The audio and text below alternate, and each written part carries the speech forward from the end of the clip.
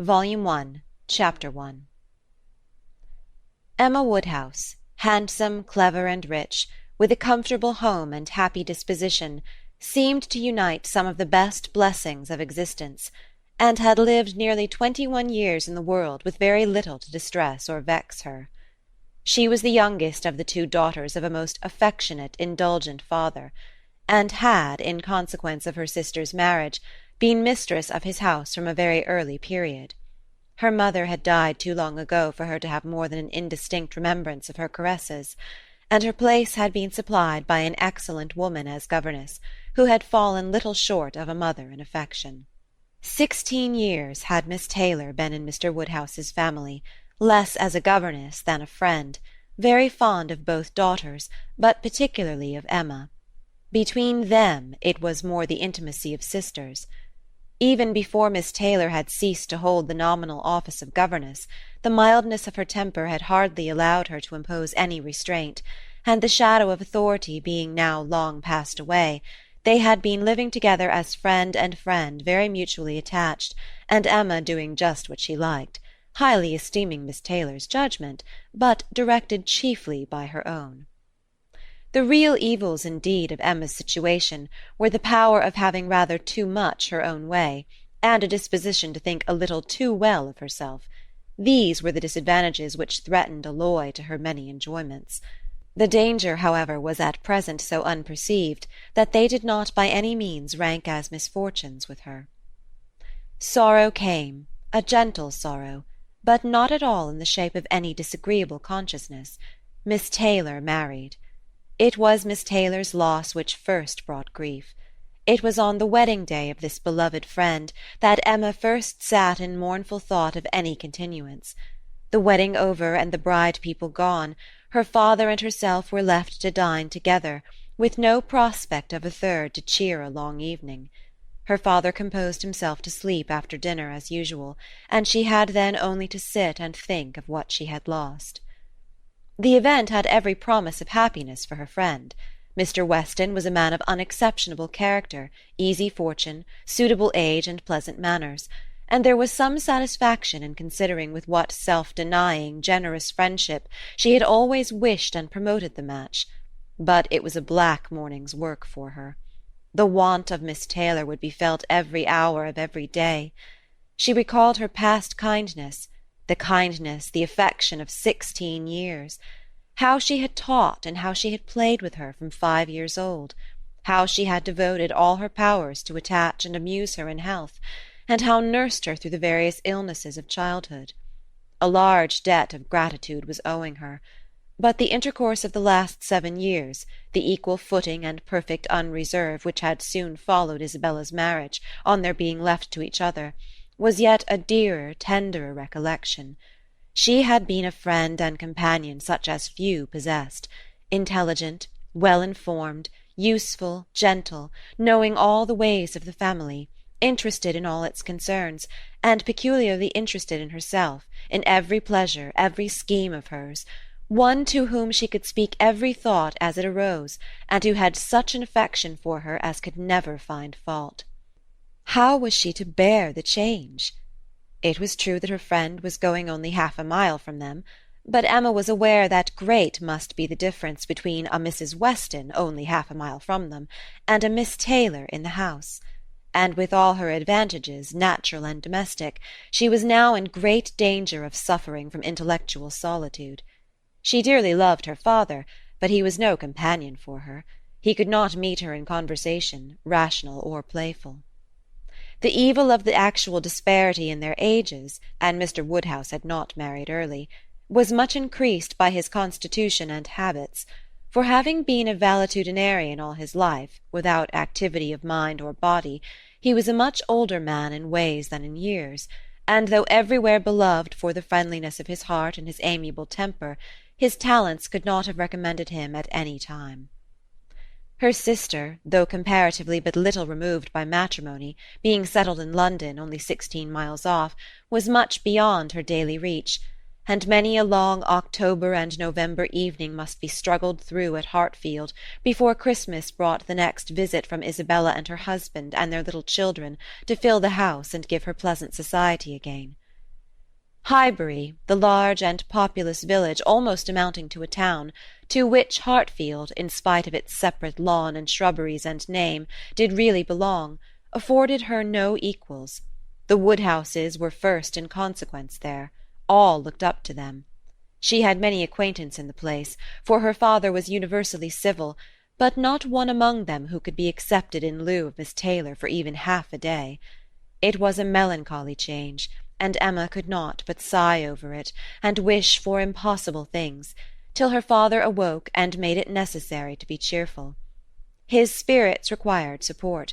He was a nervous man, easily depressed, fond of everybody that he was used to, and hating to part with them, hating change of every kind. Matrimony, as the origin of change, was always disagreeable, and he was by no means yet reconciled to his own daughter's marrying, nor could ever speak of her but with compassion, though it had been entirely a match of affection, when he was now obliged to part with Miss Taylor too. And from his habits of gentle selfishness, and of being never able to suppose that other people could feel differently from himself, he was very much disposed to think Miss Taylor had done as sad a thing for herself as for them, and would have been a great deal happier if she had spent all the rest of her life at Hartfield. Emma smiled and chatted as cheerfully as she could, to keep him from such thoughts, but when tea came, it was impossible for him not to say exactly as he had at dinner. "Poor Miss Taylor! I wish she were here again. What a pity it is that Mr. Weston never thought of her." "I cannot agree with you, papa. You know I cannot. Mr. Weston is such a good-humoured, pleasant, excellent man, that he thoroughly deserves a good wife. And you would not have had Miss Taylor live with us for ever, and bear all my odd humours, when she might have a house of her own." "A house of her own? But where is the advantages of a house of her own? This is 3 times as large. And you never have any odd humours, my dear." "How often we shall be going to see them, and they coming to see us! We shall be always meeting. We must begin. We must go and pay wedding visit very soon." "My dear, how am I to get so far? Randalls is such a distance. I could not walk half so far." "No, papa, nobody thought of your walking. We must go in the carriage, to be sure." "The carriage? But James will not like to put the horses to for such a little way. And where are the poor horses to be while we are paying our visit?" "They are to be put into Mr. Weston's stable, papa. You know we have settled all that already. We talked it all over with Mr. Weston last night. And as for James, you may be very sure he will always like going to Randalls, because of his daughter's being housemaid there. I only doubt whether he will ever take us anywhere else. That was your doing, papa. You got Hannah that good place. Nobody thought of Hannah till you mentioned her. James is so obliged to you." "I am very glad I did think of her. It was very lucky, for I would not have had poor James think himself slighted upon any account, and I am sure she will make a very good servant. She is a civil, pretty-spoken girl. I have a great opinion of her. Whenever I see her, she always curtsies and asks me how I do in a very pretty manner, and when you have had her here to do needlework, I observe she always turns the lock of the door the right way, and never bangs it. I am sure she will be an excellent servant, and it will be a great comfort to poor Miss Taylor to have somebody about her that she is used to see. Whenever James goes over to see his daughter, you know, she will be hearing of us. He will be able to tell her how we all are." Emma spared no exertions to maintain this happier flow of ideas, and hoped, by the help of backgammon, to get her father tolerably through the evening, and be attacked by no regrets but her own. The backgammon table was placed, but a visitor immediately afterwards walked in and made it unnecessary. Mr. Knightley, a sensible man about 7 or 38, was not only a very old and intimate friend of the family, but particularly connected with it, as the elder brother of Isabella's husband. He lived about a mile from Highbury, was a frequent visitor, and always welcome, and at this time more welcome than usual, as coming directly from their mutual connections in London. He had returned to a late dinner after some days' absence, and now walked up to Hartfield to say that they were all well in Brunswick Square. It was a happy circumstance, and animated Mr. Woodhouse for some time. Mr. Knightley had a cheerful manner, which always did him good, and his many inquiries after poor Isabella and her children were answered most satisfactorily. When this was over, Mr. Woodhouse gratefully observed, "It is very kind of you, Mr. Knightley, to come out at this late hour to call upon us. I am afraid you must have had a shocking walk." "Not at all, sir. It is a beautiful moonlit night, and so mild that I must draw back from your great fire." "But you must have found it very damp and dirty. I wish you may not catch cold." "Dirty, sir? Look at my shoes, not a speck on them." "Well, that is quite surprising, for we have had a vast deal of rain here. It rained dreadfully hard for half an hour while we were at breakfast. I wanted them to put off the wedding." "By the by, I have not wished you joy. Being pretty well aware of what sort of joy you must both be feeling, I have been in no hurry with my congratulations. But I hope it all went off tolerably well. How did you all behave? Who cried most?" "Oh, poor Miss Taylor! 'Tis a sad business." "Poor Mr. and Miss Woodhouse, if you please, but I cannot possibly say poor Miss Taylor.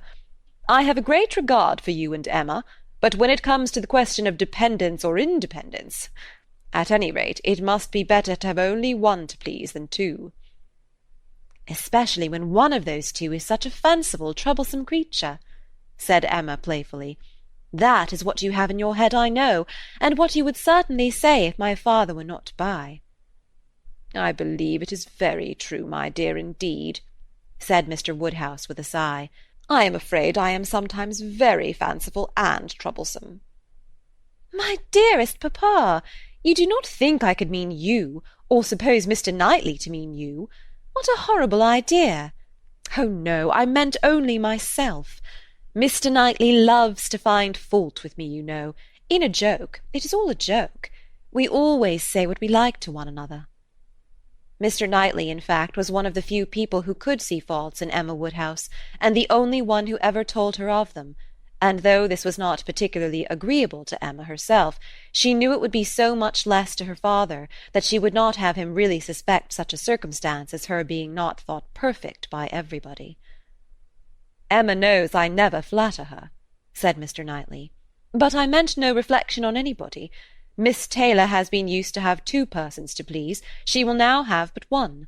The chances are that she must be a gainer." "Well," said Emma, willing to let it pass, "you want to hear about the wedding, and I shall be happy to tell you, for we all behaved charmingly. Everybody was punctual, everybody in their best looks, not a tear and hardly a long face to be seen.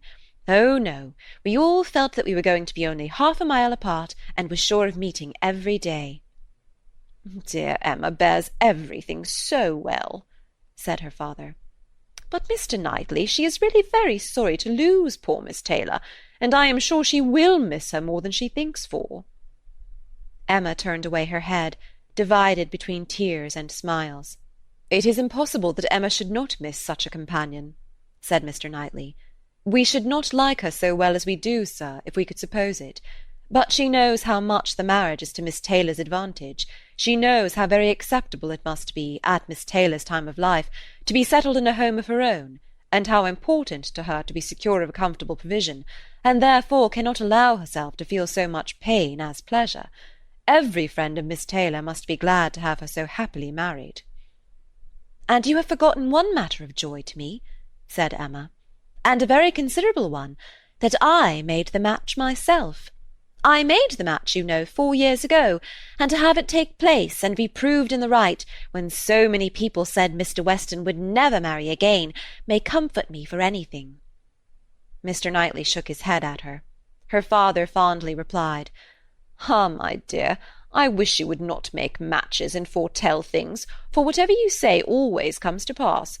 Pray do not make any more matches." "I promise you to make none for myself, papa, but I must indeed for other people. It is the greatest amusement in the world, and after such success, you know. Everybody said that Mr. Weston would never marry again.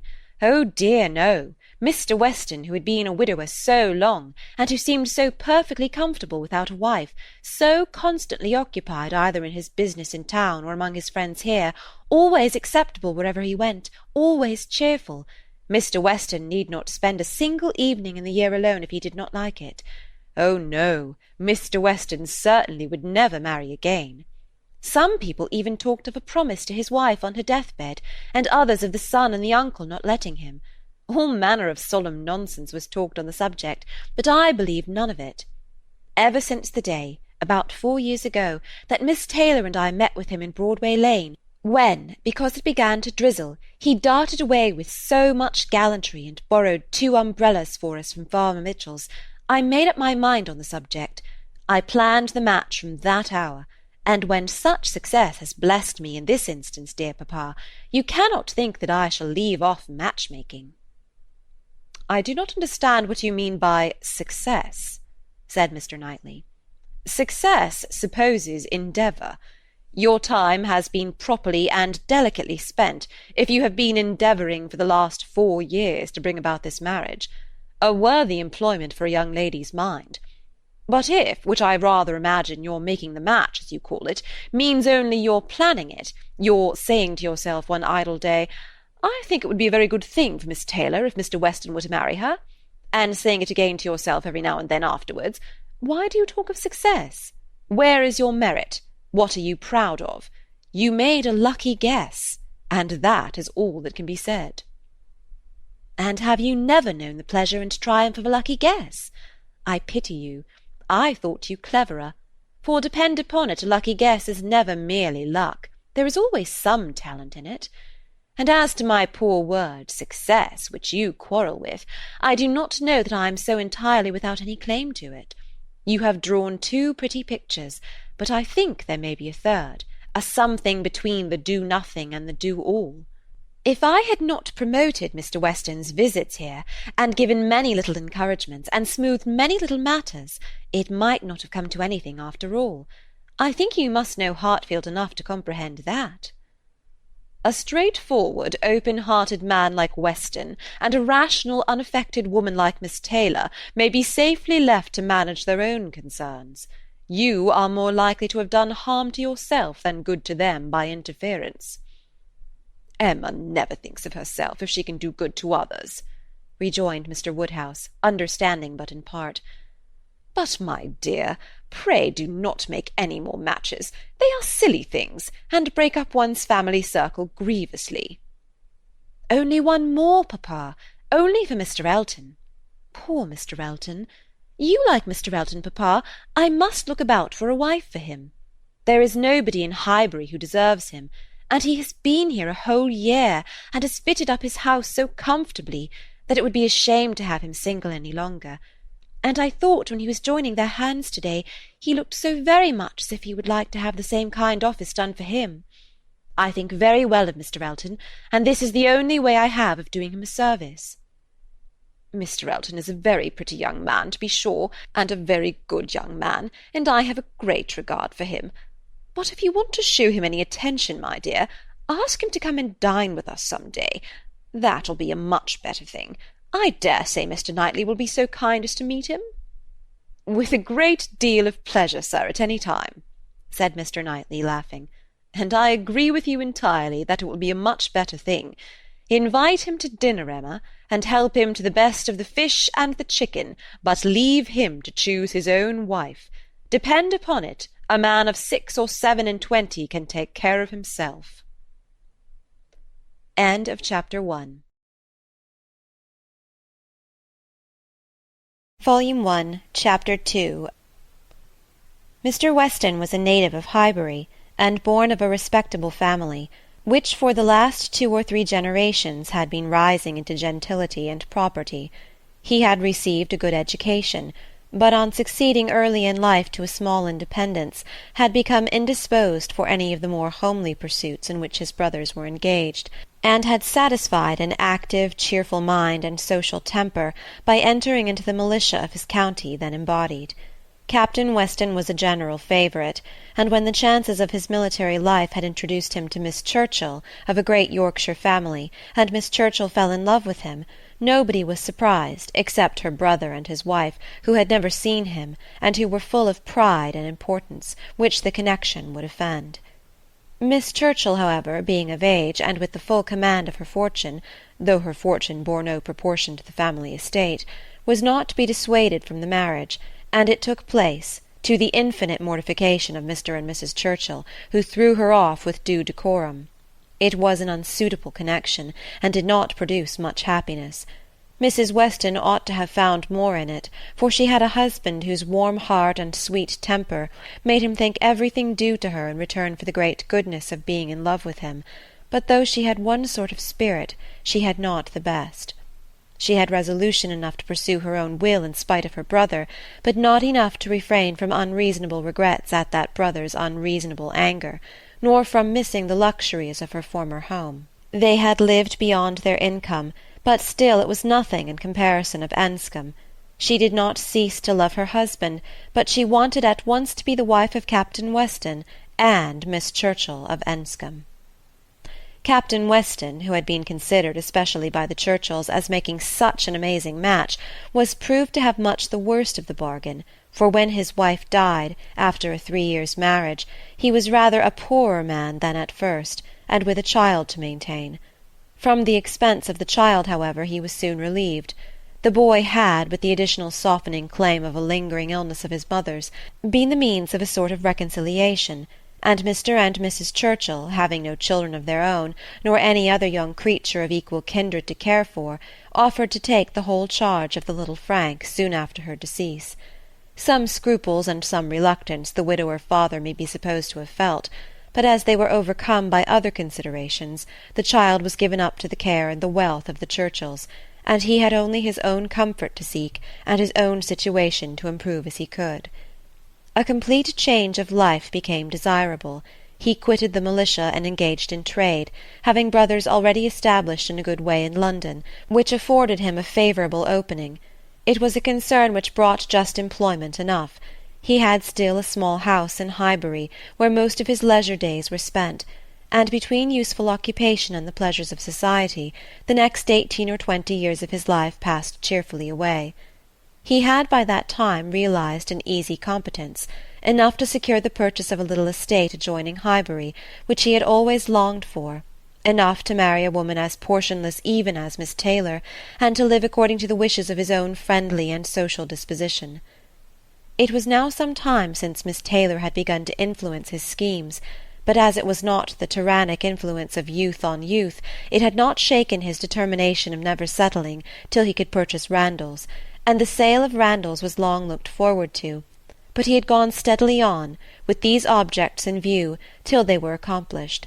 He had made his fortune, bought his house, and obtained his wife, and was beginning a new period of existence with every probability of greater happiness than in any yet passed through. He had never been an unhappy man. His own temper had secured him from that, even in his first marriage, but his second must show him how delightful a well-judging and truly amiable woman could be, and must give him the pleasantest proof of its being a great deal better to choose than to be chosen, to excite gratitude than to feel it. He had only himself to please in his choice. His fortune was his own, for as to Frank, it was more than being tacitly brought up as his uncle's heir, it had become so avowed an adoption as to have him assume the name of Churchill on coming of age. It was most unlikely, therefore, that he should ever want his father's assistance. His father had no apprehension of it. The aunt was a capricious woman, and governed her husband entirely, but it was not in Mr. Weston's nature to imagine that any caprice could be strong enough to affect one so dear, and, as he believed, so deservedly dear. He saw his son every year in London, and was proud of him, and his fond report of him as a very fine young man had made Highbury feel a sort of pride in him too. He was looked on as sufficiently belonging to the place to make his merits and prospects a kind of common concern. Mr. Frank Churchill was one of the boasts of Highbury, and a lively curiosity to see him prevailed, though the compliment was so little returned that he had never been there in his life. His coming to visit his father had been often talked of, but never achieved. Now, upon his father's marriage, it was very generally proposed as a most proper attention that the visit should take place. There was not a dissentient voice on the subject, either when Mrs. Perry drank tea with Mrs. and Miss Bates, or when Mrs. and Miss Bates returned the visit. Now was the time for Mr. Frank Churchill to come among them, and the hope strengthened when it was understood that he had written to his new mother on the occasion. For a few days every morning visit in Highbury included some mention of the handsome letter Mrs. Weston had received. "I suppose you have heard of the handsome letter Mr. Frank Churchill has written to Mrs. Weston? I understand it was a very handsome letter indeed. Mr. Woodhouse told me of it. Mr. Woodhouse saw the letter, and he says he never saw such a handsome letter in his life." It was indeed a highly prized letter. Mrs. Weston had, of course, formed a very favourable idea of the young man, and such a pleasing attention was an irresistible proof of his great good sense, and a most welcome addition to every source and every expression of congratulation which her marriage had already secured. She felt herself a most fortunate woman, and she had lived long enough to know how fortunate she might be well thought, where the only regret was for a partial separation from friends whose friendship for her had never cooled, and who could ill bear to part from her. She knew that at times she must be missed, and could not think without pain of Emma's losing a single pleasure, or suffering an hour's ennui, from the want of her companionableness. But dear Emma was of no feeble character.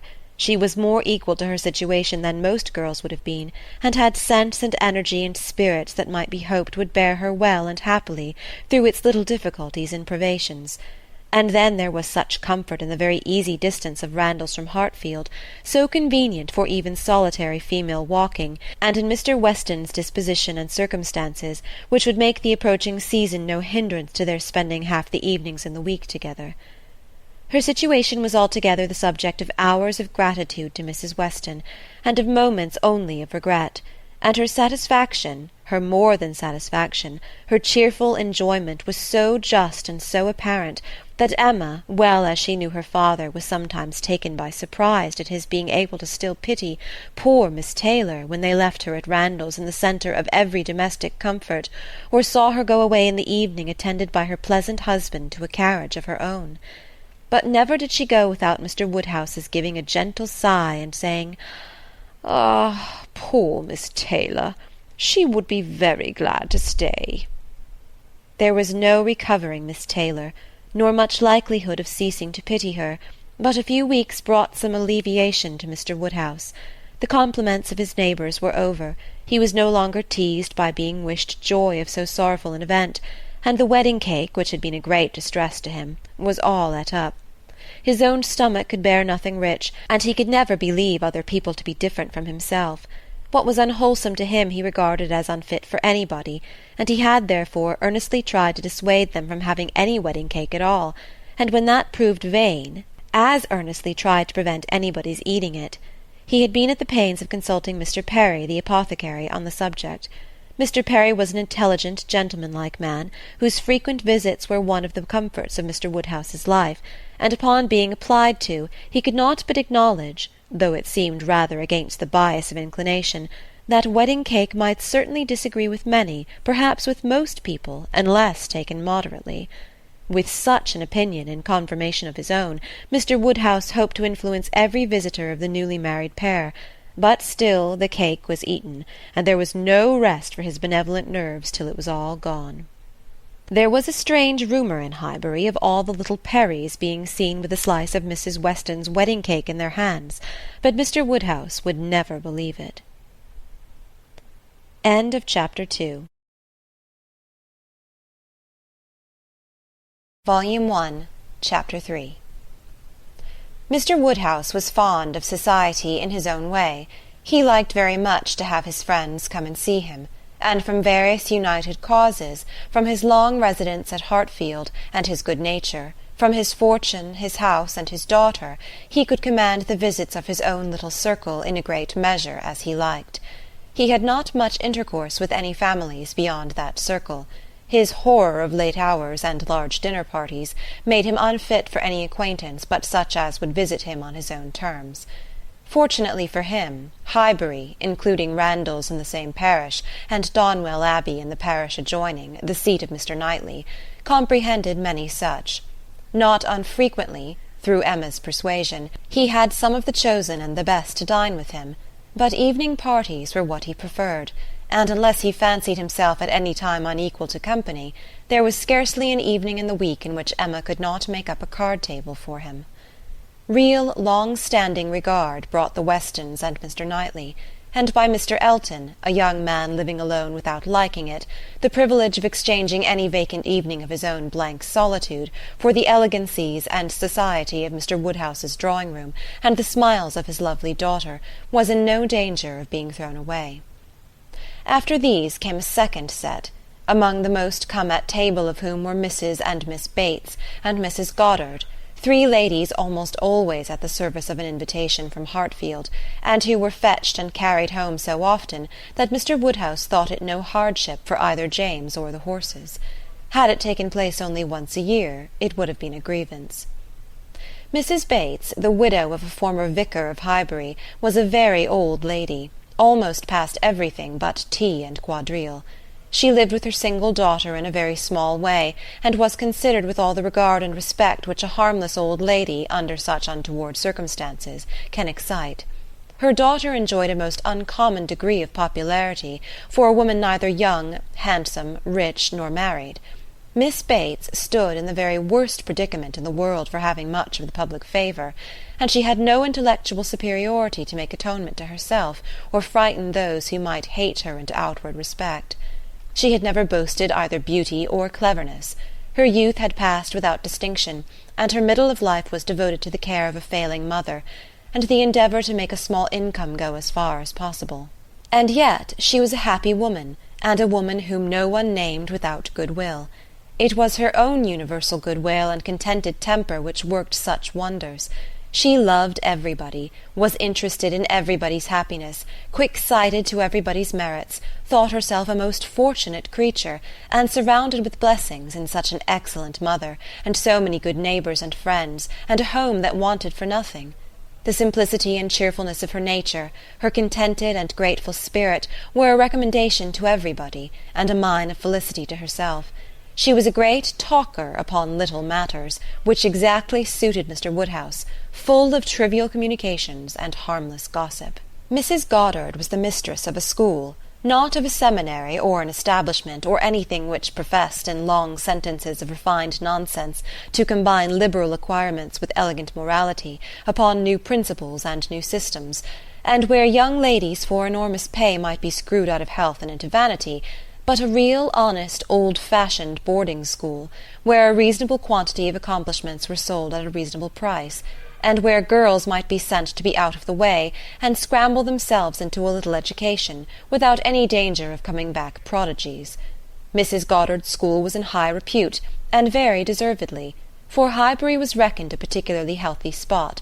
She had an ample house and garden, gave the children plenty of wholesome food, let them run about a good deal in the summer, and in winter dressed their chilblains with her own hands. It was no wonder that a train of 20 young couple now walked after her to church.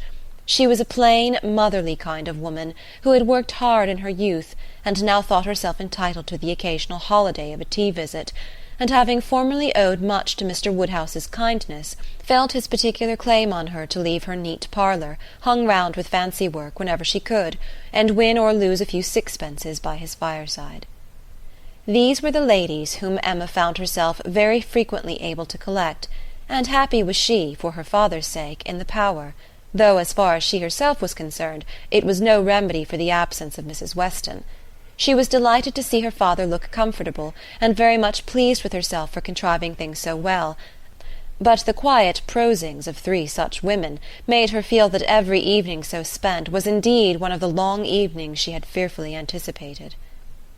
As she sat one morning, looking forward to exactly such a close of the present day, a note was brought from Mrs. Goddard, requesting in most respectful terms to be allowed to bring Miss Smith with her. A most welcome request, for Miss Smith was a girl of 17, whom Emma knew very well by sight, and had long felt an interest in, on account of her beauty. A very gracious invitation was returned, and the evening no longer dreaded by the fair mistress of the mansion. Harriet Smith was the natural daughter of somebody. Somebody had placed her several years back at Mrs. Goddard's school, and somebody had lately raised her from the condition of scholar to that of parlour boarder. This was all that was generally known of her history. She had no visible friends but what had been acquired at Highbury, and was just now returned from a long visit in the country to some young ladies who had been at school there with her. She was a very pretty girl, and her beauty happened to be of a sort which Emma particularly admired. She was short, plump, and fair, with a fine bloom, blue eyes, light hair, regular features, and a look of great sweetness, and before the end of the evening Emma was as much pleased with her manners as her person, and quite determined to continue the acquaintance. She was not struck by anything remarkably clever in Miss Smith's conversation, but she found her altogether very engaging, not inconveniently shy, not unwilling to talk, and yet so far from pushing, showing so proper and becoming a deference, seeming so pleasantly grateful for being admitted to Hartfield, and so artlessly impressed by the appearance of everything in so superior a style to what she had been used to, that she must have good sense, and deserve encouragement. Encouragement should be given. Those soft blue eyes, and all those natural graces, should not be wasted on the inferior society of Highbury and its connections. The acquaintance she had already formed were unworthy of her. The friends from whom she had just parted, though a very good sort of people, must be doing her harm. They were a family of the name of Martin, whom Emma knew well by character, as renting a large farm of Mr. Knightley, and residing in the parish of Donwell. Very creditably, she believed. She knew Mr. Knightley thought highly of them, but they must be coarse and unpolished, and very unfit to be the intimates of a girl who wanted only a little more knowledge and elegance to be quite perfect.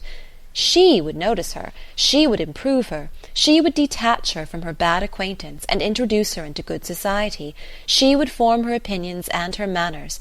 It would be an interesting, and certainly a very kind undertaking, highly becoming her own situation in life, her leisure and powers.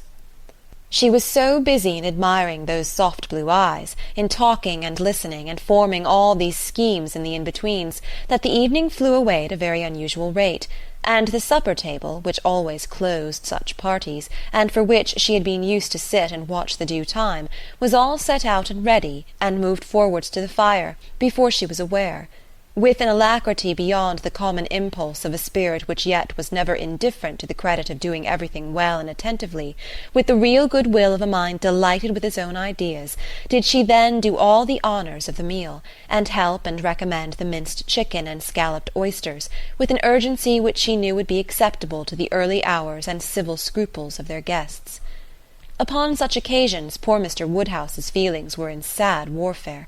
He loved to have the cloth laid, because it had been the fashion of his youth, but his conviction of suppers being very unwholesome made him rather sorry to see anything put on it, and while his hospitality would have welcomed his visitors to everything, his care for their health made him grieve that they would eat. Such another small basin of thin gruel as his own was all that he could, with thorough self-approbation, recommend, though he might constrain himself, while the ladies were comfortably clearing the nicer things, to say, "Mrs. Bates, let me propose your venturing on one of these eggs. An egg boiled very soft is not unwholesome. Serle understands boiling an egg better than anybody. I would not recommend an egg boiled by anybody else. But you need not be afraid. They are very small, you see. One of our small eggs will not hurt you. Miss Bates, let Emma help you to a little bit of tart, a very little bit. Ours are all apple tarts. You need not be afraid of unwholesome preserves here. I do not advise the custard. Mrs. Goddard, what say you to half a glass of wine? A small half-glass put into a tumbler of water. I do not think it could disagree with you." Emma allowed her father to talk, but supplied her visitors in a much more satisfactory style, and on the present evening had particular pleasure in sending them away happy. The happiness of Miss Smith was quite equal to her intentions.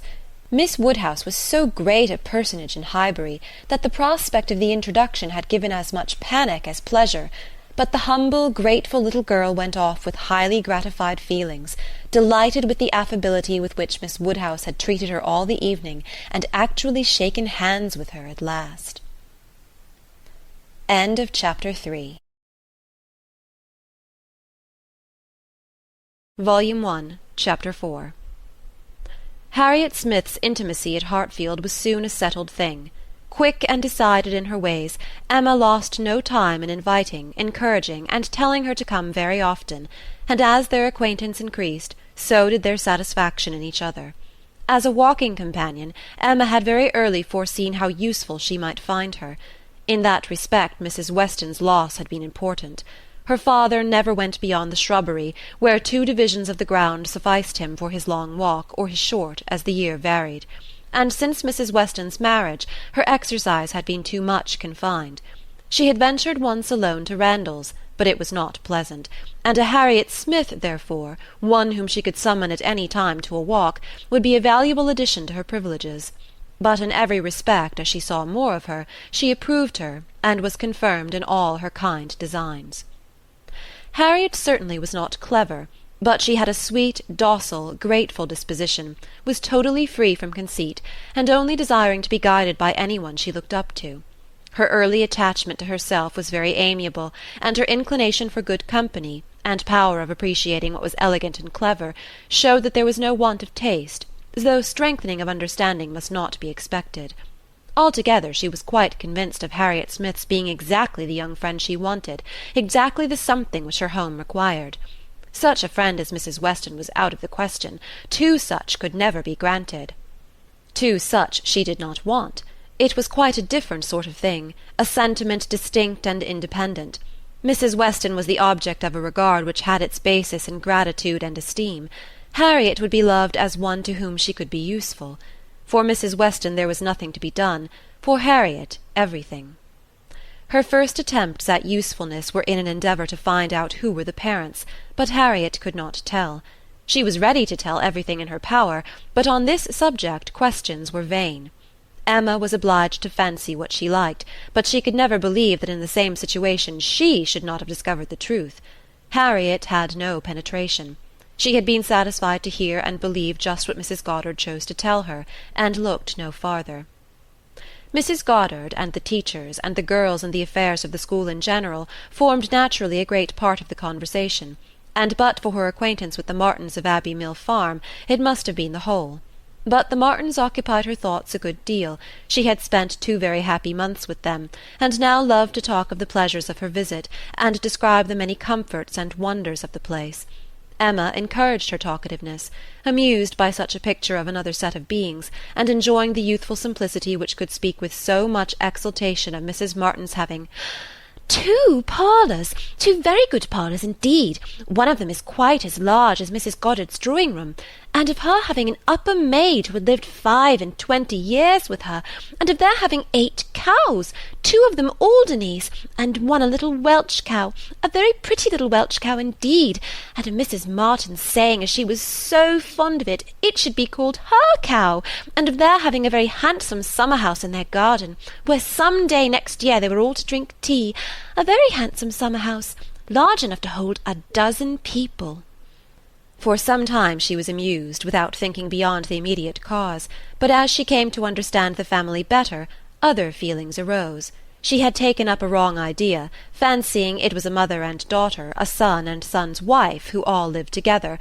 But when it appeared that the Mr. Martin, who bore a part in the narrative, and was always mentioned with an approbation for his great good nature in doing something or other, was a single man, that there was no young Mrs. Martin, no wife in the case, she did suspect danger to her poor little friend from all this hospitality and kindness, and that, if she were not taken care of, she might be required to sink herself for ever.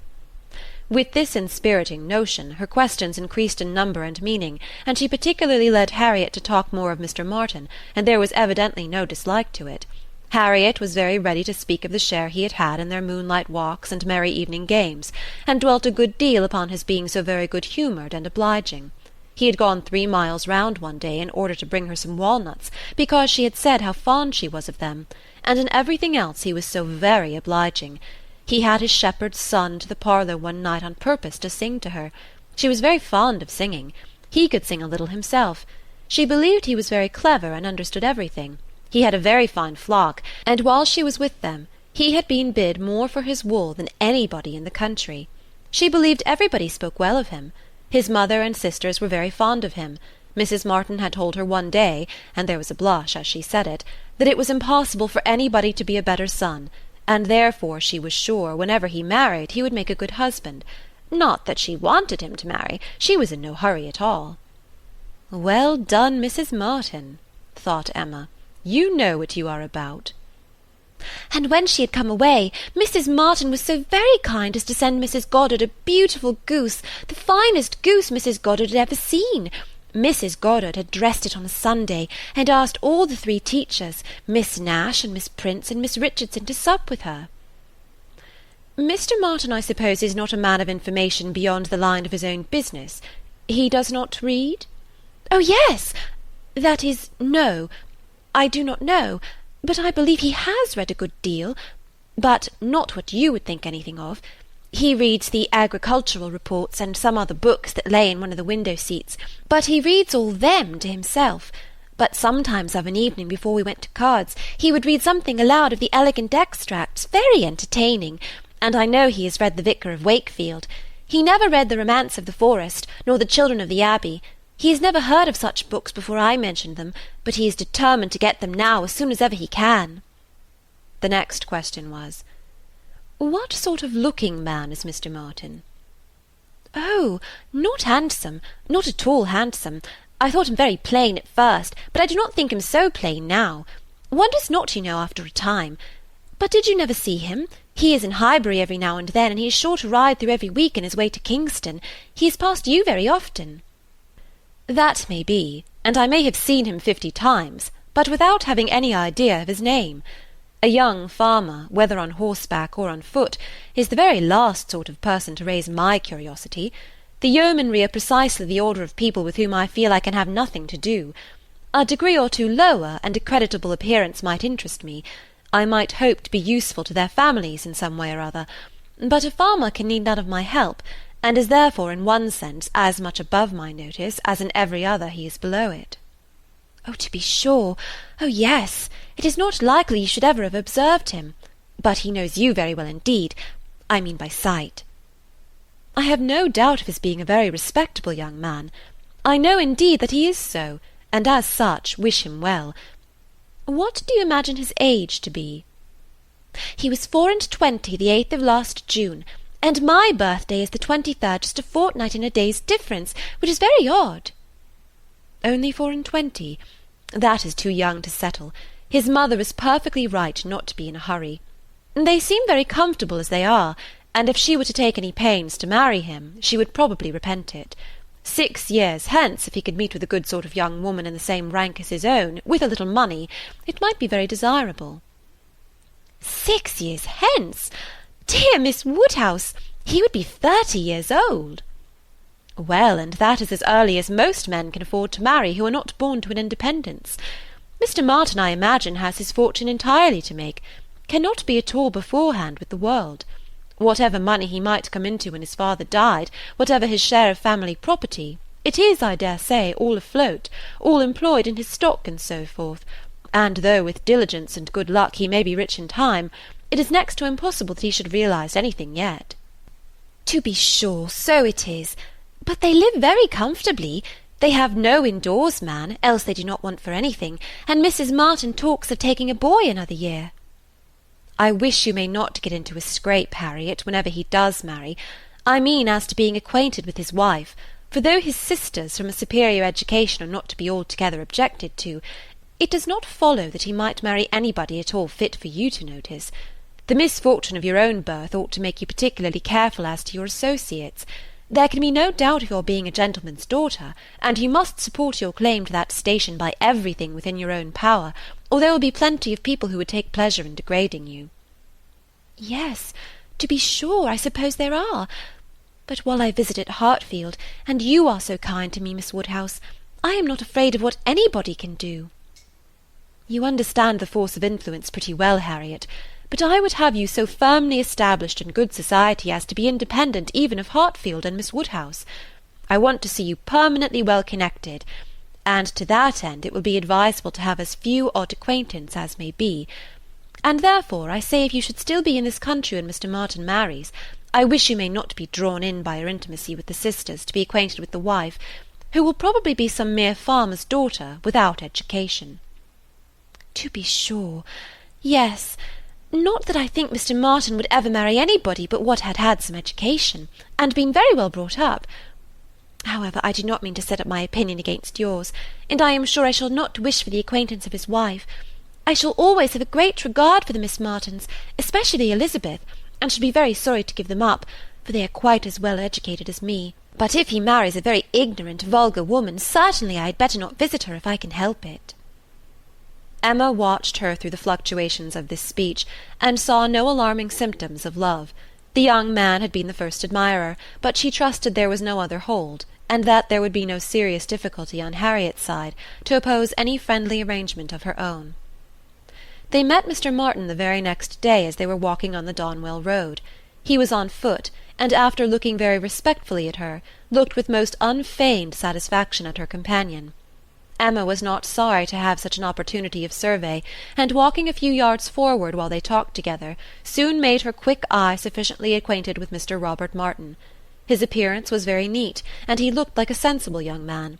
But his person had no other advantage, and when he came to be contrasted with gentlemen, she thought he must lose all the ground he had gained in Harriet's inclination.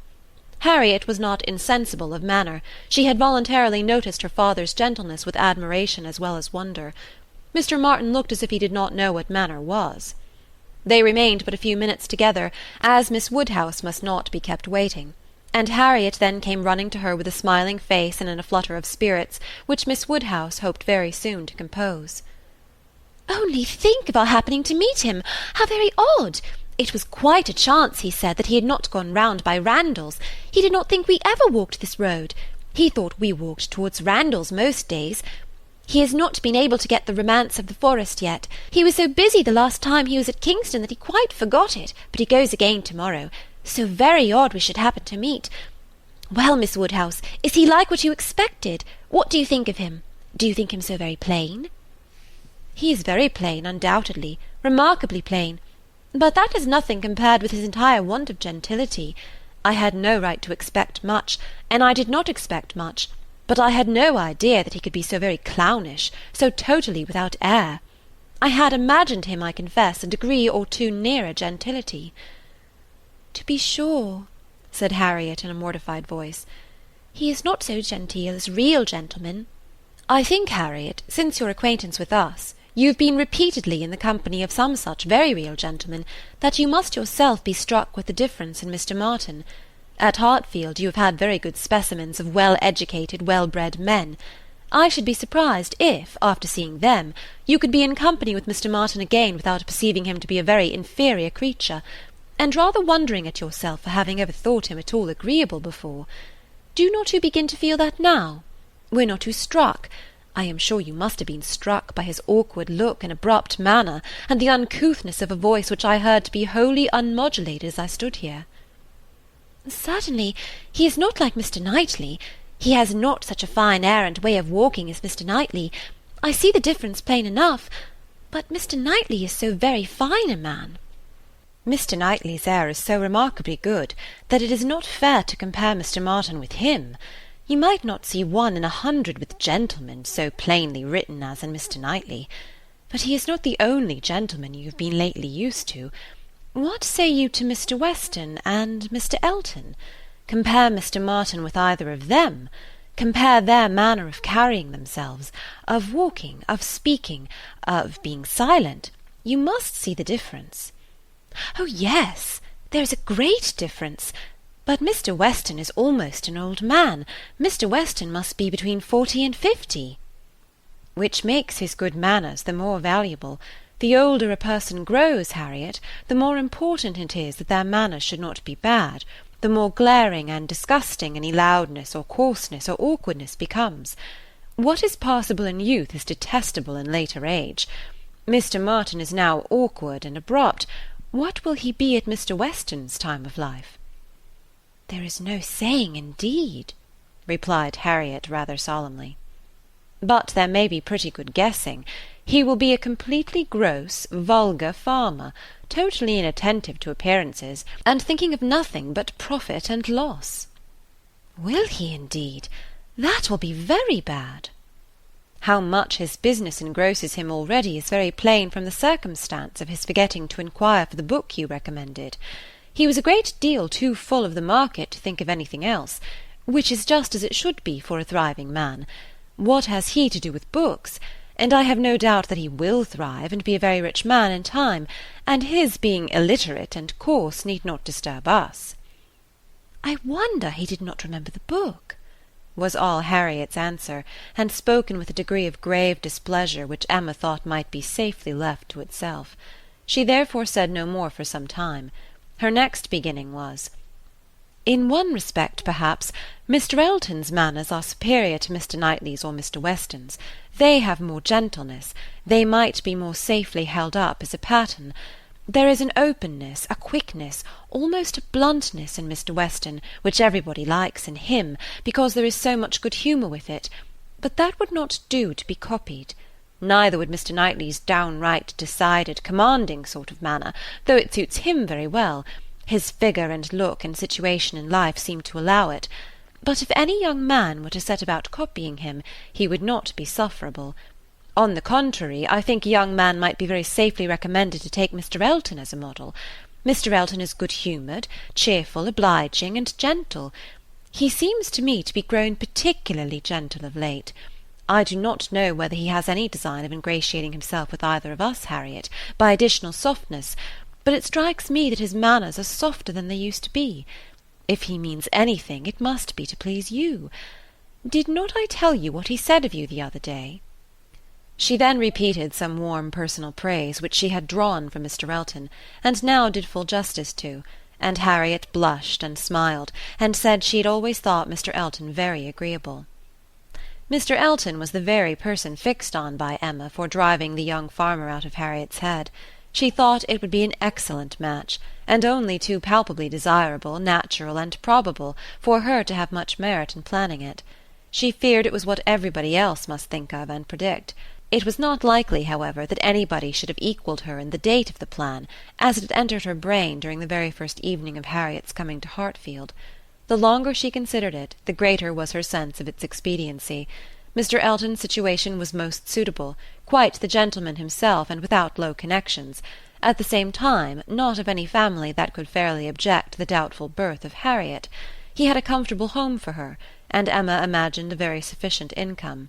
For though the vicarage of Highbury was not large, he was known to have some independent property, and she thought very highly of him as a good-humoured, well-meaning, respectable young man, without any deficiency of useful understanding or knowledge of the world. She had already satisfied herself that he thought Harriet a beautiful girl, which she trusted, with such frequent meetings at Hartfield, was foundation enough on his side, and on Harriet's there could be little doubt that the idea of being preferred by him would have all the usual weight and efficacy. And he was really a very pleasing young man whom any woman not fastidious might like. He was reckoned very handsome, his person much admired in general, though not by her, there being a want of elegance of feature which she could not dispense with. But the girl who could be gratified by a Robert Martin's riding about the country to get walnuts for her might very well be conquered by Mr. Elton's admiration. End of Chapter 4. Volume 1, Chapter 5. "I do not know what your opinion may be, Mrs. Weston," said Mr. Knightley, "of this great intimacy between Emma and Harriet Smith, but I think it a bad thing." "A bad thing? Do you really think it a bad thing? Why so?" "I think they will neither of them do the other any good." "You surprise me. Emma must do Harriet good, and by supplying her with a new object of interest, Harriet may be said to do Emma good. I have been seeing their intimacy with the greatest pleasure. How very differently we feel! Not think they will do each other any good.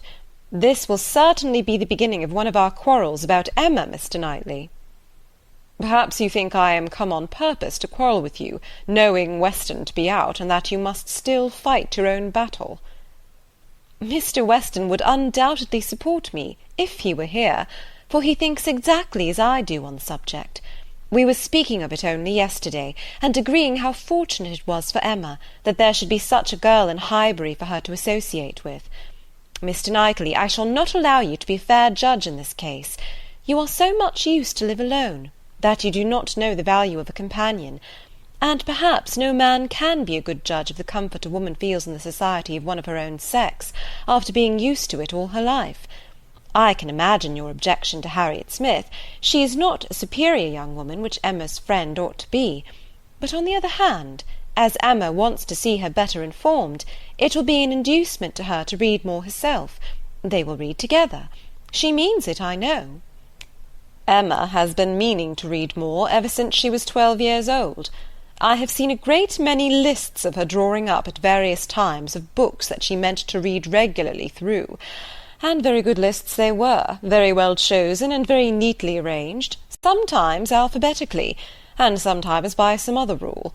The list she drew up when only 14, I remember thinking it did her judgment so much credit that I preserved it some time, and I dare say she may have made out a very good list now. But I have done with expecting any course of steady reading from Emma. She will never submit to anything requiring industry and patience, and a subjection of the fancy to the understanding. Where Miss Taylor failed to stimulate, I may safely affirm that Harriet Smith will do nothing. You never could persuade her to read half so much as you wished. You know you could not. I dare say, replied Mrs. Weston, smiling, that I thought so then, but since we have parted, I can never remember Emma's omitting to do anything I wished. There is hardly any desiring to refresh such a memory as that, said Mr. Knightley feelingly, and for a moment or two he had done. But I, he soon added, who have had no such charm thrown over my senses, must still see, hear, and remember. Emma is spoiled by being the cleverest of her family. At 10 years old she had the misfortune of being able to answer questions which puzzled her sister at 17. She was always quick and assured, Isabella slow and diffident, and ever since she was 12, Emma has been mistress of the house and of you all. In her mother she lost the only person able to cope with her. She inherits her mother's talents, and must have been under subjection to her. I should have been sorry, Mr. Knightley, to be dependent on your recommendation, had I quitted Mr. Woodhouse's family and wanted another situation. I do not think you would have spoken a good word for me to anybody. I am sure you always thought me unfit for the office I held. Yes, said he, smiling, you are better placed here, very fit for a wife, but not at all for a governess. But you were preparing yourself to be an excellent wife all the time you were at Hartfield. You might not give Emma such a complete education as your powers would seem to promise, but you were receiving a very good education from her, on the very material matrimonial point of submitting your own will, and doing as you were bid, and if Weston had asked me to recommend him a wife, I should certainly have named Miss Taylor. Thank you. There will be very little merit in making a good wife to such a man as Mr. Weston. Why, to own the truth, I am afraid you are rather thrown away, and that with every disposition to bear, there will be nothing to be borne. We will not despair, however. Weston may grow cross from the wantonness of comfort, or his son may plague him. I hope not that. It is not likely. No, Mr. Knightley, do not foretell vexation from that quarter. Not I, indeed. I only name possibilities. I do not pretend to Emma's genius for foretelling and guessing. I hope with all my heart the young man may be a Weston in merit and a Churchill in fortune. But Harriet Smith, I have not half done about Harriet Smith. I think her the very worst sort of companion that Emma could possibly have. She knows nothing herself, and looks upon Emma as knowing everything. She is a flatterer in all her ways, and so much the worse because undesigned. Her ignorance is hourly flattery. How can Emma imagine she has anything to learn herself, while Harriet is presenting such a delightful inferiority? And as for Harriet, I will venture to say that she cannot gain by the acquaintance. Hartfield will only put her out of conceit with all the other places she belongs to. She will grow just refined enough to be uncomfortable with those among whom birth and circumstances have placed her home. I am much mistaken if Emma's doctrines give any strength of mind, or tend at all to make a girl adapt herself rationally to the varieties of her situation in life. They only give a little polish. I either depend more upon Emma's good sense than you do, or am more anxious for her present comfort, for I cannot lament the acquaintance. How well she looked last night! Oh, you would rather talk of her person than her mind, would you? Very well, I shall not attempt to deny Emma's being pretty. Pretty? Say beautiful, rather. Can you imagine anything nearer perfect beauty than Emma altogether, face and figure? I do not know what I can imagine, but I confess that I have seldom seen a face or figure more pleasing to me than hers. But I am a partial old friend. Such an eye, the true hazel eye, and so brilliant! Regular features, open countenance, with a complexion, oh, what a bloom of full health, and such a pretty height and size, such a firm and upright figure! There is health, not merely in her bloom, but in her air, her head, her glance. One hears sometimes of a child being the picture of health. Now Emma always gives me the idea of being the complete picture of grown-up health. She is loveliness itself. Mr. Knightley, is not she? I have not a fault to find with her person, he replied. I think her all you describe. I love to look at her, and I will add this praise, that I do not think her personally vain. Considering how very handsome she is, she appears to be little occupied with it. Her vanity lies another way. Mrs. Weston, I am not to be talked out of my dislike of Harriet Smith, or my dread of its doing them both harm. And I, Mr. Knightley, am equally stout in my confidence of its not doing them any harm. With all dear Emma's little faults, she is an excellent creature. Where shall we see a better daughter, or a kinder sister, or a truer friend? No, no, she has qualities which may be trusted. She will never lead any one really wrong. She will make no lasting blunder. Where Emma errs once, she is in the right 100 times. Very well, I will not plague you any more. Emma shall be an angel, and I will keep my spleen to myself till Christmas brings John and Isabella. John loves Emma with a reasonable and therefore not a blind affection, and Isabella always thinks as he does, except when he is not quite frightened enough about the children. I am sure of having their opinions with me. I know that you all love her really too well to be unjust or unkind. But excuse me, Mr. Knightley, if I take the liberty. I consider myself, you know, as having somewhat of the privilege of speech that Emma's mother might have had. The liberty of hinting that I do not think any possible good can arise from Harriet Smith's intimacy being made a matter of much discussion among you. Pray excuse me, but supposing any little inconvenience may be apprehended from the intimacy, it cannot be expected that Emma, accountable to nobody but her father, who perfectly approves the acquaintance, should put an end to it, so long as it is a source of pleasure to herself. It has been so many years my province to give advice, that you cannot be surprised, Mr. Knightley, at the still remains of office. Not at all, cried he. I am much obliged to you for it. It is very good advice, and it shall have a better fate than your advice has often found, for it shall be attended to. Mrs. John Knightley is easily alarmed, and might be made unhappy about her sister. Be satisfied, said he. I will not raise any outcry. I will keep my ill humour to myself. I have a very sincere interest in Emma. Isabella does not seem any more my sister, has never excited a greater interest, perhaps hardly so great. There is an anxiety, a curiosity in what one feels for Emma. I wonder what will become of her. So do I, said Mrs. Weston gently, very much.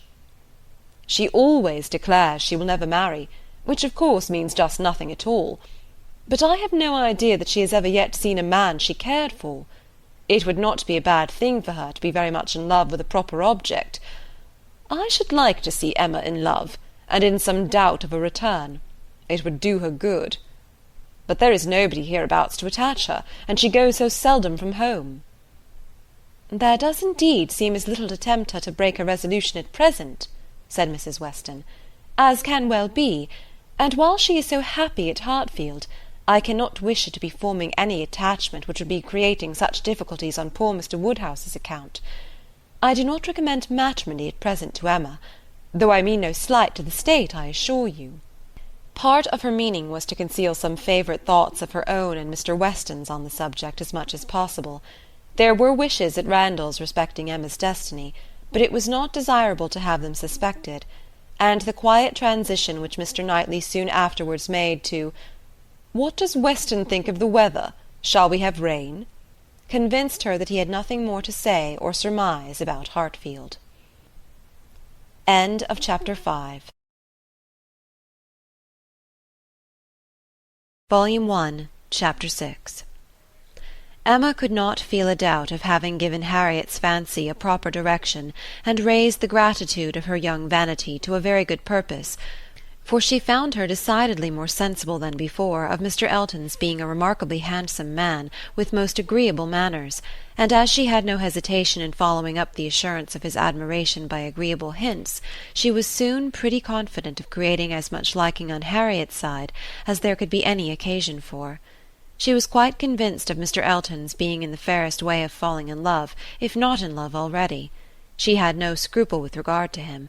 He talked of Harriet, and praised her so warmly that she could not suppose anything wanting which a little time would not add.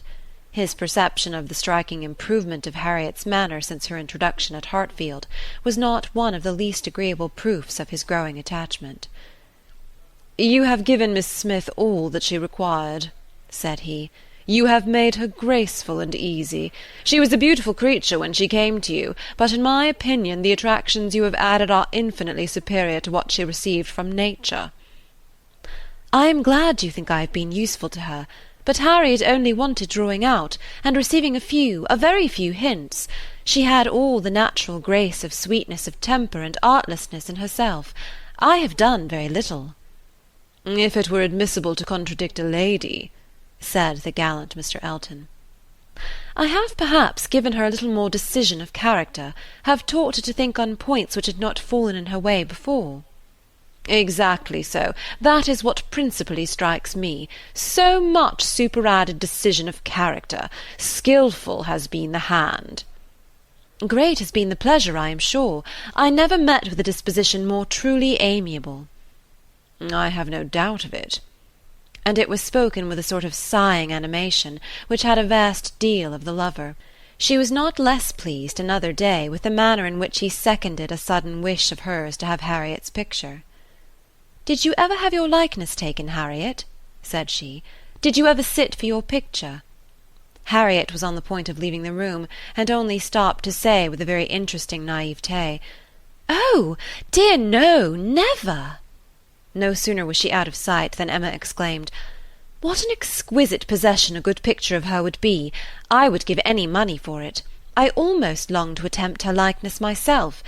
You do not know it, I dare say, but 2 or 3 years ago I had a great passion for taking likenesses, and attempted several of my friends, and was thought to have a tolerable eye in general. But from one cause or another I gave it up in disgust. But really I could almost venture, if Harriet would sit to me. It would be such a delight to have her picture." "Let me entreat you," cried Mr. Elton. "It would indeed be a delight. Let me entreat you, Miss Woodhouse, to exercise so charming a talent in favour of your friend. I know what your drawings are. How could you suppose me ignorant? Is not this room rich in specimens of your landscapes and flowers, and has not Mrs. Weston some inimitable figure pieces in her drawing-room at Randalls?" "Yes, good man," thought Emma, "but what has all that to do with taking likenesses? You know nothing of drawing. Don't pretend to be in raptures about mine. Keep your raptures for Harriet's face." "Well, if you give me such kind encouragement, Mr. Elton, I believe I shall try what I can do. Harriet's features are very delicate, which makes a likeness difficult, and yet there is a peculiarity in the shape of the eye and the lines about the mouth which one ought to catch." "Exactly so. The shape of the eye and the lines about the mouth. I have not a doubt of your success. Pray, pray attempt it. As you will do it, it will indeed, to use your own words, be an exquisite possession." "But I am afraid, Mr. Elton, Harriet will not like to sit. She thinks so little of her own beauty. Did you not observe her manner of answering me? How completely it meant, 'Why should my picture be drawn?'" "Oh, yes, I observed it, I assure you. It was not lost on me.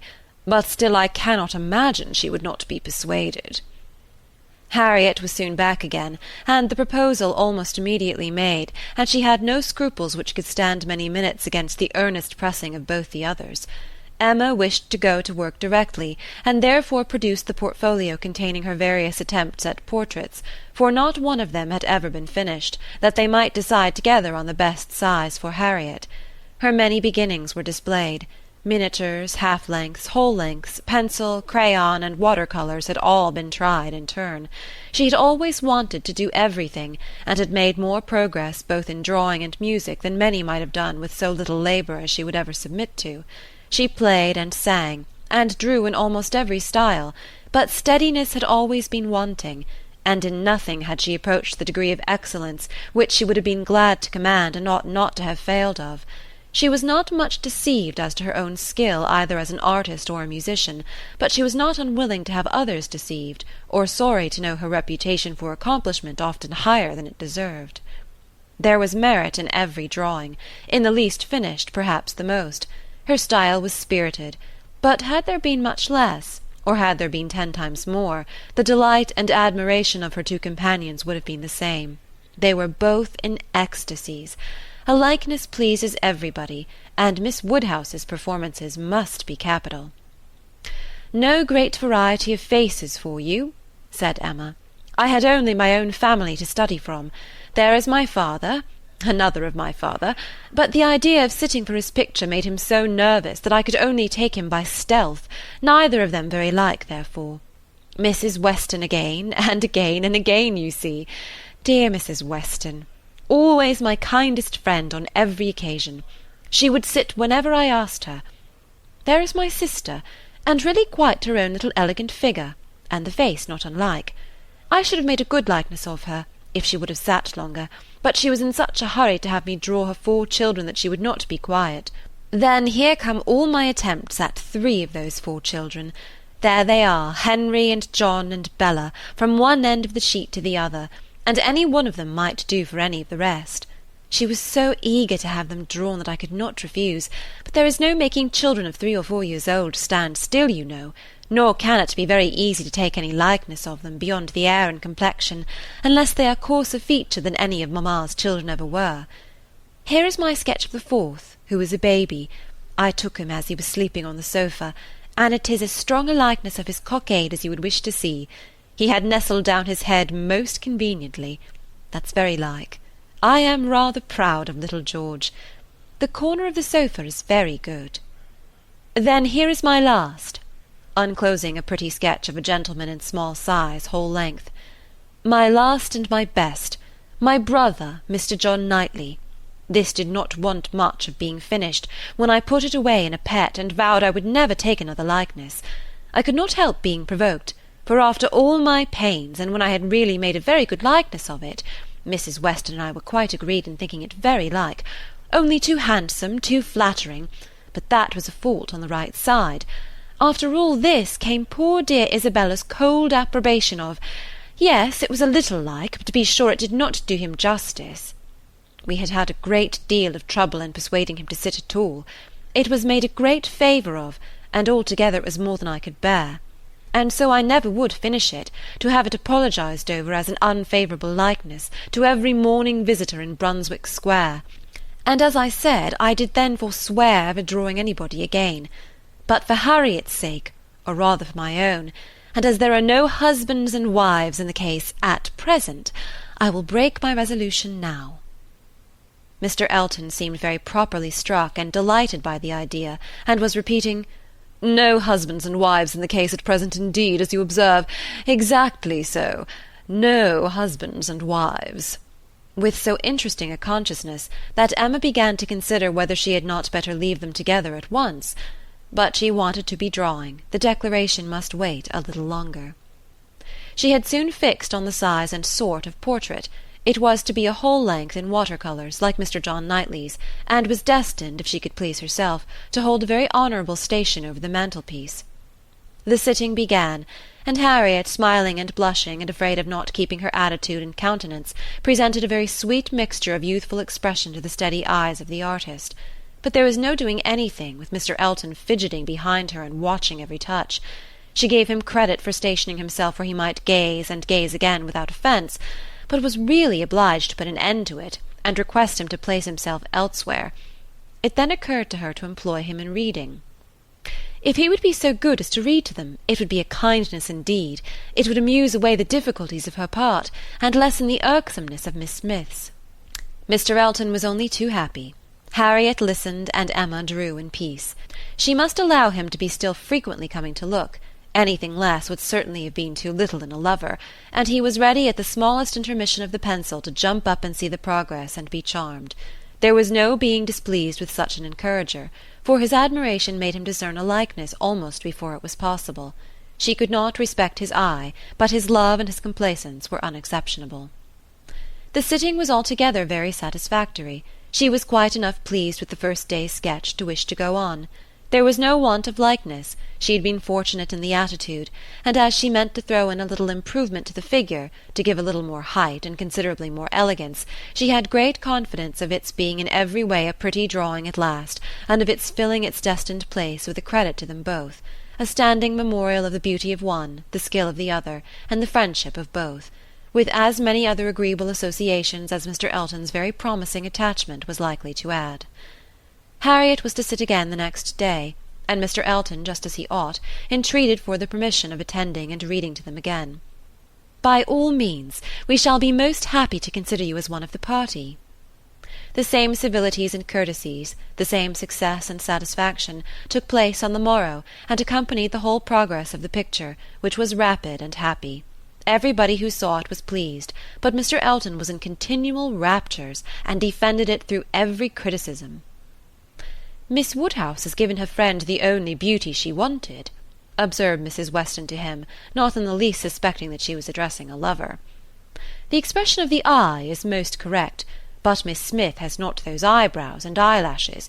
It is the fault of her face that she has them not." "Do you think so?" replied he. "I cannot agree with you. It appears to me a most perfect resemblance in every feature. I never saw such a likeness in my life. We must allow for the effect of shade, you know." "You have made her too tall, Emma," said Mr. Knightley. Emma knew that she had, but would not own it, and Mr. Elton warmly added, "Oh no, certainly not too tall, not in the least too tall. Consider, she is sitting down, which naturally presents a different, which in short gives exactly the idea, and the proportions must be preserved, you know, proportions, foreshortening. Oh no, it gives one exactly the idea of such a height as Miss Smith's, exactly so indeed." "It is very pretty," said Mr. Woodhouse. "So prettily done, just as your drawings always are, my dear. I do not know anybody who draws so well as you do. The only thing I do not thoroughly like is, that she seems to be sitting out of doors, with only a little shawl over her shoulders, and it makes one think she must catch cold." "But, my dear papa, it is supposed to be summer, a warm day in summer. Look at the tree." "But it is never safe to sit out of doors, my dear." "You, sir, may say anything," cried Mr. Elton, "but I must confess that I regard it as a most happy thought, the placing of Miss Smith out of doors, and the tree is touched with such inimitable spirit. Any other situation would have been much less in character. The naivete of Miss Smith's manners, and altogether, oh, it is most admirable. I cannot keep my eyes from it. I never saw such a likeness." The next thing wanted was to get the picture framed, and here were a few difficulties. It must be done directly. It must be done in London. The order must go through the hands of some intelligent person whose taste could be depended on, and Isabella, the usual doer of all commissions, must not be applied to, because it was December, and Mr. Woodhouse could not bear the idea of her stirring out of her house in the fogs of December. But no sooner was the distress known to Mr. Elton than it was removed. His gallantry was always on the alert. Might he be entrusted with the commission, what infinite pleasure he should have in executing it! He could ride to London at any time. It was impossible to say how much he should be gratified by being employed on such an errand. He was too good. She could not endure the thought. She would not give him such a troublesome office for the world, brought on the desired repetition of entreaties and assurances, and a very few minutes settled the business. Mr. Elton was to take the drawing to London, choose the frame, and give the directions, and Emma thought she could so pack it as to ensure its safety without much incommoding him, while he seemed mostly fearful of not being incommoded enough. "What a precious deposit!" said he with a tender sigh as he received it. This man is almost too gallant to be in love, thought Emma. I should say so, but that I suppose there may be 100 different ways of being in love. He is an excellent young man, and will suit Harriet exactly. It will be an exactly so, as he says himself. But he does sigh and languish and study for compliments rather more than I could endure as a principal. I come in for a pretty good share as a second, but it is his gratitude on Harriet's account. End of chapter 6. Volume 1, Chapter 7. The very day of Mr. Elton's going to London produced a fresh occasion for Emma's services towards her friend. Harriet had been at Hartfield as usual soon after breakfast, and after a time had gone home to return again to dinner. She returned, and sooner than had been talked of, and with an agitated, hurried look, announcing something extraordinary to have happened which she was longing to tell. Half a minute brought it all out. She had heard as soon as she got back to Mrs. Goddard's that Mr. Martin had been there an hour before, and finding she was not at home, nor particularly expected, had left a little parcel for her from one of his sisters, and gone away. And on opening this parcel she had actually found, besides the 2 songs which she had lent Elizabeth to copy, a letter to herself, and this letter was from him, from Mr. Martin, and contained a direct proposal of marriage. Who could have thought it? She was so surprised she did not know what to do. Yes, quite a proposal of marriage, and a very good letter. At least she thought so, and he wrote as if he really loved her very much, but she did not know, and so she was come as fast as she could to ask Miss Woodhouse what she should do. Emma was half ashamed of her friend for seeming so pleased and so doubtful. "Upon my word," she cried, "the young man is determined not to lose anything for want of asking. He will connect himself well if he can." "Will you read the letter?" cried Harriet. "Pray do. I'd rather you would." Emma was not sorry to be pressed. She read, and was surprised. The style of the letter was much above her expectation. There were not merely no grammatical errors, but as a composition it would not have disgraced a gentleman.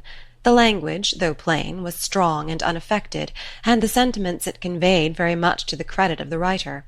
It was short, but expressed good sense, warm attachment, liberality, propriety, even delicacy of feeling. She paused over it, while Harriet stood anxiously watching for her opinion, with a "Well, well," and was at last forced to add, "Is it a good letter, or is it too short?" "Yes, indeed, a very good letter," replied Emma rather slowly. "So good a letter, Harriet, that, everything considered, I think one of his sisters must have helped him. I can hardly imagine the young man whom I saw talking with you the other day could express himself so well if left quite to his own powers. And yet it is not the style of a woman. No, certainly it is too strong and concise, not diffuse enough for a woman. No doubt he is a sensible man, and I suppose may have a natural talent for— thinks strongly and clearly, and when he takes pen in hand, his thoughts naturally find proper words. It is so with some men. Yes, I understand the sort of mind, vigorous, decided, with sentiments to a certain point, not coarse. A better written letter, Harriet," returning it, "than I had expected." "Well," said the still waiting Harriet, "well, and what shall I do?" "What shall you do? In what respect? Do you mean with regard to this letter?" "Yes." "But what are you in doubt of? You must answer it, of course, and speedily." "Yes, but what shall I say? Dear Miss Woodhouse, do advise me." "Oh, no, no, the letter had much better be all your own. You will express yourself very properly, I am sure. There is no danger of your not being intelligible, which is the first thing. Your meaning must be unequivocal, no doubts or demurs, and such expressions of gratitude and concern for the pain you are inflicting as propriety requires will present themselves unbidden to your mind, I am persuaded. You need not be prompted to write with the appearance of sorrow for his disappointment." "You think I ought to refuse him, then?" said Harriet, looking down. "Ought to refuse him? My dear Harriet, what do you mean? Are you in any doubt as to that? I thought— but I beg your pardon, perhaps I have been under a mistake. I certainly have been misunderstanding you, if you feel in doubt as to the purport of your answer. I had imagined you were only consulting me as to the wording of it." Harriet was silent. With a little reserve of manner, Emma continued, "You mean to return a favourable answer, I collect?" "No, I do not. That is, I do not mean— What shall I do? What would you advise me to do? Pray, dear Miss Woodhouse, tell me what I ought to do." "I shall not give you any advice, Harriet. I will have nothing to do with it. This is a point which you must settle with your own feelings." "I had no notion that he liked me so very much," said Harriet, contemplating the letter. For a little while Emma persevered in her silence, but beginning to apprehend the bewitching flattery of that letter might be too powerful, she thought it best to say, "I lay it down as a general rule, Harriet, that if a woman doubts as to whether she should accept a man or not, she certainly ought to refuse him. If she can hesitate as to yes, she ought to say no directly. It is not a state to be safely entered into with doubtful feelings, with half a heart. I thought it my duty as a friend, and older than yourself, to say thus much to you, but do not imagine that I want to influence you." "Oh, no, I am sure you are a great deal too kind to— But if you would just advise me what I had best do— No, I do not mean that. As you say, one's mind ought to be quite made up. One should not be hesitating. It is a very serious thing. It will be safer to say no, perhaps. Do you think I had better say no?" "Not for the world," said Emma, smiling graciously, "would I advise you either way. You must be the best judge of your own happiness. If you prefer Mr. Martin to every other person, if you think him the most agreeable man you have ever been in company with, why should you hesitate? You blush, Harriet. Does anybody else occur to you at this moment under such a definition? Harriet, do not deceive yourself. Do not be run away with by gratitude and compassion. At this moment, whom are you thinking of?" The symptoms were favourable. Instead of answering, Harriet turned away confused, and stood thoughtfully by the fire, and though the letter was still in her hand, it was now mechanically twisted about without regard. Emma waited the result with impatience, but not without strong hopes. At last, with some hesitation, Harriet said, "Miss Woodhouse, as you will not give me your opinion, I must do as well as I can by myself, and I have now quite determined, and really almost made up my mind, to refuse Mr. Martin. Do you think I am right?" "Perfectly, perfectly right, my dearest Harriet. You are doing just what you ought. While you were at all in suspense, I kept my feelings to myself, but now that you are so completely decided, I have no hesitation in approving. Dear Harriet, I give myself joy of this. It would have grieved me to lose your acquaintance, which must have been the consequence of your marrying Mr. Martin. While you were in the smallest degree wavering, I said nothing about it, because I would not influence, but it would have been the loss of a friend to me. I could not have visited Mrs. Robert Martin of Abbey Mill Farm. Now I am secure of you for ever." Harriet had not surmised her own danger, but the idea of it struck her forcibly. "You could not have visited me!" she cried, looking aghast.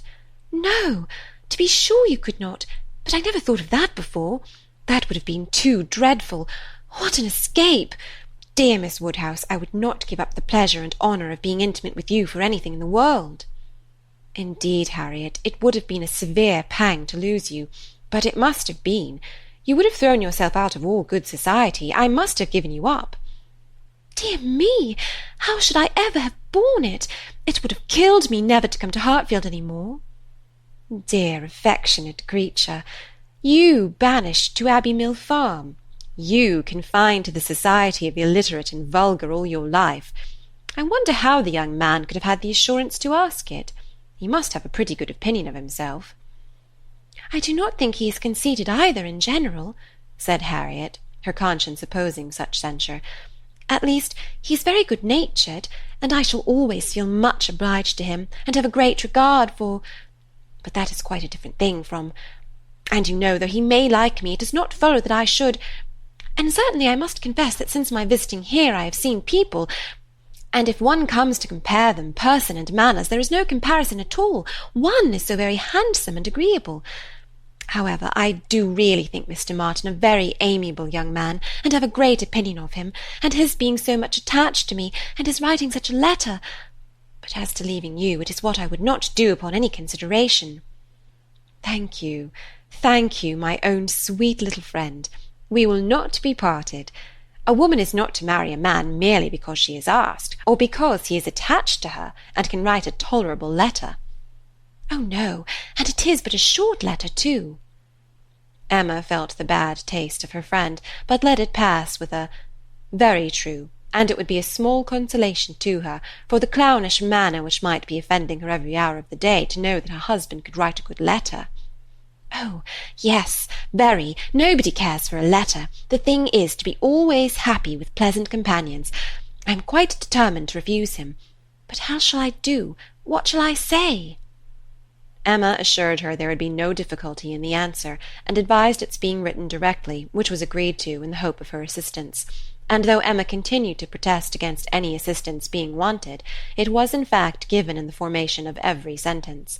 The looking over his letter again, in replying to it, had such a softening tendency that it was particularly necessary to brace her up with a few decisive expressions, and she was so very much concerned at the idea of making him unhappy, and thought so much of what his mother and sisters would think and say, and was so anxious that they should not fancy her ungrateful, that Emma believed if the young man had come in her way at that moment, he would have been accepted after all. The letter, however, was written and sealed and sent. The business was finished, and Harriet was safe. She was rather low all the evening, but Emma could allow for her amiable regrets, and sometimes relieved them by speaking of her own affection, sometimes by bringing forward the idea of Mr. Elton. "I shall never be invited to Abbey Mill again," was said in a rather sorrowful tone. "Nor, if you were, could I ever bear to part with you, my Harriet. You are a great deal too necessary at Hartfield to be spared to Abbey Mill." "And I am sure I should never want to go there, for I am never happy but at Hartfield." Some time afterwards it was. "I think Mrs. Goddard would be very much surprised if she knew what had happened. I am sure Miss Nash would, for Miss Nash thinks her own sister very well married, and it is only a linen-draper." "One should be sorry to see greater pride or refinement in the teacher of a school, Harriet.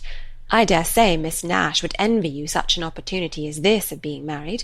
Even this conquest would appear valuable in her eyes. As to anything superior for you, I suppose she is quite in the dark. The attentions of a certain person can hardly be among the tittle-tattle of Highbury yet. Hitherto I fancy you and I are the only people to whom his looks and manners have explained themselves." Harriet blushed and smiled, and said something about wondering that people should like her so much. The idea of Mr. Elton was certainly cheering, but still after a time she was tender-hearted again towards the rejected Mr. Martin.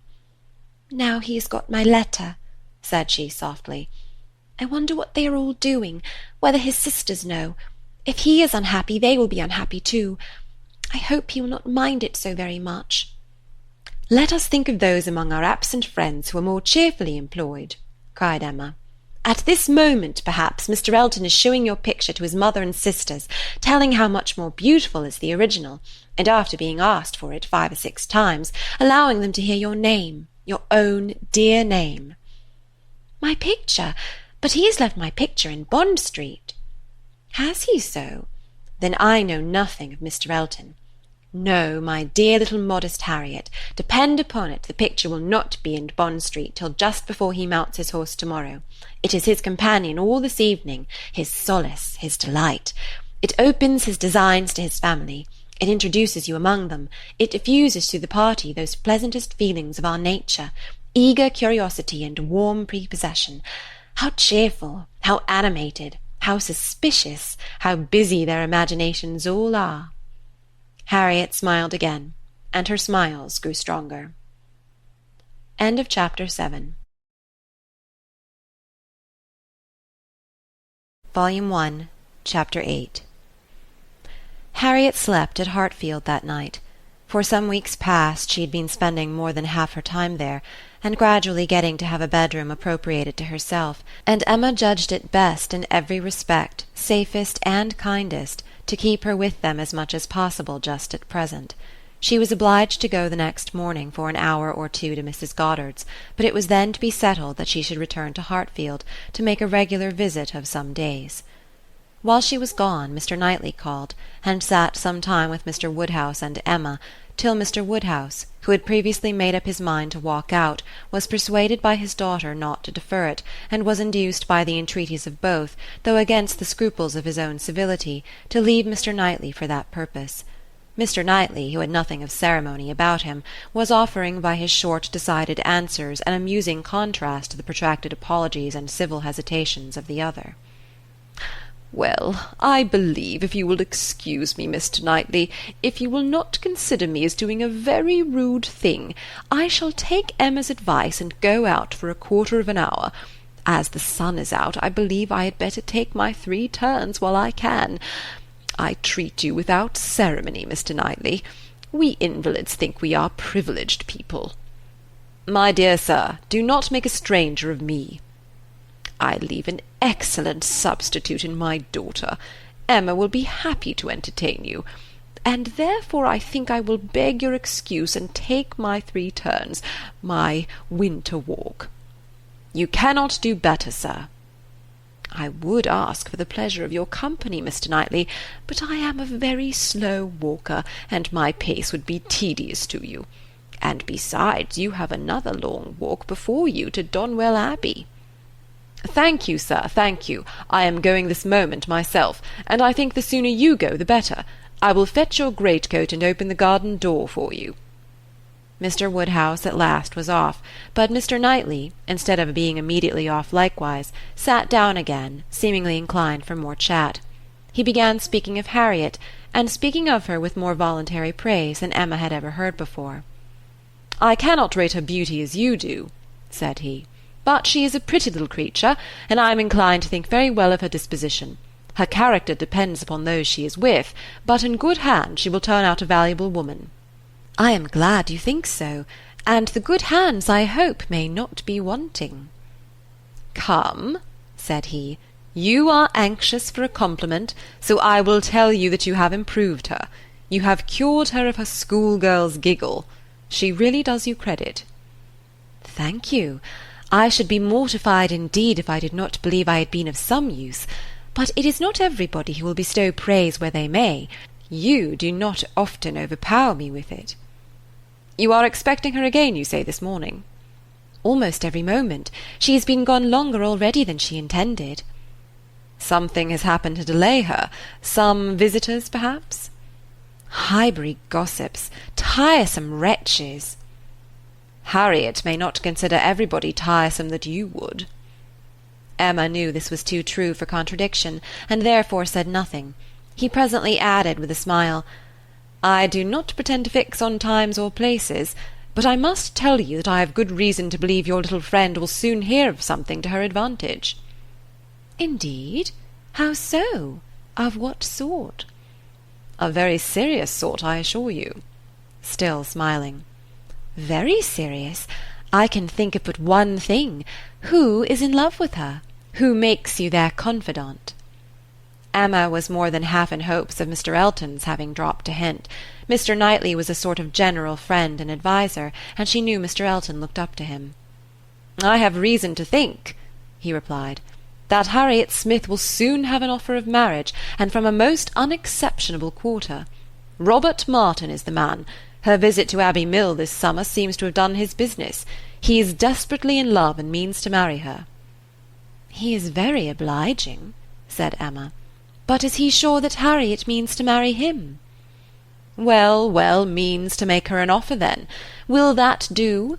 He came to the Abbey 2 evenings ago on purpose to consult me about it. He knows I have a thorough regard for him and all his family, and I believe considers me as one of his best friends. He came to ask me whether I thought it would be imprudent in him to settle so early, whether I thought her too young, in short, whether I approved his choice altogether, having some apprehension perhaps of her being considered, especially since you're making so much of her, as in a line of society above him. I was very much pleased with all that he said. I never hear better sense from anyone than Robert Martin. He always speaks to the purpose, open, straightforward, and very well judging. He told me everything, her circumstances and plans, and what they all proposed doing in the event of his marriage. He is an excellent young man, both as son and brother. I had no hesitation in advising him to marry. He proved to me that he could afford it, and that being the case, I was convinced he could not do better. I praised the fair lady, too, and altogether sent him away very happy. If he had never esteemed my opinion before, he would have thought highly of me then, and, I dare say, left the house thinking me the best friend and counsellor man ever had. This happened the night before last. Now, as we may fairly suppose, he would not allow much time to pass before he spoke to the lady, and as he does not appear to have spoken yesterday, it is not unlikely that he should be at Mrs. Goddard's to-day, and she may be detained by a visitor without thinking him at all a tiresome wretch. "Pray, Mr. Knightley," said Emma, who had been smiling to herself through a great part of this speech, "how do you know that Mr. Martin did not speak yesterday?" "Certainly," replied he, surprised. "I do not absolutely know it, but it may be inferred. Was not she the whole day with you?" "Come," said she, "I will tell you something, in return for what you have told me. He did speak yesterday, that is, he wrote, and was refused." This was obliged to be repeated before it could be believed, and Mr. Knightley actually looked red with surprise and displeasure as he stood up in tall indignation and said, "Then she is a greater simpleton than I ever believed her. What is the foolish girl about?" "Oh, to be sure," cried Emma. "It is always incomprehensible to a man that a woman should ever refuse an offer of marriage. A man always imagines a woman to be ready for anybody who asks her." "Nonsense. A man does not imagine any such thing. But what is the meaning of this? Harriet Smith refuse Robert Martin? Madness, if it is so. But I hope you are mistaken." "I saw her answer. Nothing could be clearer." "You saw her answer? You wrote her answer too. Emma, this is your doing. You persuaded her to refuse him." "And if I did, which, however, I am far from allowing, I should not feel that I had done wrong. Mr. Martin is a very respectable young man, but I cannot admit him to be Harriet's equal, and am rather surprised indeed that he should have ventured to address her. By your account he does seem to have had some scruples. It is a pity that they were ever got over." "Not Harriet's equal!" exclaimed Mr. Knightley loudly and warmly, and with calmer asperity added a few moments afterwards, "No, he is not her equal indeed, for he is as much her superior in sense as in situation. Emma, your infatuation about that girl blinds you. What are Harriet Smith's claims, either of birth, nature, or education, to any connection higher than Robert Martin? She is the natural daughter of nobody knows whom, with probably no settled provision at all, and certainly no respectable relations. She is known only as parlour boarder at a common school. She is not a sensible girl, nor a girl of any information. She has been taught nothing useful, and is too young and too simple to have acquired anything herself. At her age she can have no experience, and with her little wit is not very likely ever to have anything that can avail her. She is pretty, and she is good-tempered, and that is all. My only scruple in advising the match was on his account, as being beneath his deserts and a bad connection for him. I felt that, as to fortune, in all probability he might do much better, and that as to a rational companion or useful helpmate he could not do worse. But I could not reason so to a man in love, and was willing to trust to there being no harm in her, to her having that sort of disposition, which, in good hands like his, might be easily led aright and turn out very well. The advantage of the match I felt to be all on her side, and had not the smallest doubt, nor have I now, that there would be a general cry-out upon her extreme good luck. Even your satisfaction I made sure of. It crossed my mind immediately that you would not regret your friend's leaving Highbury for the sake of her being settled so well.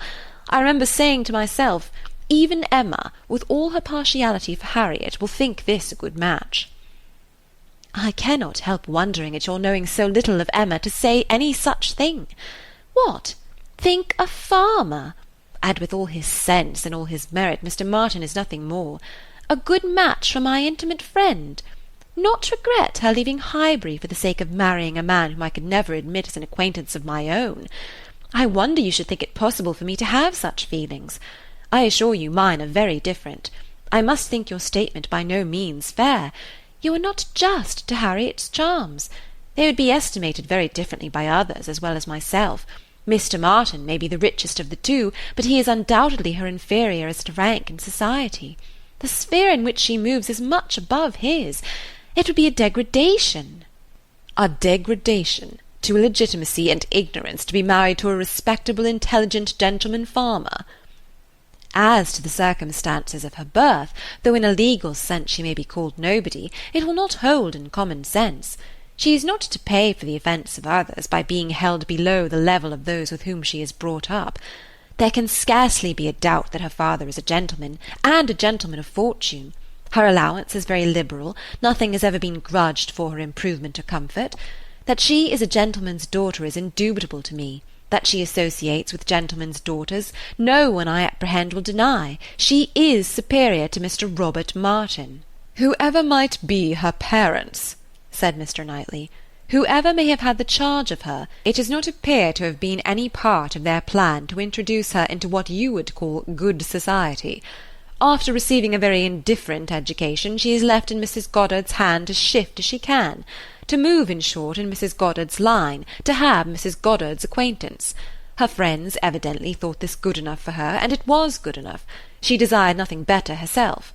Till you chose to turn her into a friend, her mind had no distaste for her own set, nor any ambition beyond it. She was as happy as possible with the Martins in the summer. She had no sense of superiority then. If she has it now, you have given it. You have been no friend to Harriet Smith, Emma.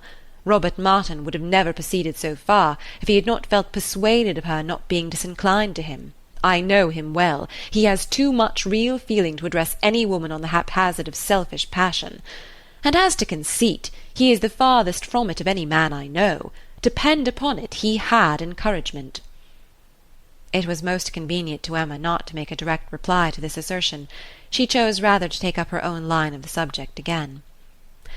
You are a very warm friend to Mr. Martin, but, as I said before, are unjust to Harriet. Harriet's claims to marry well are not so contemptible as you represent them. She is not a clever girl, but she has better sense than you are aware of, and does not deserve to have her understanding spoken of so slightingly. Waiving that point, however, and supposing her to be, as you describe her, only pretty and good-natured, let me tell you that in the degree she possesses them they are not trivial recommendations to the world in general, for she is, in fact, a beautiful girl, and must be thought so by 99 people out of 100, until it appears that men are much more philosophic on the subject of beauty than they are generally supposed. Till they do fall in love with well-informed minds instead of handsome faces, a girl with such loveliness as Harriet has a certainty of being admired and sought after, of having the power of choosing from among many, consequently a claim to be nice.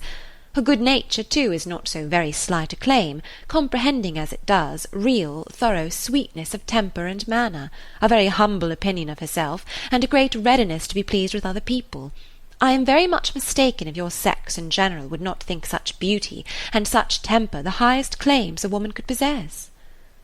Upon my word, Emma, to hear you abusing the reason you have is almost enough to make me think so too. Better be without sense than misapply it as you do. Oh, to be sure, cried she playfully. I know that is the feeling of you all. I know that such a girl as Harriet is exactly what every man delights in, what at once bewitches his senses and satisfies his judgment. Oh, Harriet may pick and choose. Were you yourself ever to marry, she is the very woman for you. And is she, at 17, just entering into life, just beginning to be known, to be wondered at because she does not accept the first offer she receives? No, pray let her have time to look about her. I have always thought it a very foolish intimacy, said Mr. Knightley presently, though I have kept my thoughts to myself, but I now perceive that it will be a very unfortunate one for Harriet. You will puff her up with such ideas of her own beauty, and of what she has a claim to, that in a little while nobody within her reach will be good enough for her. Vanity working on a weak head produces every sort of mischief. Nothing so easy as for a young lady to raise her expectations too high. Miss Harriet Smith may not find offers of marriage flow in so fast, though she is a very pretty girl. Men of sense, whatever you may choose to say, do not want silly wives. Men of family would not be very fond of connecting themselves with a girl of such obscurity, and most prudent men would be afraid of the inconvenience and disgrace they might be involved in when the mystery of her parentage came to be revealed. Let her marry Robert Martin, and she is safe, respectable, and happy for ever. But if you encourage her to expect to marry greatly, and teach her to be satisfied with nothing less than a man of consequence and large fortune, she may be a parlour boarder at Mrs. Goddard's all the rest of her life, or at least, for Harriet Smith is a girl who will marry somebody or other, till she grow desperate, and is glad to catch at the old writing-master's son. We think so very differently on this point, Mr. Knightley, that there can be no use in canvassing it. We shall only be making each other more angry. But as to my letting her marry Robert Martin, it is impossible. She has refused him, and so decidedly, I think, as must prevent any second application. She must abide by the evil of having refused him, whatever it may be, and as to the refusal itself, I will not pretend to say that I might not influence her a little, but I assure you there was very little for me or for anybody to do. His appearance is so much against him, and his manner so bad, that if she ever were disposed to favour him, she is not now.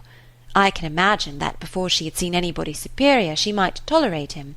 He was the brother of her friends, and he took pains to please her, and altogether having seen nobody better, that must have been his great assistant, she might not, while she was at Abbey Mill, find him disagreeable. But the case is altered now. She knows now what gentlemen are, and nothing but a gentleman in education and manner has any chance with Harriet. Nonsense, arrant nonsense as ever was talked, cried Mr. Knightley. Robert Martin's manners have sense, sincerity, and good humour to recommend them, and his mind has more true gentility than Harriet Smith could ever understand. Emma made no answer, and tried to look cheerfully unconcerned, but was really feeling uncomfortable and wanting him very much to be gone. She did not repent what she had done. She still thought herself a better judge of such a point of female right and refinement than he could be. But yet she had a sort of habitual respect for his judgment in general, which made her dislike having it so loudly against hers, and to have him sit just opposite to her in an angry state was very disagreeable. Some minutes passed in this unpleasant silence, with only one attempt on Emma's side to talk of the weather, but he made no answer. He was thinking. The result of his thoughts appeared at last in these words. Robert Martin has no great loss, if he can but think so, and I hope it will not be long before he does. Your views for Harriet are best known to yourself, but as you make no secret of your love of matchmaking, it is fair to suppose that views and plans and projects you have, and as a friend I shall just hint to you that if Elton is the man, I think it will be all labour in vain. Emma laughed and disclaimed. He continued, Depend upon it, Elton will not do.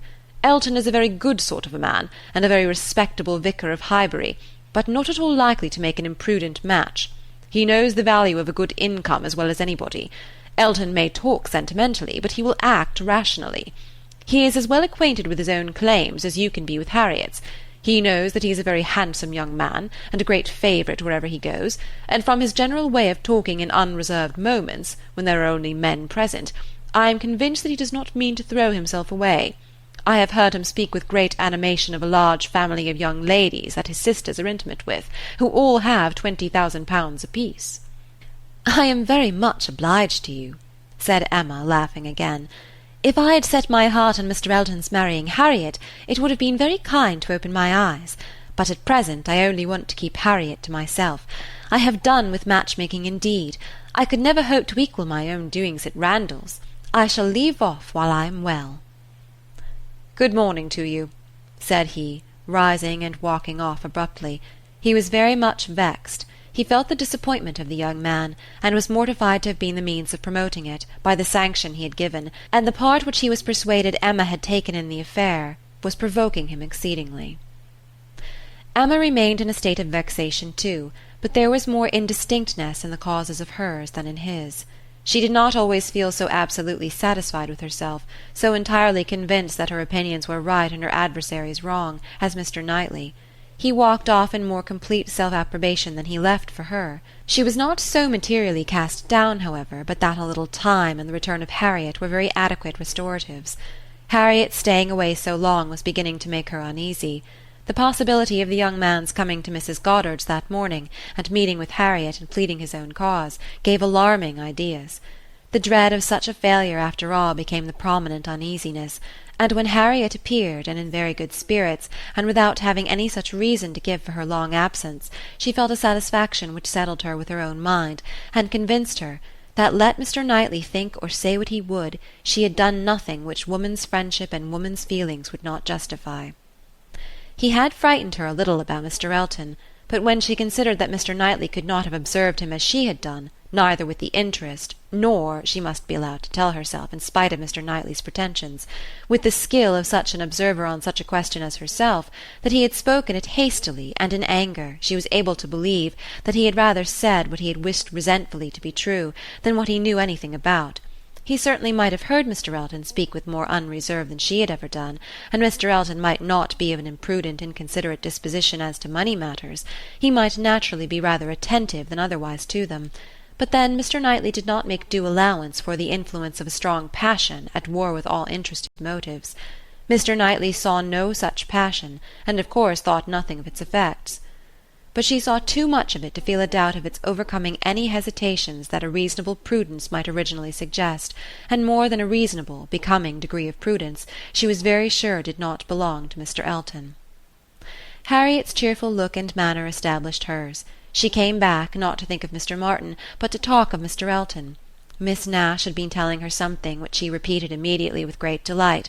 Mr. Perry had been to Mrs. Goddard's to attend a sick child, and Miss Nash had seen him, and he had told Miss Nash that as he was coming back yesterday from Clayton Park he had met Mr. Elton, and found to his great surprise that Mr. Elton was actually on his road to London, and not meaning to return till the morrow, though it was the whist club night, which he had been never known to miss before, and Mr. Perry had remonstrated with him about it, and told him how shabby it was in him, their best player, to absent himself, and tried very much to persuade him to put off his journey only one day. But it would not do. Mr. Elton had been determined to go on, and had said in a very particular way indeed that he was going on business which he would not put off for any inducement in the world, and told him so. And something about a very enviable commission, and being the bearer of something exceedingly precious. Mr. Perry could not quite understand him, but he was very sure there must be a lady in the case, and he told him so. And Mr. Elton only looked very conscious and smiling, and rode off in great spirits.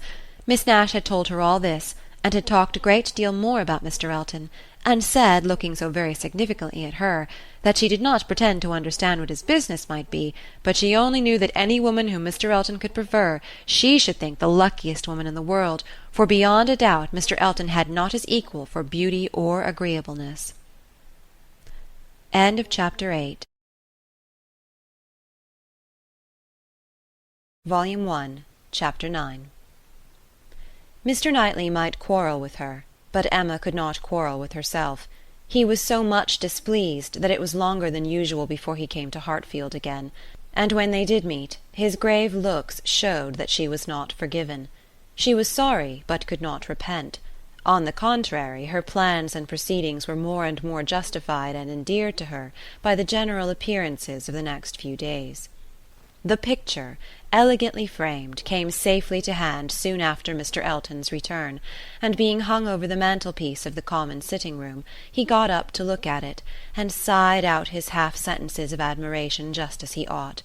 And as for Harriet's feelings, they were visibly forming themselves into as strong and steady an attachment as her youth and sort of mind admitted. Emma was soon perfectly satisfied of Mr. Martin's being no otherwise remembered than as he furnished a contrast with Mr. Elton of the utmost advantage to the latter. Her views of improving her little friend's mind by a great deal of useful reading and conversation had never yet led to more than a few first chapters and the intention of going on to-morrow. It was much easier to chat than to study, much pleasanter to let her imagination range and work at Harriet's fortune than to be labouring to enlarge her comprehension or exercise it on sober facts. And the only literary pursuit which engaged Harriet at present, the only mental provision she was making for the evening of life, was the collecting and transcribing all the riddles of every sort that she could meet with into a thin quarto of hot-pressed paper made up by her friend, and ornamented with ciphers and trophies. In this age of literature such collections on a very grand scale are not uncommon. Miss Nash, head teacher at Mrs. Goddard's, had written out at least 300, and Harriet, who had taken the first hint of it from her, hoped with Miss Woodhouse's help to get a great many more. Emma assisted with her invention, memory, and taste, and as Harriet wrote a very pretty hand, it was likely to be an arrangement of the first order, in form as well as quantity. Mr. Woodhouse was almost as much interested in the business as the girls, and tried very often to recollect something worth their putting in. "So many clever riddles as there used to be when he was young. He wondered he could not remember them, but he hoped he should in time." And it always ended in, "Kitty, a fair but frozen maid." His good friend Perry, too, whom he had spoken to on the subject, did not at present recollect anything of the riddle kind, but he had desired Perry to be upon the watch, and as he went about so much, something, he thought, might come from that quarter. It was by no means his daughter's wish that the intellects of Highbury in general should be put under requisition. Mr. Elton was the only one whose assistance she asked. He was invited to contribute any really good enigmas, charades, or conundrums that he might recollect, and she had the pleasure of seeing him most intently at work with his recollections, and at the same time, as she could perceive, most earnestly careful that nothing ungallant, nothing that did not breathe a compliment to the sex, should pass his lips. They owed to him their 2 or 3 politest puzzles, and the joy and exultation with which at last he recalled, and rather sentimentally recited, that well-known charade, "My first doth affliction denote, which my second is destined to feel, and my whole is the best antidote that affliction to soften and heal," made her quite sorry to acknowledge that they had transcribed it some pages ago already. "Why will not you write one yourself for us, Mr. Elton?" said she. "That is the only security for its freshness, and nothing could be easier to you." "No, no, he had never written, hardly ever, anything of the kind in his life. The stupidest fellow! He was afraid not even Miss Woodhouse," he stopped a moment, "or Miss Smith could inspire him." The very next day, however, he produced some proof of inspiration. He called for a few moments, just to leave a piece of paper on the table, containing, as he said, a charade, which a friend of his had addressed to a young lady, the object of his admiration, but which, from his manner, Emma was immediately convinced must be his own. "I do not offer it for Miss Smith's collection," said he. "Being my friends, I have no right to expose it in any degree to the public eye, but perhaps you may not dislike looking at it." The speech was more to Emma than to Harriet, which Emma could understand. There was deep consciousness about him, and he found it easier to meet her eye than her friend's. He was gone the next moment, after another moment's pause. "Take it," said Emma, smiling, and pushing the paper towards Harriet. "It is for you. Take your own." But Harriet was in a tremor, and could not touch it, and Emma, never loath to be first, was obliged to examine it herself. To Miss Charade. My first displays the wealth and pomp of kings, lords of the earth, their luxury and ease. Another view of man my second brings, behold him there, the monarch of the seas. But united, what reverse we have! Man's boasted power and freedom all are flown. Lord of the earth and sea, he bends a slave, and woman, lovely woman, reigns alone. Thy ready wit the word will soon supply, may its approval beam in that soft eye. She cast her eye over it, pondered, caught the meaning, read it through again to be quite certain, and quite mistress of the lines, and then, passing it to Harriet, sat happily smiling and saying to herself, while Harriet was puzzling over the paper in all the confusion of hope and dulness, "Very well, Mr. Elton, very well indeed. I have read worse charades. Courtship, a very good hint. I give you credit for it. This is feeling your way. This is saying very plainly, pray, Miss Smith, give me leave to pay my addresses to you, approve my charade and my intentions in the same glance. May its approval beam in that soft eye. Harriet, exactly. Soft is the very word for her eye, of all epithets the justest that could be given. Thy ready wit the word will soon supply. Harriet's ready wit. All the better. A man must be very much in love indeed to describe her so.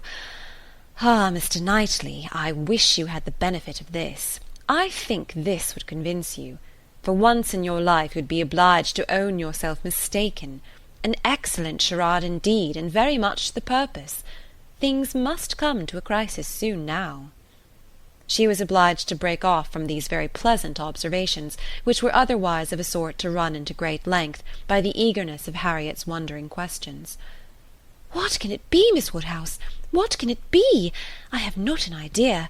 I cannot guess it in the least. What can it possibly be? Do try to find it out, Miss Woodhouse. Do help me. I never saw anything so hard. Is it kingdom? I wonder who the friend was, and who could be the young lady. Do you think it is a good one? Can it be woman? And woman, lovely woman, reigns alone. Can it be Neptune? Behold him there, the monarch of the seas. Or a trident, or a mermaid, or a shark? Oh no, shark is only one syllable. It must be very clever, or we would not have brought it. Oh, Miss Woodhouse, do you think we shall ever find it out? Mermaids and sharks? Nonsense! My dear Harriet, what are you thinking of? Where would be the use of his bringing us a charade made by a friend upon a mermaid or a shark? Give me the paper and listen. For Miss Blank, read Miss Smith.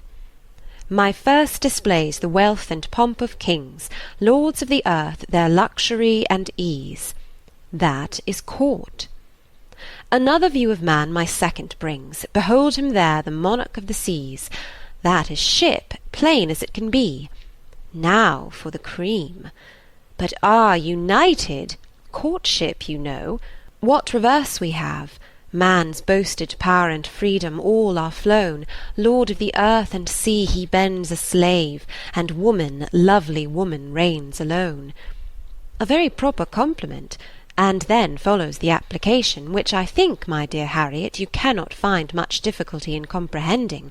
Read it in comfort to yourself. There can be no doubt of its being written for you and to you. Harriet could not long resist so delightful a persuasion. She read the concluding lines, and was all flutter and happiness. She could not speak. But she was not wanted to speak. It was enough for her to feel.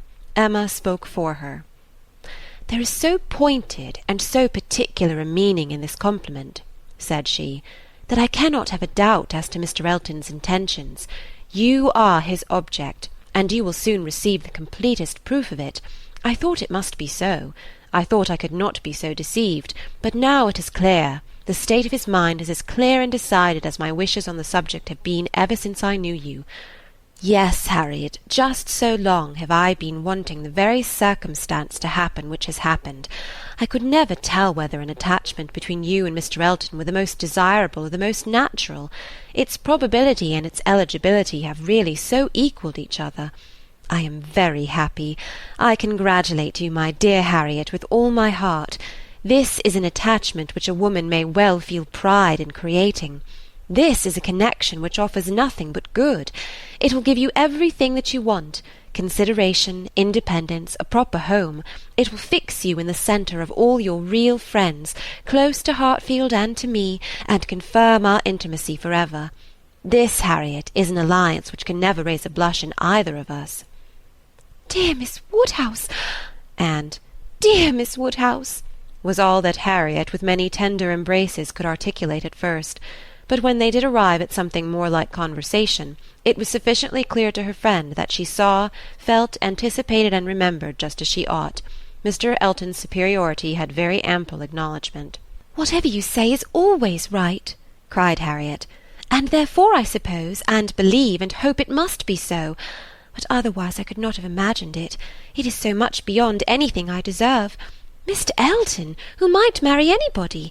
There cannot be two opinions about him. He is so very superior. Only think of those sweet verses, to Miss Blank.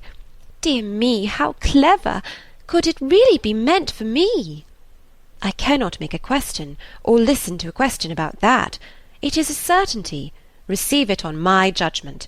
It is a sort of prologue to the play, a motto to the chapter, and will soon be followed by matter-of-fact prose.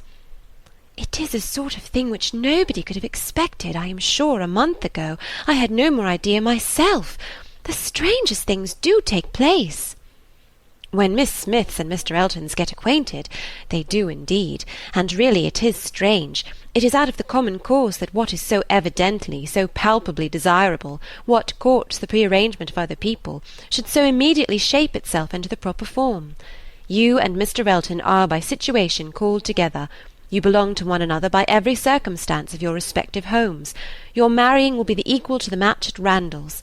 There does seem to be a something in the air of Hartfield which gives love exactly the right direction, and sends it into the very channel where it ought to flow.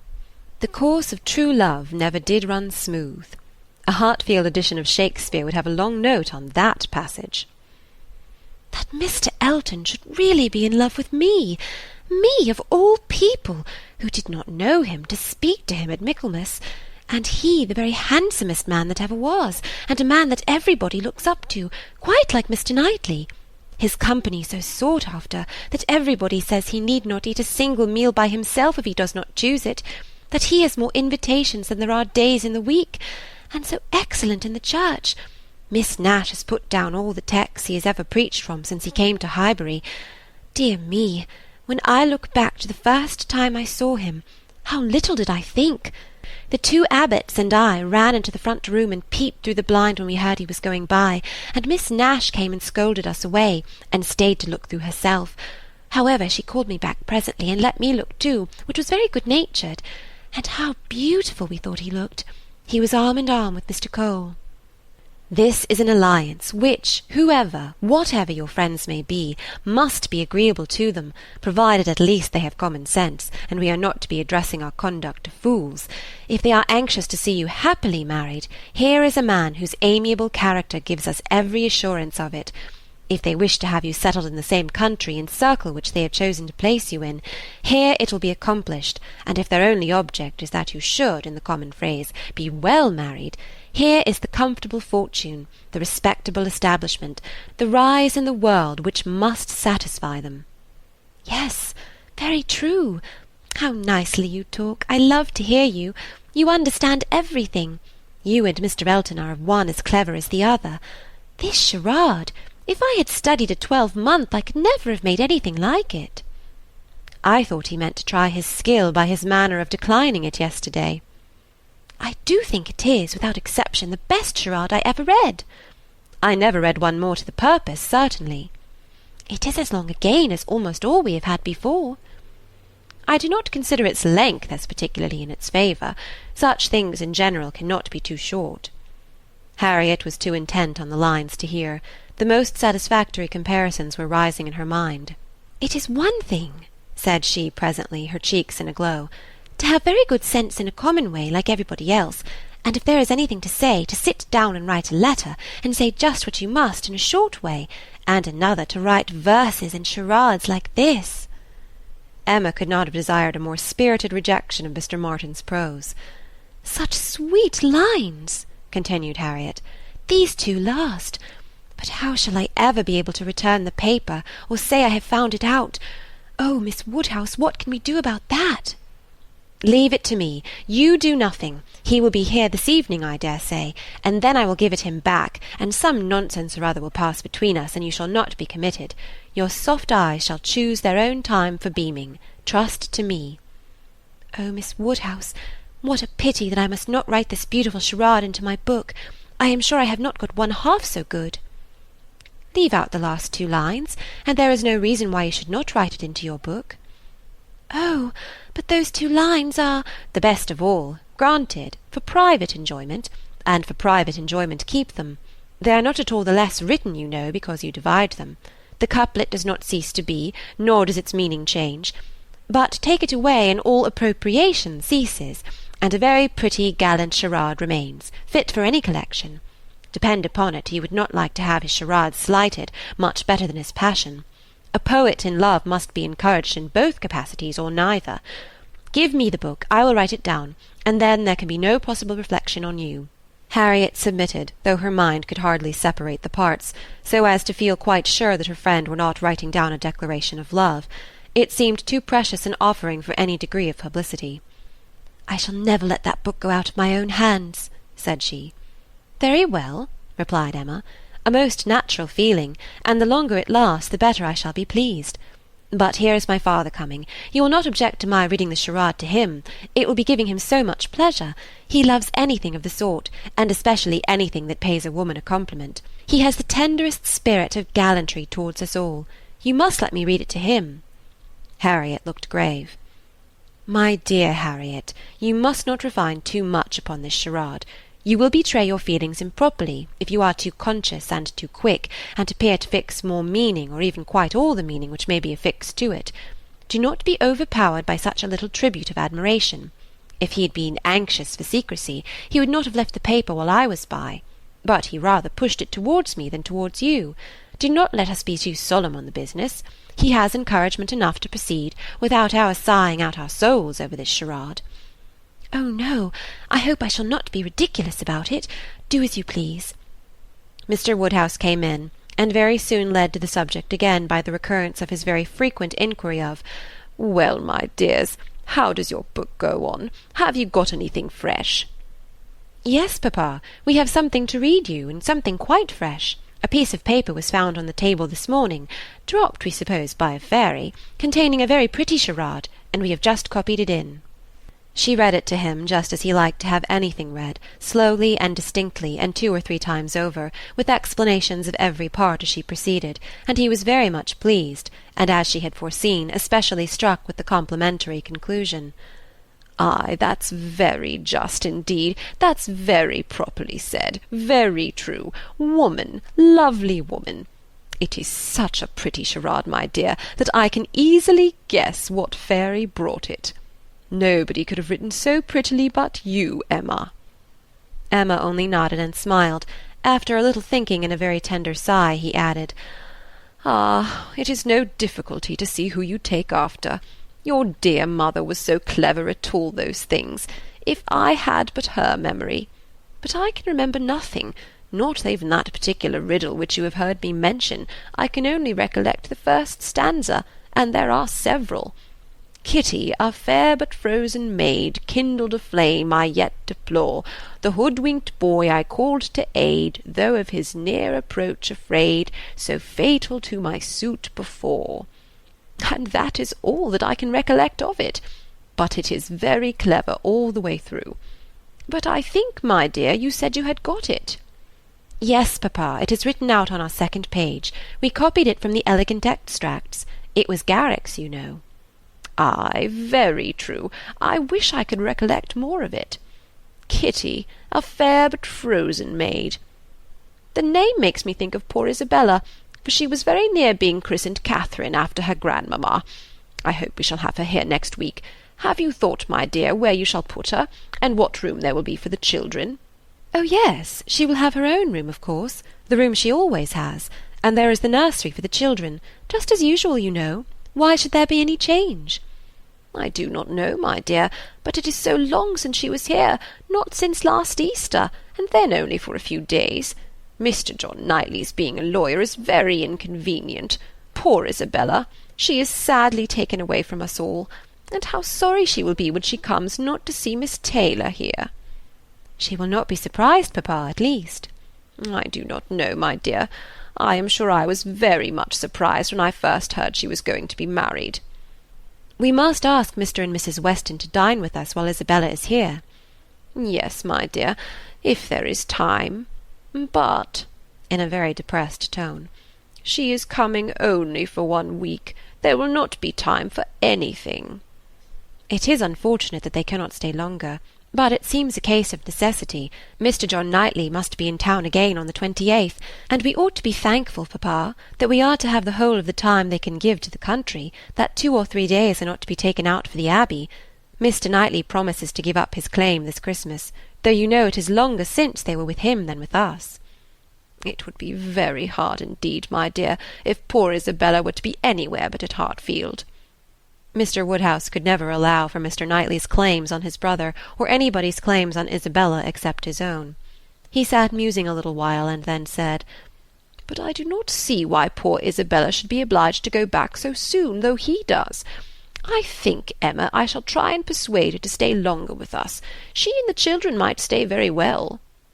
"Ah, papa, that is what you have never been able to accomplish, and I do not think you ever will.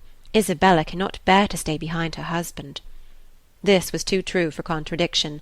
Unwelcome as it was, Mr. Woodhouse could give only a submissive sigh, and as Emma saw his spirits affected by the idea of his daughter's attachment to her husband, she immediately led to such a branch of the subject as must raise them. "Harriet must give us as much of her company as she can while my brother and sister are here. I am sure she will be pleased with the children. We are very proud of the children, are we not, papa? I wonder which she will think the handsomest, Henry or John?" "Ay, I wonder which she will. Poor little dears, how glad they will be to come. They are very fond of being at Hartfield, Harriet." "I dare say they are, sir. I am sure I do not know who is not." "Henry is a fine boy, but John is very like his mamma. Henry is the eldest. He was named after me, not after his father. John, the second, is named after his father. Some people are surprised, I believe, that the eldest was not, but Isabella would have him called Henry, which I thought very pretty of her. And he is a very clever boy indeed. They are all remarkably clever, and they have so many pretty ways. They will come and stand by my chair and say, 'Grandpapa, can you give me a bit of string?' And once Henry asked me for a knife, but I told him knives were only made for grandpapas. I think their father is too rough with them very often." "He appears rough to you," said Emma, "because you are so very gentle yourself, but if you could compare him with other papas, you would not think him rough. He wishes his boys to be active and hardy, and if they misbehave he can give them a sharp word now and then, but he is an affectionate father. Certainly Mr. John Knightley is an affectionate father. The children are all fond of him." "And then their uncle comes in and tosses them up to the ceiling in a very frightful way." "But they like it, papa. There is nothing they like so much. It is such enjoyment to them, that if their uncle did not lay down the rule of their taking turns, whichever began would never give way to the other." "Well, I cannot understand it." "That is the case with us all, papa. One half of the world cannot understand the pleasures of the other." Later in the morning, and just as the girls were going to separate in preparation for the regular 4 o'clock dinner, the hero of this inimitable charade walked in again. Harriet turned away, but Emma could receive him with the usual smile, and her quick eye soon discerned in his the consciousness of having made a push, of having thrown a die, and she imagined he was come to see how it might turn up. His ostensible reason, however, was to ask whether Mr. Woodhouse's party could be made up in the evening without him, or whether he should be in the smallest degree necessary at Hartfield.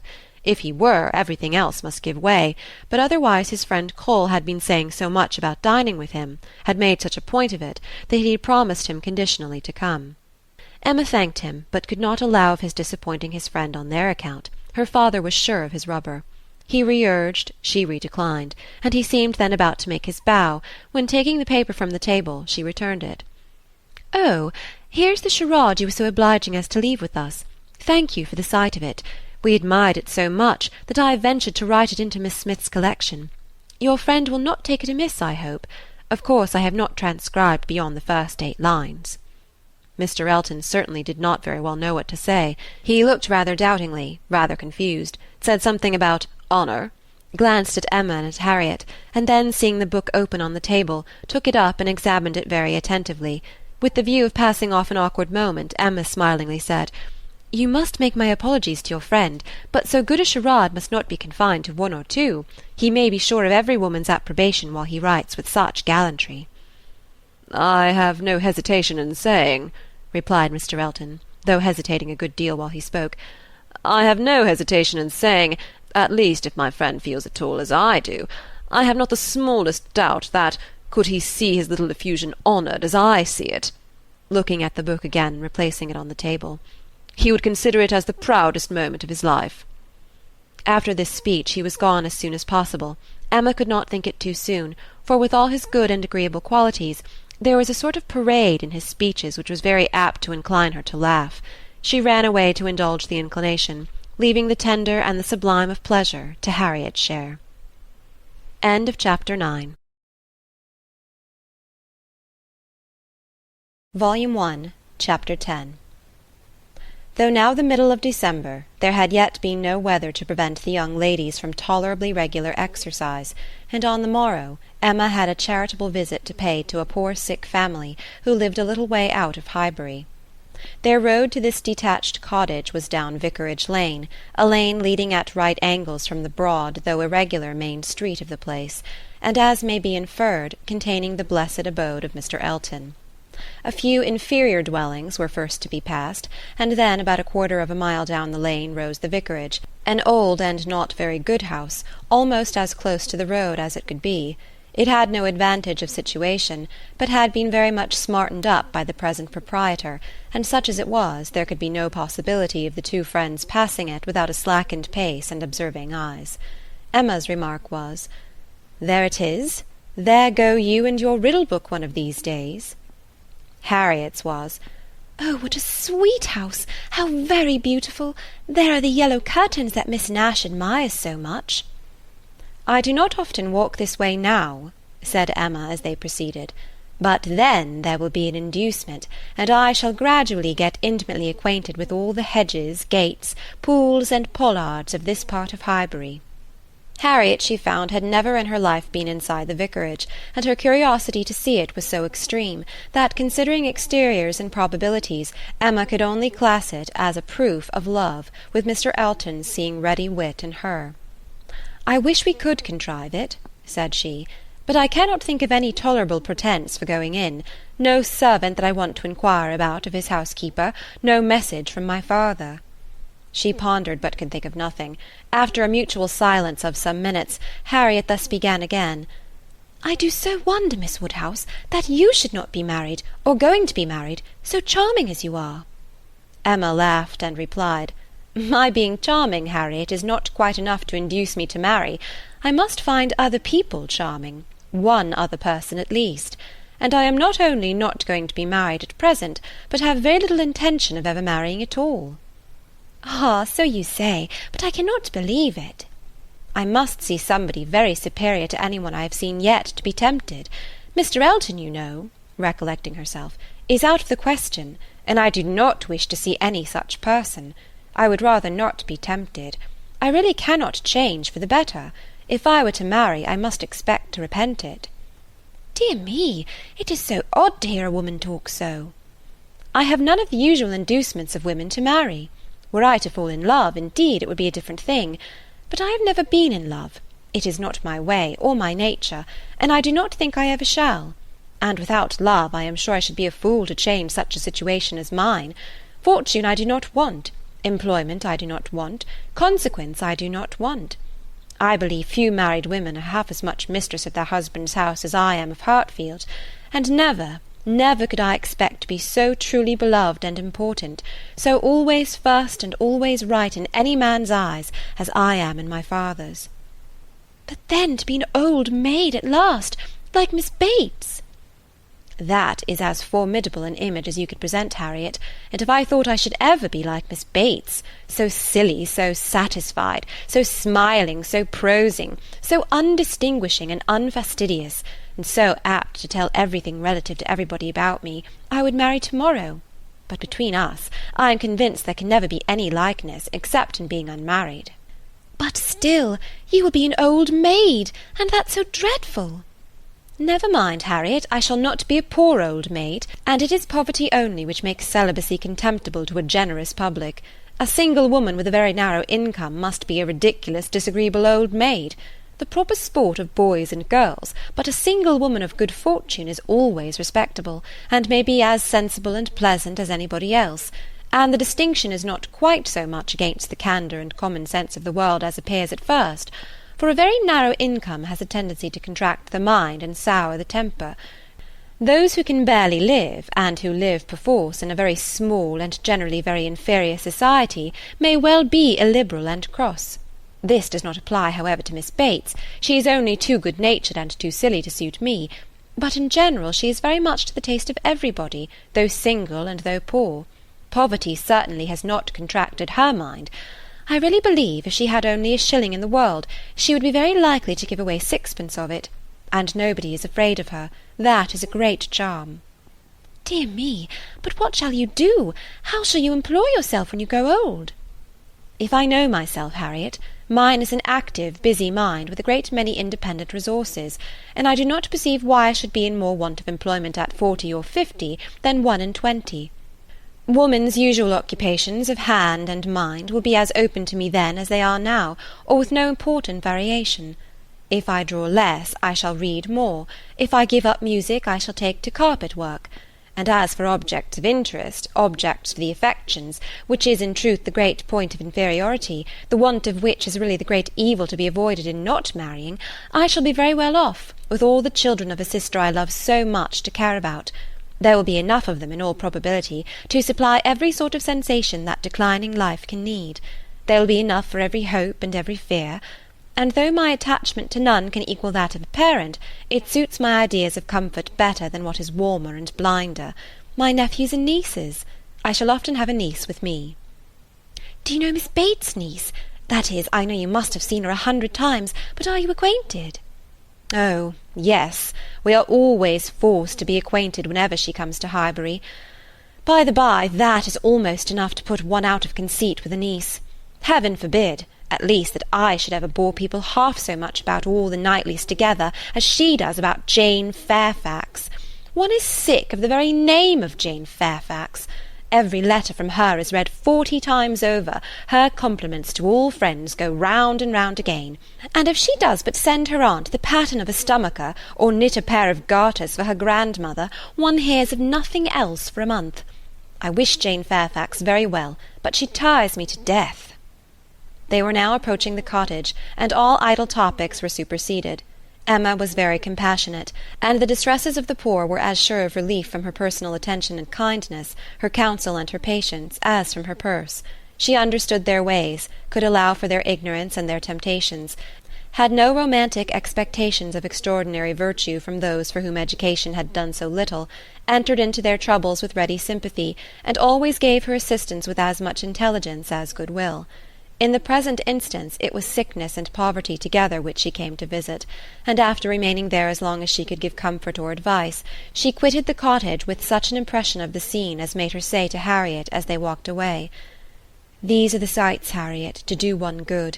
How trifling they make everything else appear! I feel now as if I could think of nothing but these poor creatures all the rest of the day, and yet who can say how soon it may all vanish from my mind?" "Very true," said Harriet. "Poor creatures! One can think of nothing else." "And really I do not think the impression will soon be over," said Emma as she crossed the low hedge and tottering footstep which ended the narrow slippery path through the cottage garden, and brought them into the lane again. "I do not think it will," stopping to look once more at all the outward wretchedness of the place, and recall the still greater within. "Oh, dear no," said her companion. They walked on. The lane made a slight bend, and when that bend was passed, Mr. Elton was immediately in sight, and so near as to give Emma time only to say further, "Ah, Harriet, here comes a very sudden trial of our stability and good thoughts. Well," smiling, "I hope it may be allowed that if compassion has produced exertion and relief to the sufferers, it has done all that is truly important. If we feel for the wretched enough to do all we can for them, the rest is empty sympathy, only distressing to ourselves." Harriet could just answer, "Oh, dear, yes," before the gentleman joined them. The wants and sufferings of the poor family, however, were the first subject on meeting. He had been going to call on them. His visit he would now defer, but they had a very interesting parley about what could be done and what should be done. Mr. Elton then turned back to accompany them. "To fall in with each other on such an errand as this," thought Emma, "to meet in a charitable scheme, this will bring a great increase of love on each side. I should not wonder if it were to bring on the Declaration. It must, if I were not here. I wish I were anywhere else." Anxious to separate herself from them as far as she could, she soon afterwards took possession of a narrow footpath, a little raised on one side of the lane, leaving them together in the main road. But she had not been there 2 minutes, when she found that Harriet's habits of dependence and imitation were bringing her up too, and that, in short, they would both be soon after her. This would not do. She immediately stopped, under pretence of having some alteration to make in the lacing of her half-boot, and stooping down in complete occupation of the footpath, begged them to have the goodness to walk on, and she would follow in half a minute. They did as they were desired, and by the time she judged it reasonable to have done with her boot, she had the comfort of farther delay in her power, being overtaken by a child from the cottage, setting out according to orders with her pitcher, to fetch broth from Hartfield. To walk by the side of this child, and to talk to and question her, was the most natural thing in the world, or would have been the most natural, had she been acting just then without design. And by this means the others were still able to keep ahead, without any obligation of waiting for her. She gained on them, however, involuntarily. The child's pace was quick, and theirs rather slow, and she was the more concerned at it, from their being evidently in a conversation which interested them. Mr. Elton was speaking with animation, Harriet listening with a very pleased attention, and Emma, having sent the child on, was beginning to think how she might draw back a little more, when they both looked around, and she was obliged to join them. Mr. Elton was still talking, still engaged in some interesting detail, and Emma experienced some disappointment when she found that he was only giving his fair companion an account of the yesterday's party at his friend Cole's, and that she was come in herself for the Stilton cheese, the North Wiltshire, the butter, the celery, the beetroot, and all the dessert. "This would soon have led to something better, of course," was her consoling reflection. "Anything interests between those who love, and anything will serve as introduction to what is near the heart. If I could but have kept longer away!"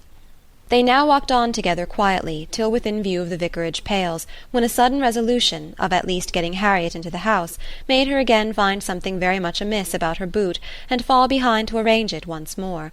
She then broke the lace off short, and, dexterously throwing it into a ditch, was presently obliged to entreat them to stop, and acknowledged her inability to put herself to rights so as to be able to walk home in tolerable comfort.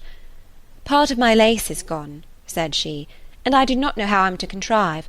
I really am a most troublesome companion to you both, but I hope I am not often so ill-equipped. Mr. Elton, I must beg leave to stop at your house, and ask your housekeeper for a bit of riband or string, or anything just to keep my boot on." Mr. Elton looked all happiness at this proposition, and nothing could exceed his alertness and attention in conducting them into his house, and endeavouring to make everything appear to advantage. The room they were taken into was the one he chiefly occupied, and looking forwards, behind it was another with which it immediately communicated. The door between them was open, and Emma passed into it with the housekeeper to receive her assistance in the most comfortable manner. She was obliged to leave the door ajar as she found it, but she fully intended that Mr. Elton should close it. It was not closed, however, it still remained ajar, but by engaging the housekeeper in incessant conversation, she hoped to make it practicable for him to choose his own subject in the adjoining room. For 10 minutes she could hear nothing but herself. It could be protracted no longer. She was then obliged to be finished and make her appearance. The lovers were standing together at one of the windows. It had a most favourable aspect, and for half a minute Emma felt the glory of having schemed successfully. But it would not do. He had not come to the point. He had been most agreeable, most delightful. He had told Harriet that he had seen them go by, and had purposely followed them. Other little gallantries and allusions had been dropped, but nothing serious. "Cautious, very cautious," thought Emma. "He advances inch by inch, and will hazard nothing till he believes himself secure." Still, however, though everything had not been accomplished by her ingenious device, she could not but flatter herself that it had been the occasion of much present enjoyment to both, and must be leading them forward to the great event. End of Chapter 10. Volume 1, Chapter 11. Mr. Elton must now be left to himself. It was no longer in Emma's power to superintend his happiness or quicken his measures. The coming of her sister's family was so very near at hand, that first in anticipation, and then in reality, it became henceforth her prime object of interest, and during the 10 days of their stay at Hartfield it was not to be expected, she did not herself expect, that anything beyond occasional fortuitous assistance could be afforded by her to the lovers. They might advance rapidly if they would, however. They must advance somehow or other, whether they would or no. She hardly wished to have more leisure for them. There are people who, the more you do for them, the less they will do for themselves. Mr. and Mrs. John Knightley, from having been longer than usual absent from Surrey, were exciting of course rather more than the usual interest. Till this year every long vacation since their marriage had been divided between Hartfield and Donwell Abbey, but all the holidays of this autumn had been given to sea-bathing for the children, and it was therefore many months since they had been seen in a regular way by their Surrey connections, or seen at all by Mr. Woodhouse, who could not be induced to get so far as London, even for poor Isabella's sake, and who consequently was now most nervously and apprehensively happy in forestalling this too short visit. He thought much of the evils of the journey for her, and not a little of the fatigues of his own horses and coachman, who were to bring some of the party the last half of the way. But his alarms were needless, the 16 miles being happily accomplished, and Mr. and Mrs. John Knightley, their 5 children, and a competent number of nursery-maids, all reaching Hartfield in safety. The bustle and joy of such an arrival, the many to be talked to, welcomed, encouraged, and variously dispersed and disposed of, produced a noise and confusion which his nerves could not have borne under any other cause, nor have endured much longer even for this. But the ways of Hartfield and the feelings of her father were so respected by Mrs. John Knightley, that in spite of maternal solicitude for the immediate enjoyment of her little ones, and for their having instantly all the liberty and attendance, all the eating and drinking and sleeping and playing which they could possibly wish for, without the smallest delay, the children were never allowed to be long a disturbance to him, either in themselves or in any restless attendance on them. Mrs. John Knightley was a pretty, elegant little woman, of gentle, quiet manners, and a disposition remarkably amiable and affectionate, wrapped up in her family, a devoted wife, a doting mother, and so tenderly attached to her father and sister that, but for these higher ties, a warmer love might have seemed impossible. She could never see a fault in any of them. She was not a woman of strong understanding or any quickness, and with this resemblance of her father, she inherited also much of his constitution, was delicate in her own health, over-careful of that of her children, had many fears and many nerves, and was as fond of her own Mr. Wingfield in town as her father could be of Mr. Perry. They were alike, too, in a general benevolence of temper, and a strong habit of regard for every old acquaintance. Mr. John Knightley was a tall, gentlemanlike, and very clever man, rising in his profession, domestic and respectable in his private character, but with reserved manners which prevented his being generally pleasing, and capable of being sometimes out of humour. He was not an ill-tempered man, not so often unreasonably cross as to deserve such a reproach, but his temper was not his great perfection, and indeed with such a worshipping wife it was hardly possible that any natural defects in it should not be increased. The extreme sweetness of her temper must hurt his. He had all the clearness and quickness of mind which she wanted, and he could sometimes act an ungracious or say a severe thing. He was not a great favourite with his fair sister-in-law. Nothing wrong in him escaped her. She was quick in feeling little injuries to Isabella, which Isabella never felt herself. Perhaps she might have passed over more had his manners been flattering to Isabella's sister, but they were only those of a calmly kind brother and friend, without praise and without blindness, but hardly any degree of personal compliment could have made her regardless of that greatest fault of all in her eyes which he sometimes fell into, the want of respectful forbearance towards her father. There he had not always the patience that could have been wished. Mr. Woodhouse's peculiarities and fidgetiness were sometimes provoking him to a rational remonstrance or sharp retort equally ill bestowed. It did not often happen, for Mr. John Knightley had really a great regard for his father-in-law, and generally a strong sense of what was due to him, but it was too often for Emma's charity, especially as there was all the pain of apprehension frequently to be endured, though the offence came not. The beginning, however, of every visit displayed none but the properest feelings, and this being of necessity so short, might be hoped to pass away in unsullied cordiality. They had not been long seated and composed when Mr. Woodhouse, with a melancholy shake of the head and a sigh, called his daughter's attention to the sad change at Hartfield since she had been there last. "Ah, my dear," said he, "poor Miss Taylor, it is a grievous business." "Oh, yes, sir," cried she with ready sympathy. "How you must miss her! And dear Emma, too. What a dreadful loss to you both! I've been so grieved for you. I could not imagine how you could possibly do without her. It is a sad change indeed. But I hope she is pretty well, sir." "Pretty well, my dear. I hope pretty well. I do not know but that the place agrees with her tolerably." Mr. John Knightley here asked Emma quietly whether there were any doubts of the air at Randalls. "Oh, no, none in the least. I never saw Mrs. Weston better in my life, never looking so well. Papa is only speaking his own regret." "Very much to the honour of both," was the handsome reply. "And do you see her, sir, tolerably often?" asked Isabella in the plaintive tone which just suited her father. Mr. Woodhouse hesitated. "Not near so often, my dear, as I could wish." "Oh, papa, we have missed seeing them but one entire day since they married.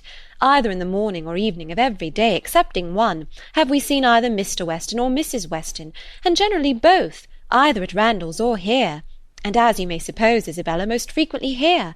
They are very, very kind in their visits. Mr. Weston is really as kind as herself. Papa, if you speak in that melancholy way, you will be giving Isabella a false idea of us all. Everybody must be aware that Miss Taylor must be missed, but everybody ought to be assured that Mr. and Mrs. Weston do really prevent our missing her by any means to the extent we ourselves anticipated, which is the exact truth." "Just as it should be," said Mr. John Knightley, "and just as I hoped it was from your letters. Her wish of showing you attention could not be doubted, and his being a disengaged and social man makes it all easy.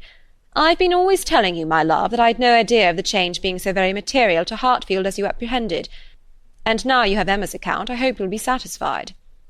"Why, to be sure," said Mr. Woodhouse. "Yes, certainly, I cannot deny that Mrs. Weston, poor Mrs. Weston, does come and see us pretty often, but then she is always obliged to go away again." "It would be very hard upon Mr. Weston if she did not, papa. You quite forget poor Mr. Weston." "I think, indeed," said John Knightley pleasantly, "that Mr. Weston has some little claim. You and I, Emma, will venture to take the part of the poor husband.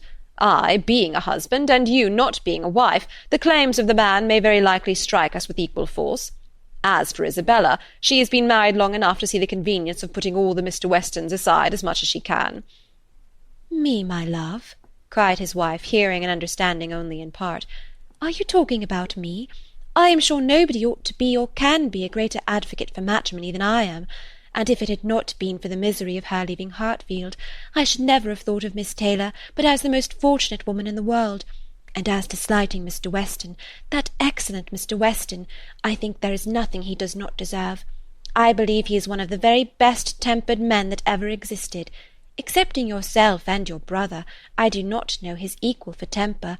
I shall never forget his flying Henry's kite for him that very windy day last Easter, and ever since his particular kindness last September 12-month in writing that note at 12 o'clock at night, on purpose to assure me that there was no scarlet fever at Cobham, I have been convinced there could not be a more feeling heart nor a better man in existence.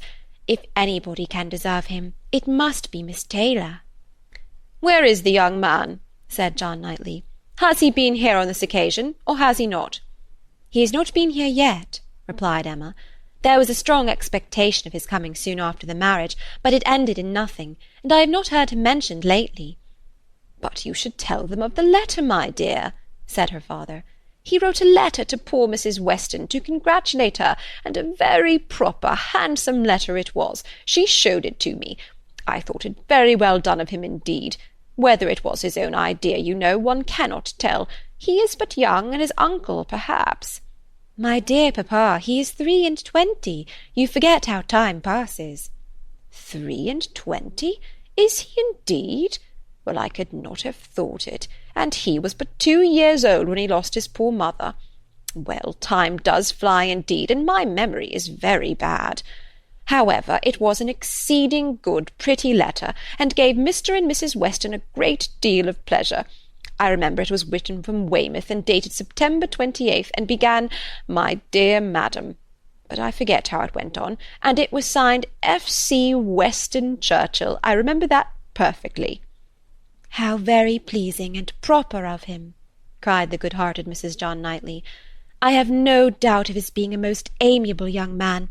But how sad it is that he should not live at home with his father! There is something so shocking in a child's being taken away from his parents and natural home.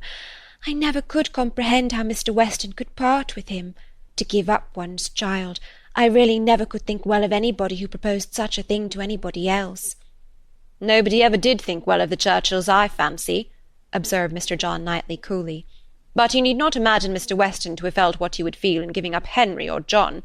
Mr. Weston is rather an easy, cheerful-tempered man than a man of strong feelings. He takes things as he finds them, and makes enjoyment of them somehow or other, depending, I suspect, much more upon what is called society for his comforts, that is, upon the power of eating and drinking, and playing whist with his neighbours 5 times a week, than upon family affection or anything that home affords." Emma could not like what bordered on a reflection on Mr. Weston, and had half a mind to take it up, but she struggled and let it pass. She would keep the peace if possible, and there was something honourable and valuable in the strong domestic habits, the all-sufficiency of home to himself, whence resulted her brother's disposition to look down on the common rate of social intercourse, and those to whom it was important. It had a high claim to forbearance. End of chapter 11. Volume 1, Chapter 12. Mr. Knightley was to dine with them, rather against the inclination of Mr. Woodhouse, who did not like that any one should share with him in Isabella's first day. Emma's sense of right, however, had decided it, and besides the consideration of what was due to each brother, she had particular pleasure, from the circumstance of the late disagreement between Mr. Knightley and herself, in procuring him the proper invitation. She hoped they might now become friends again. She thought it was time to make up. Making up indeed would not do. She certainly had not been in the wrong, and he would never own that he had. Concession must be out of the question, but it was time to appear to forget that they had ever quarrelled, and she hoped it might rather assist the restoration of friendship that when he came into the room she had one of the children with her, the youngest, a nice little girl about 8 months old, who was now making her first visit to Hartfield, and very happy to be danced about in her aunt's arms. It did assist, for though he began with grave looks and short questions, he was soon led on to talk of them all in the usual way, and to take the child out of her arms with all the unceremoniousness of perfect amity. Emma felt they were friends again, and the conviction giving her at first great satisfaction, and then a little sauciness, she could not help saying, as he was admiring the baby, "What a comfort it is that we think alike about our nephews and nieces. As to men and women, our opinions are sometimes very different, but with regard to these children, I observe we never disagree." "If you were as much guided by nature in your estimate of men and women, and as little under the power of fancy and whim in your dealings with them, as you are where these children are concerned, we might always think alike." "Oh, to be sure, our discordancies must always arise from my being in the wrong." "Yes," said he, smiling, "and reason good. I was 16 years old when you were born." "A material difference, then," she replied, "and no doubt you were much my superior in judgment at that period of our lives. But does not the lapse of 21 years bring our understandings a good deal nearer?" "Yes, a good deal nearer." "But still not near enough to give me a chance of being right if we think differently." "I have still the advantage of you by 16 years' experience, and by not being a pretty young woman and a spoiled child. Come, my dear Emma, let us be friends and say no more about it. Tell your aunt, little Emma, that she ought to set you a better example than to be renewing old grievances, and that if she were not wrong before, she is now." "That's true," she cried, "very true.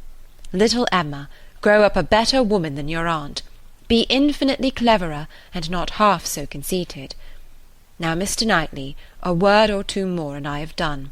As far as good intentions went, we were both right, and I must say that no effects on my side of the argument have yet proved wrong. I only want to know that Mr. Martin is not very, very bitterly disappointed." "A man cannot be more so," was his short, full answer. "Ah, indeed, I am very sorry. Come, shake hands with me." This had just taken place, and with great cordiality, when John Knightley made his appearance, and "How do you do, George?" and "John, how are you?" succeeded in the true English style, burying under a calmness that seemed all but indifference the real attachment which would have led either of them, if requisite, to do everything for the good of the other. The evening was quiet and conversable, as Mr. Woodhouse declined cards entirely for the sake of comfortable talk with his dear Isabella, and the little party made two natural divisions, on one side he and his daughter, on the other the two Mr. Knightleys, their subjects totally distinct or very rarely mixing, and Emma only occasionally joining in one or the other. The brothers talked of their own concerns and pursuits, but principally of those of the elder, whose temper was by much the most communicative, and who was always the greater talker. As a magistrate, he had generally some point of law to consult John about, or at least some curious anecdote to give, and as a farmer, as keeping in hand the home farm at Donwell, he had to tell what every field was to bear next year, and to give all such local information as could not fail of being interesting to a brother whose home it had equally been the longest part of his life, and whose attachments were strong.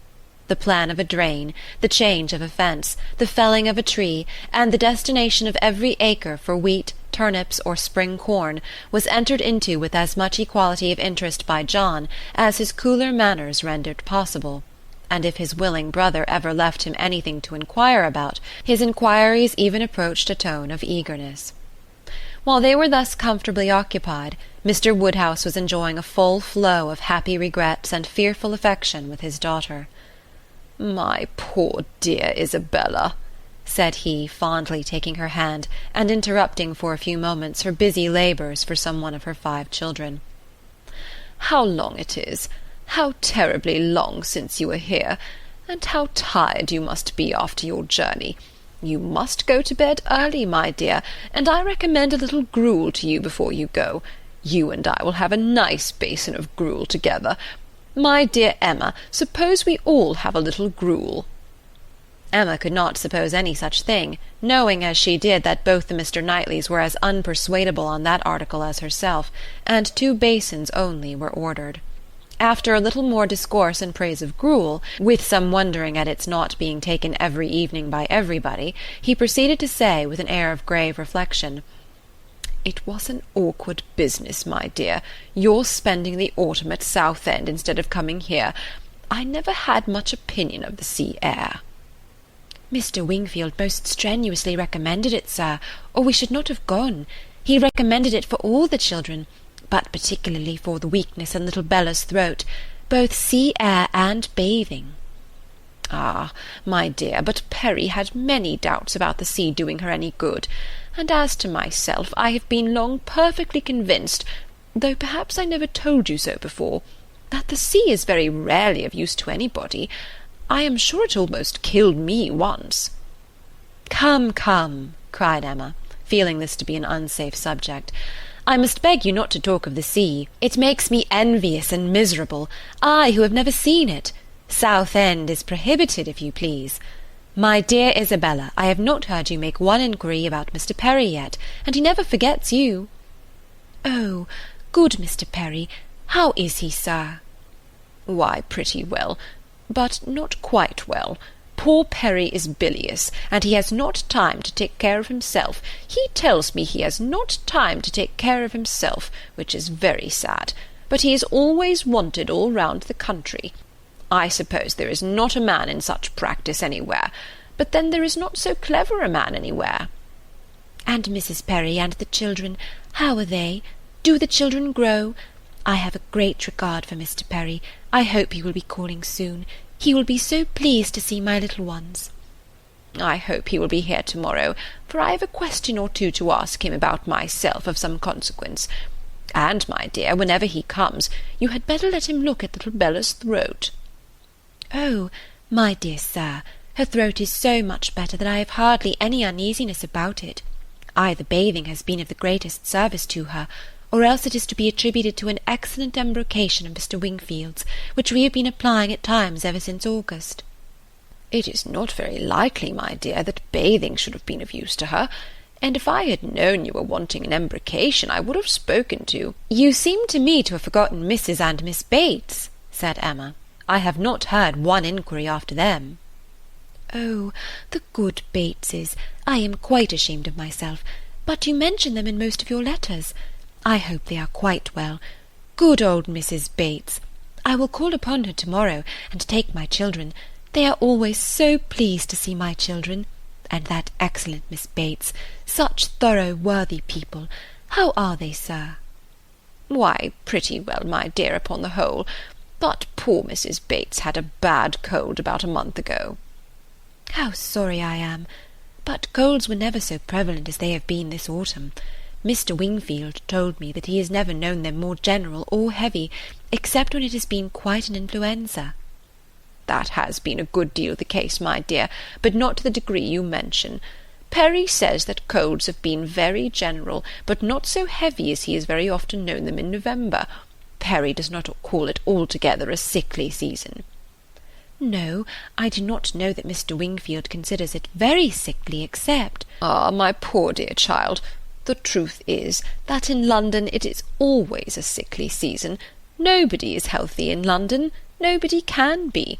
It is a dreadful thing to have you forced to live there, so far off, and the air so bad."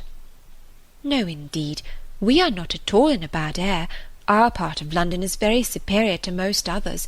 You must not confound us with London in general, my dear sir. The neighbourhood of Brunswick Square is very different from almost all the rest. We are so very airy. I should be unwilling, I own, to live in any other part of the town. There is hardly any other that I could be so satisfied to have my children in. But we are so remarkably airy. Mr. Wingfield thinks the vicinity of Brunswick Square decidedly the most favourable as to air." "Oh, my dear, it is not like Hartfield. You make the best of it, but after you have been a week at Hartfield, you are all of you different creatures. You do not look the same. Now I cannot say that I think you are any of you looking well at present." "I am sorry to hear you say so, sir. But I assure you, excepting those little nervous headaches and palpitations which I am never entirely free from anywhere, I am quite well myself, and if the children were rather pale before they went to bed, it was only because they were a little more tired than usual from their journey and the happiness of coming. I hope you will think better of their looks to-morrow, for I assure you Mr. Wingfield told me that he did not believe he had ever sent us off altogether in such good case. I trust at least that you do not think Mr. Knightley looking ill?" turning her eyes with affectionate anxiety towards her husband. "Middling, my dear. I cannot compliment you. I think Mr. John Knightley very far from looking well." "What is the matter, sir? Did you speak to me?" cried Mr. John Knightley, hearing his own name. "I am sorry to find, my love, that my father does not think you looking well, but I hope it is only from being a little fatigued. I could have wished, however, as you know, that you had seen Mr. Wingfield before you left home." "My dear Isabella," exclaimed he hastily, "pray do not concern yourself about my looks. Be satisfied with doctoring and coddling yourself and the children, and let me look as I choose." "I did not thoroughly understand what you were telling your brother," cried Emma, "about your friend Mr. Graham's intending to have a bailiff from Scotland to look after his new estate. What will it answer? Will not the old prejudice be too strong?" And she talked in this way so long and successfully that, when forced to give her attention again to her father and sister, she had nothing worse to hear than Isabella's kind inquiry after Jane Fairfax. And Jane Fairfax, though no great favourite with her in general, she was at that moment very happy to assist in praising. "That sweet, amiable Jane Fairfax," said Mrs. John Knightley.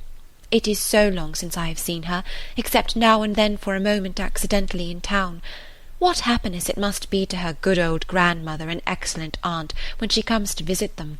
I always regret excessively on dear Emma's account that she cannot be more at Highbury. But now their daughter is married, I suppose Colonel and Mrs. Campbell will not be able to part with her at all. She would be such a delightful companion for Emma." Mr. Woodhouse agreed to it all, but added, "Our little friend Harriet Smith, however, is just such another kind of pretty young person. You will like Harriet. Emma could not have a better companion than Harriet." "I am most happy to hear it, but only Jane Fairfax one knows to be so very accomplished and superior, and exactly Emma's age." This topic was discussed very happily, and others succeeded of similar moment, and passed away with similar harmony, but the evening did not close without a little return of agitation. The gruel came and supplied a great deal to be said, much praise and many comments, undoubting decision of its wholesomeness for every constitution, and pretty severe philippics upon the many houses where it was never met with tolerable. But unfortunately, among the failures which the daughter had to instance, the most recent, and therefore most prominent, was in her own cook at Southend, a young woman hired for the time, who had never been able to understand what she meant by a basin of nice smooth gruel, thin, but not too thin. Often as she had wished for and ordered it, she had never been able to get anything tolerable. Here was a dangerous opening. "Ah!" said Mr. Woodhouse, shaking his head and fixing his eyes on her with tender concern. The ejaculation in Emma's ear expressed, "Ah, there is no end of the sad consequences of your going to Southend. It does not bear talking of." And for a little while she hoped he would not talk of it, and that a silent rumination might suffice to restore him to the relish of his own smooth gruel.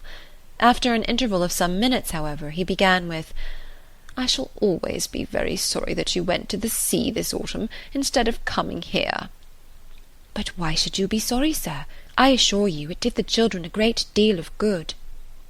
And, moreover, if you must go to the sea, it had better not have been to Southend. Southend is a very unhealthy place. Perry was surprised to hear you had fixed upon Southend. I know there is such an idea with many people, but indeed it is quite a mistake, sir.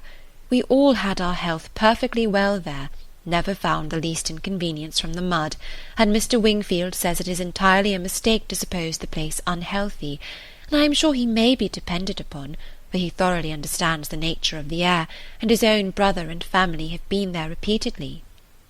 You should have gone to Cromer, my dear, if you went anywhere. Perry was a week at Cromer once, and he holds it to be the best of all the sea-bathing places. A fine open sea, he says, and very pure air. By what I understand, you might have had lodgings there quite away from the sea, 1/4 of a mile off, very comfortable. You should have consulted Perry. But, my dear sir, the difference of the journey, only consider how great it would have been, 100 miles perhaps instead of 40. Ah, my dear, as Perry says, where health is at stake, nothing else should be considered, and if one is to travel, there is not much to choose between 40 miles and 100. Better not move at all, better stay in London altogether than travel 40 miles to get into a worse air. That is just what Perry said. It seemed to him a very ill-judged measure. Emma's attempts to stop her father had been vain, and when he had reached such a point as this, she could not wonder at her brother-in-law's breaking out. Mr. Perry, said he, in a voice of very strong displeasure, would do as well to keep his opinion till it is asked for. What does he make it any of his business to wonder at what I do, at my taking my family to one part of the coast or another? I may be allowed, I hope, the use of my judgment as well as Mr. Perry. I want his directions no more than his drugs. He paused, and growing cooler in a moment, added, with only sarcastic dryness, If Mr. Perry can tell me how to convey a wife and 5 children a distance of 130 miles with no greater expense or inconvenience than a distance of 40, I should be as willing to prefer Cromer to Southend as he could himself. True, true, cried Mr. Knightley with most ready interposition.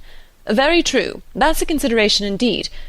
But, John, as to what I was telling you of my idea of moving the path to Langham, of turning it more to the right, that it may not cut through the home meadows, I cannot conceive any difficulty. I should not attempt it, if it were to be the means of inconvenience to the Highbury people, but if you call to mind exactly the present line of the path.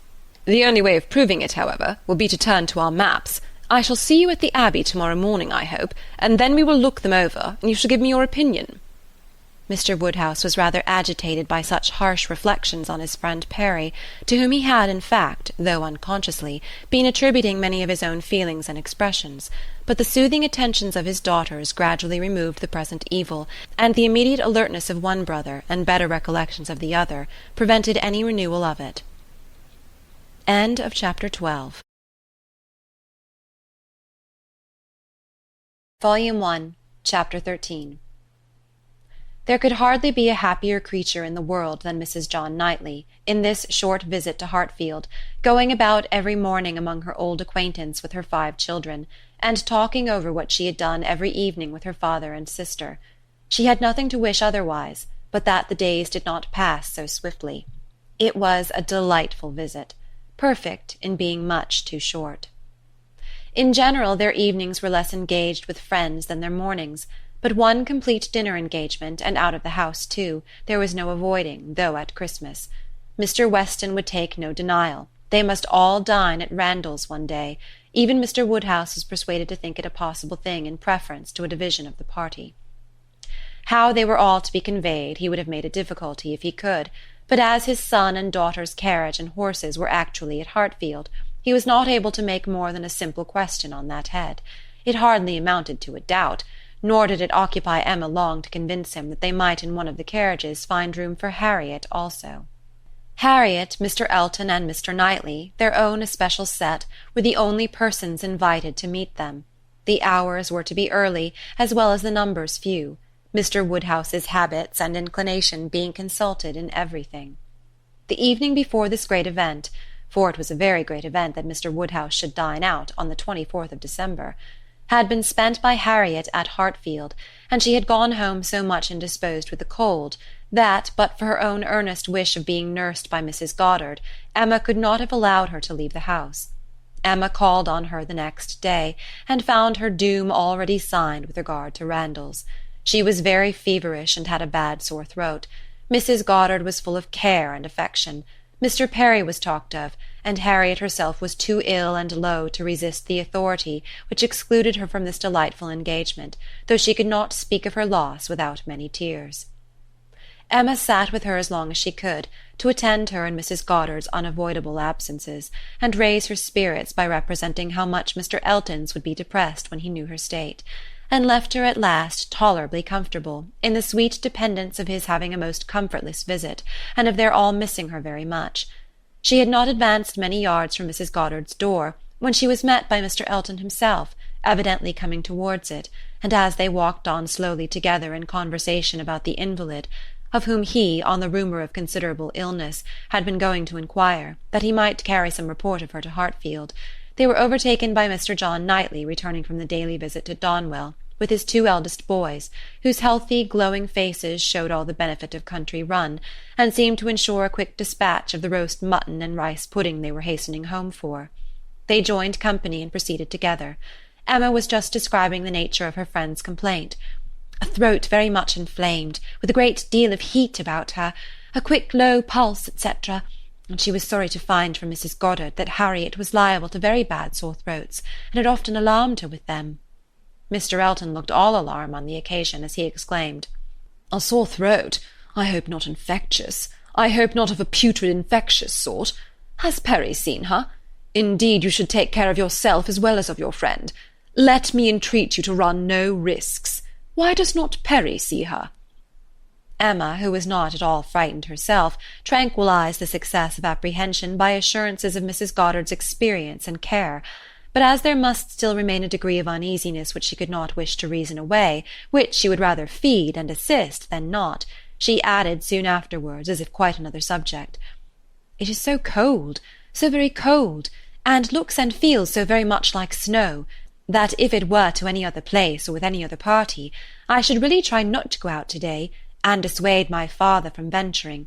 But as he has made up his mind, and does not seem to feel the cold himself, I do not like to interfere, as I know it would be so great a disappointment to Mr. and Mrs. Weston. But upon my word, Mr. Elton, in your case I should certainly excuse myself. You appear to me a little hoarse already, and when you consider what demand of voice and what fatigues to-morrow will bring, I think it would be no more than common prudence to stay at home and take care of yourself to-night." Mr. Elton looked as if he did not very well know what answer to make, which was exactly the case, for though very much gratified by the kind care of such a fair lady, and not liking to resist any advice of hers, he had not really the least inclination to give up the visit. But Emma, too eager and busy in her own previous conceptions and views to hear him impartially, or see him with clear vision, was very well satisfied with his muttering acknowledgment of its being "very cold, certainly very cold," and walked on, rejoicing in having extricated him from Randalls, and secured him the power of sending to inquire after Harriet every hour of the evening. "You do quite right," said she. "We will make your apologies to Mr. and Mrs. Weston." But hardly had she so spoken, when she found her brother was civilly offering a seat in his carriage, if the weather were Mr. Elton's only objection, and Mr. Elton actually accepting the offer with much prompt satisfaction. It was a done thing. Mr. Elton was to go, and never had his broad, handsome face expressed more pleasure than at this moment. Never had his smile been stronger, nor his eyes more exulting than when he next looked at her. "Well," said she to herself, "this is most strange. After I had got him off so well, to choose to go into company, and leave Harriet ill behind. Most strange indeed. But there is, I believe, in many men, especially single men, such an inclination, such a passion for dining out. A dinner engagement is so high in the class of their pleasures, their employments, their dignities, almost their duties, that anything gives way to it. And this must be the case with Mr. Elton. A most valuable, amiable, pleasing young man, undoubtedly, and very much in love with Harriet. But still he cannot refuse an invitation. He must dine out whenever he is asked. What a strange thing love is! He can see ready wit in Harriet, but will not dine alone for her. Soon afterwards Mr. Elton quitted them, and she could not but do him the justice of feeling that there was a great deal of sentiment in his manner of naming Harriet at parting, in the tone of his voice while assuring her that he should call at Mrs. Goddard's for news of her fair friend, the last thing before he prepared for the happiness of meeting her again, when he hoped to be able to give a better report, and he sighed and smiled himself off in a way that left the balance of approbation much in his favour. After a few minutes of entire silence between them, John Knightley began with, "I never in my life saw a man more intent on being agreeable than Mr. Elton. It is downright labour to him where ladies are concerned. With men he can be rational and unaffected, but when he has ladies to please, every feature works." "Mr. Elton's manners are not perfect," replied Emma, "but where there is a wish to please, one ought to overlook, and one does overlook a great deal. Where a man does his best with only moderate powers, he will have the advantage over negligent superiority. There is such perfect good temper and good will in Mr. Elton as one cannot but value." "Yes," said Mr. John Knightley presently, with some slyness, "he seems to have a great deal of good will towards you." "Me?" she replied with a smile of astonishment. "Are you imagining me to be Mr. Elton's object?" "Such an imagination has crossed me, I own, Emma, and if it never occurred to you before, you may as well take it into consideration now." "Mr. Elton in love with me? What an idea!" "I do not say it is so, but you will do well to consider whether it is or not, and to regulate your behaviour accordingly. I think your manners to him encouraging. I speak as a friend, Emma. You had better look about you, and ascertain what you do and what you mean to do." "I thank you, but I assure you, you are quite mistaken. Mr. Elton and I are very good friends, and nothing more." And she walked on, amusing herself in the consideration of the blunders which often arise from a partial knowledge of circumstances, of the mistakes which people of high pretensions to judgment are for ever falling into, and not very well pleased with her brother for imagining her blind and ignorant and in want of counsel. He said no more. Mr. Woodhouse had so completely made up his mind to the visit that, in spite of the increasing coldness, he seemed to have no idea of shrinking from it, and set forward at last most punctually with his eldest daughter in his own carriage, with less apparent consciousness of the weather than either of the others, too full of the wonder of his own going, and the pleasure it was to afford at Randalls to see that it was cold, and too well wrapped up to feel it. The cold, however, was severe, and by the time the second carriage was in motion, a few flakes of snow were finding their way down, and the sky had the appearance of being so overcharged as to want only a milder air to produce a very white world in a very short time. Emma soon saw that her companion was not in the happiest humour. The preparing and the going abroad in such weather, with the sacrifice of his children after dinner, were evils, were disagreeables at least, which Mr. John Knightley did not by any means like. He anticipated nothing in the visit that could be at all worth the purchase, and the whole of their drive to the vicarage was spent by him in expressing his discontent. "A man," said he, "must have a very good opinion of himself when he asks people to leave their own fireside, and encounter such a day as this for the sake of coming to see him. He must think himself a most agreeable fellow. I could not do such a thing. It is the greatest absurdity. Actually snowing at this moment. The folly of not allowing people to be comfortable at home, and the folly of people's not staying comfortably at home when they can. If we were obliged to go out such an evening as this, by any call of duty or business, what a hardship we should deem it. And here we are, probably with rather thinner clothing than usual, setting forward voluntarily, without excuse, in defiance of the voice of nature, which tells man, in everything given to his view or his feelings, to stay at home himself, and keep all under shelter that he can. Here we are, setting forward to spend 5 dull hours in another man's house, with nothing to say or to hear that was not said and heard yesterday, and may not be said and heard again to-morrow. Going in dismal weather, to return probably in worse, 4 horses and 4 servants taken out for nothing but to convey 5 idle, shivering creatures into colder rooms and worse company than they might have had at home." Emma did not find herself equal to give the pleased assent which no doubt he was in the habit of receiving, to emulate the "Very true, my love," which must have been usually administered by his travelling companion, but she had resolution enough to refrain from making any answer at all. She could not be complying, she dreaded being quarrelsome, her heroism reached only to silence. She allowed him to talk and arrange the glasses, and wrapped herself up without opening her lips. They arrived, the carriage turned, the step was let down, and Mr. Elton, spruce, black, and smiling, was with them instantly. Emma thought with pleasure of some change of subject. Mr. Elton was all obligation and cheerfulness. He was so very cheerful in his civilities indeed that she began to think he must have received a different account of Harriet from what had reached her. She had sent while dressing, and the answer had been much the same, not better. "My report from Mrs. Goddard's," said she presently, "was not so pleasant as I had hoped. Not better was my answer."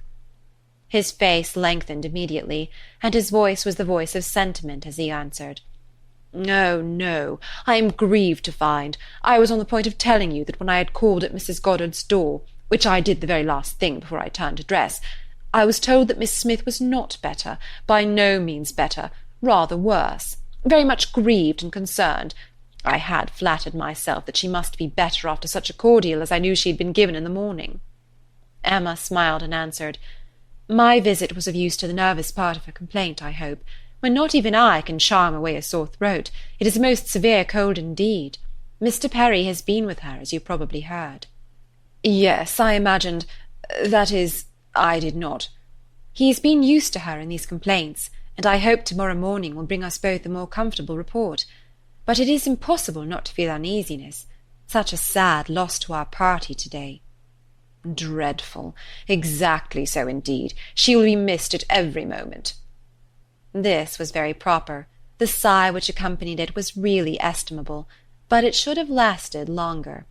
Emma was rather in dismay when only half a minute afterwards he began to speak of other things, and in a voice of the greatest alacrity and enjoyment. "What an excellent device," said he, "the use of a sheepskin for carriages!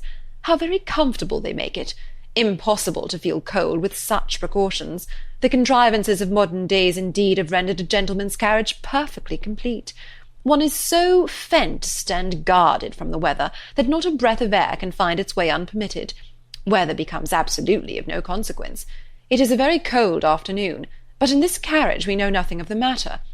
Ah, snows a little, I see." "Yes," said John Knightley, "and I think we shall have a good deal of it." "Christmas weather," observed Mr. Elton. "Quite seasonable, and extremely fortunate we may think ourselves that it did not begin yesterday, and prevent this day's party, which it might very possibly have done, for Mr. Woodhouse would hardly have ventured had there been much snow on the ground. But now it is of no consequence. This is quite the season indeed for friendly meetings. At Christmas everybody invites their friends about them, and people think little of even the worst weather. I was snowed up at a friend's house once for a week. Nothing could be pleasanter. I went for only one night, and could not get away till that very day se'nnight." Mr. John Knightley looked as if he did not comprehend the pleasure, but only said, coolly, "I cannot wish to be snowed up a week at Randall's." At another time Emma might have been amused, but she was too much astonished now at Mr. Elton's spirits for other feelings. Harriet seemed quite forgotten in the expectation of a pleasant party. "We are sure of excellent fires," continued he, "and everything in the greatest comfort. Charming people, Mr. and Mrs. Weston. Mrs. Weston, indeed, is much beyond praise, and he is exactly what one values, so hospitable, and so fond of society. It will be a small party, but where small parties are select, they are perhaps the most agreeable of any. Mr. Weston's dining-room does not accommodate more than 10 comfortably, and for my part I would rather, under such circumstances, fall short by 2 than exceed by 2. I think you will agree with me," turning with a soft air to Emma. "I think I shall certainly have your approbation, though Mr. Knightley, perhaps, from being used to the large parties of London, may not quite enter into our feelings." "I know nothing of the large parties of London, sir. I never dine with anybody." "Indeed?" in a tone of wonder and pity. "I had no idea that the law had been so great a slavery. Well, sir, the time must come when you will be paid for all this, when you will have little labour and great enjoyment." "My first enjoyment," replied John Knightley as they passed through the sweep-gate, "will be to find myself safe at Hartfield again." End of chapter 13. Volume 1, Chapter 14. Some change of countenance was necessary for each gentleman as they walked into Mrs. Weston's drawing-room. Mr. Elton must compose his joyous looks, and Mr. John Knightley disperse his ill humour. Mr. Elton must smile less, and Mr. John Knightley more, to fit them for the place. Emma only might be as nature prompted, and show herself just as happy as she was. To her it was real enjoyment to be with the Westons. Mr. Weston was a great favourite, and there was not a creature in the world to whom she spoke with such unreserve as to his wife. Not any one to whom she related with such conviction of being listened to and understood, of being always interesting and always intelligible, the little affairs, arrangements, perplexities, and pleasures of her father and herself. She could tell nothing of Hartfield, in which Mrs. Weston had not a lively concern, and half an hour's uninterrupted communication of all those little matters on which the daily happiness of private life depends, was one of the first gratifications of each. This was a pleasure which perhaps the whole day's visit might not afford, which certainly did not belong to the present half-hour. But the very sight of Mrs. Weston, her smile, her touch, her voice, was grateful to Emma, and she determined to think as little as possible of Mr. Elton's oddities, or of anything else unpleasant, and enjoy all that was enjoyable to the utmost. The misfortune of Harriet's cold had been pretty well gone through before her arrival. Mr. Woodhouse had been safely seated long enough to give the history of it, besides all the history of his own and Isabella's coming, and of Emma's being to follow, and had indeed just got to the end of his satisfaction that James should come and see his daughter, when the others appeared, and Mrs. Weston, who had been almost wholly engrossed by her attentions to him, was able to turn away and welcome her dear Emma. Emma's project of forgetting Mr. Elton for a while made her rather sorry to find, when they had all taken their places, that he was close to her.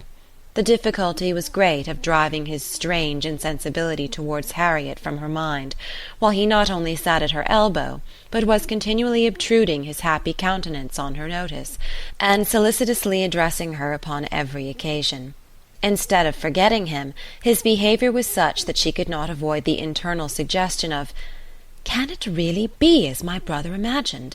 Can it be possible for this man to be beginning to transfer his affections from Harriet to me? Absurd and insufferable! Yet he would be so anxious for her being perfectly warm, and would be so interested about her father, and so delighted with Mrs. Weston, and at last would begin admiring her drawings with so much zeal and so little knowledge as seemed terribly like a would-be lover, and made it some effort with her to preserve her good manners.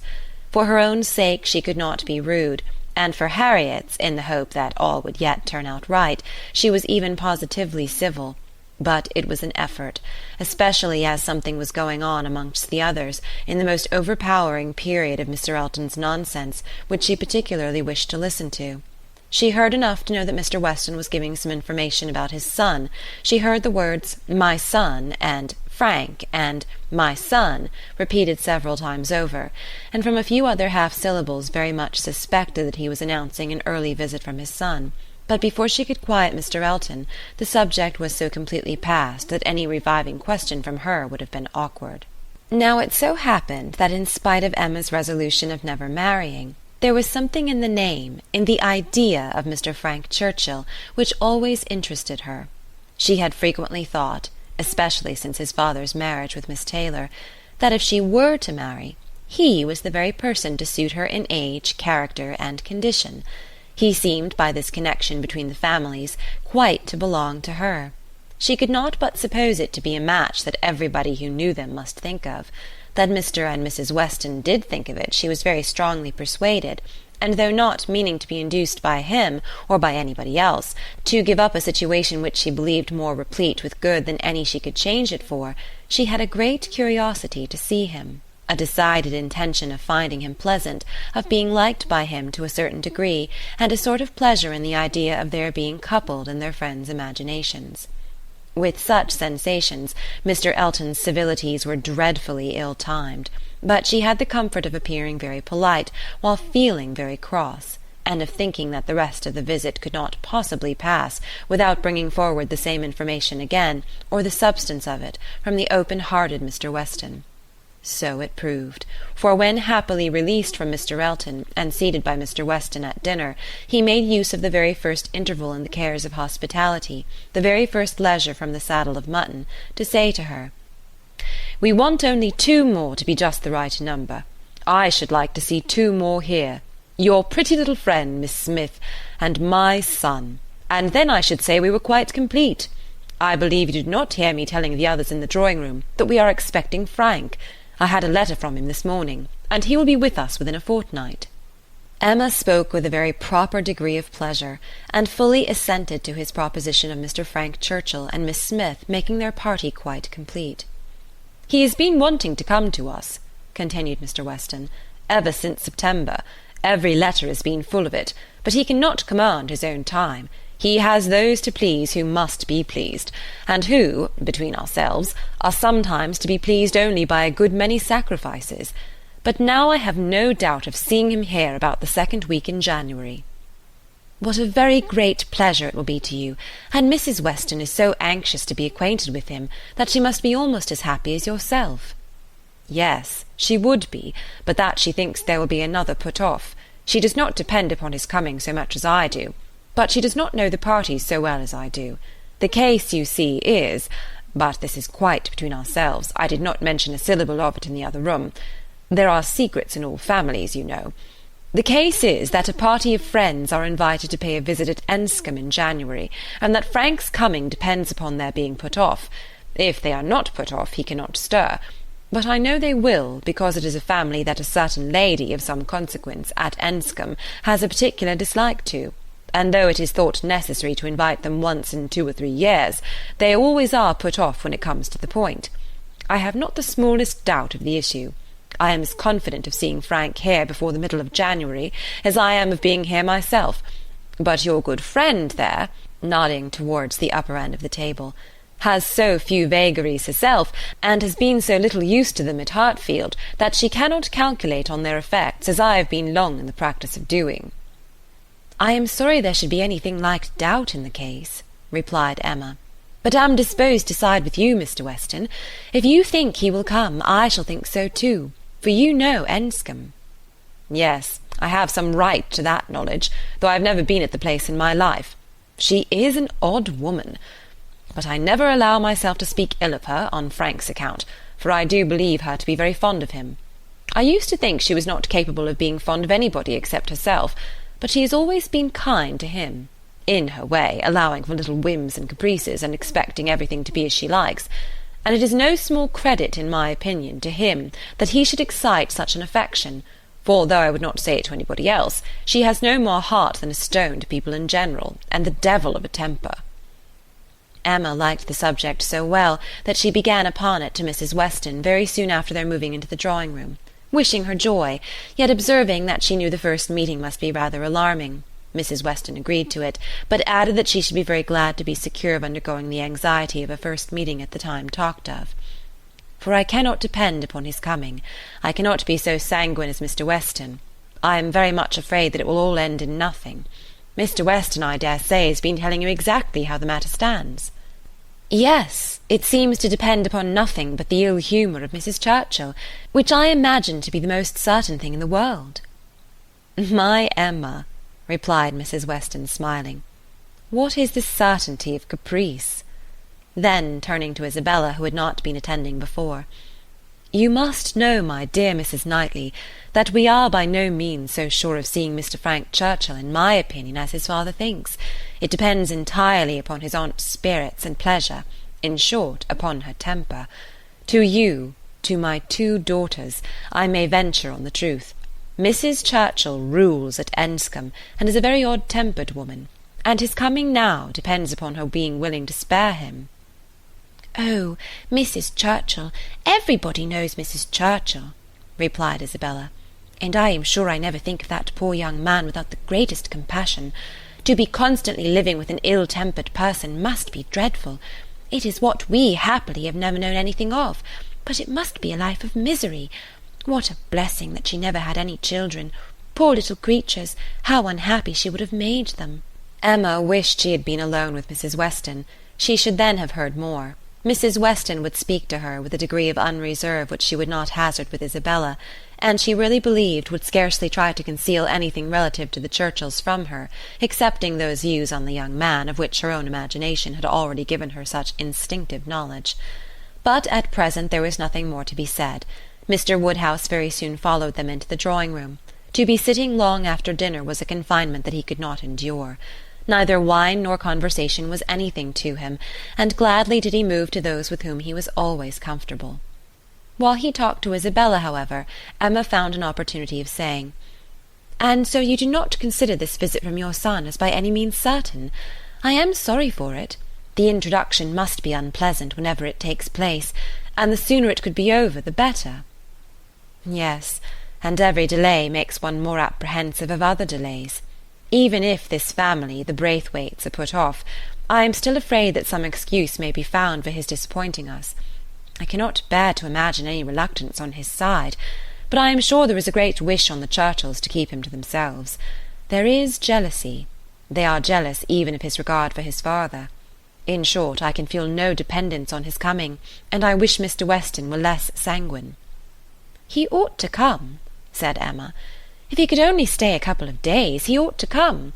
And one can hardly conceive a young man's not having it in his power to do as much as that. A young woman, if she fall into bad hands, may be teased, and kept at a distance from those she wants to be with, but one cannot comprehend a young man's being under such restraint as not to be able to spend a week with his father if he likes it." "One ought to be at Enscombe, and know the ways of the family, before one decides upon what he can do," replied Mrs. Weston. "One ought to use the same caution, perhaps, in judging of the conduct of any one individual of any one family. But Enscombe, I believe, certainly must not be judged by general rules. She is so very unreasonable, and everything gives way to her." "But she is so fond of the nephew.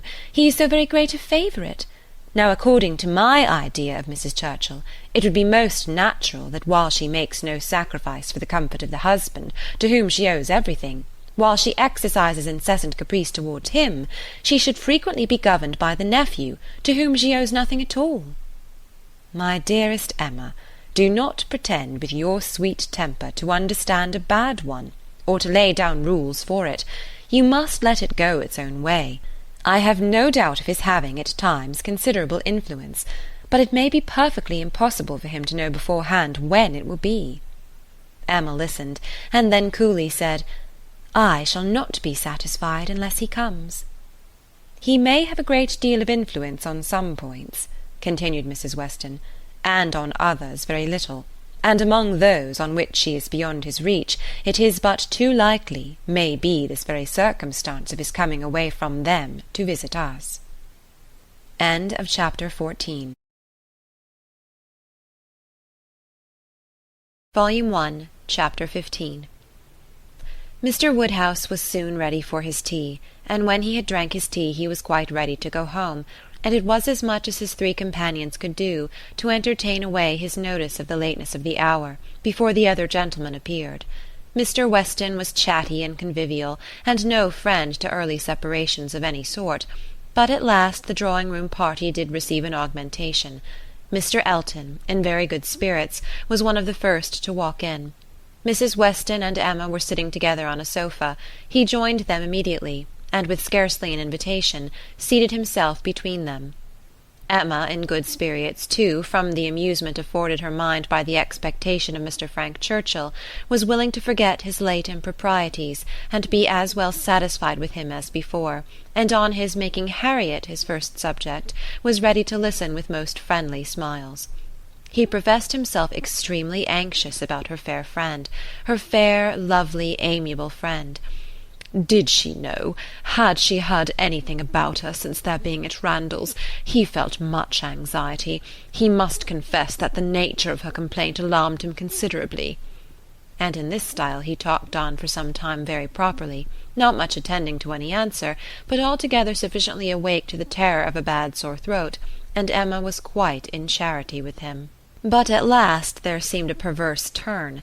It seemed all at once as if he were more afraid of its being a bad sore throat on her account than on Harriet's, more anxious that she should escape the infection than that there should be no infection in the complaint.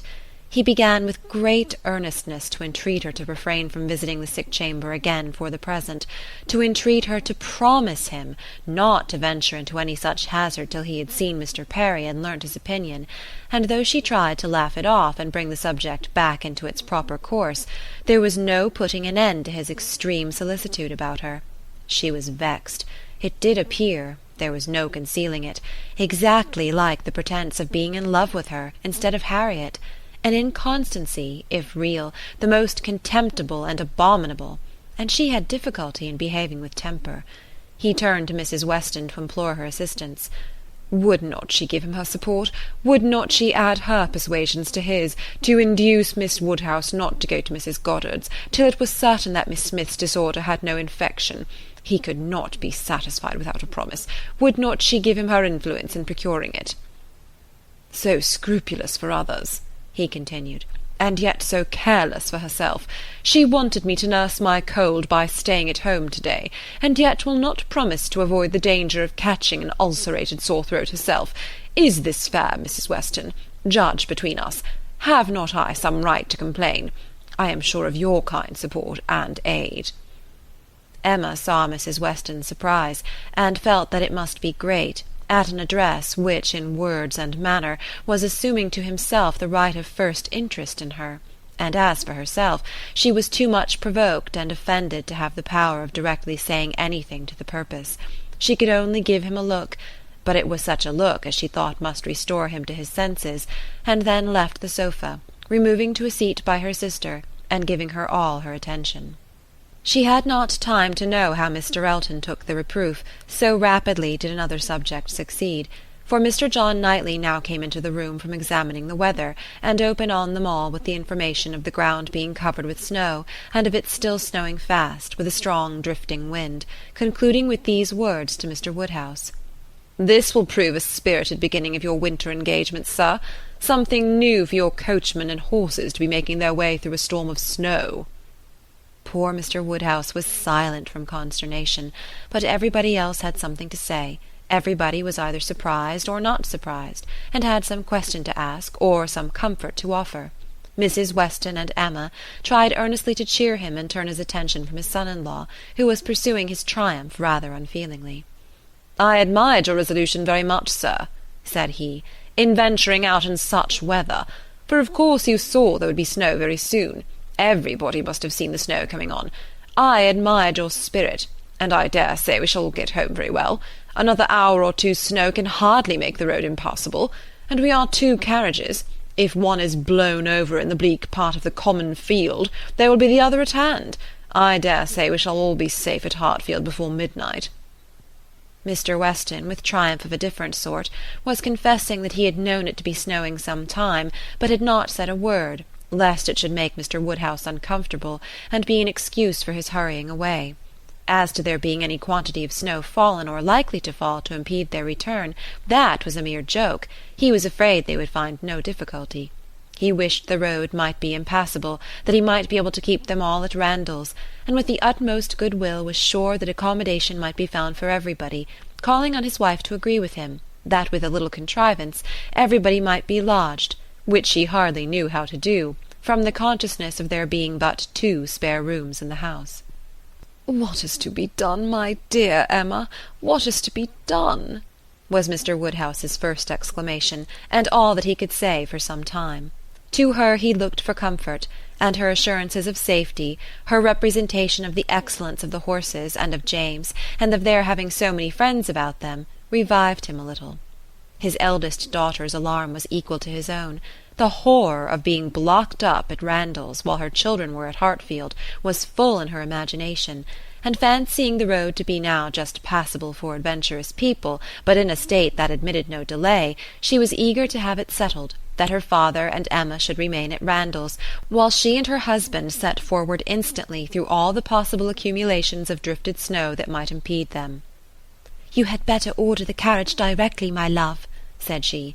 "I dare say we shall be able to get along, if we set off directly, and if we do come to anything very bad, I can get out and walk. I am not at all afraid. I should not mind walking half the way.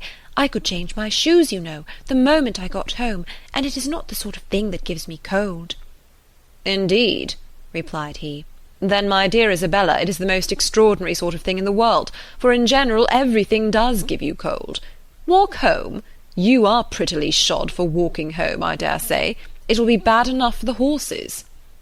Isabella turned to Mrs. Weston for her approbation of the plan. Mrs. Weston could only approve. Isabella then went to Emma, but Emma could not so entirely give up the hope of their all being able to get away, and they were still discussing the point, when Mr. Knightley, who had left the room immediately after his brother's first report of the snow, came back again and told them that he had been out of doors to examine, and could answer for there not being the smallest difficulty in their getting home whenever they liked it, either now or an hour hence. He had gone beyond the sweep, some way along the Highbury road. The snow was nowhere above half an inch deep, in many places hardly enough to whiten the ground. A very few flakes were falling at present, but the clouds were parting, and there was every appearance of its being soon over. He had seen the coachman, and they both agreed with him in there being nothing to apprehend. To Isabella the relief of such tidings was very great, and they were scarcely less acceptable to Emma on her father's account, who was immediately set as much at ease on the subject as his nervous constitution allowed. But the alarm that had been raised could not be appeased so as to admit of any comfort for him while he continued at Randalls. He was satisfied of there being no present danger in returning home, but no assurances could convince him that it was safe to stay, and while the others were variously urging and recommending, Mr. Knightley and Emma settled it in a few brief sentences, thus: "Your father will not be easy. Why do you not go?" "I am ready, if the others are." "Shall I ring the bell?" "Yes, do." And the bell was rung, and the carriages spoken for. A few minutes more, and Emma hoped to see one troublesome companion deposited in his own house, to get sober and cool, and the other recover his temper and happiness when this visit of hardship were over. The carriage came, and Mr. Woodhouse, always the first object on such occasions, was carefully attended to his own by Mr. Knightley and Mr. Weston, but not all that either could say could prevent some renewal of alarm at the sight of the snow which had actually fallen, and the discovery of a much darker night than he had been prepared for. "He was afraid they should have a very bad drive. He was afraid poor Isabella would not like it. And there would be poor Emma in the carriage behind. He did not know what they had best do. They must keep as much together as they could." And James was talked to, and given a charge to go very slow and wait for the other carriage. Isabella stepped in after her father. John Knightley, forgetting that he did not belong to their party, stepped in after his wife very naturally, so that Emma found, on being escorted and followed into the second carriage by Mr. Elton, that the door was to be lawfully shut on them, and that they were to have a tete-a-tete drive. It would not have been the awkwardness of a moment, it would have been rather a pleasure, previous to the suspicion of this very day, she could have talked to him of Harriet, and the 3/4 of a mile would have seemed but one. But now she would rather it had not happened. She believed he had been drinking too much of Mr. Weston's good wine, and felt sure that he would want to be talking nonsense. To restrain him as much as might be, by her own manners, she was immediately preparing to speak with exquisite calmness and gravity of the weather and the night. But scarcely had she begun, scarcely had they passed the sweep-gate and joined the other carriage, than she found her subject cut up, her hand seized, her attention demanded, and Mr. Elton actually making violent love to her, availing himself of the precious opportunity, declaring sentiments which must be already well known, hoping, fearing, adoring, ready to die if she refused him, but flattering himself that his ardent attachment and unequalled love and unexampled passion could not fail of having some effect, and in short, very much resolved on being seriously accepted as soon as possible. It really was so. Without scruple, without apology, without much apparent diffidence, Mr. Elton, the lover of Harriet, was professing himself her lover. She tried to stop him, but vainly. He would go on and say it all. Angry as she was, the thought of the moment made her resolve to restrain herself when she did speak.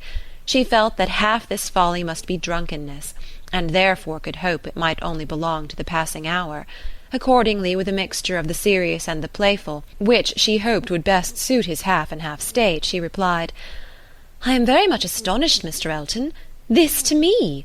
You forget yourself. You take me for my friend. Any message to Miss Smith I shall be happy to deliver, but no more of this to me, if you please." "Miss Smith? Message to Miss Smith? What could she possibly mean?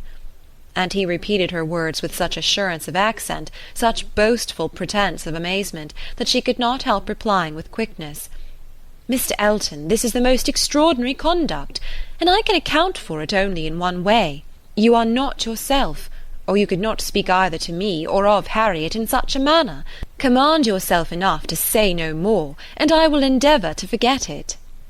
But Mr. Elton had only drunk wine enough to elevate his spirits, not at all to confuse his intellects. He perfectly knew his own meaning, and having warmly protested against her suspicion as most injurious, and slightly touched upon his respect for Miss Smith as her friend, but acknowledging his wonder that Miss Smith should be mentioned at all, he resumed the subject of his own passion, and was very urgent for a favourable answer. As she thought less of his inebriety, she thought more of his inconstancy and presumption, and with fewer struggles for politeness replied, "It is impossible for me to doubt any longer. You have made yourself too clear. Mr. Elton, my astonishment is much beyond anything I can express. After such behaviour as I have witnessed during the last month to Miss Smith, such attentions as I have been in the daily habit of observing, to be addressing me in this manner, this is an unsteadiness of character indeed, which I had not supposed possible. Believe me, sir, I am far, very far from gratified in being the object of such professions." "Good heaven!" cried Mr. Elton. "What can be the meaning of this? Miss Smith! I never thought of Miss Smith in the whole course of my existence, never paid her any attentions but as your friend, never cared whether she were dead or alive but as your friend. If she has fancied otherwise, her own wishes have misled her, and I am very sorry, extremely sorry. But Miss Smith, indeed! Oh, Miss Woodhouse! Who can think of Miss Smith when Miss Woodhouse is near? No, upon my honour, there is no unsteadiness of character. I have thought only of you. I protest against having paid the smallest attention to anyone else. Everything that I have said or done for many weeks past has been with the sole view of marking my adoration of yourself. You cannot really seriously doubt it. No," in an accent meant to be insinuating, "I am sure you have seen and understood me." It would be impossible to say what Emma felt on hearing this, which of all her unpleasant sensations was uppermost.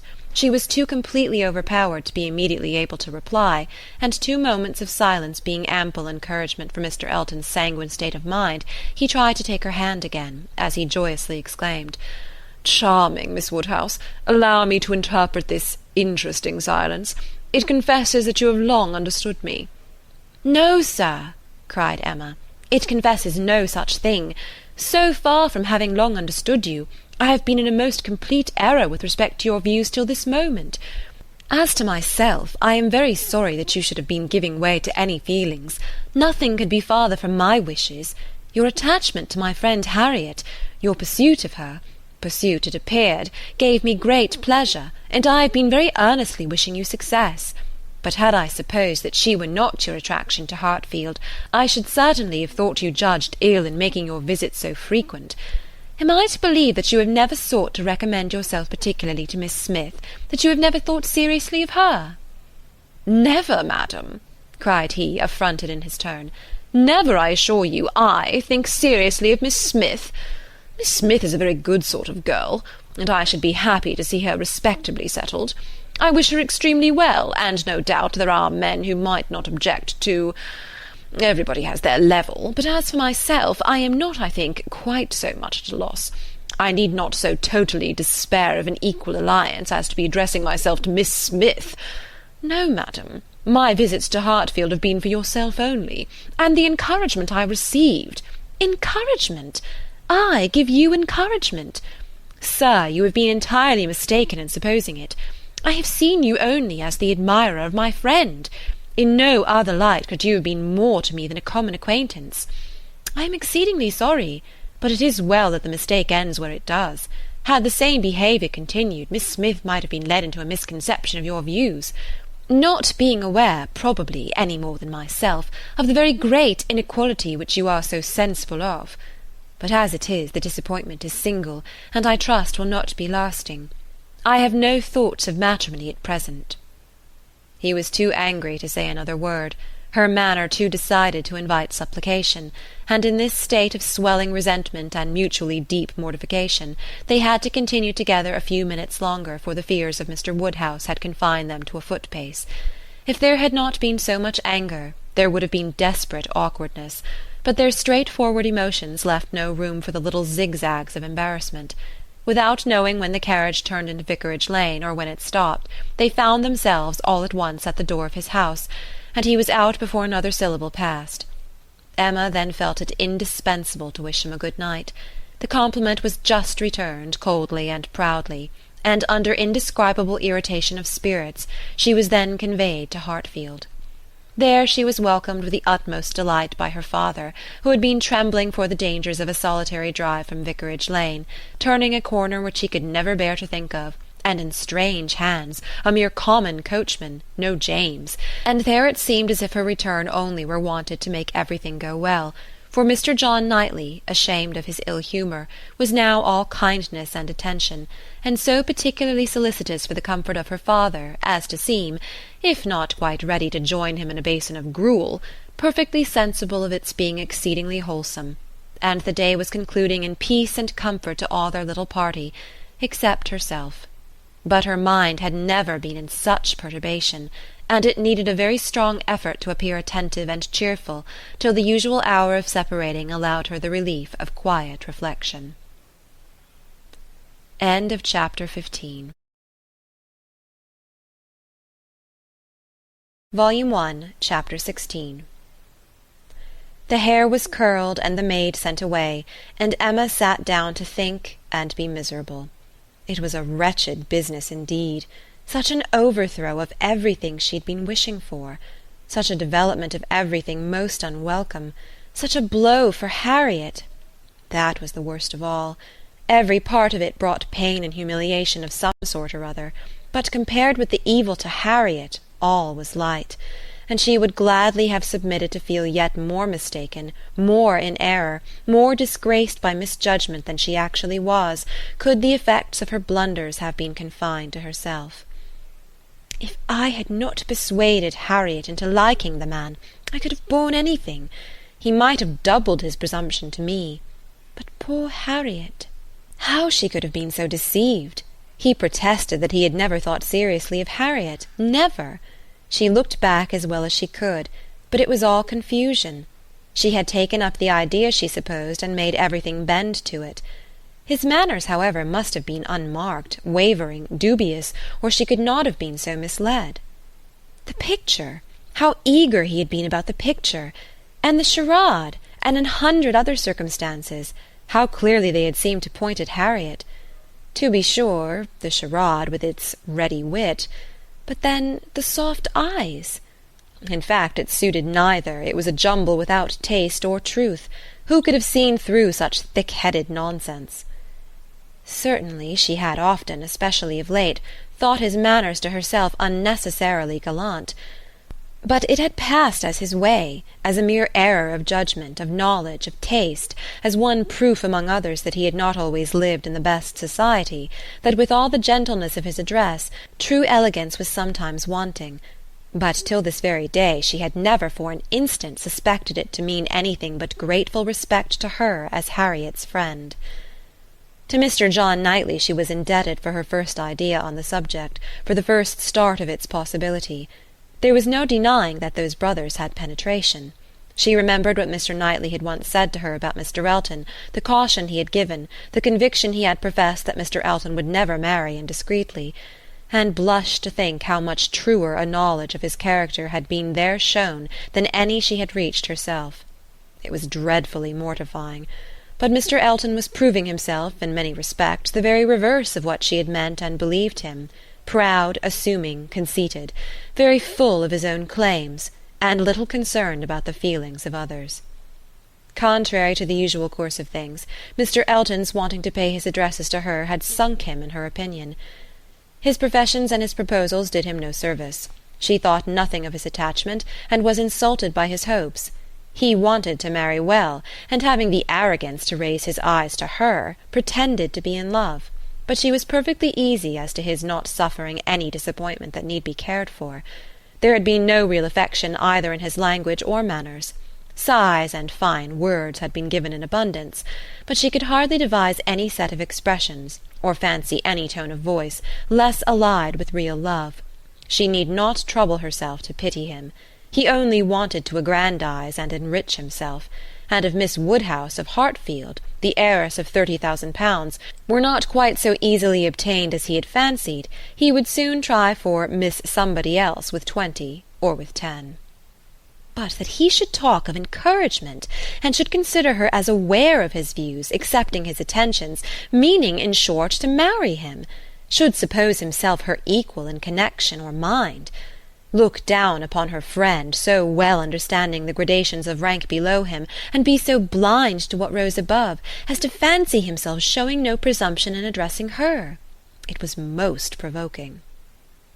Perhaps it was not fair to expect him to feel how very much he was her inferior in talent and all the elegancies of mind. The very want of such equality might prevent his perception of it, but he must know that in fortune and consequence she was greatly his superior.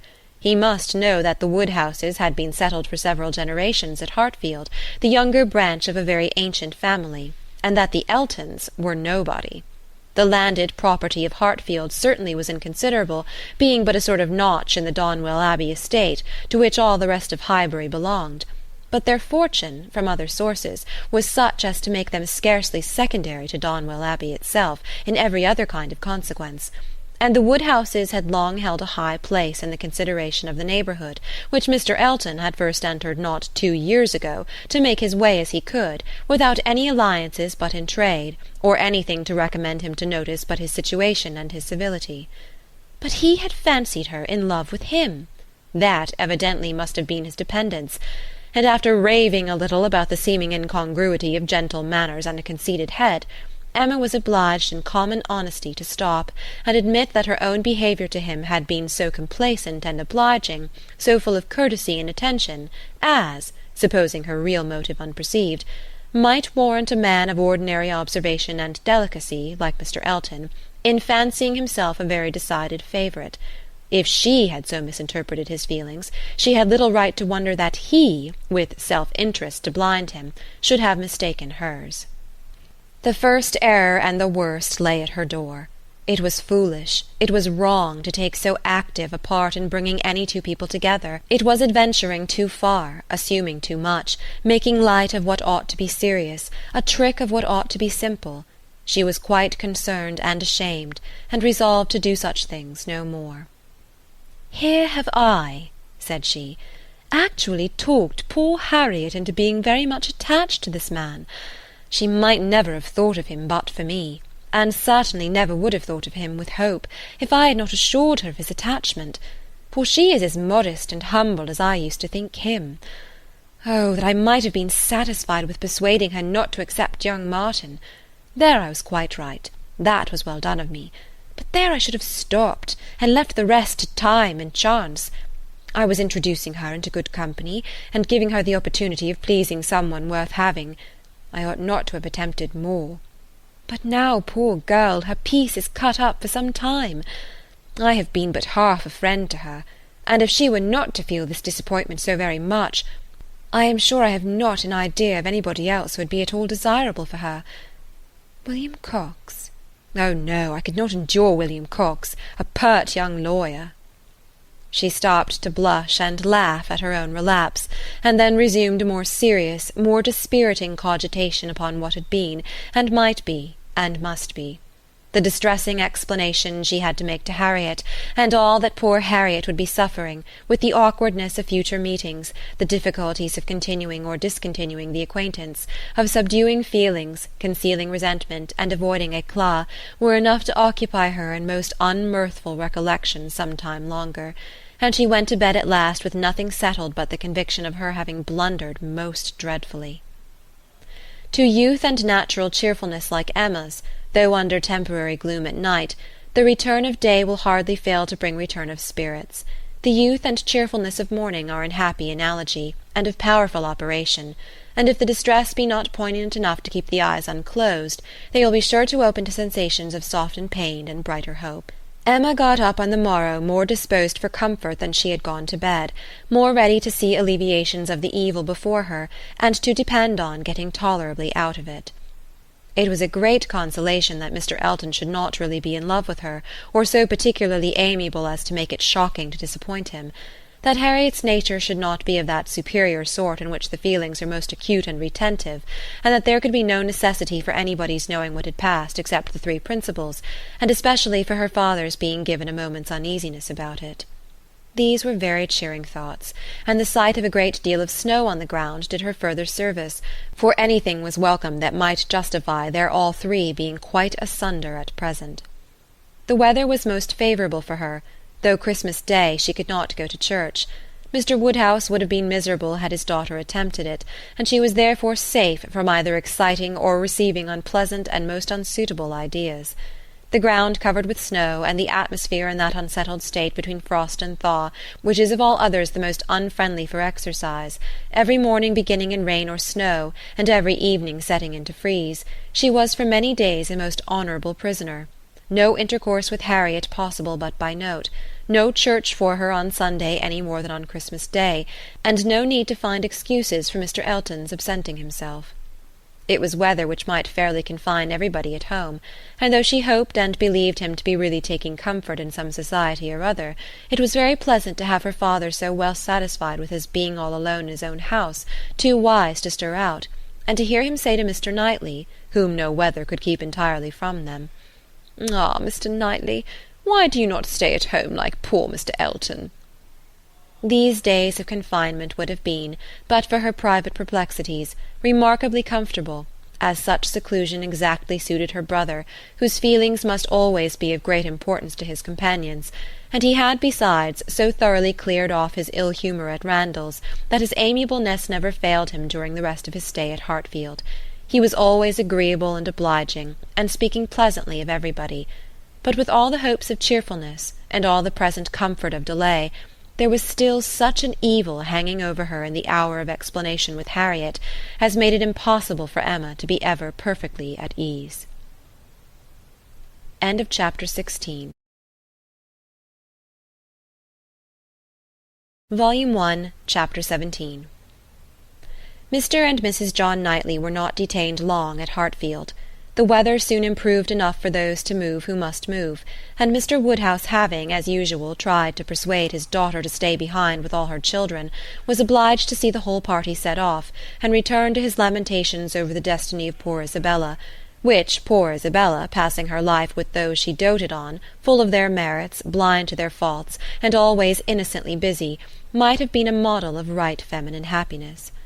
The evening of the very day on which they went brought a note from Mr. Elton to Mr. Woodhouse, a long, civil, ceremonious note, to say, with Mr. Elton's best compliments, that he was proposing to leave Highbury the following morning in his way to Bath, where, in compliance with the pressing entreaties of some friends, he had engaged to spend a few weeks, and very much regretted the impossibility he was under, from various circumstances of weather and business, of taking a personal leave of Mr. Woodhouse, of whose friendly civilities he should ever retain a grateful sense, and had Mr. Woodhouse any commands, should be happy to attend to them.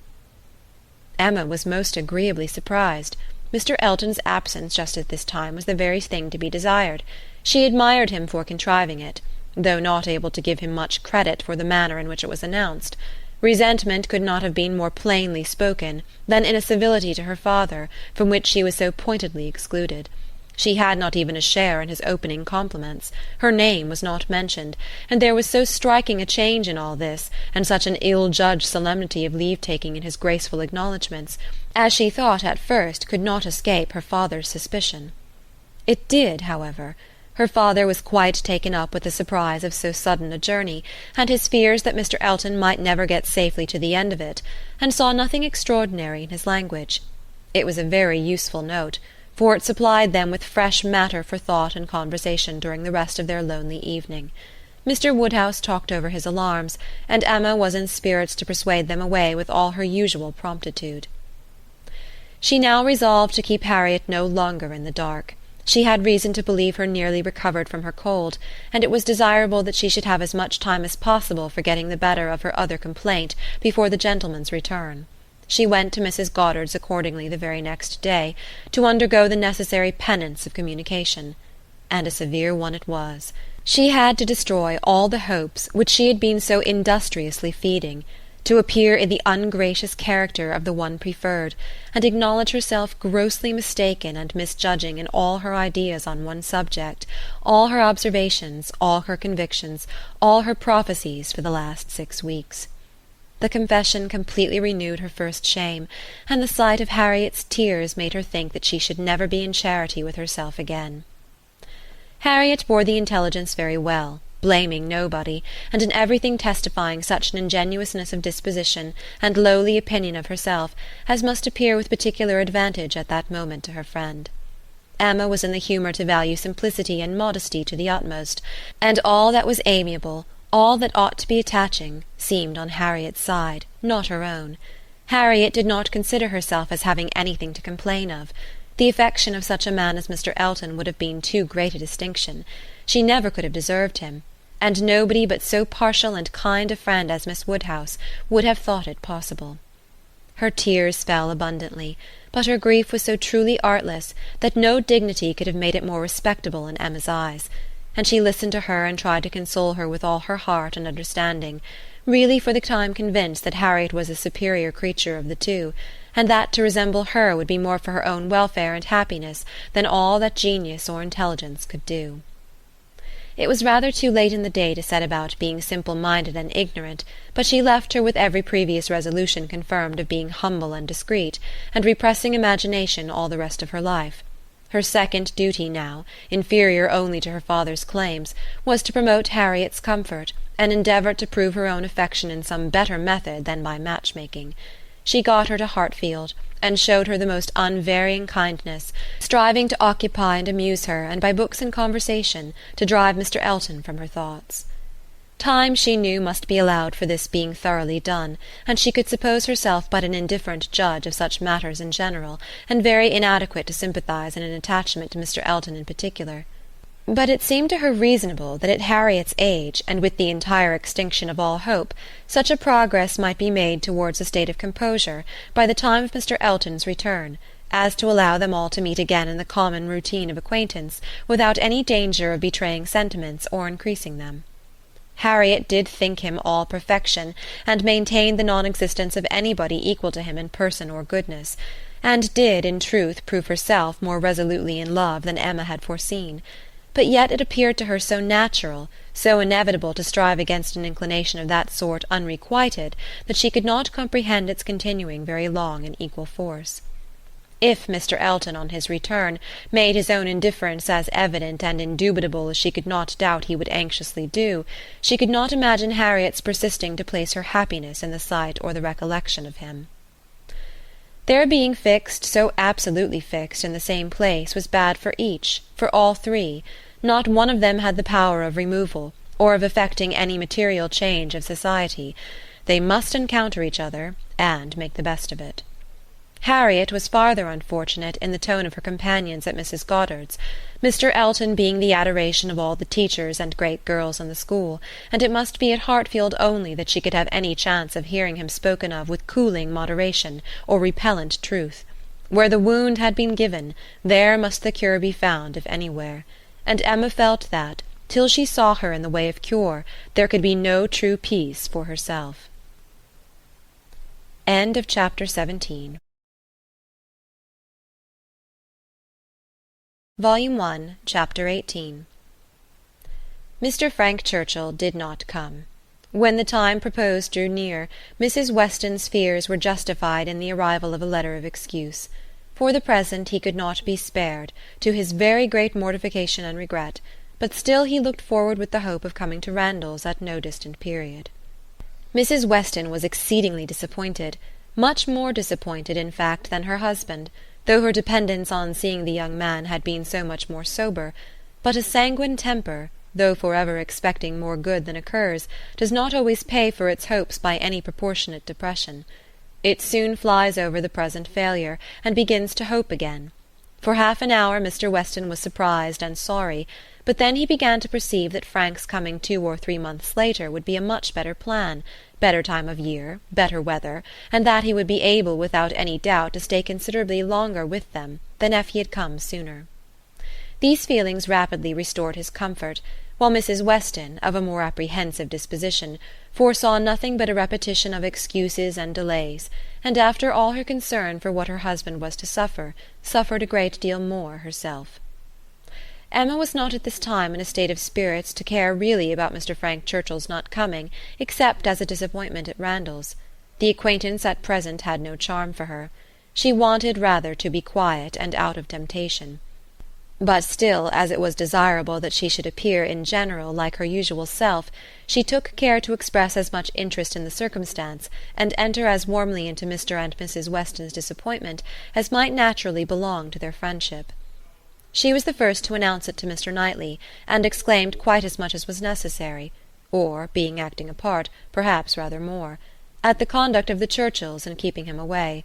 She then proceeded to say a good deal more than she felt, of the advantage of such an addition to their confined society in Surrey, the pleasure of looking at somebody new, the gala day to Highbury entire, which the sight of him would have made, and ending with reflections on the Churchills again, found herself directly involved in a disagreement with Mr. Knightley, and to her great amusement perceived that she was taking the other side of the question from her real opinion, and making use of Mrs. Weston's arguments against herself. "The Churchills are very likely in fault," said Mr. Knightley coolly, "but I dare say he might come if he would." "I do not know why you should say so. He wishes exceedingly to come, but his aunt and uncle will not spare him." "I cannot believe that he has not the power of coming, if he made a point of it. It is too unlikely for me to believe it without proof." "How odd you are! What has Mr. Frank Churchill done to make you suppose him such an unnatural creature?" "I am not supposing him at all an unnatural creature, in suspecting that he may have learnt to be above his connections, and to care very little for anything but his own pleasure, from living with those who have always set him the example of it. It is a great deal more natural than one could wish, that a young man, brought up by those who are proud, luxurious, and selfish, should be proud, luxurious, and selfish too. If Frank Churchill had wanted to see his father, he would have contrived it between September and January. A man at his age—what is he? 3 or 24 cannot be without the means of doing as much as that. It is impossible." "That's easily said and felt by you, who have always been your own master. You are the worst judge in the world, Mr. Knightley, of the difficulties of dependence. You do not know what it is to have tempers to manage." "It is not to be conceived that a man of 3 or 24 should not have liberty of mind or limb to that amount. He cannot want money. He cannot want leisure. We know, on the contrary, that he has so much of both, that he is glad to get rid of them at the idlest haunts in the kingdom. We hear of him for ever at some watering place or other. A little while ago he was at Weymouth. This proves that he can leave the Churchills." "Yes, sometimes he can." "And those times are whenever he thinks it worth his while, whenever there is any temptation of pleasure." "It is very unfair to judge of anybody's conduct without an intimate knowledge of their situation. Nobody who has not been in the interior of a family can say what the difficulties of any individual of that family may be. We ought to be acquainted with Enscombe and with Mrs. Churchill's temper before we pretend to decide upon what her nephew can do. He may at times be able to do a great deal more than he can at others." "There is one thing, Emma, which a man can always do if he chooses, and that is his duty. Not by manoeuvring and finessing, but by vigour and resolution. It is Frank Churchill's duty to pay this attention to his father. He knows it to be so by his promises and messages, but if he wished to do it, it might be done. A man who felt rightly would say at once, simply and resolutely to Mrs. Churchill, 'Every sacrifice of mere pleasure you will always find me ready to make to your convenience, but I must go and see my father immediately. I know he would be hurt by my failing in such a mark of respect to him on the present occasion. I shall therefore set off to-morrow.' If he would say so to her at once, in the tone of decision becoming a man, there would be no opposition made to his going." "No," said Emma, laughing, "but perhaps there might be some made to his coming back again. Such language for a young man entirely dependent to use! Nobody but you, Mr. Knightley, would imagine it possible. But you have not an idea of what is requisite in situations directly opposite to your own. Mr. Frank Churchill to be making such a speech as that to the uncle and aunt who have brought him up and are to provide for him! Standing up in the middle of the room, I suppose, and speaking as loud as he could! How can you imagine such conduct practicable?" "Depend upon it, Emma, a sensible man would find no difficulty in it. He would feel himself in the right, and the declaration, made, of course, as a man of sense would make it, in a proper manner, would do him more good, raise him higher, fix his interest stronger with the people he depended on, than all that a line of shifts and expedients can ever do. Respect would be added to affection.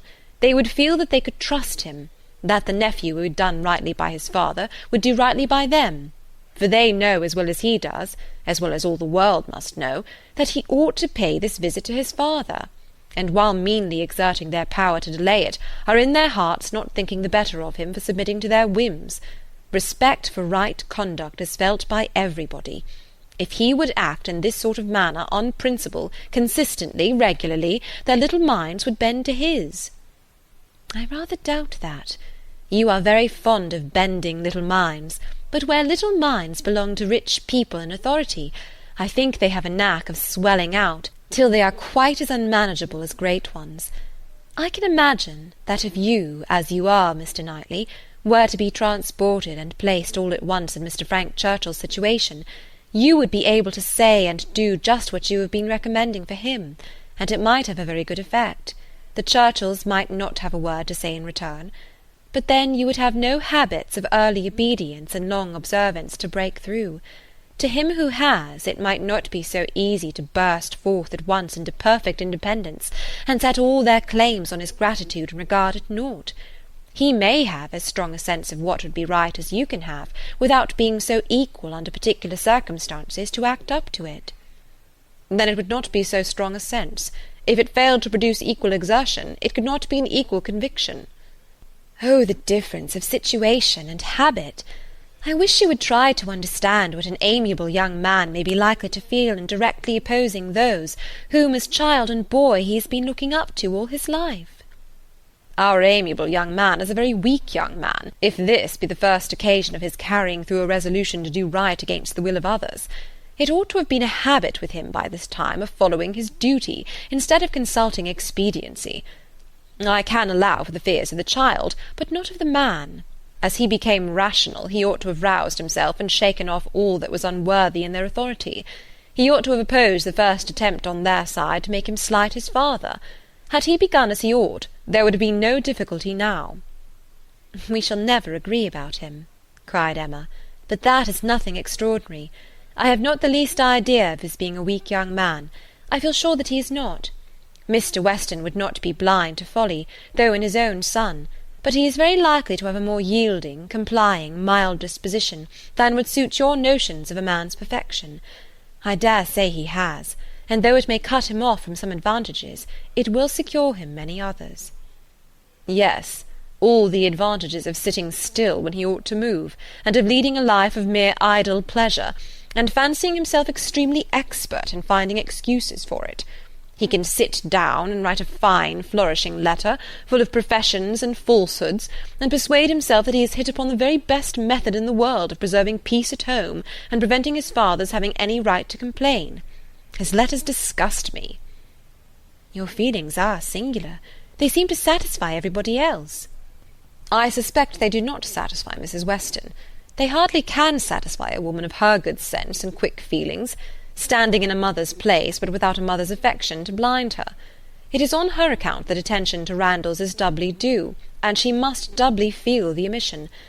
Had she been a person of consequence herself, he would have come, I dare say, and it would not have signified whether he did or no. Can you think your friend behindhand in these sort of considerations? Do you suppose she does not often say all this to herself?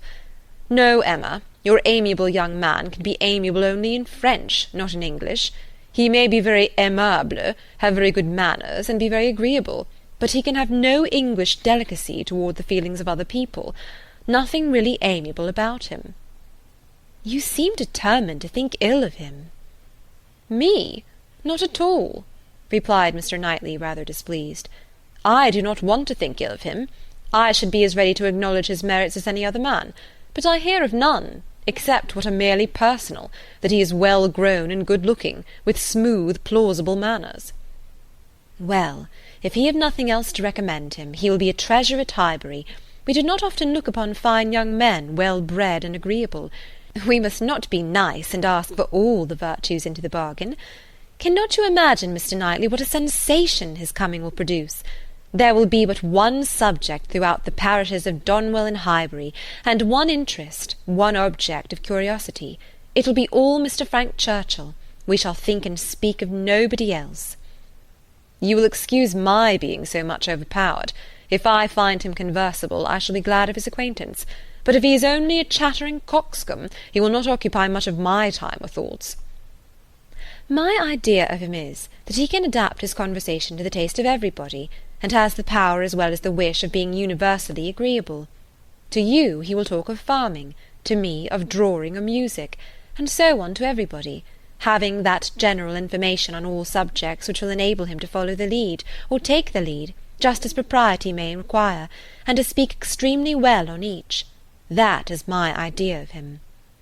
And mine, said Mr. Knightley warmly, is that if he turn out anything like it, he will be the most insufferable fellow breathing. What! At 23 to be the king of his company, the great man, the practised politician, who is to read everybody's character, and make everybody's talents conduce to the display of his own superiority, to be dispensing his flatteries around, that he may make all appear like fools compared with himself. My dear Emma, your own good sense could not endure such a puppy when it came to the point. I will say no more about him, said Emma. You turn everything to evil. We are both prejudiced, you against, I for him, and we have no chance of agreeing till he is really here. Prejudiced? I am not prejudiced. But I am very much, and without being at all ashamed of it. My love for Mr. and Mrs. Weston gives me a decided prejudice in his favour. He is a person whom I never think of from one month's end to another, said Mr. Knightley, with a degree of vexation, which made Emma immediately talk of something else, though she could not comprehend why he should be angry. To take a dislike to a young man, only because he appeared to be of a different disposition from himself, was unworthy the real liberality of mind which she was always used to acknowledge in him. For with all the high opinion of himself, which she had often laid to his charge, she had never before for a moment supposed it could make him unjust to the merit of another. End of Chapter 18. End of Volume 1. Volume 2, Chapter 1. Emma and Harriet had been walking together one morning, and in Emma's opinion had been talking enough of Mr. Elton for that day. She could not think that Harriet's solace or her own sins required more, and she was therefore industriously getting rid of the subject as they returned. But it burst out again when she thought she had succeeded, and after speaking some time of what the poor must suffer in winter, and receiving no other answer than a very plaintive "Mr. Elton is so good to the poor," she found something else must be done. They were just approaching the house where lived Mrs. and Miss Bates. She determined to call upon them and seek safety in numbers. There was always sufficient reason for such an attention. Mrs. and Miss Bates loved to be called on, and she knew she was considered by the very few who presumed ever to see imperfection in her as rather negligent in that respect, and as not contributing what she ought to the stock of their scanty comforts.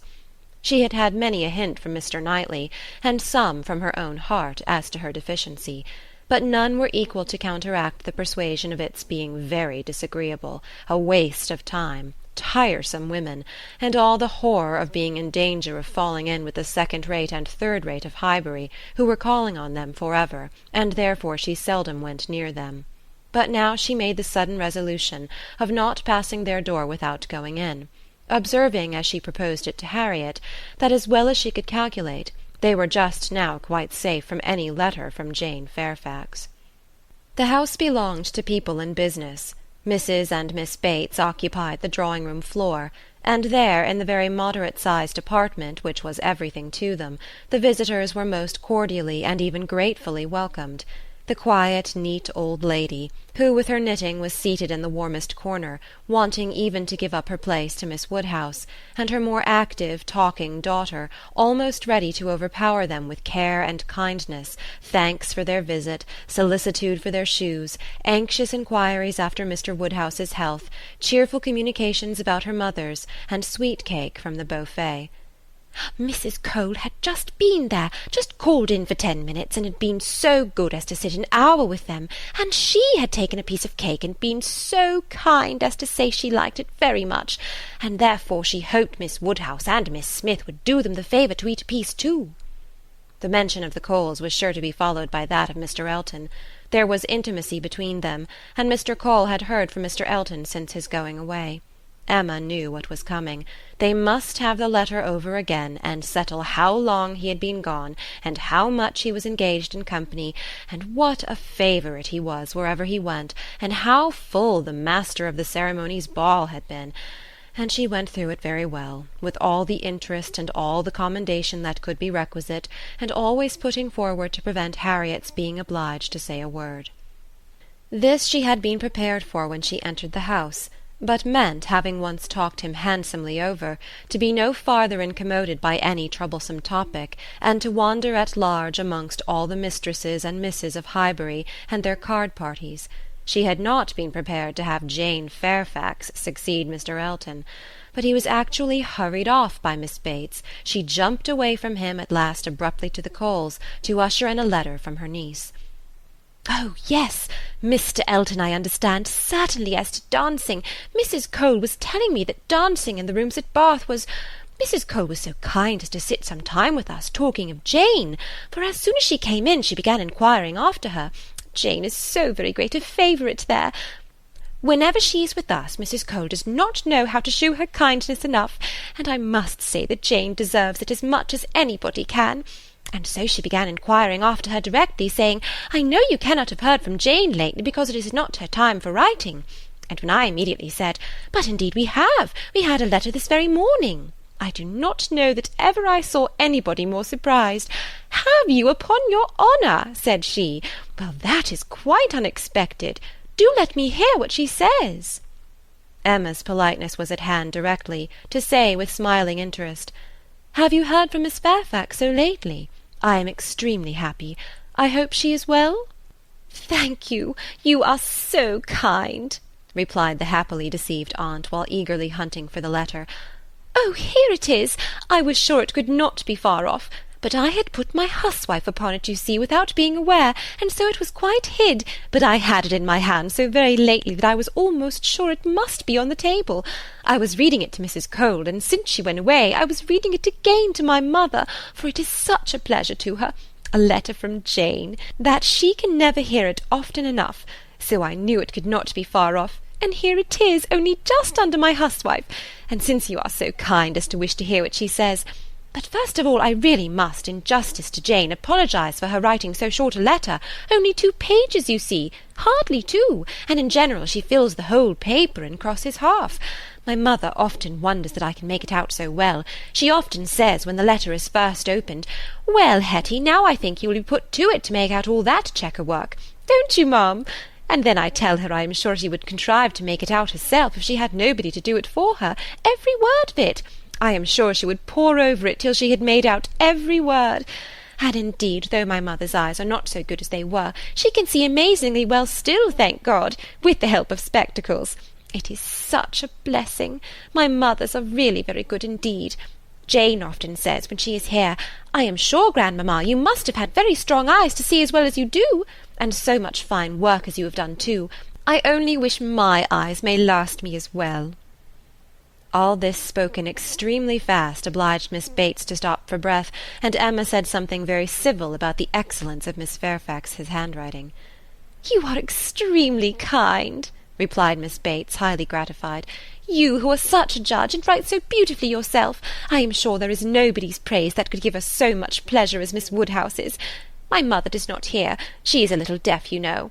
Ma'am,' addressing her, 'do you hear what Miss Woodhouse is so obliging to say about Jane's handwriting?' and Emma had the advantage of hearing her own silly compliment repeated twice over before the good old lady could comprehend it. She was pondering in the meanwhile upon the possibility, without seeming very rude, of making her escape from Jane Fairfax's letter, and had almost resolved on hurrying away directly under some slight excuse, when Miss Bates turned to her again and seized her attention. My mother's deafness is very trifling, you see, just nothing at all. By only raising my voice and saying anything 2 or 3 times over, she is sure to hear, but then she is used to my voice. But it is very remarkable that she should always hear Jane better than she does me. Jane speaks so distinct. However, she will not find her grandmamma at all deafer than she was 2 years ago, which is saying a great deal at my mother's time of life. And it really is full 2 years, you know, since she was here. We never were so long without seeing her before, and as I was telling Mrs. Cole, we shall hardly know how to make enough of her now. Are you expecting Miss Fairfax here soon? Oh, yes, next week. Indeed, that must be a very great pleasure. Thank you. You are very kind. Yes, next week. Everybody is so surprised, and everybody says the same obliging things. I am sure she will be as happy to see her friends at Highbury as they can be to see her. Yes, Friday or Saturday. She cannot say which, because Colonel Campbell will be wanting the carriage himself one of those days. So very good of them to send her the whole way. But they always do, you know. Oh, yes, Friday or Saturday next. That is what she writes about. That's the reason of her writing out a rule, as we call it. For in the common course we should not have heard from her before next Tuesday or Wednesday. Yes, so I imagined. I was afraid there could be little chance of my hearing anything of Miss Fairfax to-day. So obliging of you. No, we should not have heard it if not been for this particular circumstance of her being to come here so soon. My mother is so delighted, for she is to be 3 months with us at least. 3 months, she says so, positively, as I am going to have the pleasure of reading to you.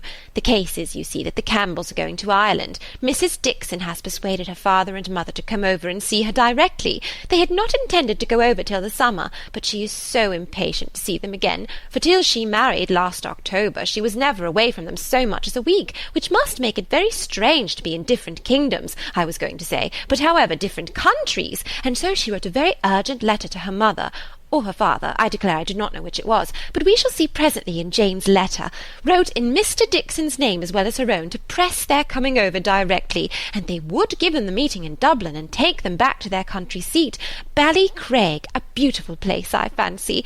Jane has had a great deal of its beauty, from Mr. Dixon, I mean. I do not know that she ever heard about it from anybody else, but it was very natural, you know, that he should like to speak of his own place while he was paying his addresses, and as Jane used to be very often walking out with them, for Colonel and Mrs. Campbell were very particular about their daughters not walking out often with only Mr. Dixon, for which I do not at all blame them. Of course she heard everything he might be telling Miss Campbell about his own home in Ireland, and I think she wrote us word that he had shown them some drawings of the place, views that he had taken himself. He is a most amiable, charming young man, I believe. Jane was quite longing to go to Ireland from his account of things. At this moment, an ingenious and animating suspicion entering Emma's brain with regard to Jane Fairfax, this charming Mr. Dixon, and the not going to Ireland, she said with the insidious design of farther discovery, "You must feel it very fortunate that Miss Fairfax should be allowed to come to you at such a time. Considering the very particular friendship between her and Mrs. Dixon, you could hardly have expected her to be excused from accompanying Colonel and Mrs. Campbell." Very true indeed. The very thing that we have always been rather afraid of, for we should not have liked to have her at such distance from us, for months together, not able to come if anything was to happen. But you see, everything turns out for the best. They want her, Mr. and Mrs. Dixon, excessively to come over with Colonel and Mrs. Campbell. Quite depend upon it, nothing can be more kind or pressing than their joint invitation, Jane says, as you will hear presently. Mr. Dixon does not seem in the least backward in any attention. He is a most charming young man. Ever since the service he rendered Jane at Weymouth, when they were out in that party on the water, and she, by the sudden whirling round of something or other among the sails, would have been dashed into the sea at once, and actually was all but gone, if he had not, with the greatest presence of mind, caught hold of her habit. I can never think of it without trembling. But ever since we had the history of that day, I have been so fond of Mr. Dixon. But in spite of her friend's urgency, and her own wish of seeing Ireland, Miss Fairfax prefers devoting the time to you and Mrs. Bates. Yes, entirely her own doing, entirely her own choice, and Colonel and Mrs. Campbell think she does quite right, just what they should recommend, and indeed they particularly wish her to try her native air, as she has not been quite so well as usual lately. I am concerned to hear of it. I think they judge wisely, but Mrs. Dixon must be very much disappointed. Mrs. Dixon, I understand, has no remarkable degree of personal beauty, is not by any means to be compared with Miss Fairfax? Oh, no, you are very obliging to say such things, but certainly not. There is no comparison between them. Miss Campbell always was absolutely plain, but extremely elegant and amiable. Yes, that of course. Jane caught a bad cold, poor thing, so long ago as the 7th of November, as I am going to read to you, and has never been well since. A long time, is it not, for a cold to hang upon her? She never mentioned it before, because she would not alarm us. Just like her, so considerate. But, however, she is so far from well that her kind friends the Campbells think she had better come home, and try an air that always agrees with her, and they have no doubt that 3 or 4 months at Highbury will entirely cure her, and it is certainly a great deal better that she should come here than go to Ireland, if she is unwell. Nobody could nurse her as we should do. It appears to me the most desirable arrangement in the world. And so she is to come to us next Friday or Saturday, and the Campbells leave town and their way to Holyhead the Monday following, as you will find from Jane's letter. So sudden! You may guess, dear Miss Woodhouse, what a flurry it has thrown me in, if it were not for the drawback of her illness. But I am afraid we must expect to see her grown thin and looking very poorly. I must tell you what an unlucky thing happened to me as to that. I always make a point of reading Jane's letters through to myself first, before I read them aloud to my mother, you know, for fear of there being anything in them to distress her. Jane desired me to do it, so I always do, and so I began to-day with my usual caution. But no sooner did I come to the mention of her being unwell, than I burst out quite frightened with, "Bless me, poor Jane is ill," which my mother, being on the watch, heard distinctly, and was sadly alarmed at. However, when I read on, I found it was not near so bad as I had fancied at first, and I make so light of it now to her that she does not think about it much. But I cannot imagine how I could be so off my guard. If Jane does not get well soon, we will call in Mr. Perry. The expense shall not be thought of, and though he is so liberal and so fond of Jane that I dare say he would not mean to charge anything for attendance, we could not suffer it to be so, you know.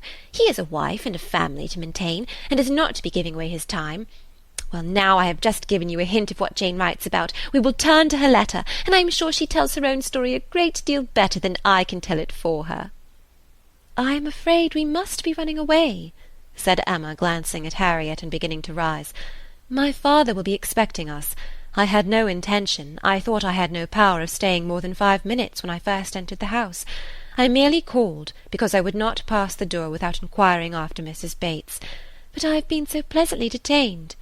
Now, however, we must wish you and Mrs. Bates good morning. And not all that could be urged to detain her succeeded. She regained the street, happy in this that though much had been forced on her against her will, though she had in fact heard the whole substance of Jane Fairfax's letter, she had been able to escape the letter itself. End of Chapter 1. Volume 2, Chapter 2. Jane Fairfax was an orphan, the only child of Mrs. Bates's youngest daughter. The marriage of Lieutenant Fairfax of the Regiment of Infantry and Miss Jane Bates had had its day of fame and pleasure, hope and interest, but now nothing remained of it, save the melancholy remembrance of him dying in action abroad, of his widow sinking under consumption and grief soon afterwards, and this girl.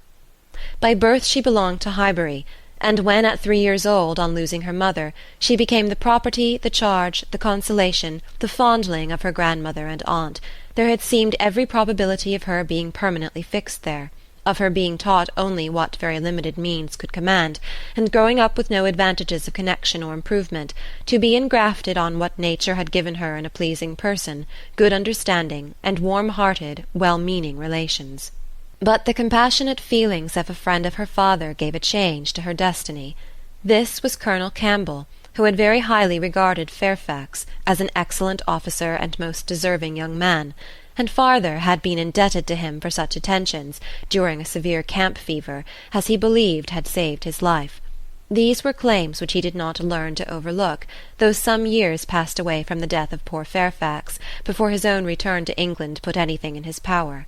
When he did return, he sought out the child and took notice of her. He was a married man with only one living child, a girl about Jane's age, and Jane became their guest, paying them long visits and growing a favourite with all, and before she was 9 years old, his daughter's great fondness for her, and his own wish of being a real friend, united to produce an offer from Colonel Campbell of undertaking the whole charge of her education. It was accepted, and from that period Jane had belonged to Colonel Campbell's family, and had lived with them entirely, only visiting her grandmother from time to time. The plan was that she should be brought up for educating others, the very few £100 which she inherited from her father making independence impossible. To provide for her otherwise was out of Colonel Campbell's power, for though his income, by pay and appointments, was handsome, his fortune was moderate and must be all his daughter's. But by giving her an education, he hoped to be supplying the means of respectable subsistence hereafter. Such was Jane Fairfax's history. She had fallen into good hands, known nothing but kindness from the Campbells, and been given an excellent education. Living constantly with right-minded and well-informed people, her heart and understanding had received every advantage of discipline and culture, and Colonel Campbell's residence being in London, every lighter talent had been done full justice to, by the attendance of first-rate masters.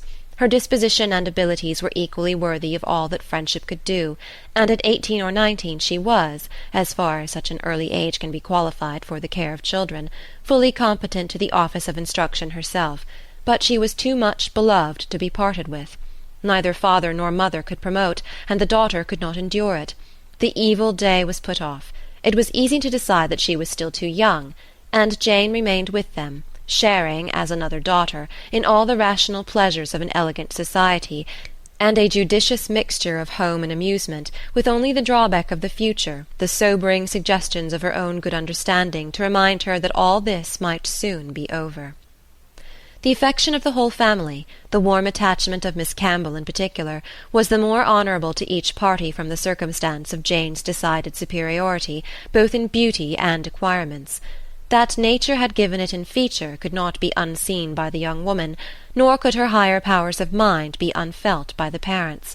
They continued together with unabated regard, however, till the marriage of Miss Campbell, who by that chance, that luck which so often defies anticipation in matrimonial affairs, giving attraction to what is moderate rather than to what is superior, engaged the affections of Mr. Dixon, a young man, rich and agreeable, almost as soon as they were acquainted, and was eligibly and happily settled, while Jane Fairfax had yet her bread to earn. This event had very lately taken place, too lately for anything to be yet attempted by her less fortunate friend towards entering on her path of duty, though she had now reached the age which her own judgment had fixed on for beginning. She had long resolved that 21 should be the period. With the fortitude of a devoted novitiate, she had resolved at 21 to complete the sacrifice, and retire from all the pleasures of life, of rational intercourse, equal society, peace and hope, to penance and mortification for ever. The good sense of Colonel and Mrs. Campbell could not oppose such a resolution, though their feelings did. As long as they lived, no exertions would be necessary, their home might be hers for ever, and for their own comfort they would have retained her wholly. But this would be selfishness. What must be at last had better be soon. Perhaps they began to feel it might have been kinder and wiser to have resisted the temptation of any delay, and spared her from a taste of such enjoyments of ease and leisure as must now be relinquished. Still, however, affection was glad to catch at any reasonable excuse for not hurrying on the wretched moment. She had never been quite well since the time of their daughter's marriage, and till she should have completely recovered her usual strength, they must forbid her engaging in duties, which, so far from being compatible with a weakened frame and varying spirits, seemed, under the most favourable circumstances, to require something more than human perfection of body and mind to be discharged with tolerable comfort. With regard to her not accompanying them to Ireland, her account to her aunt contained nothing but truth, though there might be some truths not told. It was her own choice to give the time of their absence to Highbury, to spend perhaps her last months of perfect liberty with those kind relations to whom she was so very dear, and the Campbells, whatever might be their motive or motives, whether single or double or treble, gave the arrangement their ready sanction, and said that they depended more on a few months spent in her native air for the recovery of her health than on anything else. Certain it was that she was to come, and that Highbury, instead of welcoming that perfect novelty which had been so long promised it, Mr. Frank Churchill, must put up for the present with Jane Fairfax, who could bring only the freshness of a 2 years' absence. Emma was sorry. To have to pay civilities to a person she did not like through 3 long months, to be always doing more than she wished and less than she ought. Why she did not like Jane Fairfax might be a difficult question to answer. Mr. Knightley had once told her it was because she saw in her the really accomplished young woman which she wanted to be thought herself, and though the accusation had been eagerly refuted at the time, there were moments of self-examination in which her conscience could not quite acquit her. But she could never get acquainted with her. She did not know how it was, but there was such coldness and reserve, such apparent indifference whether she pleased or not. And then her aunt was such an eternal talker, and she was made such a fuss with by everybody. And it had always been imagined that they were to be so intimate. Because their ages were the same, everybody had supposed they must be so fond of each other. These were her reasons. She had no better. It was a dislike so little just, every imputed fault was so magnified by fancy, that she never saw Jane Fairfax the first time after any considerable absence, without feeling that she had injured her, and now, when the due visit was paid, on her arrival, after a 2 years' interval, she was particularly struck with the very appearance and manners which for those 2 whole years she had been depreciating. Jane Fairfax was very elegant, remarkably elegant, and she had herself the highest value for elegance. Her height was pretty, just such as almost everybody would think tall, and nobody could think very tall. Her figure particularly graceful, her size a most becoming medium, between fat and thin, though a slight appearance of ill health seemed to point out the likeliest evil of the two. Emma could not but feel all this, and then her face, her features, there was more beauty in them altogether than she had remembered. It was not regular, but it was a very pleasing beauty. Her eyes, a deep grey, with dark eyelashes and eyebrows, had never been denied their praise, but the skin, which she had been used to cavil at, as wanting colour, had a clearness and delicacy which really needed no fuller bloom. It was a style of beauty of which elegance was the reigning character, and as such she must, in honour by all her principles, admire it. Elegance, which, whether of person or of mind, she saw so little in Highbury. There, not to be vulgar, was distinction and merit. In short, she sat, during the first visit, looking at Jane Fairfax with twofold complacency, the sense of pleasure and the sense of rendering justice, and was determining that she would dislike her no longer. When she took in her history, indeed her situation, as well as her beauty, when she considered what all this elegance was destined to, what she was going to sink from, how she was going to live, it seemed impossible to feel anything but compassion and respect, especially if to every well-known particular entitling her to interest were added the highly probable circumstance of an attachment to Mr. Dixon, which she had so naturally started to herself. In that case, nothing could be more pitiable or more honourable than the sacrifices she had resolved on. Emma was very willing now to acquit her of having seduced Mr. Dixon's actions from his wife, or of anything mischievous which her imagination had suggested at first. If it were love, it might be simple, single, successless love on her side alone. She might have been unconsciously sucking in the sad poison, while a sharer of his conversation with her friend, and from the best, the purest of motives, might now be denying herself this visit to Ireland, and resolving to divide herself effectually from him and his connections, by soon beginning her career of laborious duty. Upon the whole, Emma left her with such softened, charitable feelings as made her look around in walking home, and lament that Highbury afforded no young man worthy of giving her independence, nobody she could wish to scheme about for her. These were charming feelings, but not lasting.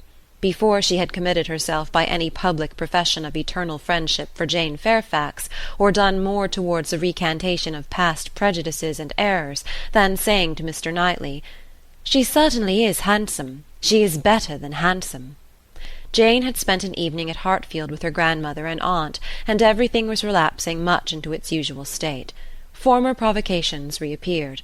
The aunt was as tiresome as ever, more tiresome, because anxiety for her health was now added to admiration of her powers, and they had to listen to the description of exactly how little bread and butter she ate for breakfast, and how small a slice of mutton for dinner, as well as to see exhibitions of new caps and new work-bags for her mother and herself, and Jane's offences rose again.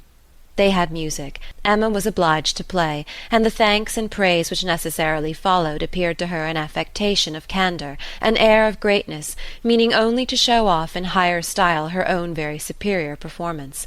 She was, besides, which was the worst of all, so cold, so cautious.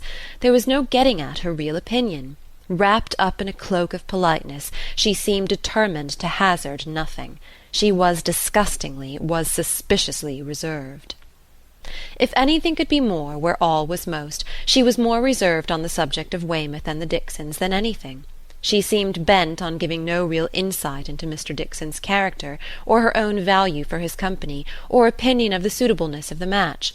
It was all general approbation and smoothness, nothing delineated or distinguished. It did her no service, however. Her caution was thrown away. Emma saw its artifice, and returned to her first surmises. There probably was something more to conceal than her own preference. Mr. Dixon, perhaps, had been very near changing one friend for the other, or been fixed only to Miss Campbell, for the sake of the future £12,000. The like reserve prevailed on other topics. She and Mr. Frank Churchill had been at Weymouth at the same time. It was known that they were a little acquainted, but not a syllable of real information could Emma procure as to what he truly was. Was he handsome? She believed he was reckoned a very fine young man. Was he agreeable? He was generally thought so. Did he appear a sensible young man, a young man of information?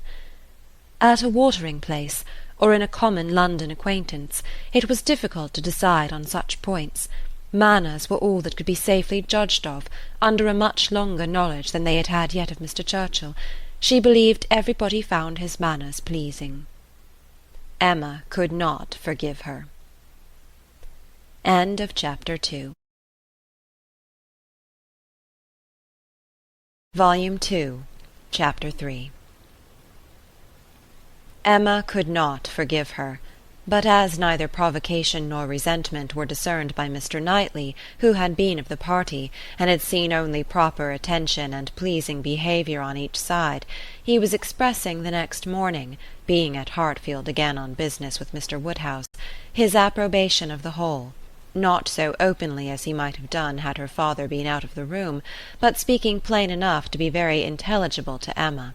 He had been used to think her unjust to Jane, and had now great pleasure in marking an improvement.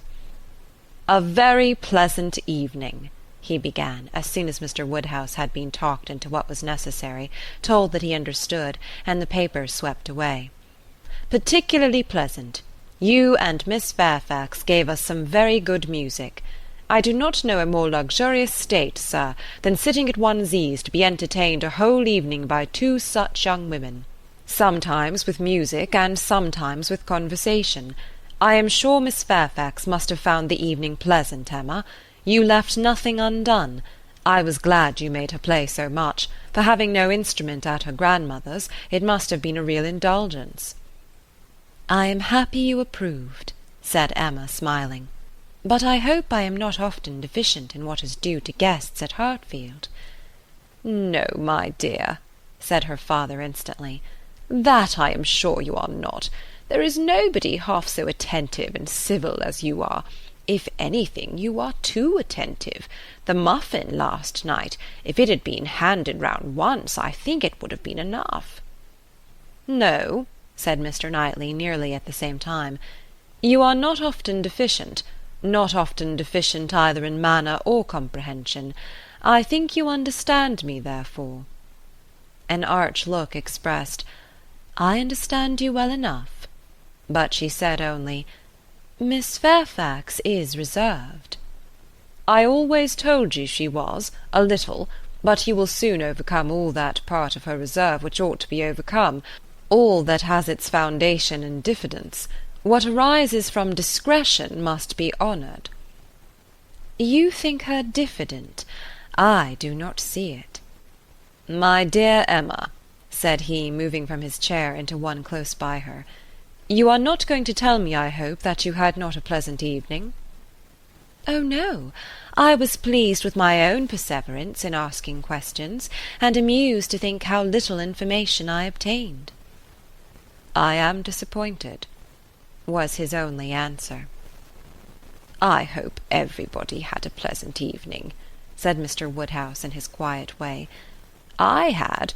Once I felt the fire rather too much, but then I moved back my chair a little, a very little, and it did not disturb me.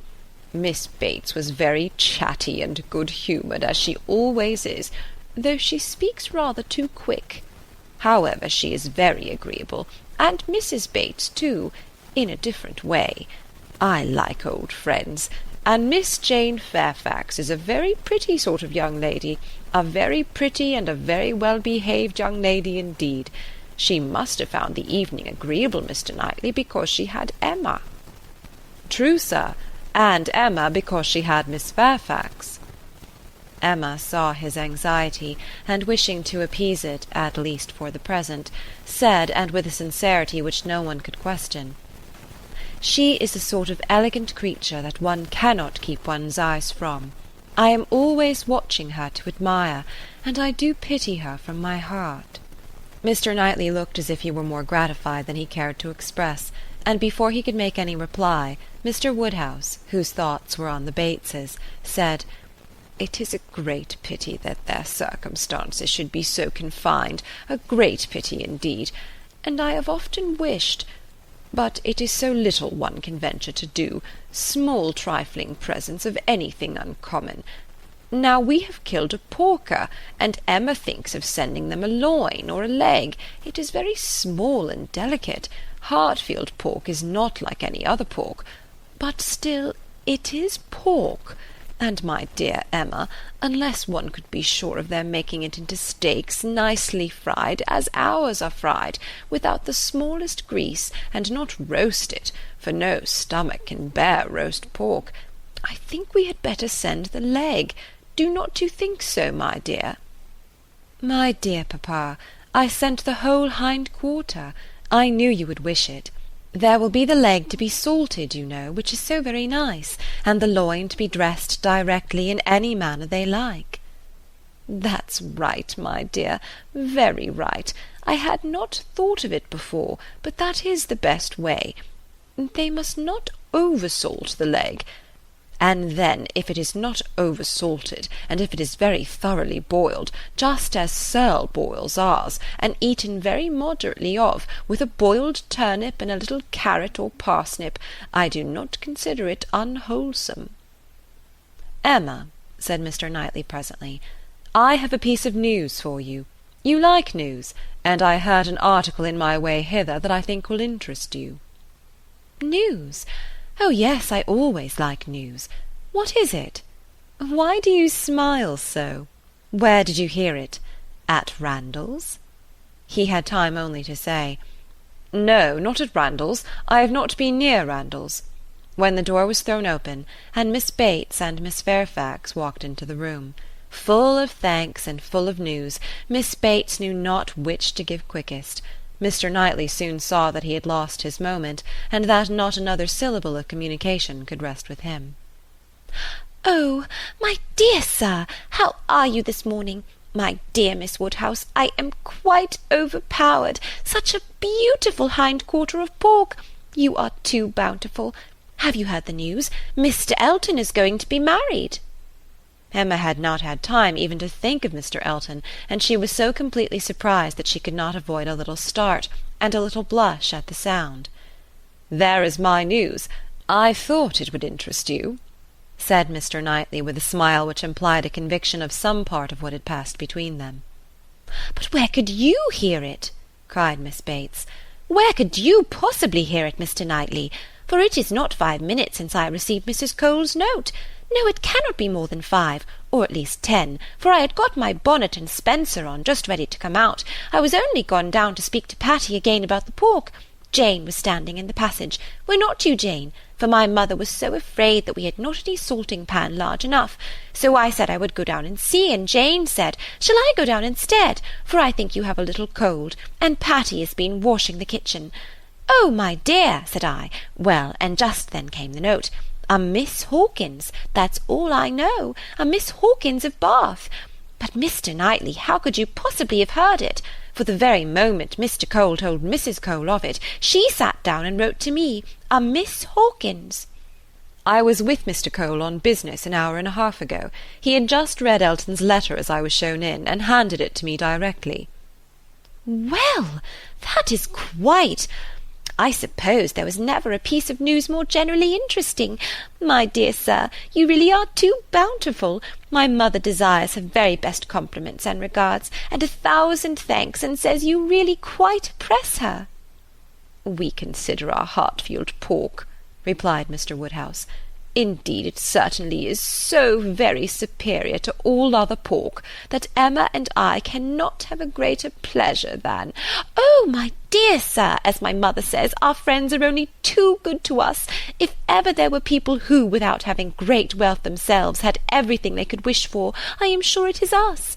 We may well say that our lot is cast in a goodly heritage. Well, Mr. Knightley, and so you actually saw the letter?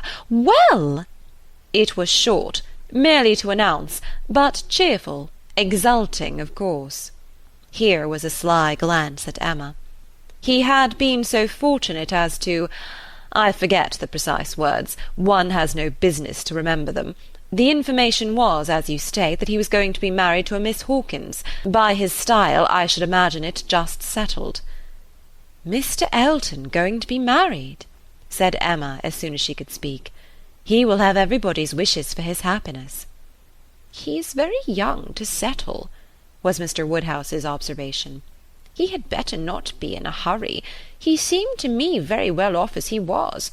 We were always glad to see him at Hartfield." "A new neighbour for us all, Miss Woodhouse," said Miss Bates joyfully.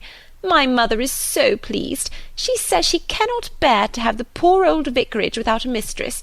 This is great news indeed. Jane, you have never seen Mr. Elton. No wonder that you have such a curiosity to see him." Jane's curiosity did not appear of that absorbing nature as wholly to occupy her. "No, I have never seen Mr. Elton," she replied, starting on this appeal. Is he a tall man?" "Who shall answer that question?" cried Emma. "My father would say yes, Mr. Knightley no, and Miss Bates and I that he is just the happy medium.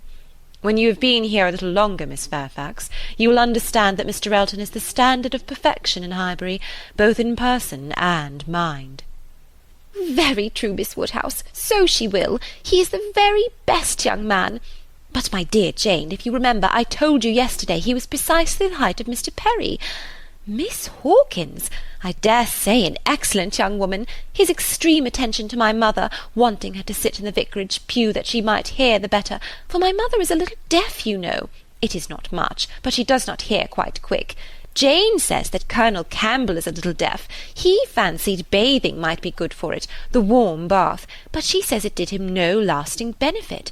Colonel Campbell, you know, is quite our angel, and Mr. Dixon seems a very charming young man, quite worthy of him. It is such a happiness when good people get together, and they always do. Now here will be Mr. Elton and Miss Hawkins, and there are the Coles, such very good people, and the Perrys. I suppose there never was a happier or a better couple than Mr. and Mrs. Perry. I say, sir," turning to Mr. Woodhouse, "I think there are few places with such society as Highbury. I always say we are quite blessed in our neighbours. My dear sir, if there is one thing my mother loves better than another, it is pork, a roast loin of pork." "As to who or what Miss Hawkins is, or how long he has been acquainted with her," said Emma, "nothing, I suppose, can be known. One feels that it cannot be a very long acquaintance. He has been gone only 4 weeks." Nobody had any information to give, and after a few more wonderings, Emma said, "You are silent, Miss Fairfax, but I hope you mean to take an interest in this news. You who have been hearing and seeing so much of late on these subjects, who must have been so deep in the business on Miss Campbell's account, We shall not excuse your being indifferent about Mr. Elton and Miss Hawkins." "When I have seen Mr. Elton," replied Jane, "I dare say I shall be interested, but I believe it requires that with me, and as it is some months since Miss Campbell married, the impression may be a little worn off." "Yes, he has been gone just 4 weeks, as you observe, Miss Woodhouse," said Miss Bates. 4 weeks yesterday. A Miss Hawkins! Well, I had always rather fancied it would be some young lady hereabouts. Not that I ever— Mrs. Cole once whispered to me, but I immediately said, "No, Mr. Elton is a most worthy young man, but—" In short, I do not think I am particularly quick at those sorts of discoveries. I do not pretend to it. What is before me, I see. At the same time, nobody could wonder if Mr. Elton should have aspired— Oh, Miss Woodhouse lets me chatter on so good-humouredly. She knows I would not offend for the world. How does Miss Smith do? She seems quite recovered now. Have you heard from Mrs. John Knightley lately? Oh, those dear little children! Jane, do you know I always fancy Mr. Dixon quite like Mr. John Knightley. I mean in person, tall and with that sort of look, and not very talkative." "Quite wrong, my dear aunt. There is no likeness at all." "Very odd, but one never does form a just idea of anybody beforehand. One takes up a notion and runs away with it. Mr. Dixon, you say, is not, strictly speaking, handsome?" "Handsome? Oh, no. Far from it. Certainly plain. I told you he was plain." "My dear, you said that Miss Campbell would not allow him to be plain, and that you yourself—" "Oh, as for me, my judgment is worth nothing. Where I have a regard, I always think a person well-looking. But I gave what I believed the general opinion when I called him plain." "Well, my dear Jane, I believe we must be running away. The weather does not look well, and grandmamma will be uneasy. You are too obliging, my dear Miss Woodhouse, but we really must take leave. This has been a most agreeable piece of news indeed. I shall just go round by Mrs. Cole's, but I shall not stop 3 minutes. And Jane, you had better go home directly. I would not have you out in a shower. We think she is the better for Highbury already. Thank you, we do indeed. I shall not attempt calling on Mrs. Goddard, for I really do not think she cares for anything but boiled pork. When we dress the leg, it will be another thing. Good morning to you, my dear sir. Oh, Mr. Knightley is coming too.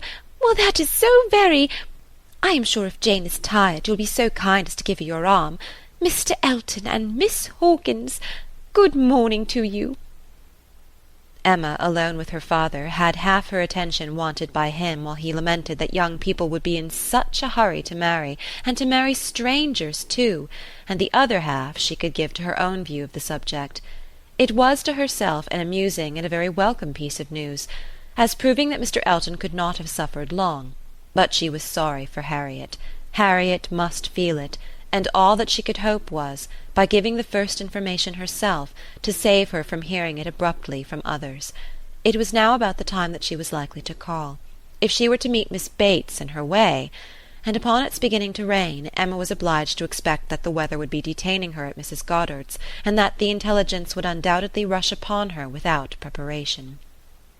The shower was heavy, but short, and it had not been over 5 minutes, when in came Harriet, with just the heated, agitated look which hurrying thither with a full heart was likely to give, and the "Oh, Miss Woodhouse, what do you think has happened?" which instantly burst forth, had all the evidence of corresponding perturbation. As the blow was given, Emma felt that she could not show greater kindness than in listening, and Harriet, unchecked, ran eagerly through what she had to tell. She had set out from Mrs. Goddard's half an hour ago. She had been afraid it would rain. She had been afraid it would pour down every moment. But she thought she might get to Hartfield first. She had hurried on as fast as possible. But then, as she was passing by the house where a young woman was making up a gown for her, she thought she would just step in and see how it went on. And though she did not seem to stay half a moment there, soon after she came out it began to rain, and she did not know what to do. So she ran on directly, as fast as she could, and took shelter at Ford's. Ford's was the principal woollen-draper, linen-draper, and haberdasher's shop united, the shop first in size and fashion in the place. And so there she had sat, without an idea of anything in the world, full 10 minutes perhaps, when all of a sudden who should come in? To be sure it was so very odd, but they always dealt at Ford's. Who should come in but Elizabeth Martin and her brother? Dear Miss Woodhouse, only think! I thought I should have fainted. I did not know what to do. I was sitting near the door. Elizabeth saw me directly, but he did not. He was busy with the umbrella. I am sure she saw me, but she looked away directly and took no notice, and they both went to quite the farther end of the shop, and I kept sitting near the door. Oh dear, I was so miserable. I am sure I must have been as white as my gown. I could not go away, you know, because of the rain, but I did so wish myself anywhere in the world but there. Oh dear, Miss Woodhouse! Well, at last I fancy he looked round and saw me, for instead of going on with her buyings, they began whispering to one another. I am sure they were talking of me, and I could not help thinking that he was persuading her to speak to me. Do you think he was, Miss Woodhouse? For presently she came forward, came quite up to me and asked how I did, and seemed ready to shake hands if I would. She did not do any of it in the same way that she used. I could see that she was altered. But, however, she seemed to try to be quite friendly, and we shook hands, and stood talking some time. But I know no more what I said. I was in such a tremble, and I remember she said she was sorry we never met now, which I thought almost too kind. Dear Miss Woodhouse, I was absolutely miserable. By that time it was beginning to hold up, and I was determined that nothing should stop me from getting away, and then, only think, I found he was coming up towards me too, slowly, you know, and as if he did not quite know what to do, and so he came and spoke, and I answered, and I stood for a minute feeling dreadfully, you know, one can't tell how, and then I took courage and said it did not rain, and I must go, and so off I set. And I had not got 3 yards from the door when he came after me, only to say if I was going to Hartfield, he thought I had much better go round by Mr. Cole's stables, for I should find the near way quite floated by this rain. Oh dear, I thought it would have been the death of me. So I said I was very much obliged to him. You know I could not do less. And then he went back to Elizabeth, and I came round by the stables. I believe I did. But I hardly knew where I was or anything about it. Oh, Miss Woodhouse, I would rather done anything that have it happen, and yet you know there was a sort of satisfaction in seeing him behave so pleasantly and so kindly, and Elizabeth too. Oh, Miss Woodhouse, do talk to me and make me comfortable again. Very sincerely did Emma wish to do so, but it was not immediately in her power. She was obliged to stop and think. She was not thoroughly comfortable herself. The young man's conduct and his sister's seemed the result of real feeling, and she could not but pity them. As Harriet described it, there had been an interesting mixture of wounded affection and genuine delicacy in their behaviour, but she had believed them to be well-meaning, worthy people before, and what difference did this make in the evils of the connection? It was folly to be disturbed by it. Of course he must be sorry to lose her, they must all be sorry. Ambition as well as love had probably been mortified. They might all have hoped to rise by Harriet's acquaintance, and besides, what was the value of Harriet's description? So easily pleased, so little discerning, what signified her praise? She exerted herself and did try to make her comfortable, by considering all that had passed as a mere trifle, and quite unworthy of being dwelt on. "It might be distressing for the moment," said she, "but you seem to have behaved extremely well, and it is over, and may never, can never, as a first meeting, occur again, and therefore you need not think about it." Harriet said, "Very true," and she "would not think about it," but still she talked of it. Still she could talk of nothing else, and Emma at last, in order to put the Martins out of her head, was obliged to hurry on the news, which she had meant to give with so much tender caution, hardly knowing herself whether to rejoice or be angry, ashamed or only amused, at such a state of mind in poor Harriet, such a conclusion of Mr. Elton's importance with her. Mr. Elton's rights, however, gradually revived. Though she did not feel the first intelligence as she might have done the day before, or an hour before, its interest soon increased, and before their first conversation was over, she had talked herself into all the sensations of curiosity, wonder, and regret, pain and pleasure, as to this fortune at Miss Hawkins's, which could conduce to place the Martins under proper subordination in her fancy. Emma learned to be rather glad that there had been such a meeting. It had been serviceable in deadening the first shock, without retaining any influence to alarm. As Harriet now lived, the Martins could not get at her without seeking her, where hitherto they had wanted either the courage or the condescension to seek her. For since the refusal of the brother, the sisters never had been at Mrs. Goddard's, and a 12-month might pass without their being thrown together again, with any necessity, or even any power of speech. End of chapter 3.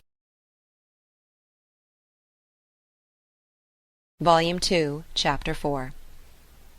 Human nature is so well disposed towards those who are in interesting situations that a young person who either marries or dies is sure of being kindly spoken of.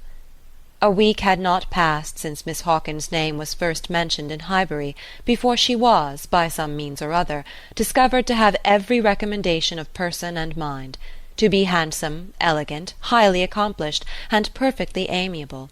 And when Mr. Elton himself arrived to triumph in his happy prospects, and circulate the fame of her merits, there was very little more for him to do than to tell her Christian name, and say whose music she principally played. Mr. Elton returned a very happy man.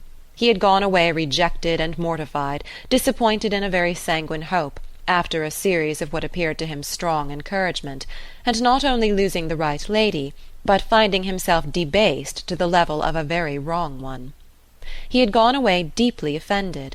He came back engaged to another, and to another as superior, of course, to the first, as under such circumstances what is gained always is to what is lost. He came back gay and self-satisfied, eager and busy, caring nothing for Miss Woodhouse, and defying Miss Smith.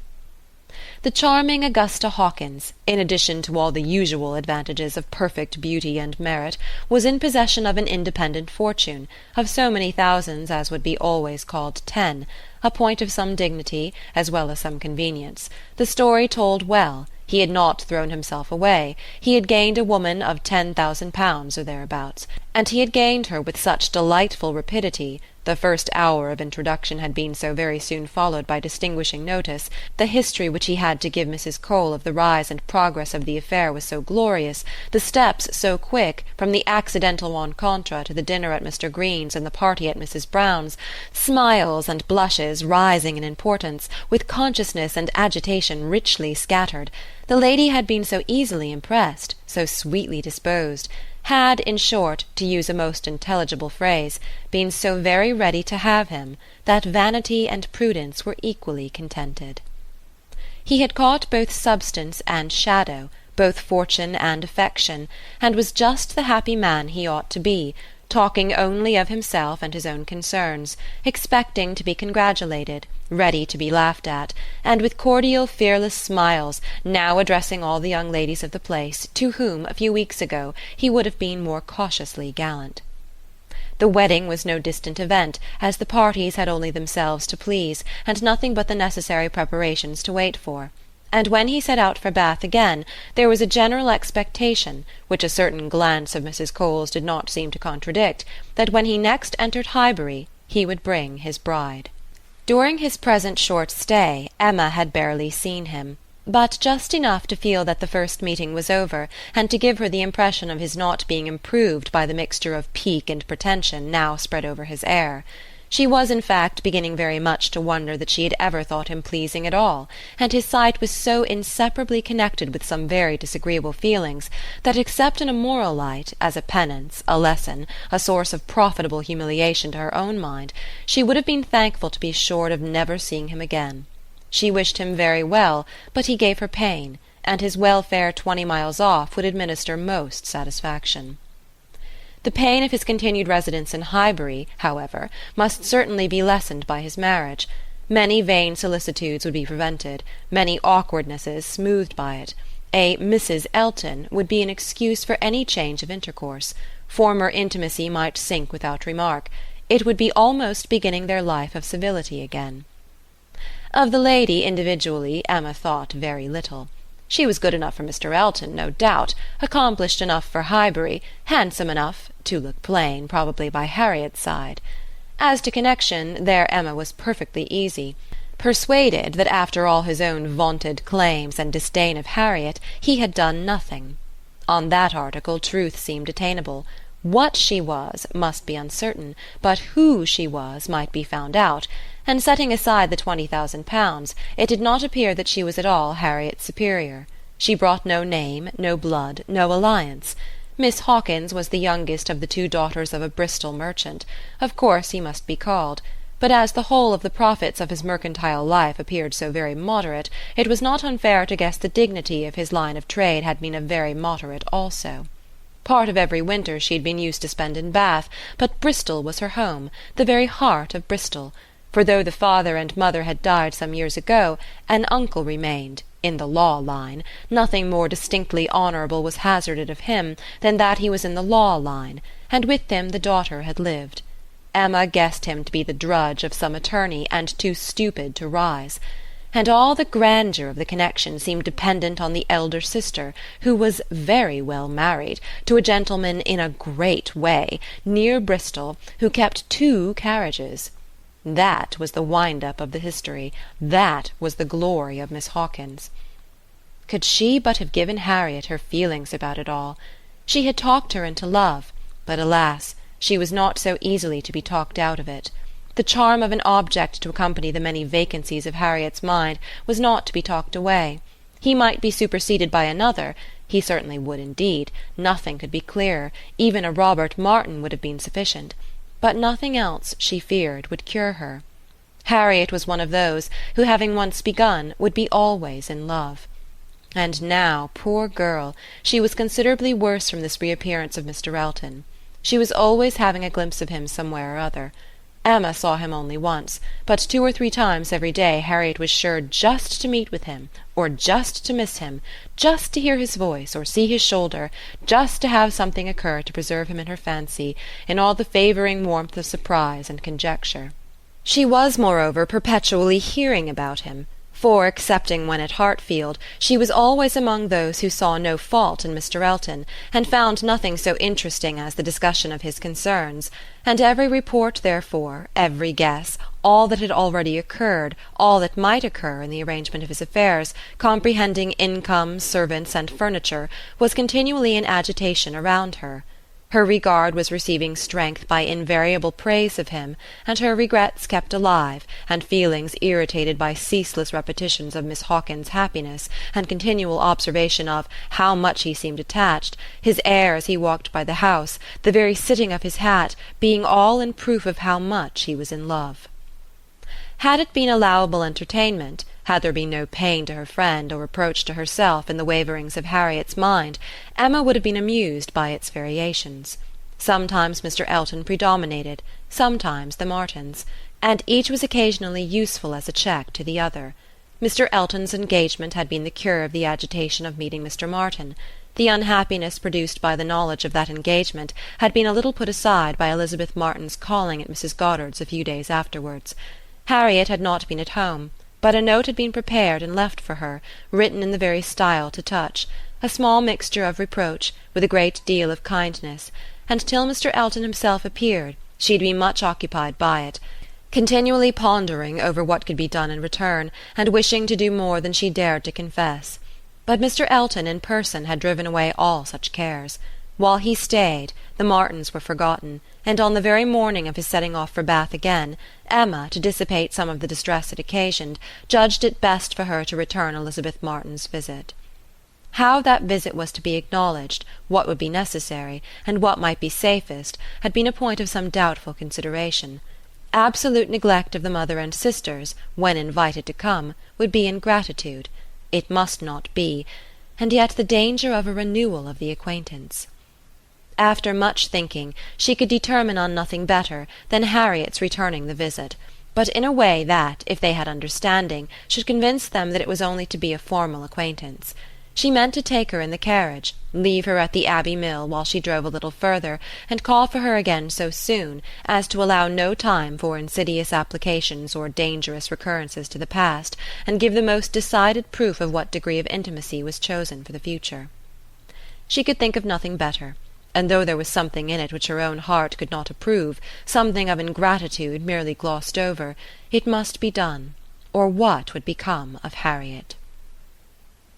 End of Chapter 4. Volume 2, Chapter 5. Small heart had Harriet for visiting. Only half an hour before her friend called for her at Mrs. Goddard's, her evil stars had led her to the very spot where, at that moment, a trunk, directed to the Reverend Philip Elton, White Hart, Bath, was to be seen under the operation of being lifted into the butcher's cart, which was to convey it to where the coaches passed, and everything in this world, excepting that trunk and the direction, was consequently a blank. She went, however, and when they reached the farm, and she was to be put down at the end of the broad, neat gravel walk which led between espalier apple trees to the front door, the sight of everything which had given her so much pleasure the autumn before was beginning to revive a little local agitation, and when they parted, Emma observed her to be looking around with a sort of fearful curiosity, which determined her not to allow the visit to exceed the proposed quarter of an hour. She went on herself, to give that portion of time to an old servant who was married and settled in Donwell. The quarter of an hour brought her punctually to the white gate again, and Miss Smith, receiving her summons, was with her without delay, and unattended by any alarming young man. She came solitarily down the gravel walk, a Miss Martin just appearing at the door, and parting with her seemingly with ceremonious civility. Harriet could not very soon give an intelligible account. She was feeling too much, but at last Emma collected from her enough to understand the sort of meeting and the sort of pain it was creating. She had seen only Mrs. Martin and the two girls. They had received her doubtingly, if not coolly, and nothing beyond the merest commonplace had been talked almost all the time, till just at last, when Mrs. Martin saying all of a sudden that she thought Miss Smith was grown, had brought on a more interesting subject and a warmer manner. In that very room she had been measured last September, with her two friends. There were the pencilled marks and memorandums on the wainscot by the window. He had done it. They all seemed to remember the day, the hour, the party, the occasion, to feel the same consciousness, the same regrets, to be ready to return to the same good understanding, and they were just growing again like themselves. Harriet, as Emma must suspect, as ready as the best of them to be cordial and happy, when the carriage reappeared, and all was over. The style of the visit and the shortness of it were then felt to be decisive. 14 minutes to be given to those with whom she had thankfully passed 6 weeks, not 6 months ago. Emma could not but picture it all, and feel how justly they might resent, how naturally Harriet must suffer. It was a bad business.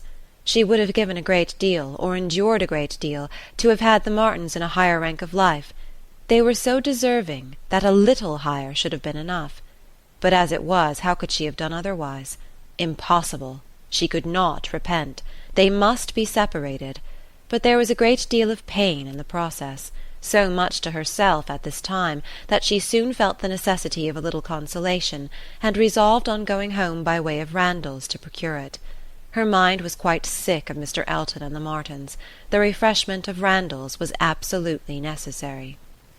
It was a good scheme, but on driving to the door they heard that neither master nor mistress was at home. They had both been out some time. The man believed they were gone to Hartfield. "This is too bad," cried Emma as they turned away. "And now we shall just miss them. Too provoking. I do not know when I have been so disappointed."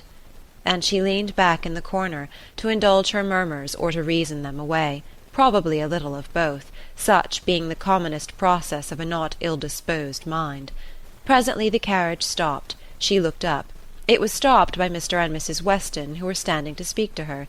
There was instant pleasure in the sight of them, and still greater pleasure was conveyed in sound, for Mr. Weston immediately accosted her with, "How do you do? How do you do? We have been sitting with your father. Glad to see him so well. Frank comes tomorrow. I had a letter this morning. We see him tomorrow by dinner-time to a certainty. He is at Oxford to-day, and he comes for a whole fortnight. I knew it would be so.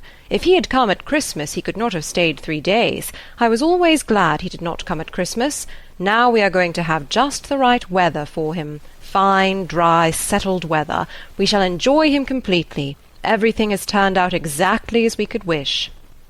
There was no resisting such news, no possibility of avoiding the influence of such a happy face as Mr. Weston's, confirmed as it all was by the words and the countenance of his wife, fewer and quieter, but not less to the purpose.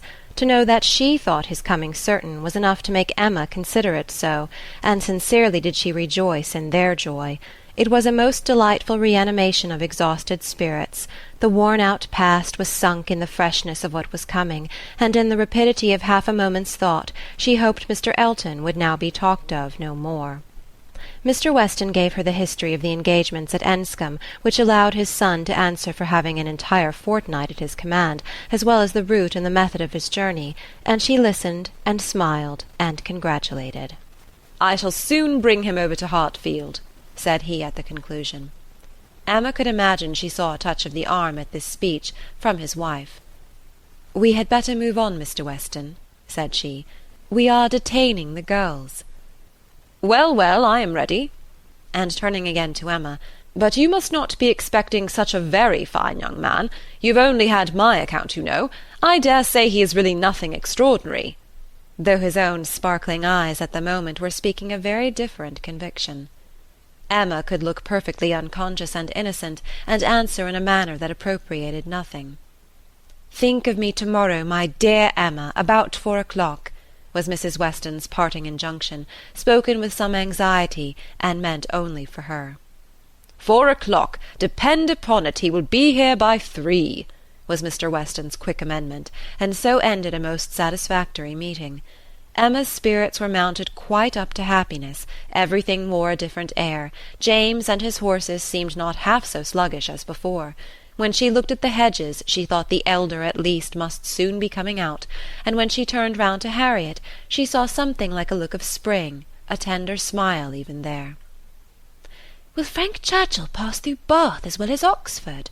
was a question, however, which did not augur much.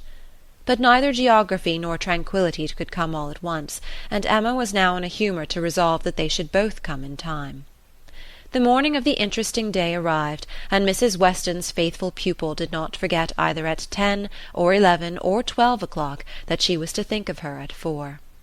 "My dear, dear anxious friend," said she in mental soliloquy while walking downstairs from her own room, "always over-careful for everybody's comfort but your own.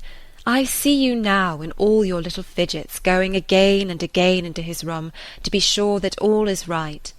The clock struck 12 as she passed through the hall. "'Tis 12. I shall not forget to think of you 4 hours hence, and by this time to-morrow, perhaps, or a little later, I may be thinking of the possibility of their all calling here. I am sure they will bring him soon." She opened the parlour door, and saw 2 gentlemen sitting with her father, Mr. Weston and his son. They had been arrived only a few minutes, and Mr. Weston had scarcely finished his explanation of Frank's being a day before his time, and her father was yet in the midst of his very civil welcome and congratulations, when she appeared, to have her share of surprise, introduction, and pleasure.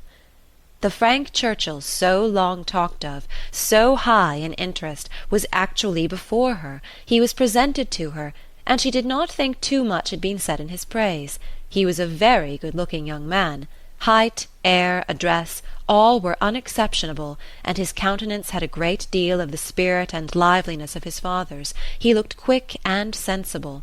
She felt immediately that she should like him, and there was a well-bred ease of manner, and a readiness to talk, which convinced her that he came intending to be acquainted with her, and that acquainted they soon must be.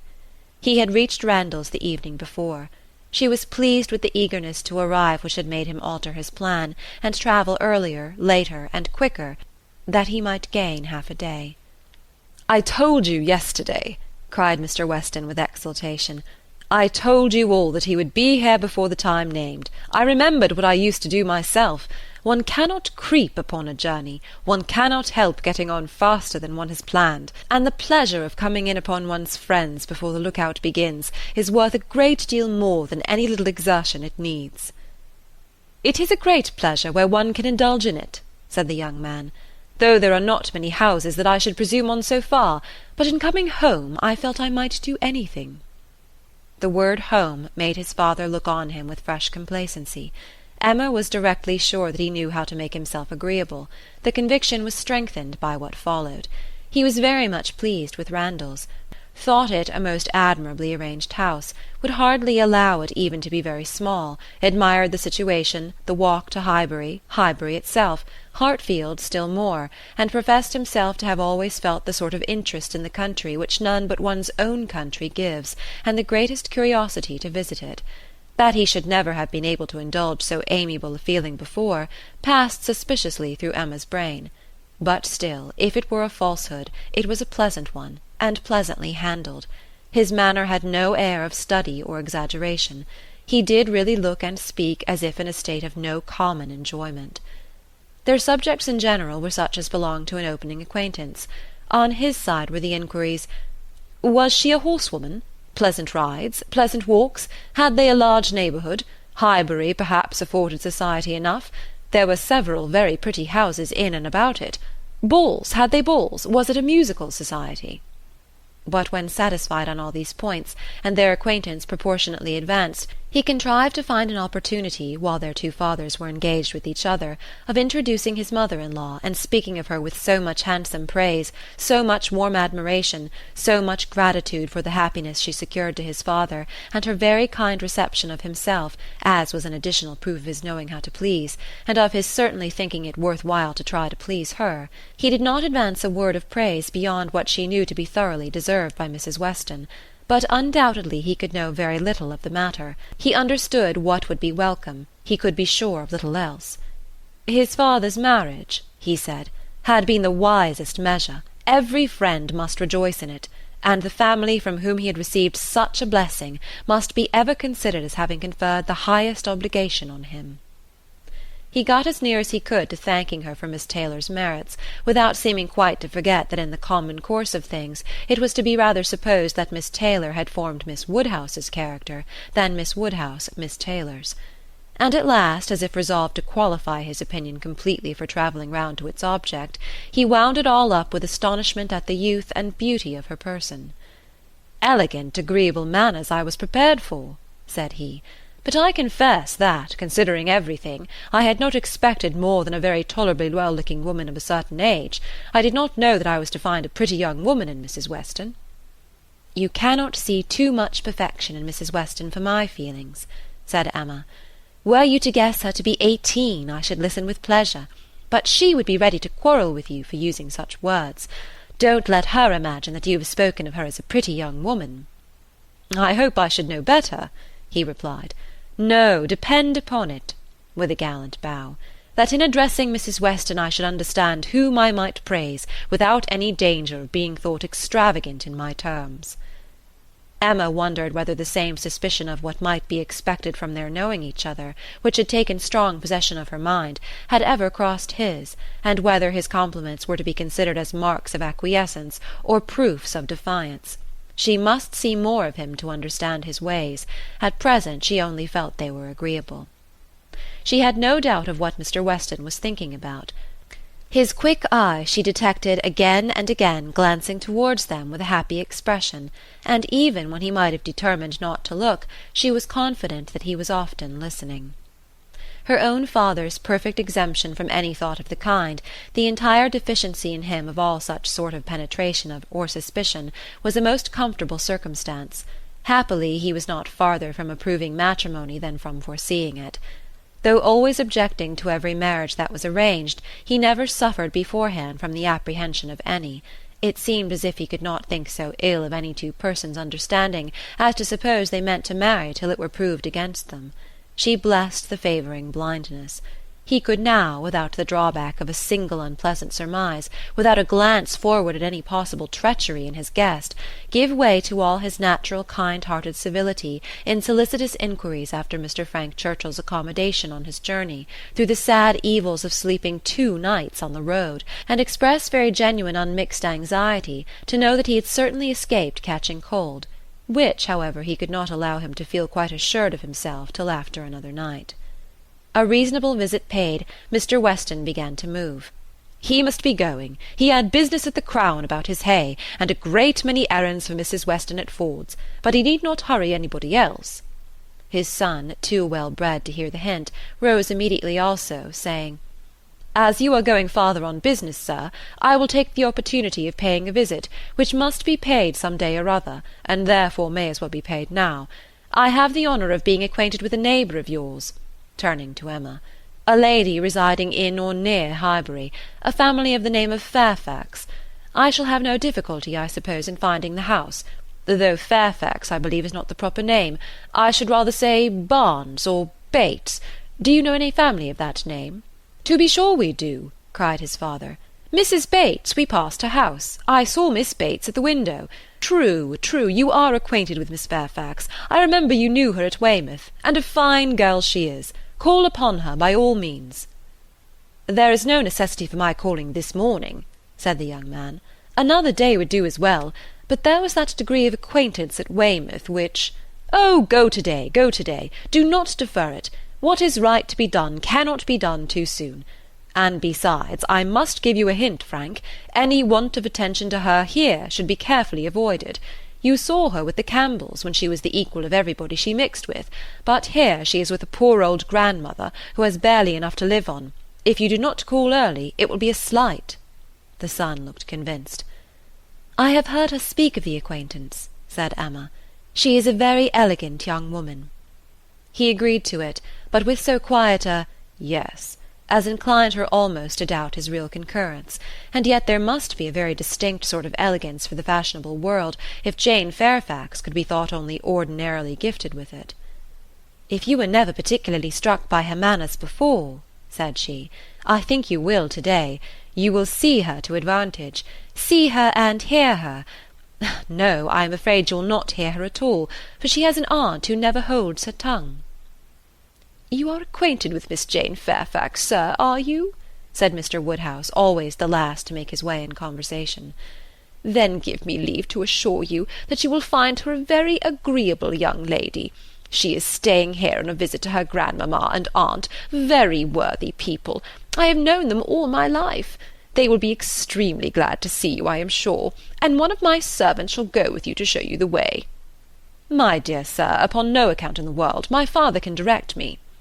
"But your father is not going so far. He is only going to the Crown, quite on the other side of the street, and there are a great many houses. You might be very much at a loss, and it is a very dirty walk, unless you keep on the footpath. But my coachman can tell you where you had best cross the street."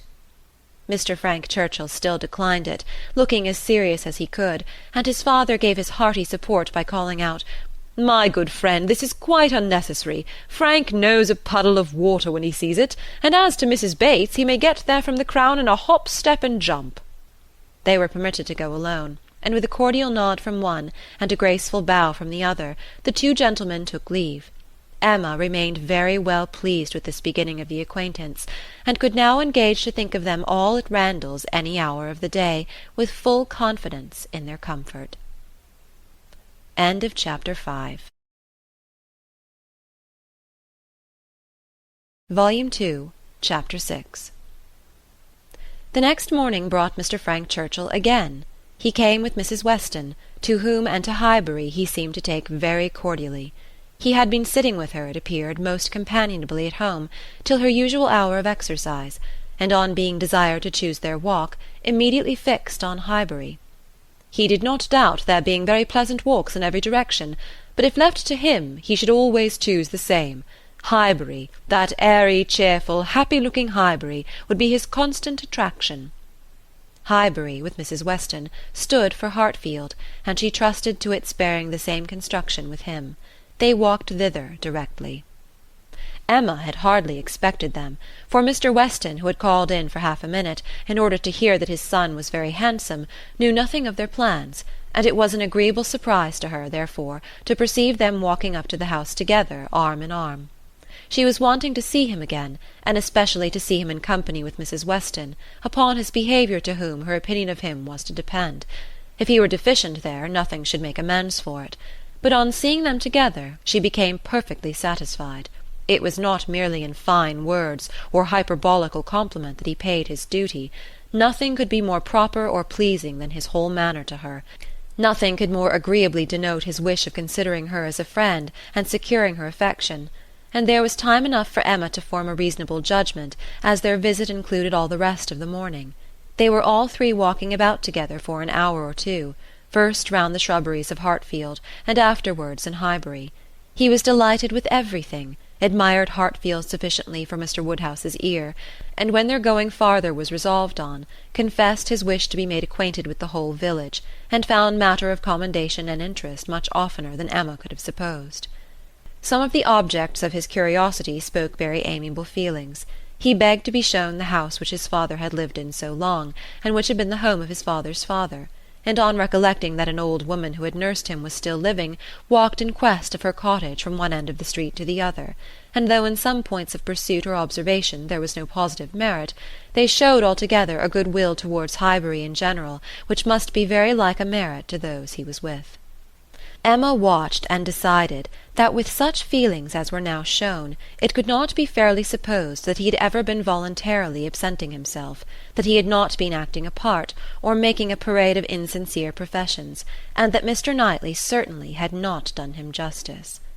Their first pause was at the Crown Inn, an inconsiderable house, though the principal one of the sort, where a couple of pair of post-horses were kept, more for the convenience of the neighbourhood than from any run on the road, and his companions had not expected to be detained by any interest excited there, but in passing it they gave the history of the large room visibly added. It had been built many years ago for a ball-room, and while the neighbourhood had been in a particularly populous dancing state, had been occasionally used as such, but such brilliant days had long passed away, and now the highest purpose for which it was ever wanted was to accommodate a whist-club established among the gentlemen and half-gentlemen of the place. He was immediately interested. Its character as a ball-room caught him, and instead of passing on, he stopped for several minutes at the two superior sashed windows which were open, to look in and contemplate its capabilities, and lament that its original purpose should have ceased. He saw no fault in the room. He would acknowledge none which they suggested. No, it was long enough, broad enough, handsome enough. It would hold the very number for comfort. They ought to have balls there at least every fortnight through the winter. Why had not Miss Woodhouse revived the former good old days of the room? She who could do anything in Highbury. The want of proper families in the place, and the conviction that none beyond the place and its immediate environs could be tempted to attend, were mentioned, but he was not satisfied. He could not be persuaded that so many good-looking houses as he saw all around them could not furnish numbers enough for such a meeting, and even when particulars were given and families described, he was still unwilling to admit that the inconvenience of such a mixture would be anything, or that there would be the smallest difficulty in everybody's returning to their proper place the next morning. He argued like a young man very much bent on dancing, and Emma was rather surprised to see the constitution of the Weston prevail so decidedly against the habits of the Churchills. He seemed to have all the life and spirit, cheerful feelings, and social inclinations of his father, and nothing of the pride or reserve of Enscombe. Of pride, indeed, there was perhaps scarcely enough. His indifference to a confusion of rank bordered too much on inelegance of mind. He could be no judge, however, of the evil he was holding cheap. It was but an effusion of lively spirits. At last he was persuaded to move on from the front of the Crown, and being now almost facing the house where the Bateses lodged, Emma recollected his intended visit the day before, and asked him if he had paid it. "Yes, oh yes," he replied. "I was just going to mention it. A very successful visit. I saw all the three ladies, and felt very much obliged to you for your preparatory hint. If the talking aunt had taken me quite by surprise, it must have been the death of me. As it was, I was only betrayed into paying a most unreasonable visit. 10 minutes would have been all that was necessary, perhaps all that was proper, and I had told my father I should certainly be home before him.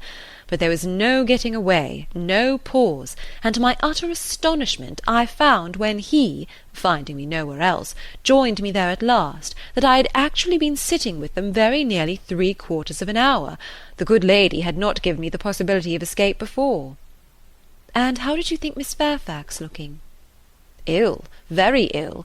That is, if a young lady can ever be allowed to look ill. But the expression is hardly admissible, Mrs. Weston, is it? Ladies can never look ill. And seriously, Miss Fairfax is naturally so pale as almost always to give the appearance of ill health, a most deplorable want of complexion." Emma would not agree to this, and began a warm defence of Miss Fairfax's complexion. It was certainly never brilliant, but she would not allow it to have a sickly hue in general, and there was a softness and delicacy in her skin which gave peculiar elegance to the character of her face. He listened with all due deference, acknowledged that he had heard many people say the same, but yet he must confess that to him nothing could make amends for the want of the fine glow of health. Where features were indifferent, a fine complexion gave beauty to them all, and where they were good, the effect was— Fortunately, he need not attempt to describe what the effect was. "Well," said Emma, "there is no disputing about taste. At least you admire her, except her complexion." He shook his head and laughed. "I cannot separate Miss Fairfax and her complexion." "Did you see her often at Weymouth?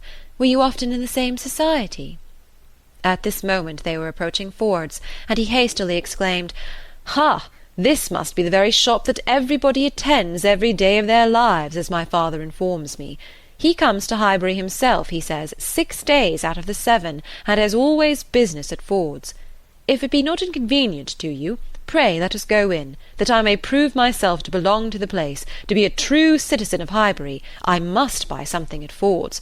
It will be taking out my freedom. I dare say they sell gloves." "Oh, yes, gloves and everything. I do admire your patriotism. You will be adored in Highbury. You were very popular before you came, because you were Mr. Weston's son, but lay out half a guinea at Ford's, and your popularity will stand upon your own virtues." They went in, and while the sleek, well-tied parcels of men's beavers and York tan were bringing down and displaying on the counter, he said, "But I beg your pardon, Miss Woodhouse. You were speaking to me. You were saying something at the very moment of this burst of my amour patriae. Do not let me lose it. I assure you the utmost stretch of public fame would not make me amends for the loss of any happiness in private life." "I merely asked whether you had known much of Miss Fairfax and her party at Weymouth." "And now that I understand your question, I must pronounce it to be a very unfair one. It is always the lady's right to decide on the degree of acquaintance. Miss Fairfax must have already given her account. I shall not commit myself by claiming more than she may choose to allow."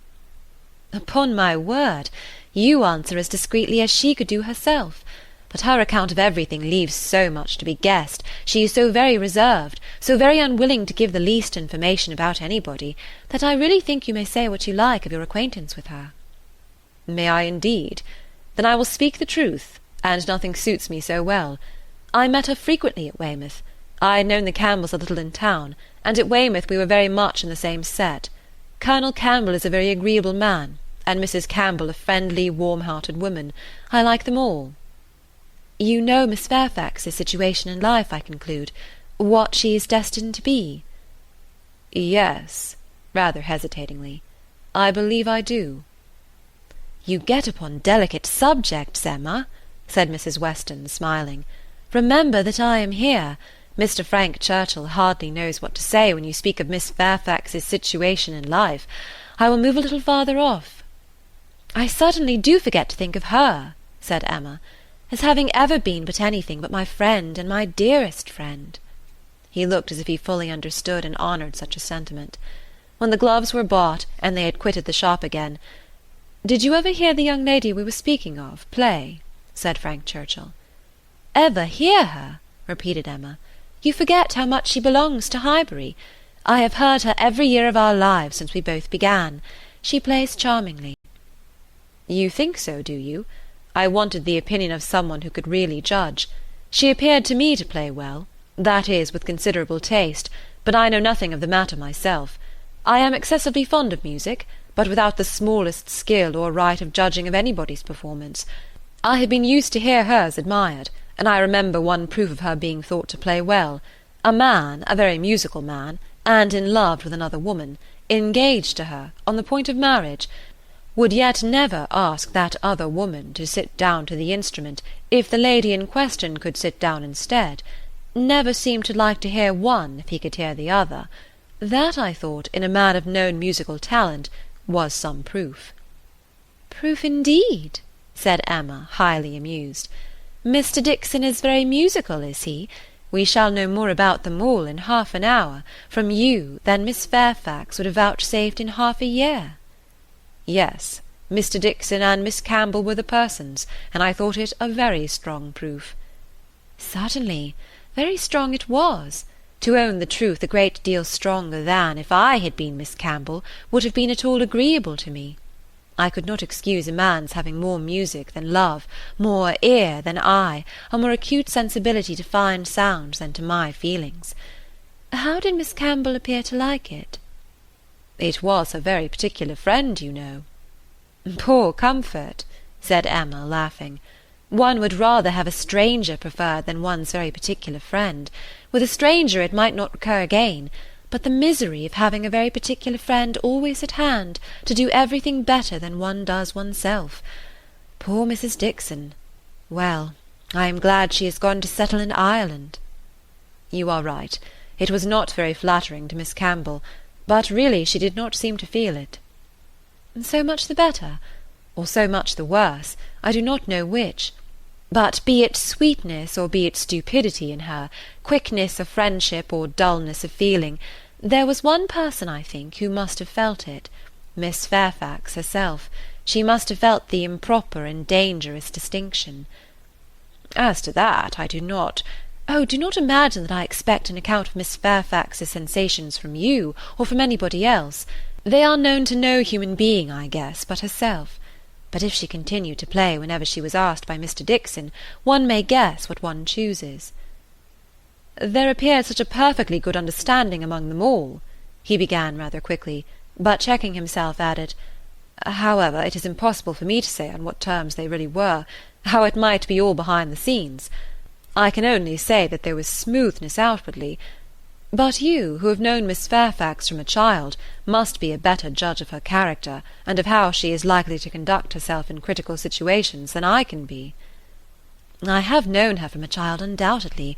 We have been children and women together, and it is natural to suppose that we should be intimate, that we should have taken to each other whenever she visited her friends. But we never did. I hardly know how it has happened, a little perhaps from that wickedness on my side, which was prone to take disgust towards a girl so idolized and so cried up as she always was, by her aunt and grandmother, and all their set. And then her reserve. I never could attach myself to anyone so completely reserved. It is a most repulsive quality indeed, said he. Oftentimes very convenient, no doubt, but never pleasing. There is safety in reserve, but no attraction. One cannot love a reserved person. Not till the reserve ceases towards oneself, and then the attraction may be the greater. But I must be more in want of a friend or an agreeable companion than I have yet been to take the trouble of conquering anybody's reserve to procure one. Intimacy between Miss Fairfax and me is quite out of the question. I have no reason to think ill of her, not the least, except that such extreme and perpetual cautiousness of word and manner, such a dread of giving a distinct idea about anybody, is apt to suggest of there being something to conceal. He perfectly agreed with her, and after walking together so long and thinking so much alike, Emma felt herself so well acquainted with him that she could hardly believe it to be only their second meeting. He was not exactly what she had expected, less of the man of the world in some of his notions, less of the spoiled child of fortune, therefore better than she had expected. His ideas seemed more moderate, his feelings warmer. She was particularly struck by his manner of considering Mr. Elton's house, which, as well as the church, he would go and look at, and would not join them in finding much fault with. No, he could not believe it a bad house, not such a house as a man was to be pitied for having. If it were to be shared with the woman he loved, he could not think any man to be pitied for having that house. There must be ample room in it for every real comfort. The man must be a blockhead who wanted more. Mrs. Weston laughed and said he did not know what he was talking about. Used only to a large house himself, and without ever thinking how many advantages and accommodations were attached to its size, he could be no judge of the privations inevitably belonging to a small one. But Emma, in her own mind, determined that he did know what he was talking about, and that he showed a very amiable inclination to settle early in life, and to marry, from worthy motives. He might not be aware of the inroads on domestic peace to be occasioned by no housekeeper's room, or a bad butler's pantry, but no doubt he did perfectly feel that Enscombe could not make him happy, and that whenever he were attached, he would willingly give up much of wealth to be allowed an early establishment. End of chapter 6. Volume 2, Chapter 7. Emma's very good opinion of Frank Churchill was a little shaken the following day by hearing that he was gone off to London, merely to have his hair cut. A sudden freak seemed to have seized him at breakfast, and he had sent for a chaise and set off, intending to return to dinner, but with no more important view that appeared than having his hair cut. There was certainly no harm in his travelling 16 miles twice over on such an errand, but there was an air of foppery and nonsense in it which she could not approve.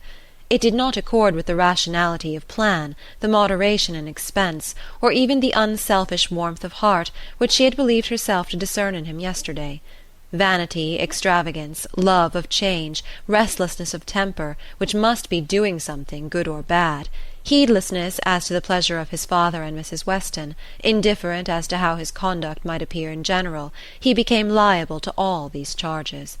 His father only called him a coxcomb, and thought it a very good story, but that Mrs. Weston did not like it was clear enough by her passing it over as quickly as possible, and making no other comment than that all young people would have their little whims. With the exception of this little blot, Emma found that his visit hitherto had given her friend only good ideas of him. Mrs. Weston was very ready to say how attentive and pleasant a companion he made himself, how much she saw to like in his disposition altogether. He appeared to have a very open temper, certainly a very cheerful and lively one. She could observe nothing wrong in his notions, a great deal decidedly right. He spoke of his uncle with warm regard, was fond of talking to him, said that he would be the best man in the world if he were left to himself, and though there was no being attached to the aunt, he acknowledged her kindness with gratitude, and seemed to mean always to speak of her with respect. This was all very promising, and, but for such an unfortunate fancy for his having his hair cut, there was nothing to denote him unworthy of the distinguished honour which her imagination had given him. The honour, if not of being really in love with her, of being at least very near it, and saved only by her own indifference, for still her resolution held of never marrying. The honour, in short, of being marked out for her by all their joint acquaintance. Mr. Weston, on his side, added a virtue to the account which must have some weight. He gave her to understand that Frank admired her extremely, thought her very beautiful and very charming, and with so much to be said for him altogether, she found she must not judge him harshly. As Mrs. Weston observed, all young people would have their little whims. There was one person among his new acquaintance in Surrey not so leniently disposed. In general he was judged, throughout the parishes of Donwell and Highbury, with great candour.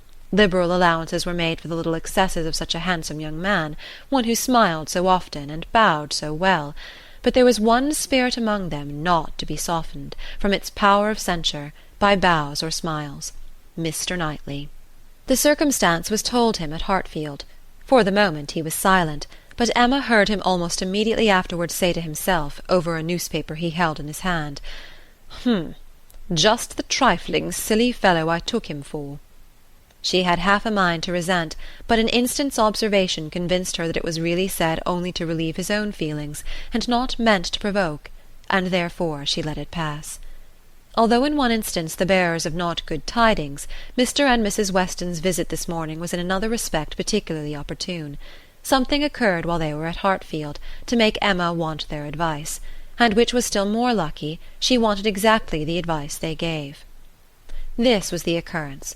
The Coles had been settled some years in Highbury, and were a very good sort of people, friendly, liberal, and unpretending, but on the other hand they were of low origin, in trade, and only moderately genteel. On their first coming into the country, they had lived in proportion to their income, quietly, keeping little company, and that little unexpensively. But the last year or two had brought them a considerable increase of means. The house in town had yielded greater profits, and fortune in general had smiled on them. With their wealth, their views increased, their want of a larger house, their inclination for more company. They added to their house, to their number of servants, to their expenses of every sort, and by this time were, in fortune and style of living, second only to the family at Hartfield. Their love of society, and their new dining-room, prepared everybody for their keeping dinner company, and a few parties, chiefly among the single men, had already taken place. The regular and best families Emma could hardly suppose they would presume to invite, neither Donwell, nor Hartfield, nor Randalls. Nothing should tempt her to go, if they did, and she regretted that her father's known habits would be giving her refusal less meaning than she could wish. The Coles were very respectable in their way, but they ought to be taught that it was not for them to arrange the terms on which the superior families would visit them. This lesson, she very much feared, they would receive only from herself. She had little hope of Mr. Knightley, none of Mr. Weston. But she had made up her mind how to meet this presumption so many weeks before it appeared, that when the insult came at last, it found her very differently affected. Donwell and Randalls had received their invitation, and none had come for her father and herself, and Mrs. Weston's accounting for it with, "I suppose they will not take the liberty with you. They know you do not dine out," was not quite sufficient. She felt that she should like to have had the power of refusal, and afterwards, as the idea of the party to be assembled there, consisting precisely of those whose society was dearest to her, occurred again and again, she did not know that she might not have been tempted to accept. Harriet was to be there in the evening, and the Bateses. They had been speaking of it as they walked about Highbury the day before, and Frank Churchill most earnestly lamented her absence. Might not the evening end in a dance? Had been a question of his. The bare possibility of it acted as a farther irritation on her spirits, and her being left in solitary grandeur, even supposing the omission to be intended as a compliment, was but poor comfort. It was the arrival of this very invitation while the Westons were at Hartfield which made their presence so acceptable, for though her first remark, on reading it, was that "of course it must be declined," she so very soon proceeded to ask them what they advised her to do, that their advice for her going was most prompt and successful. She owned that, considering everything, she was not absolutely without inclination for the party. The Coles expressed themselves so properly, there was so much real attention in the manner of it, so much consideration for her father. They would have solicited the honour earlier, but had been waiting upon the arrival of a folding screen from London, which they hoped might keep Mr. Woodhouse from any draught of air, and therefore induce him the more readily to give them the honour of his company. Upon the whole, she was very persuadable, and it being briefly settled among themselves how it might be done without neglecting his comfort, how certainly Mrs. Goddard, if not Mrs. Bates, might be depended on for bearing him company, Mr. Woodhouse was to be talked into an acquiescence of his daughter's going out to dinner on a day now near at hand, and spending the whole evening away from him. As for his going, Emma did not wish him to think it possible. The hours would be too late, and the party too numerous. He was soon pretty well resigned. "I am not fond of dinner visiting," said he. "I never was. No more is Emma. Late hours do not agree with us. I am sorry Mr. and Mrs. Cole should have done it.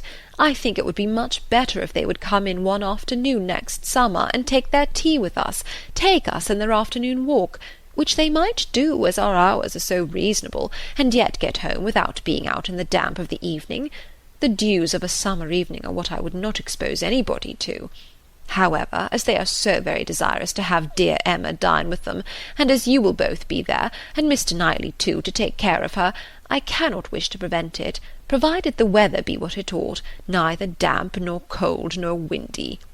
Then, turning to Mrs. Weston with a look of gentle reproach, "Ah, Miss Taylor, if you had not married, you would have stayed at home with me." "Well, sir," cried Mr. Weston, "as I took Miss Taylor away, it is incumbent on me to supply her place if I can, and I will step to Mrs. Goddard's in a moment if you wish it." But the idea of anything to be done in a moment was increasing, not lessening, Mr. Woodhouse's agitation. The ladies knew better how to allay it. Mr. Weston must be quiet, and everything deliberately arranged. With this treatment Mr. Woodhouse was soon composed enough for talking as usual. "He should be happy to see Mrs. Goddard. He had a great regard for Mrs. Goddard, and Emma should write a line and invite her. James could take the note, but first of all there must be an answer written to Mrs. Cole. You will make excuses, my dear, as civilly as possible. You will say that I am quite an invalid, and go nowhere, and therefore must decline their obliging invitation, beginning with my compliments, of course. But you will do everything right. I need not tell you what is to be done. We must remember to let James know that the carriage will be wanted on Tuesday. I shall have no fears for you with him. We have never been there above once since the new approach was made, but still I have no doubt that James will take you very safely, and when you get there you must tell him at what time you would have him come for you again, and you had better name an early hour. You will not like staying late. You will get very tired when tea is over." "But you would not wish me to come away before I am tired, papa?" "Oh, no, my love, but you will soon be tired. There will be a great many people talking at once. You will not like the noise." "But, my dear sir," cried Mr. Weston, "if Emma comes away too early, it will be breaking up the party." "And no great harm if it does," said Mr. Woodhouse. "The sooner every party breaks up, the better." "But you do not consider how it may appear to the Coles. Emma's going away directly after tea might be giving offence. They are good-natured people, and think little of their own claims, but still they must feel that anybody's hurrying away is no great compliment, and Miss Woodhouse's doing it would be more thought of than any other person's in the room. You would not wish to disappoint and mortify the Coles, I am sure, sir. Friendly, good sort of people as ever lived, and who have been your neighbours these 10 years. "Oh, no, upon no account in the world, Mr. Weston. I am much obliged to you for reminding me. I should be extremely sorry to be giving them any pain. I know what worthy people they are. Perry tells me that Mr. Cole never touches malt liquor. You would not think it to look at him, but he is bilious. Mr. Cole is very bilious. No, I would not be the means of giving them any pain. My dear Emma, we must consider this. I am sure, rather than run the risk of hurting Mr. and Mrs. Cole, you would stay a little longer than you might wish. You will not regard being tired. You will be perfectly safe, you know, among your friends." "Oh, yes, papa, I have no fears at all for myself, and I should have no scruples of staying as late as Mrs. Weston, but on your account. I am only afraid of your sitting up for me. I am not afraid of your being extremely comfortable with Mrs. Goddard. She loves piquet, you know, but when she is gone home I am afraid you'll be sitting up by yourself, instead of going to bed at your usual time, and the idea of that would entirely destroy my comfort. You must promise me not to sit up." He did, on the condition of some promises on her side, such as that, if she came home cold, she would be sure to warm herself thoroughly; if hungry, that she would take something to eat; that her own maid should sit up for her, and that Searle and the butler should see that everything were safe in the house, as usual. End of Chapter 7. Volume 2, Chapter 8. Frank Churchill came back again, and if he kept his father's dinner waiting, it was not known at Hartfield, for Mrs. Weston was too anxious for his being a favourite with Mr. Woodhouse to betray any imperfection which could be concealed. He came back, had had his hair cut, and laughed at himself with a very good grace, but without seeming really at all ashamed of what he had done. He had no reason to wish his hair longer, to conceal any confusion of face, no reason to wish the money unspent, to improve his spirits. He was quite as undaunted and as lively as ever, and after seeing him, Emma thus moralized to herself. "I do not know whether it ought to be so, but certainly silly things do cease to be silly if they are done by sensible people in an impudent way. Wickedness is always wickedness, but folly is not always folly.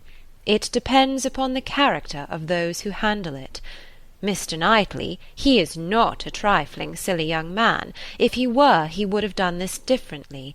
He would either have gloried in the achievement or been ashamed of it. There would have been either the ostentation of a coxcomb, or the evasions of a mind too weak to defend its own vanities. No, I am perfectly sure he is not trifling or silly." With Tuesday came the agreeable prospect of seeing him again, and for a longer time than hitherto, of judging of his general manners, and by inference of the meaning of his manners towards herself, of guessing how soon it might be necessary for her to throw coldness into her air, and of fancying what the observations of all those might be who were now seeing them together for the first time. She meant to be very happy, in spite of the scene being laid at Mr. Cole's, and without being able to forget that among the failings of Mr. Elton, even in the days of his favour, none had disturbed her more than his propensity to dine with Mr. Cole. Her father's comfort was amply secured, Mrs. Bates as well as Mrs. Goddard being able to come, and her last pleasing duty before she left the house was to pay her respects to them as they sat together after dinner, and while her father was fondly noticing the beauty of her dress, to make the two ladies all the amends in her power by helping them to large slices of cake and full glasses of wine, for whatever unwilling self-denial his care of their constitution might have obliged them to practise during the meal. She had provided a plentiful dinner for them. She wished she could know that they had been allowed to eat it. She followed another carriage to Mr. Cole's door, and was pleased to see that it was Mr. Knightley's, for Mr. Knightley, keeping no horses, having little spare money and a great deal of health, activity, and independence, was too apt, in Emma's opinion, to get about as he could, and not use his carriage so often as became the owner of Donwell Abbey. She had an opportunity now of speaking her approbation while warm from her heart, for he stopped to hand her out. "This is coming as you should do," said she, "like a gentleman. I am quite glad to see you." He thanked her, observing, "How lucky that we should arrive at the same moment! For if we had met first in the drawing-room, I doubt whether you would have discerned me to be more of a gentleman than usual. You might not have distinguished how I came by my look or manner." "Yes, I should. I am sure I should. There is always a look of consciousness or bustle when people come in a way which they know to be beneath them. You think you carry it off very well, I dare say, but with you it is a sort of bravado, an air of affected unconcern. I always observe it whenever I meet you under those circumstances. Now you have nothing to try for. You are not at all afraid of being supposed ashamed. You are not striving to look taller than anybody else. Now I shall really be very happy to walk into the same room with you." "Nonsensical girl," was his reply, but not at all in anger. Emma had as much reason to be satisfied with the rest of the party as with Mr. Knightley. She was received with a cordial respect which could not but please, and given all the consequence she could wish for. When the Westons arrived, the kindest looks of love, the strongest of admiration, were for her, from both husband and wife. The son approached her with a cheerful eagerness which marked her as his peculiar object, and at dinner she found him seated by her, and, as she firmly believed, not without some dexterity on his side. The party was rather large, as it included one other family, a proper unobjectionable country family, whom the Coles had the advantage of naming among their acquaintance, and the male part of Mr. Cox's family, the lawyer of Highbury. The less worthy females were to come in the evening, with Miss Bates, Miss Fairfax, and Miss Smith, but already at dinner they were too numerous for any subject of conversation to be general, and while politics and Mr. Elton were talked over, Emma could fairly surrender all her attention to the pleasantness of her neighbour. The first remote sound to which she felt herself obliged to attend was the name of Jane Fairfax. Mrs. Cole seemed to be relating something of her that was expected to be very interesting. She listened, and found it well worth listening to. That very dear part of Emma, her fancy, received an amusing supply. Mrs. Cole was telling that she had been calling on Miss Bates, and as soon as she entered the room had been struck by the sight of a pianoforte, a very elegant-looking instrument, not a grand, but a large-sized square pianoforte, and the substance of the story, the end of all the dialogue, which ensured of surprise and inquiry, and congratulations on her side, and explanation on Miss Bates's, was that this pianoforte had arrived from Broadwood's the day before, to the great astonishment of both aunt and niece, entirely unexpected; that at first, by Miss Bates's account, Jane herself was quite at a loss, quite bewildered to think who could possibly have ordered it; but now they were both perfectly satisfied that it could be from only one quarter. Of course, it must be from Colonel Campbell. "One can suppose nothing else," added Mrs. Cole, "and I was only surprised that there could ever have been a doubt. But Jane, it seems, had a letter from them very lately, and not a word was said about it. She knows their ways best, but I should not consider their silence as any reason for their not meaning to make the present. They might choose to surprise her." Mrs. Cole had many to agree with her. Everybody who spoke on the subject was equally convinced that it must come from Colonel Campbell, and equally rejoiced that such a present had been made, and there were enough ready to speak to allow Emma to think her own way, and still listen to Mrs. Cole. "I declare I do not know when I have heard anything that has given me more satisfaction. It has always hurt me that Jane Fairfax, who plays so delightfully, should not have an instrument. It seemed quite a shame, especially considering how many houses there are where fine instruments are absolutely thrown away.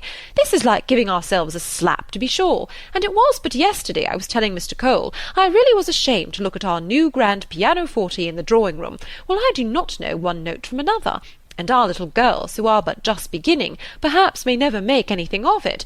And there is poor Jane Fairfax, who is mistress of music, has not anything of the nature of an instrument, not even the pitifullest old spinnet in the world to amuse herself with. I was saying this to Mr. Cole but yesterday, and he quite agreed with me, only he is so particularly fond of music that he could not help indulging himself in the purchase, hoping that some of our good neighbours might be so obliging occasionally to put it to better use than we can, and that really is the reason why the instrument was bought, or else I am sure we ought to be ashamed of it. We are in great hopes that Miss Woodhouse may be prevailed with to try it this evening." Miss Woodhouse made the proper acquiescence, and finding that nothing more was to be entrapped from any communication of Mrs. Cole's, turned to Frank Churchill. "Why do you smile?" said she. "Nay, why do you?" "Me? I suppose I smile for pleasure at Colonel Campbell's being so rich and so liberal. It is a handsome present." "Very." "I rather wonder that it was never made before." "Perhaps Miss Fairfax has never been staying here so long before." "Or that he did not give her the use of their own instrument, which must now be shut up in London, untouched by anybody." "That is a grand pianoforte, and he might think it too large for Mrs. Bates's house." "You may say what you choose, but your countenance testifies that your thoughts on this subject are very much like mine." "I do not know. I rather believe you are giving me more credit for acuteness than I deserve. I smile because you smile, and shall probably suspect whatever I find you suspect, but at present I do not see what there is to question. If Colonel Campbell is not the person, who can be?" "What do you say to Mrs. Dixon?" "Mrs. Dixon? Very true indeed. I had not thought of Mrs. Dixon. She must know, as well as her father, how acceptable an instrument would be, and perhaps the mode of it, the mystery, the surprise, is more like a young woman's scheme than an elderly man's. It is Mrs. Dixon, I dare say. I told you that your suspicions would guide mine." "If so, you must extend your suspicions, and comprehend Mr. Dixon in them." "Mr. Dixon? Very well. Yes, I immediately perceive that it must be the joint present of Mr. and Mrs. Dixon. We were speaking the other day, you know, of his being so warm an admirer of her performance." "Yes, and what you told me on that head confirmed an idea which I had entertained before. I do not mean to reflect upon the good intentions of either Mr. Dixon or Miss Fairfax, but I cannot help suspecting either that, after making his proposals to her friend, he had the misfortune to fall in love with her, or that he became conscious of a little attachment on her side. One might guess 20 things without guessing exactly the right, but I am sure there must be a particular cause for her choosing to come to Highbury instead of going with the Campbells to Ireland. Here she must be leading a life of privation and penance, there it would have been all enjoyment. As to the pretence of trying her native air, I look upon that as a mere excuse. In the summer it might have passed, but what can anybody's native air do for them in the months of January, February, and March? Good fires and carriages would be much more to the purpose in most cases of delicate health, and I dare say in hers. I do not require you to adopt all my suspicions, though you make so noble a profession of doing it, but I honestly tell you what they are." "And upon my word, they have an air of great probability. Mr. Dixon's preference of her music to her friends I can answer for being very decided." "And then he saved her life. Did you ever hear of that? A water party, and by some accident she was falling overboard. He caught her." "He did. I was there, one of the party." "Were you really? Well, but you observed nothing, of course, for it seems to be a new idea to you. If I had been there, I think I should have rather made some discoveries." "I dare say you would, but I, simple I, saw nothing but the fact that Miss Fairfax was very nearly dashed from the vessel and that Mr. Dixon caught her. It was the work of a moment, and though the consequent shock and alarm was very great and much more durable, indeed I believe it was half an hour before any of us were comfortable again, yet that was too general a sensation for anything of peculiar anxiety to be observable. I do not mean to say, however, that you might not have made discoveries." The conversation was here interrupted. They were called on to share in the awkwardness of a rather long interval between the courses, and obliged to be as formal and as orderly as the others, but when the table was again safely covered, when every corner dish was placed exactly right, and occupation and ease were generally restored, Emma said, "The arrival of this pianoforte is decisive with me. I wanted to know a little more, and this tells me quite enough. Depend upon it, we shall soon hear that it is a present from Mr. and Mrs. Dixon. And if the Dixons should absolutely deny all knowledge of it, we must conclude it to come from the Campbells. No, I am sure it is not from the Campbells. Miss Fairfax knows it is not from the Campbells, or they would have been guessed at first. She would not have been puzzled had she dared fix on them. I may not have convinced you, perhaps, but I am perfectly convinced myself that Mr. Dixon is a principal in the business. Indeed, you injure me if you suppose me unconvinced. Your reasonings carry my judgment along with them entirely. At first, while I supposed you satisfied that Colonel Campbell was the giver, I saw it only as paternal kindness, and thought it the most natural thing in the world. But when you mentioned Mrs. Dixon, I felt how much more probable that it should be the tribute of warm female friendship, and now I can see it in no other light than as an offering of love. There was no occasion to press the matter farther. The conviction seemed real. He looked as if he felt it. She said no more. Other subjects took their turn, and the rest of the dinner passed away. The dessert succeeded, the children came in, and were talked to and admired amid the usual rate of conversation. A few clever things said, a few downright silly, but by much the larger proportion neither the one nor the other. Nothing worse than everyday remarks, dull repetitions, old news, and heavy jokes. The ladies had not been long in the drawing-room before the other ladies, in their different divisions, arrived. Emma watched the entree of her own particular little friend, and if she could not exult in her dignity and grace, she could not only love the blooming sweetness and the artless manner, but could most heartily rejoice in that light, cheerful, unsentimental disposition which allowed her so many alleviations of pleasure in the midst of the pangs of disappointed affection. There she sat, and who would have guessed how many tears she had lately been shedding? To be in company, nicely dressed herself, and seeing others nicely dressed, to sit and smile and look pretty, and say nothing, was enough for the happiness of the present hour. Jane Fairfax did look and move superior, but Emma suspected she might have been glad to change feelings with Harriet, very glad to have purchased the mortification of having loved, yes, of having loved even Mr. Elton in vain, by the surrender of all the dangerous pleasure of knowing herself beloved by the husband of her friend. In so large a party it was not necessary that Emma should approach her. She did not wish to speak of the pianoforte. She felt too much in the secret herself to think the appearance of curiosity or interest fair, and therefore purposely kept at a distance. But by the others the subject was almost immediately introduced, and she saw the blush of consciousness with which congratulations were received, the blush of guilt which accompanied the name of "my excellent friend Colonel Campbell." Mrs. Weston, kind-hearted and musical, was particularly interested by the circumstance, and Emma could not help being amused at her perseverance in dwelling on the subject, and having so much to ask and to say as to tone, touch, and pedal, wholly unsuspicious of that wish of saying as little about it as possible, which she plainly read in the fair heroine's countenance. They were soon joined by some of the gentlemen, and the very first of the early was Frank Churchill. In he walked, the first and the handsomest, and after paying his compliments en passant to Miss Bates and her niece, made his way directly to the opposite side of the circle, where sat Miss Woodhouse, and till he could find a seat by her, would not sit at all. Emma divined what everybody present must be thinking. She was his object, and everybody must perceive it. She introduced him to her friend Miss Smith, and at convenient moments afterwards heard what each thought of the other.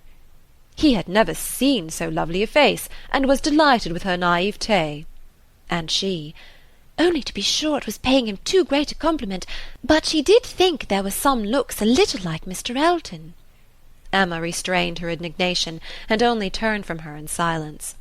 Smiles of intelligence passed between her and the gentleman on first glancing towards Miss Fairfax, but it was most prudent to avoid speech. He told her that he had been impatient to leave the dining-room, hated sitting long, was always the first to move when he could, that his father, Mr. Knightley, Mr. Cox, and Mr. Cole were left very busy over parish business, that as long as he had stayed, however, it had been pleasant enough, as he had found them in general a set of gentlemanlike, sensible men, and spoke so handsomely of Highbury altogether, thought it so abundant in agreeable families, that Emma began to feel she had been used to despise the place rather too much. She questioned him as to the society in Yorkshire, the extent of the neighbourhood about Enscombe and the sort, and could make out from his answers that as far as Enscombe was concerned there was very little going on, that their visitings were among a range of great families, none very near, and that even when days were fixed and invitations accepted it was an even chance that Mrs. Churchill was not in health and spirits for going, that they made a point of visiting no fresh person, and that, though he had his separate engagements, it was not without difficulty, without considerable address at times, that he could get away or introduce an acquaintance for a night. She saw that Enscombe could not satisfy, and that Highbury, taken at its best, might reasonably please a young man who had more retirement at home than he liked. His importance at Enscombe was very evident. He did not boast, but it naturally betrayed itself, that he had persuaded his aunt where his uncle could do nothing, and on her laughing and noticing it, he owned that he believed, excepting one or two points, he could with time persuade her to anything. One of those points on which his influence failed he then mentioned. He had wanted very much to go abroad, had been very eager indeed to be allowed to travel, but she would not hear of it. This had happened the year before. Now, he said, he was beginning to have no longer the same wish.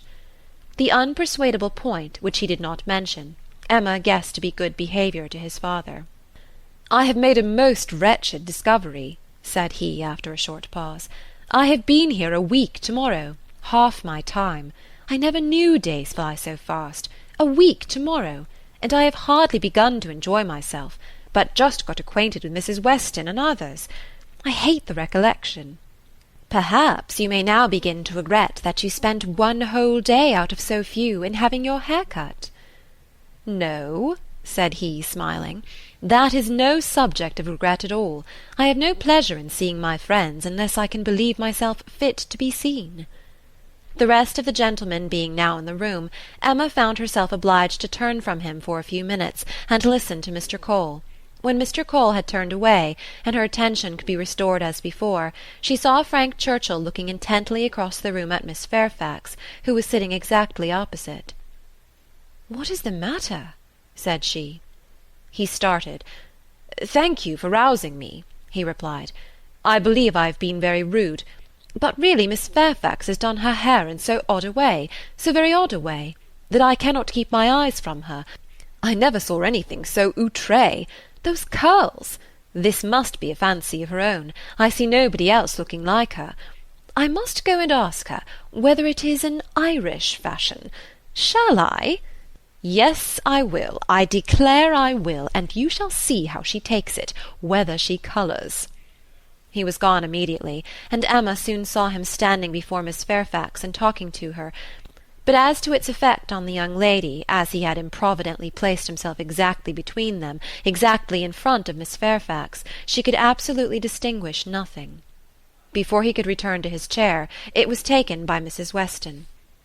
"This is the luxury of a large party," said she. "One can get near everybody and say everything. My dear Emma, I am longing to talk to you. I have been making discoveries and forming plans, just like yourself, and I must tell them while the idea is fresh. Do you know how Miss Bates and her niece came here?" "How? They were invited, were not they?" "Oh, yes, but how they were conveyed hither, the manner of their coming." "They walked, I conclude. How else could they come?" "Very true. Well, a little while ago it occurred to me how very sad it would be to have Jane Fairfax walking home again late at night, and cold as the nights are now, and as I looked at her, though I never saw her appear to more advantage, it struck me that she was heated, and would therefore be particularly liable to take cold.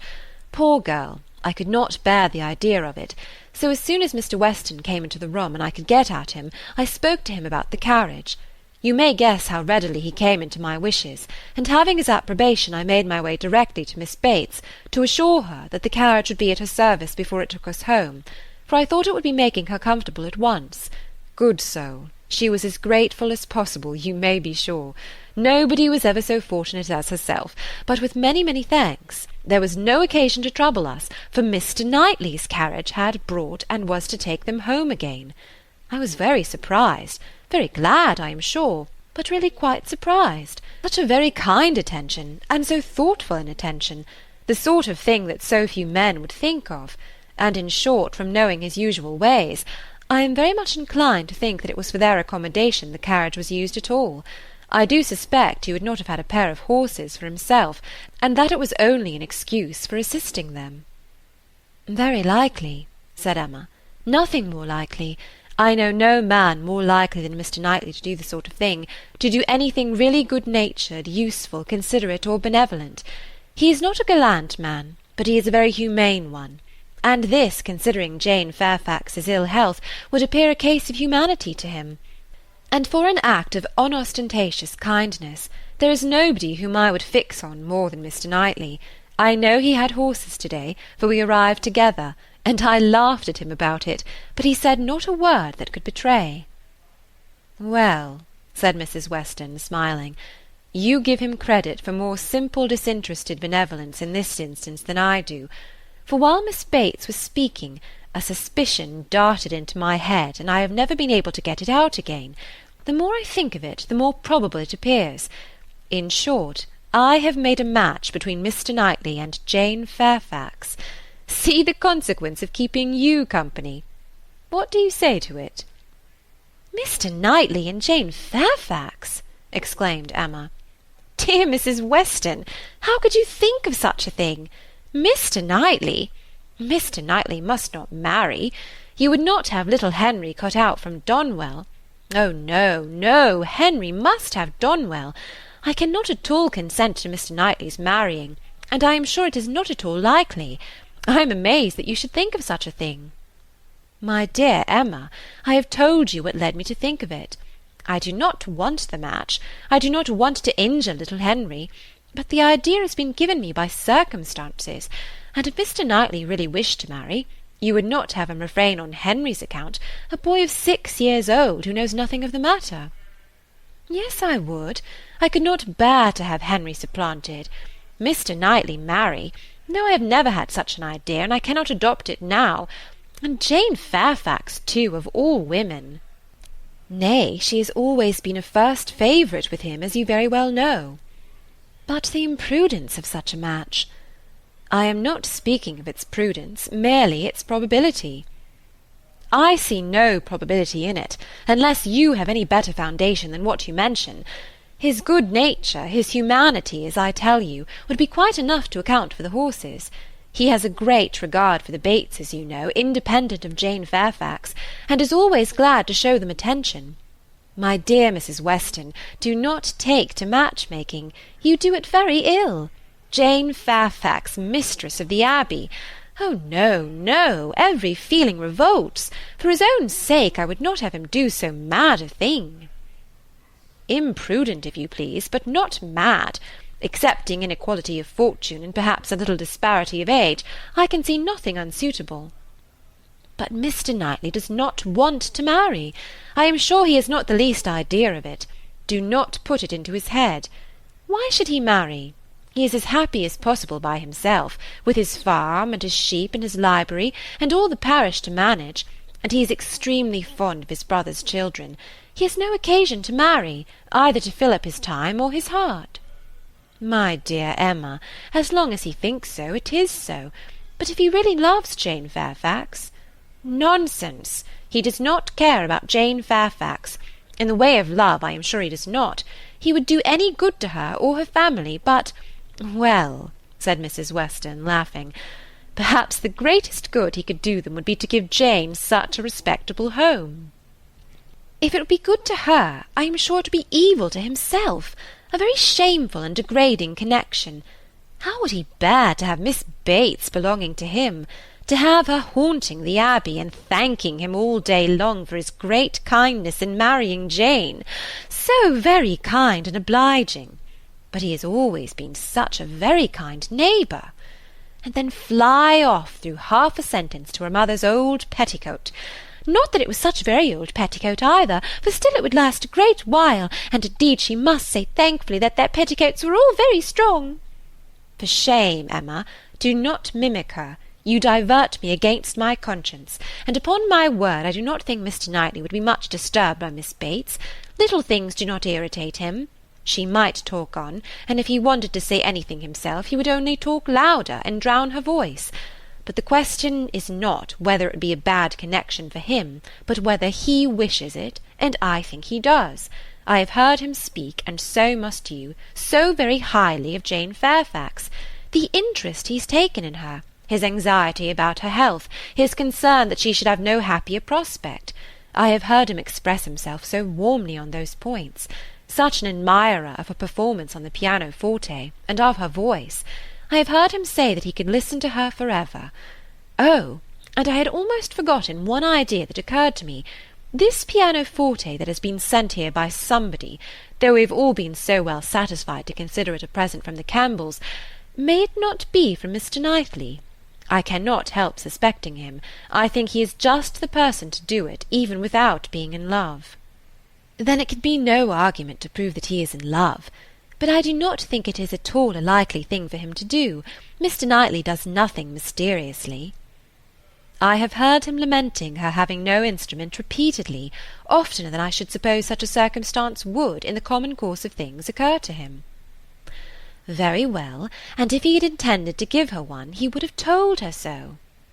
There might be scruples of delicacy, my dear Emma. I have a very strong notion that it comes from him. I am sure he was particularly silent when Mrs. Cole told us of it at dinner. You take up an idea, Mrs. Weston, and run away with it, as you have many a time reproached me with doing. I see no sign of attachment. I believe nothing of the pianoforte, and proof shall only convince me that Mr. Knightley has any thought of marrying Jane Fairfax. They combated the point some time longer in the same way, Emma rather gaining ground over the mind of her friend, for Mrs. Weston was the most used of the two to yield, till a little bustle in the room showed them that tea was over, and the instrument in preparation, and at the same moment Mr. Cole approaching to entreat Miss Woodhouse would do them the honour of trying it. Frank Churchill, of whom, in the eagerness of her conversation with Mrs. Weston, she had been seeing nothing, except that he had found a seat by Miss Fairfax, followed Mr. Cole to add his very pressing entreaties, and as in every respect it suited Emma best to lead, she gave a very proper compliance. She knew the limitations of her own powers too well to attempt more than she could perform with credit. She wanted neither taste nor spirit in the little things which are generally acceptable, and could accompany her own voice well. One accompaniment to her song took her agreeably by surprise, a second, slightly but correctly taken by Frank Churchill. Her pardon was duly begged at the close of the song, and everything usual followed. He was accused of having a delightful voice, and a perfect knowledge of music, which was properly denied, and that he knew nothing of the matter, and had no voice at all, roundly asserted. They sang together once more, and Emma would then resign her place to Miss Fairfax, whose performance, both vocal and instrumental, she never could attempt to conceal from herself, was infinitely superior to her own. With mixed feelings she seated herself at a little distance from the numbers round the instrument to listen. Frank Churchill sang again. They had sung together once or twice, it appeared, at Weymouth. But the sight of Mr. Knightley among the most attentive soon drew away half Emma's mind, and she fell into a train of thinking on the subject of Mrs. Weston's suspicions, to which the sweet sounds of the united voices gave only momentary interruptions. Her objections to Mr. Knightley's marrying did not in the least subside. She could see nothing but evil in it.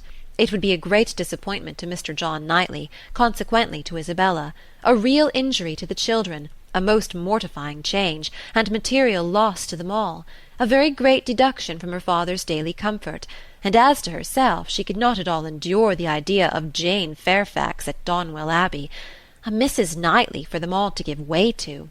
No, Mr. Knightley must never marry. Little Henry must remain the heir of Donwell. Presently Mr. Knightley looked back and came and sat down by her. They talked at first only of the performance. His admiration certainly was very warm, yet she thought but for Mrs. Weston it would not have struck her. As a sort of touchstone, however, she began to speak of his kindness in conveying the aunt and niece, and though his answer was in the spirit of cutting the matter short, she believed it to indicate only his disinclination to dwell on any kindness of his own. "I often feel concern," said she, "that I dare not make our carriage more useful on such occasions. It is not that I am without the wish, but you know how impossible my father would deem it that James should put to for such a purpose." "Quite out of the question, quite out of the question," he replied. "But you must often wish it, I am sure." And he smiled with such seeming pleasure at the conviction, that she must proceed another step. "This present from the Campbells," said she, This pianoforte is very kindly given." "Yes," he replied, and without the smallest apparent embarrassment. "But they would have done better had they given her notice of it. Surprises are foolish things. The pleasure is not enhanced, and the inconvenience is often inconsiderable. I should have expected better judgment in Colonel Campbell." From that moment Emma could have taken her oath that Mr. Knightley had had no concern in giving the instrument. But whether he were entirely free from peculiar attachment, whether there were no actual preference, remained a little longer doubtful. Toward the end of Jane's second song her voice grew thick. "That will do," said he when it was finished, thinking aloud. "You have sung quite enough for one evening. Now be quiet." Another song, however, was soon begged for. One more! They would not fatigue Miss Fairfax on any account, and would only ask for one more. And Frank Churchill was heard to say, "I think you could manage this without effort. The first part is so very trifling. The strength of the song falls on the second." Mr. Knightley grew angry. "That fellow," said he indignantly, "thinks of nothing but showing off his own voice. This must not be." And touching Miss Bates, who at that moment passed near, "Miss Bates, are you mad to let your niece sing herself hoarse in this manner? Go and interfere. They have no mercy on her." Miss Bates, in her real anxiety for Jane, could hardly stay even to be grateful, before she stepped forward and put an end to all farther singing. Here ceased the concert part of the evening, for Miss Woodhouse and Miss Fairfax were the only young lady performers, but soon, within 5 minutes, the proposal of dancing, originating nobody knew exactly where, was so effectually promoted by Mr. and Mrs. Cole that everything was rapidly clearing away to give proper space. Mrs. Weston, capital in her country dances, was seated, and beginning an irresistible waltz, and Frank Churchill, coming up with most becoming gallantry to Emma, had secured her hand and led her to the top. While waiting till the other young people could pair themselves off, Emma found time, in spite of the compliment she was receiving on her voice and her taste, to look about, and see what became of Mr. Knightley. This would be a trial. He was no dancer in general. If he were to be very alert in engaging Jane Fairfax now, it might augur something. There was no immediate appearance. No, he was talking to Mrs. Cole. He was looking on unconcerned. Jane was asked by somebody else, and he was still talking to Mrs. Cole. Emma had no longer an alarm for Henry. His interest was yet safe, and she led off the dance with genuine spirit and enjoyment. Not more than 5 couple could be mustered, but the rarity and the suddenness of it made it very delightful, and she found herself well matched in a partner. They were a couple worth looking at. 2 dances, unfortunately, were all that could be allowed. It was growing late, and Miss Bates became anxious to get home on her mother's account. After some attempts, therefore, to be permitted to begin again, they were obliged to thank Mrs. Weston, look sorrowful, and have done. "Perhaps it is as well," said Frank Churchill as he attended Emma to her carriage. "I must have asked Miss Fairfax, and her languid dancing would not have agreed with me after yours." End of chapter 8. Volume 2, Chapter 9. Emma did not repent her condescension in going to the Coles. The visit afforded her many pleasant recollections the next day, and all that she might be supposed to have lost on the side of dignified seclusion must be amply repaid in the splendour of popularity. She must have delighted the Coles, worthy people who deserved to be made happy, and left a name behind her that would not soon die away. Perfect happiness, even in memory, is not common, and there were 2 points on which she was not quite easy. She doubted whether she had not transgressed the duty of woman by woman in betraying her suspicions of Jane Fairfax's feelings to Frank Churchill. It was hardly right, but it had been so strong an idea that it would escape her, and his submission to all that she told was a compliment to her penetration, which made it difficult for her to be quite certain that she ought to have held her tongue. The other circumstance of regret related also to Jane Fairfax, and there she had no doubt. She did unfeignedly and unequivocally regret the inferiority of her own playing and singing. She did most heartily grieve over the idleness of her childhood, and sat down and practised vigorously an hour and a half.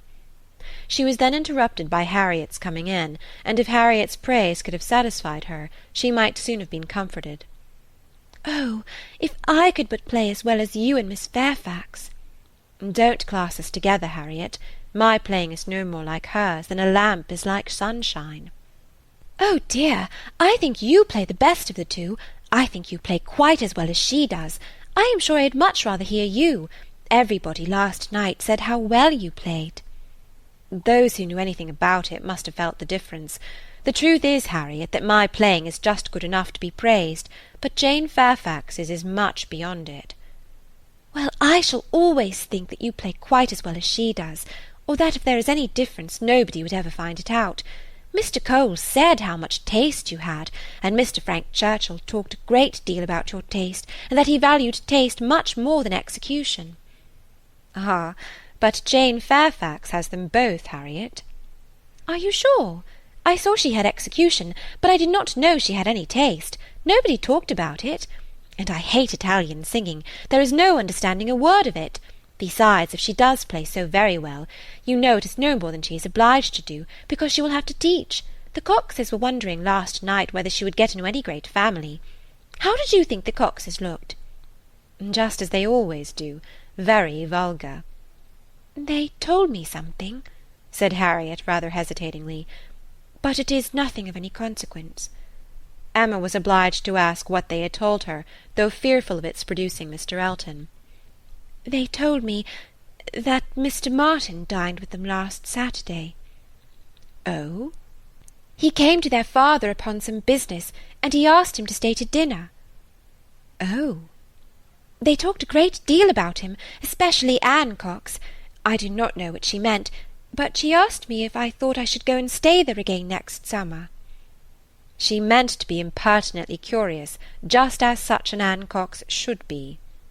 She said he was very agreeable the day he dined there. He sat by her at dinner. Miss Nash thinks either of the Coxes would be very glad to marry him. Very likely. I think they are, without exception, the most vulgar girls in Highbury. Harriet had business at Ford's. Emma thought it most prudent to go with her. Another accidental meeting with the Martins was possible, and in her present state would be dangerous. Harriet, tempted by everything and swayed by half a word, was always very long at a purchase, and while she was still hanging over muslins and changing her mind, Emma went to the door for amusement. Much could not be hoped from the traffic of even the busiest part of Highbury.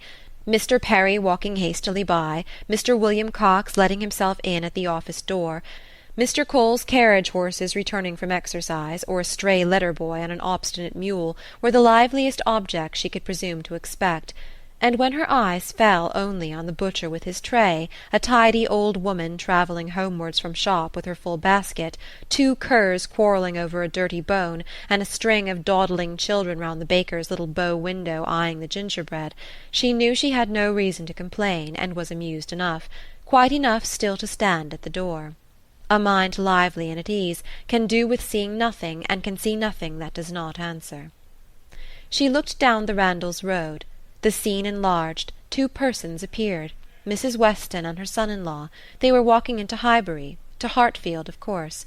They were stopping, however, in the first place at Mrs. Bates's, whose house was a little nearer Randalls than Ford's, and had all but knocked when Emma caught their eye. Immediately they crossed the road and came forward to her, and the agreeableness of yesterday's engagement seemed to give fresh pleasure to the present meeting.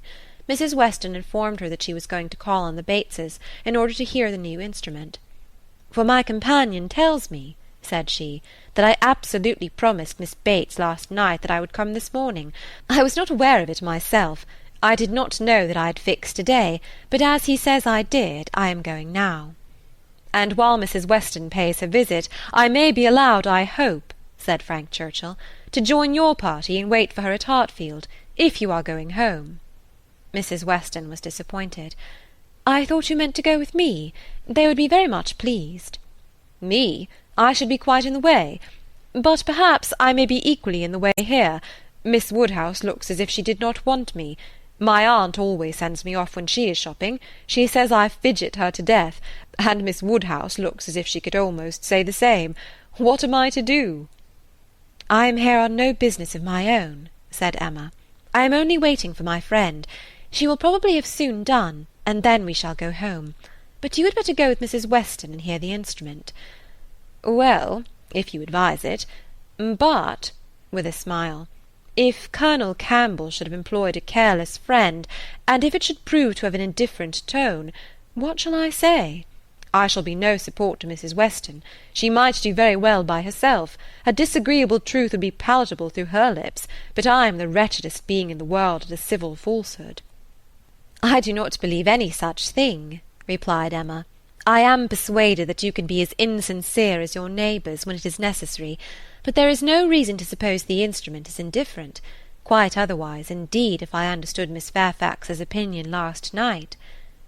Do come with me, said Mrs. Weston, if it be not very disagreeable to you. It need not detain us long. We will go to Hartfield afterwards. We will follow them to Hartfield. I really wish you to call with me. It will be felt so great an attention, and I always thought you meant it. He could say no more, and with the hope of Hartfield to reward him, returned with Mrs. Weston to Mrs. Bates's door.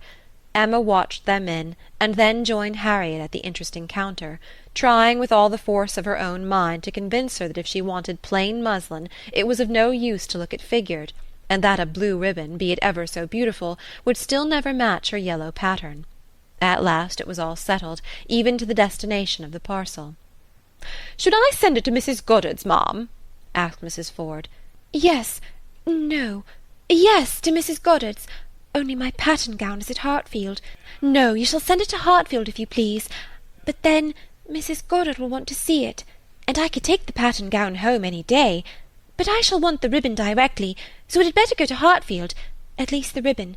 You could make it into 2 parcels, Mrs. Ford, could not you? It is not worth while, Harriet, to give Mrs. Ford the trouble of 2 parcels. No more it is. No trouble in the world, ma'am, said the obliging Mrs. Ford. Oh, but indeed, I would much rather have it only in 1. Then, if you please, you shall send it all to Mrs. Goddard's. I do not know. No, I think, Miss Woodhouse, I may just as well have it sent to Hartfield, and take it home with me at night. What do you advise? That you do not give another half-second to the subject. To Hartfield, if you please, Mrs. Ford. Ay, that will be much the best, said Harriet, quite satisfied. I should not at all like it to have it sent to Mrs. Goddard's. Voices approached the shop, or rather 1 voice and 2 ladies. Mrs. Weston and Miss Bates met them at the door. My dear Miss Woodhouse, said the latter, I am just run across to entreat the favour of you to come and sit down with us a little while, and give us your opinion of our new instrument. You and Miss Smith. How do you do, Miss Smith? Very well, I thank you, and I beg Mrs. Weston to come with me, that I might be sure of succeeding. I hope Mrs. Bates and Miss Fairfax are. Very well, I am much obliged to you. My mother is delightfully well, and Jane caught no cold last night. How is Mr. Woodhouse?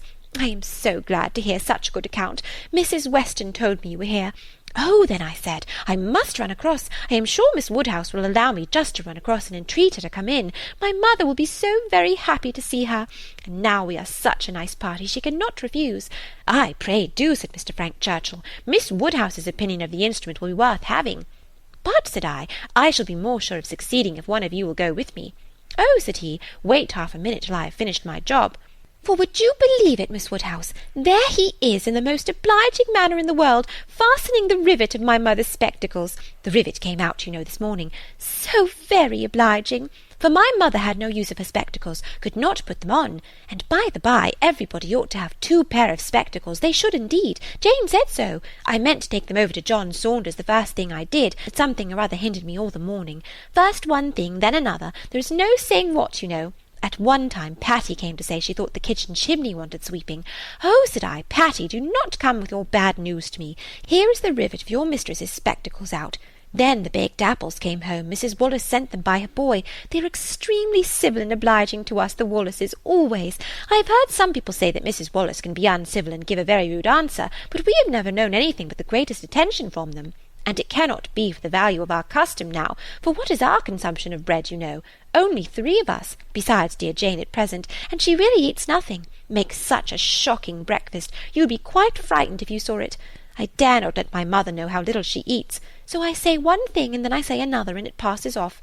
But about the middle of the day she gets hungry, and there is nothing she likes so well as these baked apples, and they are extremely wholesome. For I took the opportunity the other day of asking Mr. Perry. I happened to meet him in the street. Not that I had any doubt before. I have so often heard Mr. Woodhouse recommend baked apple. I believe it is the only way that Mr. Woodhouse thinks the fruit thoroughly wholesome. We have apple dumplings, however, very often. Patty makes an excellent apple dumpling. Well, Mrs. Weston, you have prevailed, I hope, and these ladies will oblige us. Emma would be very happy to wait on Mrs. Bates, etc., and they did at last move out of the shop, with no farther delay from Miss Bates than, "How do you do, Mrs. Ford? I beg your pardon, I did not see you before. I hear you have a charming collection of new ribbons from town. Jane came back delighted yesterday. Thank ye, the gloves do very well, only a little too large about the wrist, but Jane is taking them in." "What was I talking of?" said she, beginning again when they were all in the street. Emma wondered on what, of all the medley, she would fix. "I declare I cannot recollect what I was talking of. Oh, my mother's spectacles! So very obliging of Mr. Frank Churchill.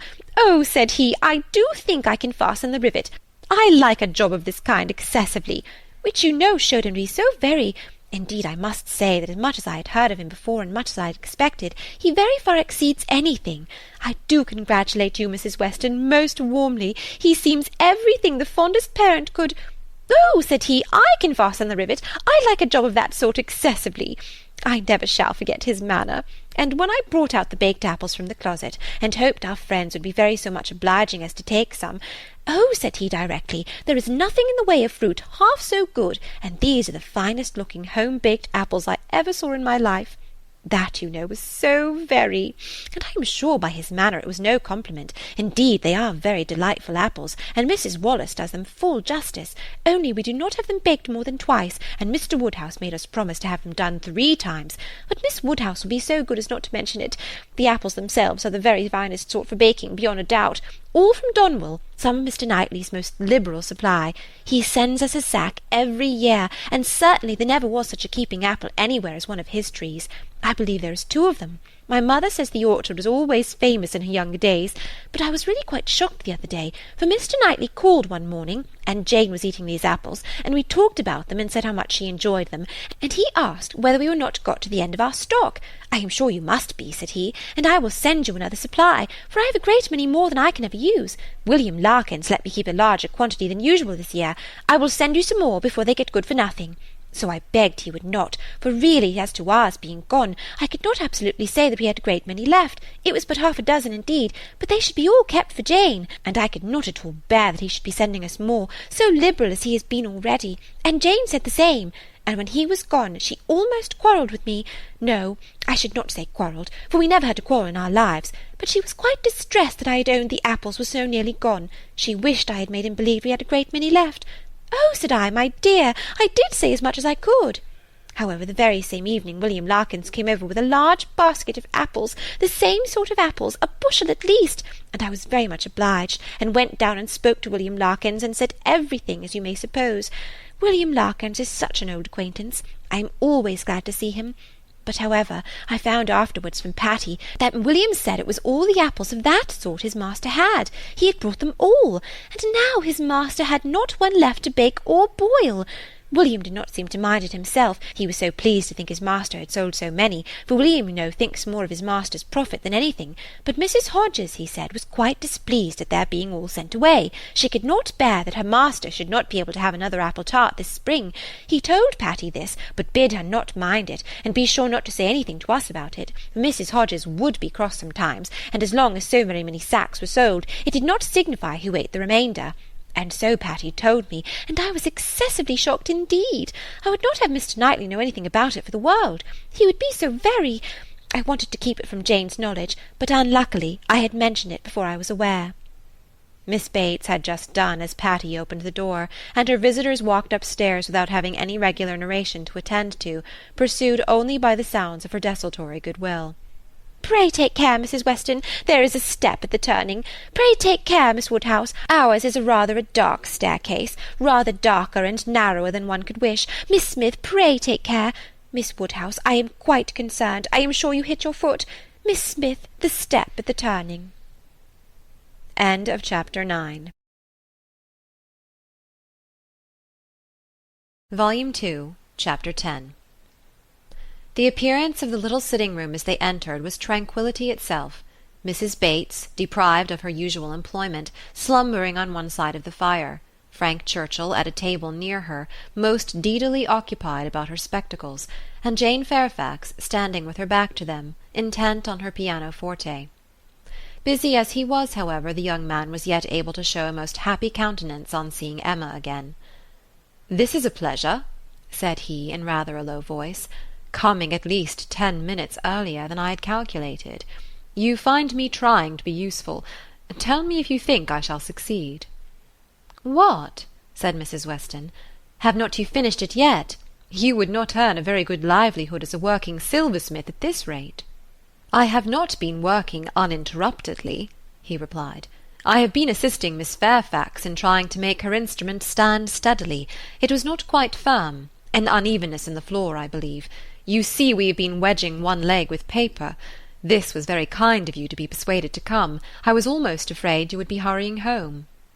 He contrived that she should be seated by him, and was sufficiently employed in looking out the best baked apple for her, and trying to make her help or advise him in his work, till Jane Fairfax was quite ready to sit down to the pianoforte again.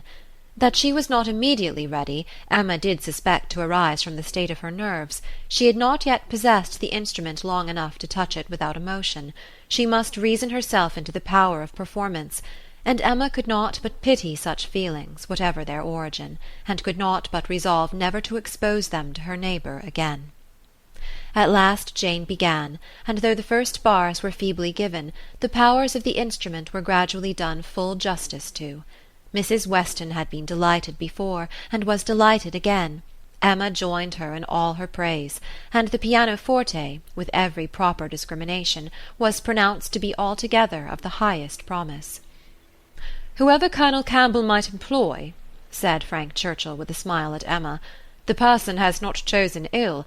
I heard a good deal of Colonel Campbell's taste in Weymouth, and the softness of the upper notes I am sure is exactly what he and all that party would particularly prize.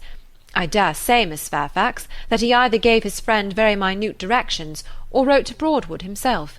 Do not you think so?" Jane did not look round. She was not obliged to hear. Mrs. Weston had been speaking to her at the same moment. "It is not fair," said Emma in a whisper. "Mine was a random guess. Do not distress her." He shook his head with a smile, and looked as if he had very little doubt and very little mercy. Soon afterwards he began again. "How much your friends in Ireland must be enjoying your pleasure on this occasion, Miss Fairfax. I dare say they often think of you, and wonder which will be the day, the precise day of the instrument's coming to hand. Do you imagine Colonel Campbell knows the business to be going forward just at this time? Do you imagine it to be the consequence of an immediate commission from him, or that he may have sent only a general direction, an order indefinite as to time, to depend upon contingencies and conveniences?" He paused. She could not but hear. She could not avoid answering.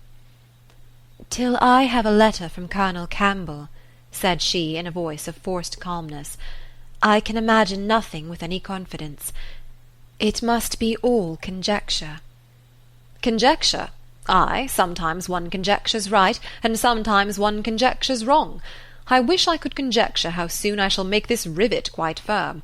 What nonsense one talks, Miss Woodhouse, when hard at work, if one talks at all. Your real workmen, I suppose, hold their tongues, but we gentlemen labourers, if we get hold of a word— Miss Fairfax said something about conjecturing. There, it is done. I have the pleasure, madam," to Mrs. Bates, "of restoring your spectacles, healed for the present." He was very warmly thanked by both mother and daughter. To escape a little from the latter, he went to the pianoforte, and begged Miss Fairfax, who was still sitting at it, to play something more. "If you are very kind," said he, "it will be one of the waltzes we danced last night. Let me live them over again. You did not enjoy them as I did. You appeared tired the whole time. I believe you were glad we danced no longer, but I would have given worlds, all the worlds one ever has to give, for another half-hour."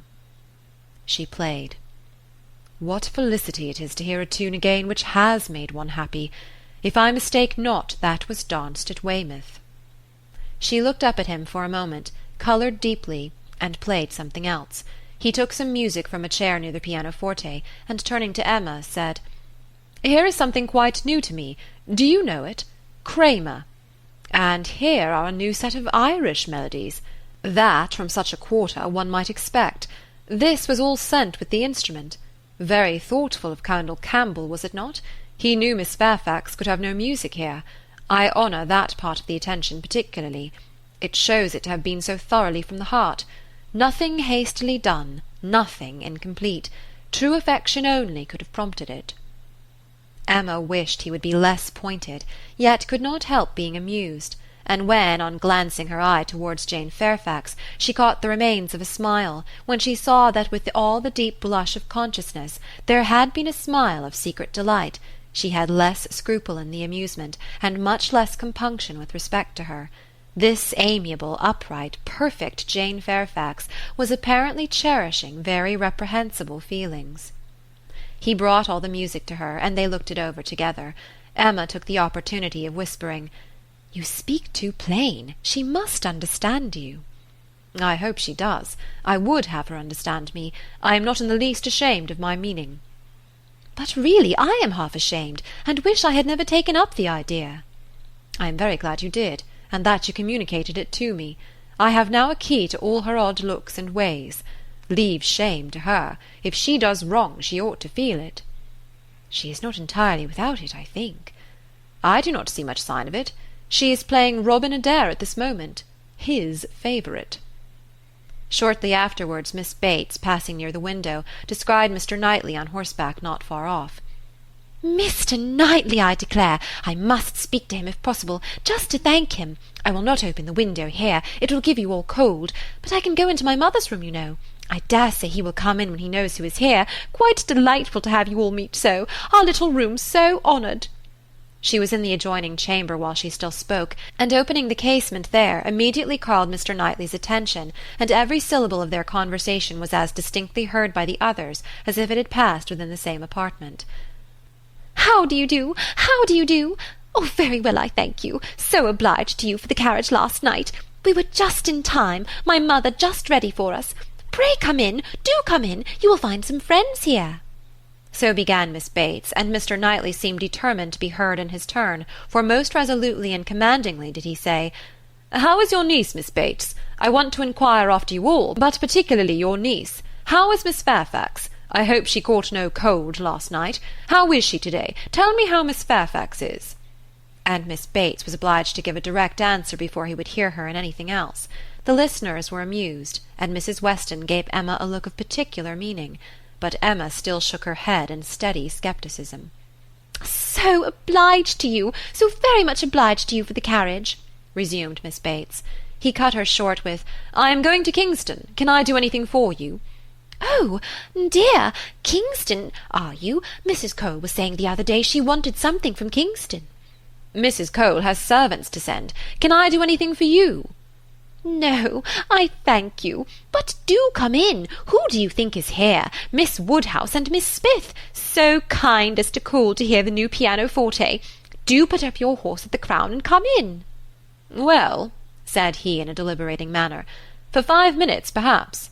"And here is Mrs. Weston and Frank Churchill too. Quite delightful, so many friends." "No, not now, I thank you. I could not stay 2 minutes. I must get on to Kingston as fast as I can."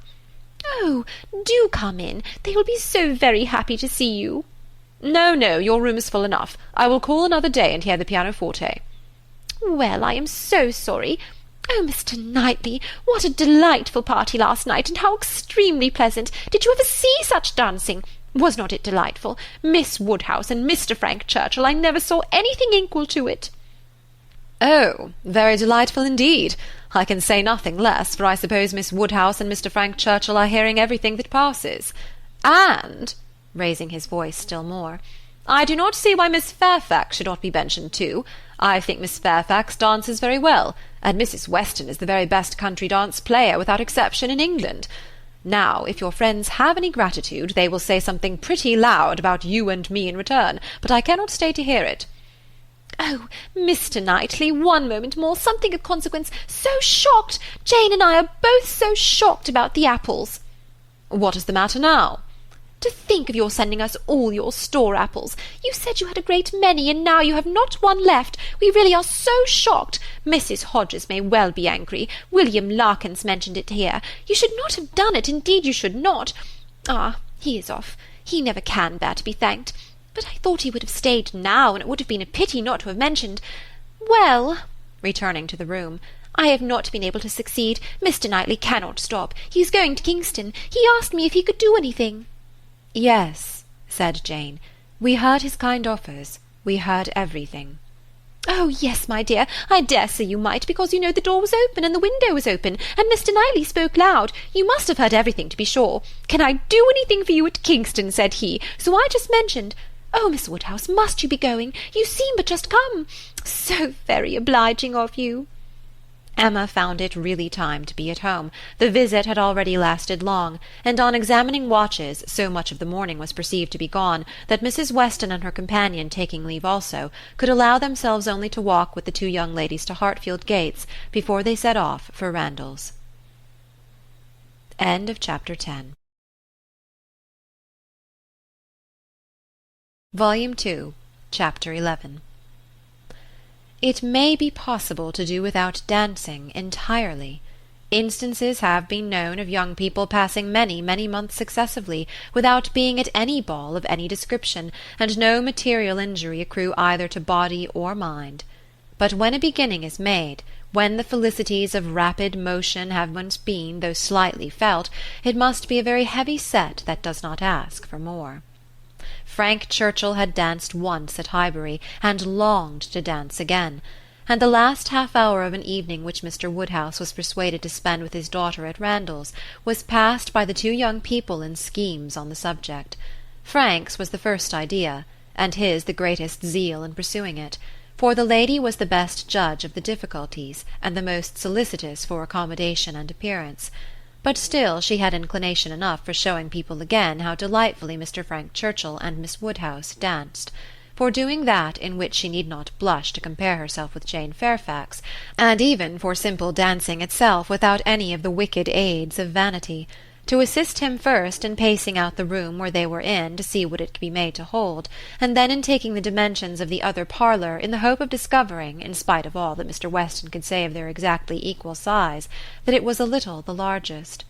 His first proposition and request, that the dance begun at Mr. Cole's should be finished there, that the same party should be collected, and the same musician engaged, met with the readiest acquiescence.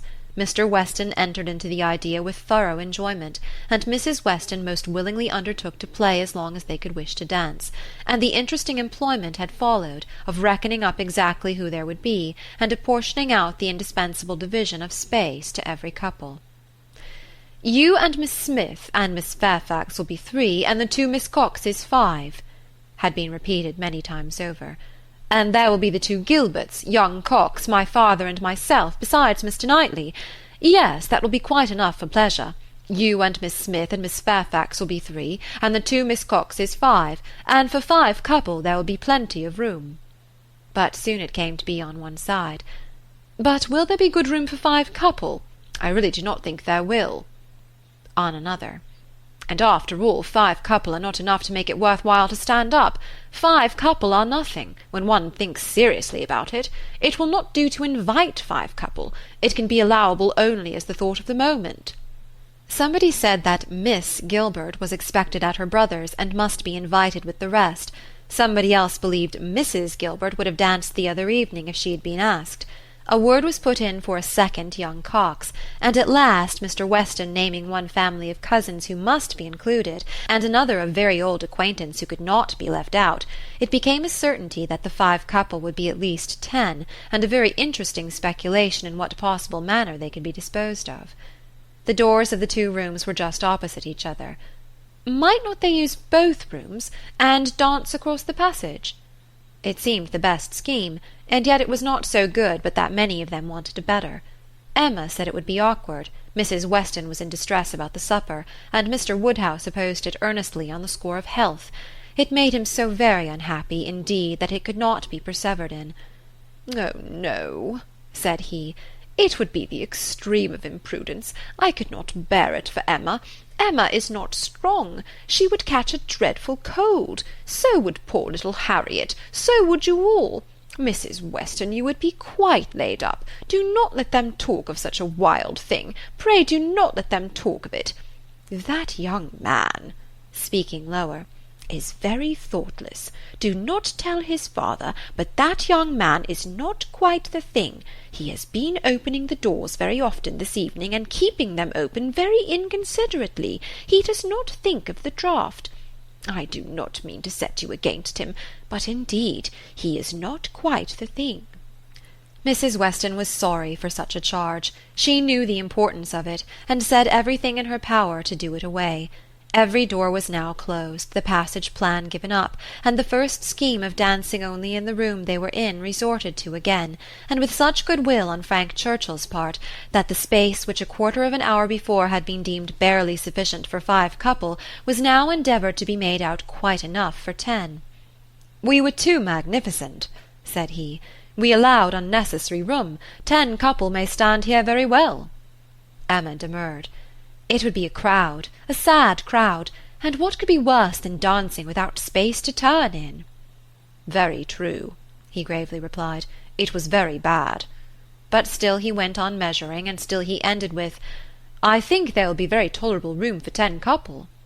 "No, no," said she, "you are quite unreasonable. It would be dreadful to be standing so close. Nothing can be farther from pleasure than to be dancing in a crowd, and a crowd in a little room." "There is no denying it," he replied. "I agree with you exactly. A crowd in a little room. Miss Woodhouse, you have the art of giving pictures in a few words. Exquisite, quite exquisite. Still, however, having proceeded so far, one is unwilling to give the matter up. It would be a disappointment to my father, and altogether, I do not know that. I am rather of opinion that 10 couple might stand here very well."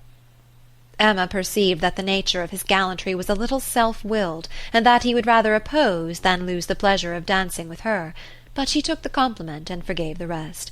Had she ever intended to marry him, it might have been worth while to pause and consider, and try to understand the value of his preference and the character of his temper, but for all the purposes of their acquaintance he was quite amiable enough. Before the middle of the next day he was at Hartfield, and he entered the room with such an agreeable smile as certified the continuance of the scheme. It soon appeared that he came to announce an improvement. "Well, Miss Woodhouse," he almost immediately began, "your inclination for dancing has not been quite frightened away, I hope, by the terrors of my father's little rooms. I bring a new proposal on that subject, a thought of my father's which waits only your approbation to be acted upon. May I hope for the honour of your hand for the first 2 dances of this little projected ball, to be given, not at Randall's, but at the Crown Inn?" "The Crown?" "Yes, and if you and Mr. Woodhouse see no objection, and I trust you cannot, my father hopes his friends will be so kind as to visit him there. Better accommodations he can promise them, and not a less grateful welcome than at Randall's. It is his own idea. Mrs. Weston sees no objection in it, provided you are satisfied. This is what we all feel. Oh, you were perfectly right. 10 couple in either of the Randalls' rooms would have been insufferable, dreadful. I felt how right you were the whole time, but I was too anxious for securing anything to like to yield. Is it not a good exchange? You consent? I hope you consent." "It appears to me a plan that nobody can object to, if Mr. and Mrs. Weston do not.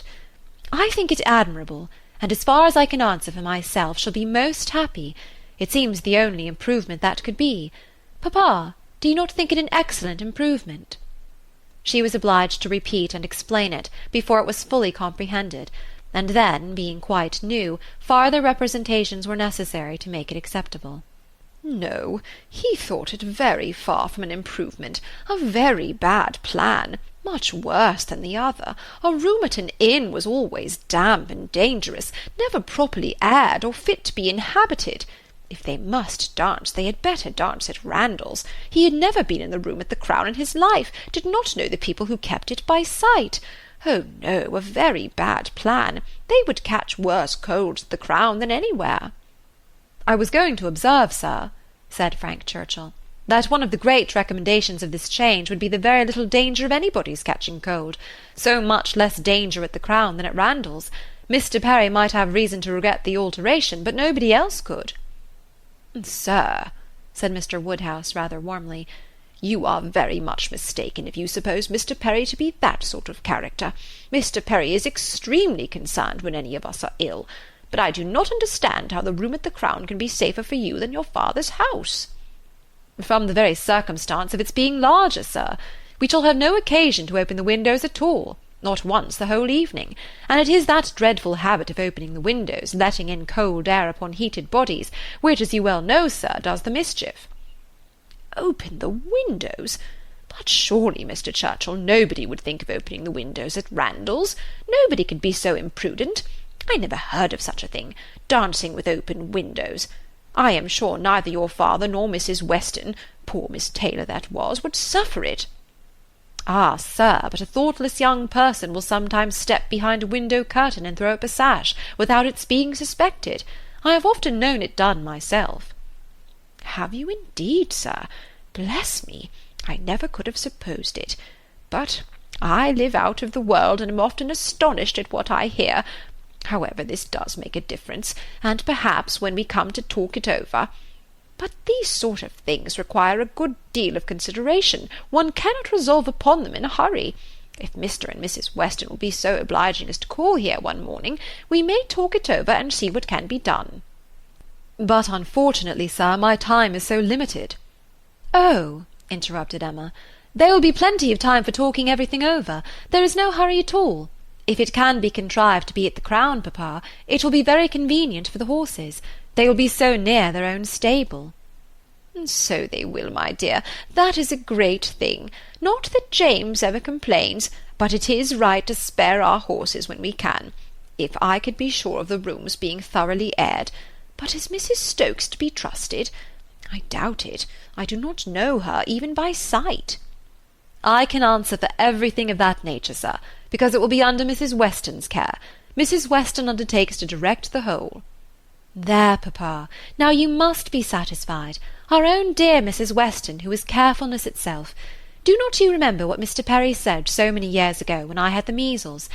If Miss Taylor undertakes to wrap Miss Emma up, you need not have any fears, sir. How often have I heard you speak of it as such a compliment to her?" "Ay, very true. Mr. Perry did say so. I shall never forget it. Poor little Emma! You were very bad with the measles. That is, you would have been very bad but for Perry's great attention. He came 4 times a day for a week. He said from the first it was a very good sort, which was our great comfort, but the measles are a dreadful complaint. I hope whenever poor Isabella's little ones have the measles, she will send for Perry." "My father and Mrs. Weston are at the Crown at this moment," said Frank Churchill, "examining the capabilities of the house. I left them there and came on to Hartfield, impatient for your opinion, and hoping you might be persuaded to join them and give your advice on the spot. I was desired to say so from both. It would be the greatest pleasure to them if you could allow me to attend you there. They can do nothing satisfactorily without you." Emma was most happy to be called to such a council, and her father engaging to think it all over while she was gone, the 2 young people set off together without delay for the Crown. There were Mr. and Mrs. Weston, delighted to see her and receive her approbation, very busy and very happy in their different way, she in some little distress, and he finding everything perfect. "Emma," said she, "this paper is worse than I expected. Look, in places you see it is dreadfully dirty, and the wainscot is more yellow and forlorn than anything I could have imagined." "My dear, you are too particular," said her husband. "What does all that signify? You will see nothing of it by candlelight. It will be as clean as Randalls by candlelight. We never see anything of it on our club nights." The ladies here probably exchanged looks which meant, "Men never know when things are dirty or not," and the gentlemen perhaps thought each to himself, "Women will have their little nonsenses and needless cares." One perplexity, however, arose which the gentlemen did not disdain. It regarded a supper-room. At the time of the ballroom's being built, suppers had not been in question, and a small card-room adjoining was the only addition. What was to be done? This card-room would be wanted as a card-room now, or, if cards were conveniently voted unnecessary by their 4 selves, still was it not too small for any comfortable supper? Another room of much better size might be secured for the purpose, but it was at the other end of the house, and a long awkward passage must be gone through to get at it. This made a difficulty. Mrs. Weston was afraid of draughts for the young people in that passage, and neither Emma nor the gentlemen could tolerate the prospect of being miserably crowded at supper. Mrs. Weston proposed having no regular supper, merely sandwiches, etc., set out in the little room, but that was scouted as a wretched suggestion. A private dance, without sitting down to supper, was pronounced an infamous fraud upon the rights of men and women, and Mrs. Weston must not speak of it again. She then took another line of expediency, and looking into the doubtful room, observed, "I do not think it is so very small. We shall not be many, you know." And Mr. Weston at the same time, walking briskly with long steps through the passage, was calling out, "You talk a great deal of the length of this passage, my dear. It is a mere nothing after all, and not the least draught from the stairs." "I wish," said Mrs. Weston, "one could know which arrangement our guests in general would like best. To do what would be most generally pleasing must be our object. If one could but tell what that would be." "Yes, very true," cried Frank, "very true. You want your neighbours' opinions. I do not wonder at you. If one could ascertain what the chief of them, the Coles, for instance, they are not far off. Shall I call upon them? Or Miss Bates, she is still nearer. And I do not know whether Miss Bates is not as likely to understand the inclinations of the rest of the people as anybody. I think we do want a larger council. Suppose I go and invite Miss Bates to join us?" "Well, if you please," said Mrs. Weston, rather hesitating, "if you think she'll be of any use." "You will get nothing to the purpose from Miss Bates," said Emma. "She will be all delight and gratitude, but she will tell you nothing. She will not even listen to your questions. I see no advantage in consulting Miss Bates." "But she is so amusing, so extremely amusing. I am very fond of hearing Miss Bates talk, and I need not bring the whole family, you know." Here Mr. Weston joined them, and on hearing what was proposed, gave it his decided approbation. "I do, Frank. Go and fetch Miss Bates, and let us end the matter at once. She will enjoy the scheme, I am sure, and I do not know a properer person for showing us how to do away difficulties. Fetch Miss Bates. We are growing a little too nice. She is a standing lesson of how to be happy. But fetch them both. Invite them both." "Both, sir? Can the old lady—" "The old lady? No, the young lady, to be sure. I shall think you a great blockhead, Frank, if you bring the aunt without the niece." "Oh, I beg your pardon, sir. I did not immediately recollect. Undoubtedly, if you wish it, I will endeavour to persuade them both." And away he ran. Long before he reappeared, attending the short, neat, brisk-moving aunt and her elegant niece, Mrs. Weston, like a sweet-tempered woman and a good wife, had examined the passage again, and found the evils of it much less than she had supposed before, indeed very trifling, and here ended the difficulties of decision. All the rest, in speculation at least, was perfectly smooth. All the minor arrangements of table and chair, lights and music, tea and supper, made themselves, or were left as mere trifles to be settled at any time between Mrs. Weston and Mrs. Stokes. Everybody invited was certainly to come. Frank had already written to Enscombe to propose staying a few days beyond his fortnight, which could not possibly be refused, and a delightful dance it was to be. Most cordially when Miss Bates arrived did she agree that it must. As a counsellor she was not wanted, but as an approver, a much safer character, she was truly welcome. Her approbation, at once general and minute, warm and incessant, could not but please, and for another half-hour they were all walking to and fro, between the different rooms, some suggesting, some attending, and all in happy enjoyment of the future.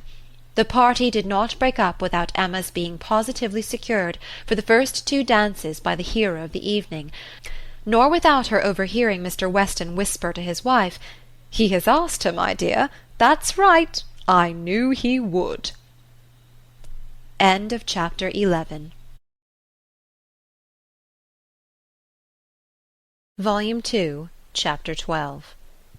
One thing only was wanting to make the prospect of the ball completely satisfactory to Emma, its being fixed for a day within the granted term of Frank Churchill's stay in Surrey, for in spite of Mr. Weston's confidence, she could not think it so very impossible that the Churchills might not allow their nephew to remain a day beyond his fortnight.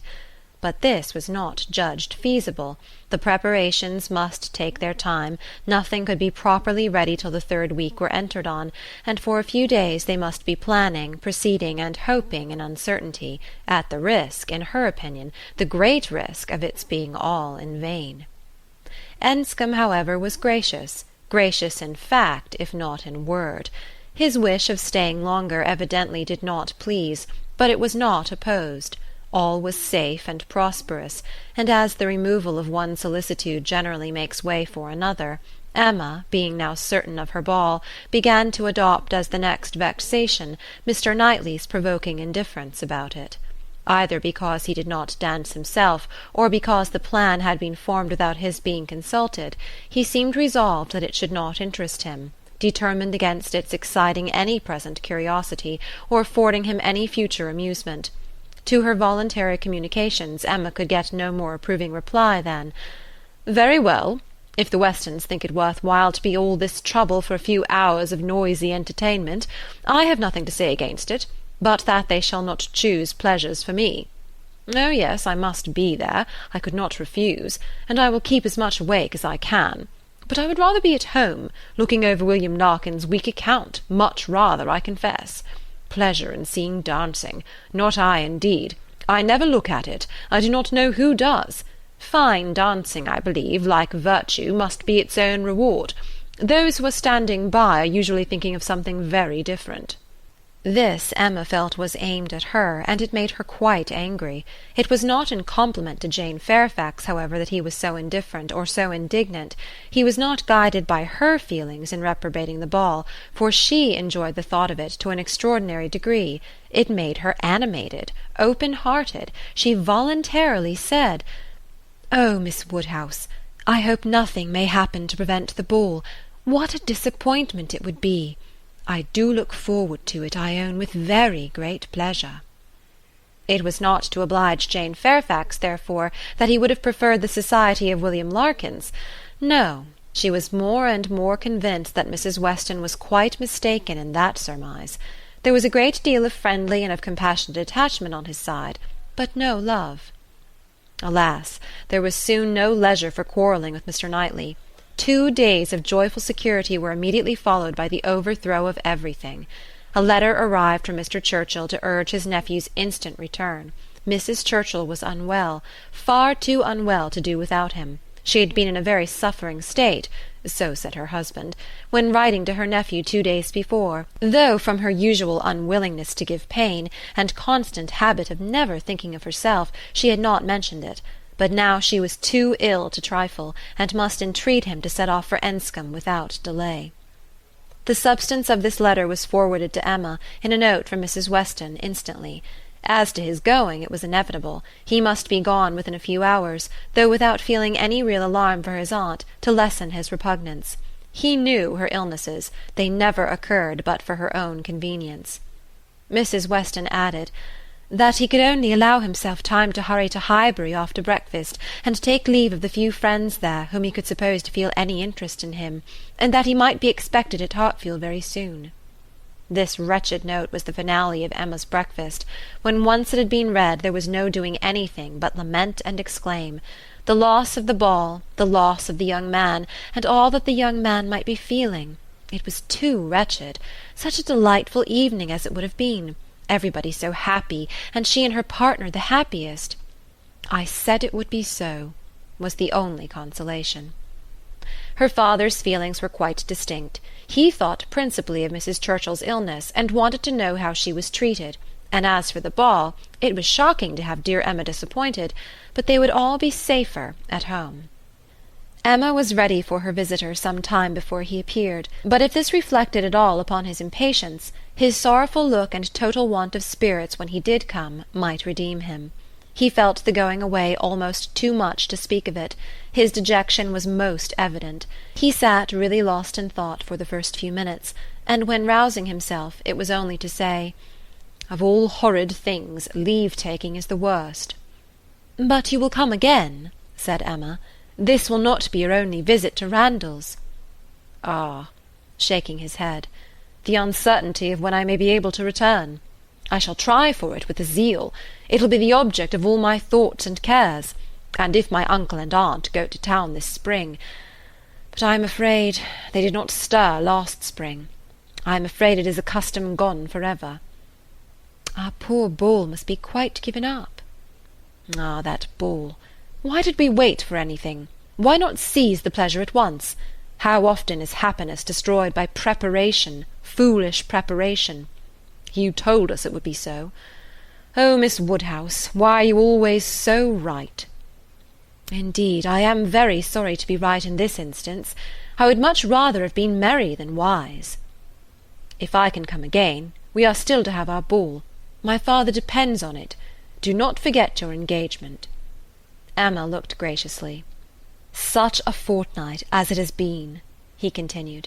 Every day more precious and more delightful than the day before. Every day making me less fit to bear any other place. Happy those who can remain at Highbury.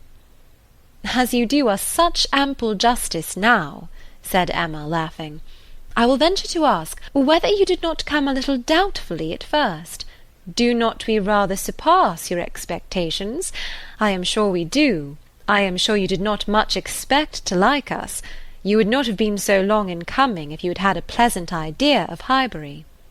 He laughed rather consciously, and though denying the sentiment, Emma was convinced that it had been so.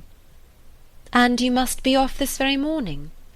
Yes, my father is to join me here. We shall walk back together, and I must be off immediately. I am almost afraid that every moment will bring him. Not 5 minutes to spare even for your friends Miss Fairfax and Miss Bates. How unlucky! Miss Bates's powerful, argumentative mind might have strengthened yours. Yes, I have called there. Passing the door I thought it better. It was a right thing to do. I went in for 3 minutes and was detained by Miss Bates's being absent. She was out, and I felt it impossible not to wait till she came in. She is a woman that one may, that one must, laugh at, but that one would not wish to slight. It was better to pay my visit then. He hesitated, got up, walked to a window. In short, said he, perhaps, Miss Woodhouse, I think you can hardly be quite without suspicion. He looked at her as if wanting to read her thoughts. She hardly knew what to say. It seemed like the forerunner of something absolutely serious, which she did not wish. Forcing herself to speak, therefore, in the hope of putting it by, she calmly said, You are quite in the right. It was most natural to pay your visit then.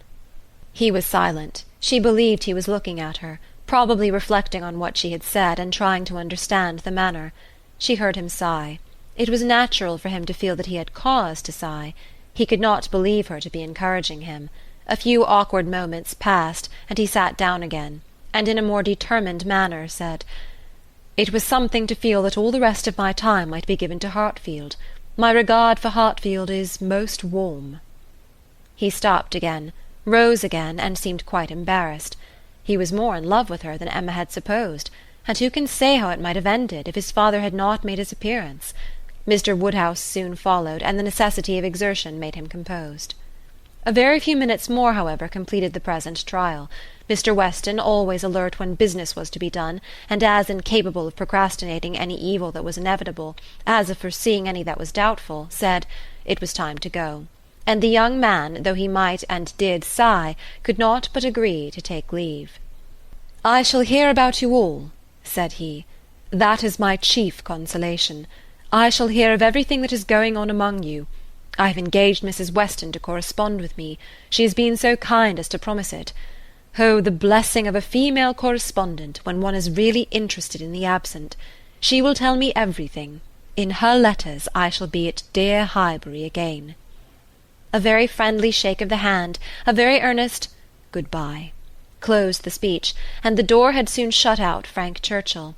Short had been the notice, short their meeting. He was gone, and Emma felt so sorry to part, and foresaw so great a loss to their little society from his absence, as to begin to be afraid of being too sorry, and feeling it too much.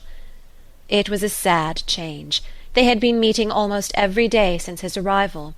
Certainly his being at Randalls had given great spirit to the last 2 weeks, indescribable spirit. The idea, the expectation of seeing him which every morning had brought, the assurance of his attentions, his liveliness, his manners, it had been a very happy fortnight, and forlorn must be the sinking from it into the common course of Hartfield days. To complete every other recommendation, he had almost told her that he loved her. What strength or what constancy of affection he might be subject to was another point, but at present she could not doubt his having a decidedly warm admiration, a conscious preference of herself, and this persuasion, joined to all the rest, made her think that she must be a little in love with him, in spite of every previous determination against it. "I certainly must," said she. "This sensation of listlessness, weariness, stupidity, this disinclination to sit down and employ myself, this feeling of everything's being dull and insipid about the house. I must be in love. I should be the oddest creature in the world if I were not, for a few weeks at least. Well, evil to some is always good to others. I shall have many fellow mourners for the ball, if not for Frank Churchill, but Mr. Knightley will be happy. He may spend the evening with his dear William Larkins now, if he likes." Mr. Knightley, however, showed no triumphant happiness. He could not say that he was sorry on his own account. His very cheerful look would have contradicted him if he had, but he said, and very steadily, that he was sorry for the disappointment of the others, and with considerable kindness added, "You, Emma, who have so few opportunities of dancing, you are really out of luck. You are very much out of luck."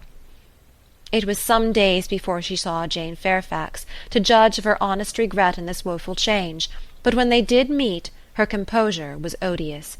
She had been particularly unwell, however, suffering from headache to a degree which made her aunt declare that had the ball taken place she did not think Jane could have attended it, and it was charity to impute some of her unbecoming indifference to the languor of ill health. Chapter 12. Volume 2, Chapter 13. Emma continued to entertain no doubt of her being in love. Her ideas only varied as to the how much. At first she thought it was a good deal, and afterwards but little. She had great pleasure in hearing Frank Churchill talked of, and for his sake greater pleasure than ever in seeing Mr. and Mrs. Weston. She was very often thinking of him, and quite impatient for a letter, that she might know how he was, how were his spirits, how was his aunt, and what was the chance of his coming to Randalls again this spring. But on the other hand she could not admit herself to be unhappy, nor, after the first morning, to be less disposed for employment than usual.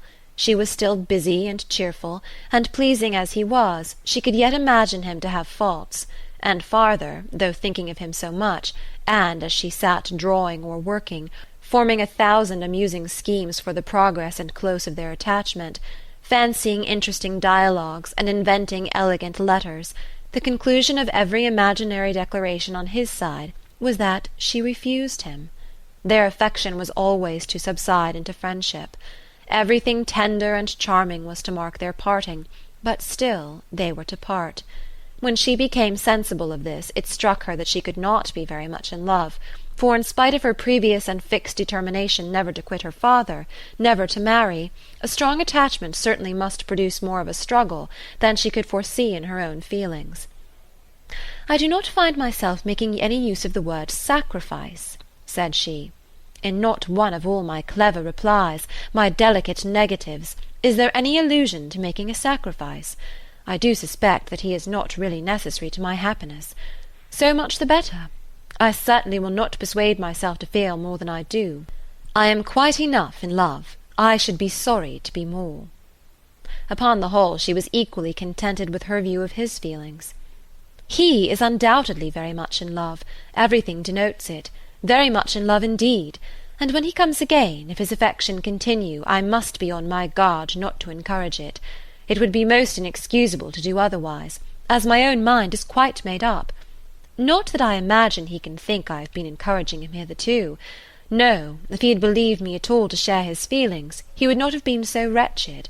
Could he have thought himself encouraged, his looks and language at parting would have been different. Still, however, I must be on my guard.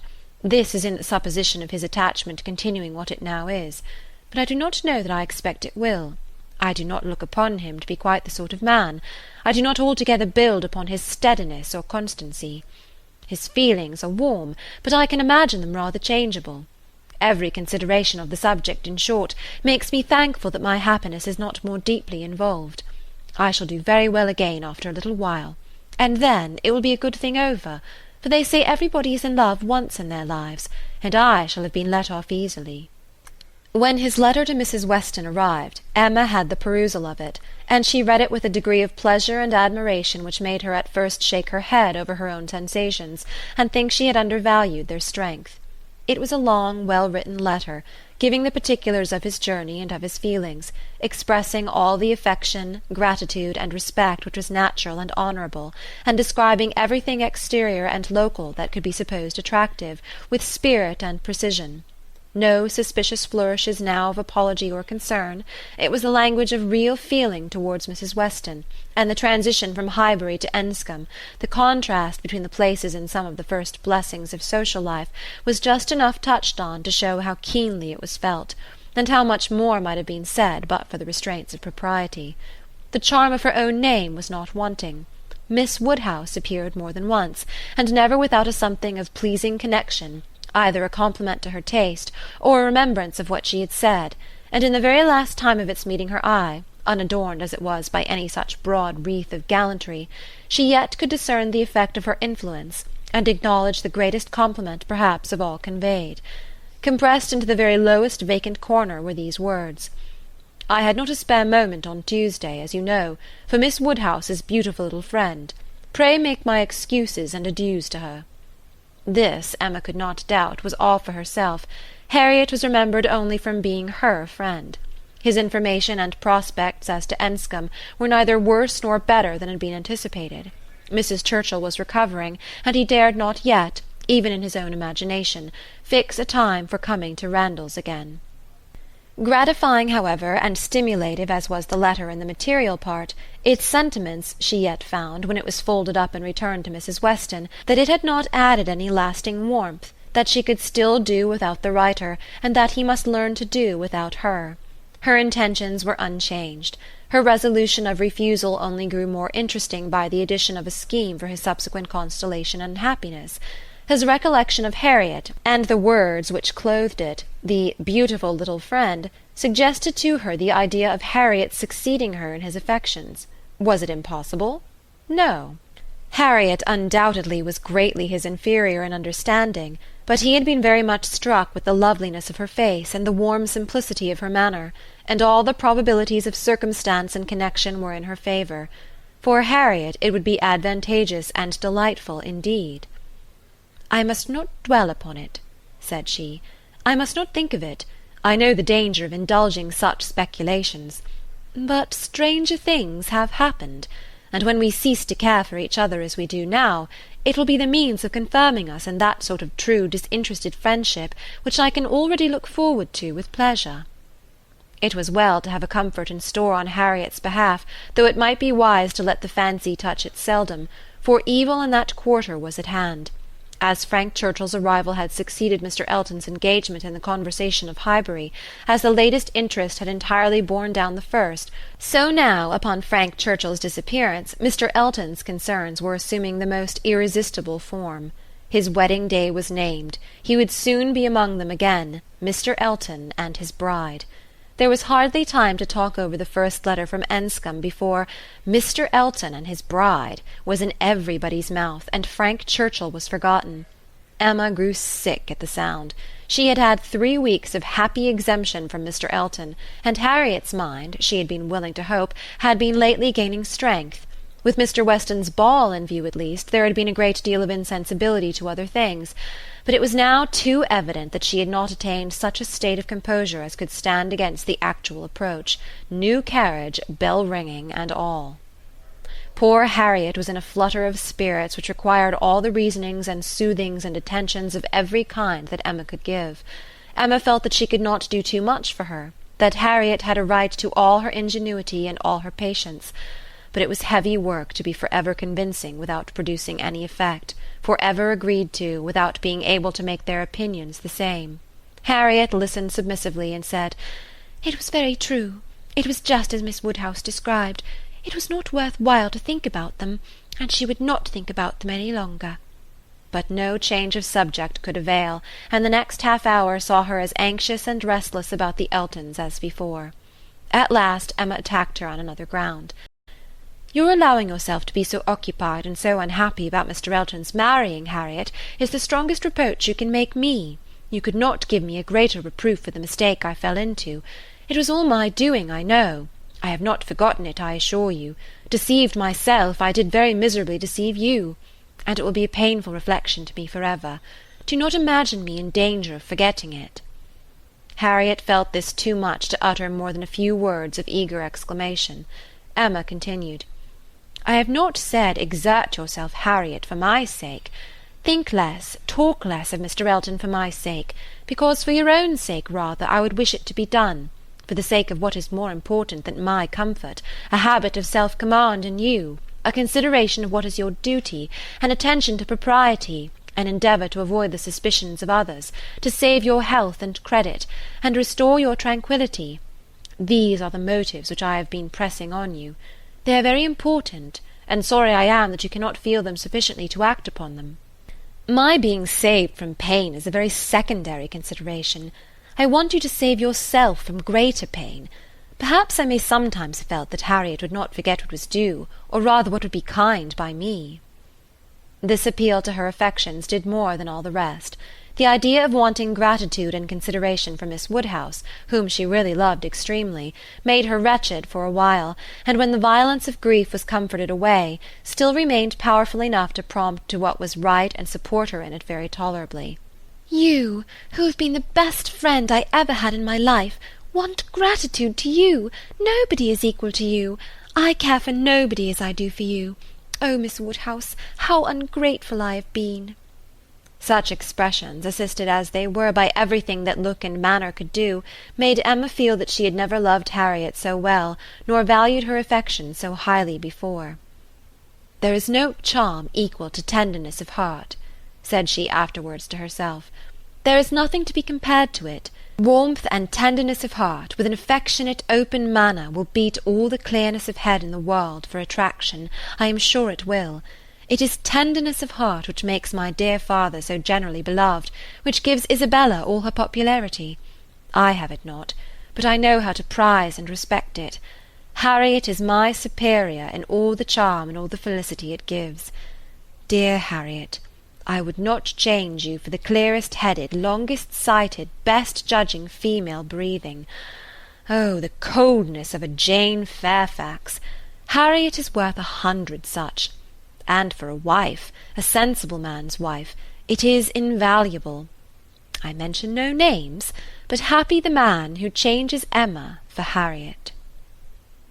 End of chapter 13. Volume 2, Chapter 14.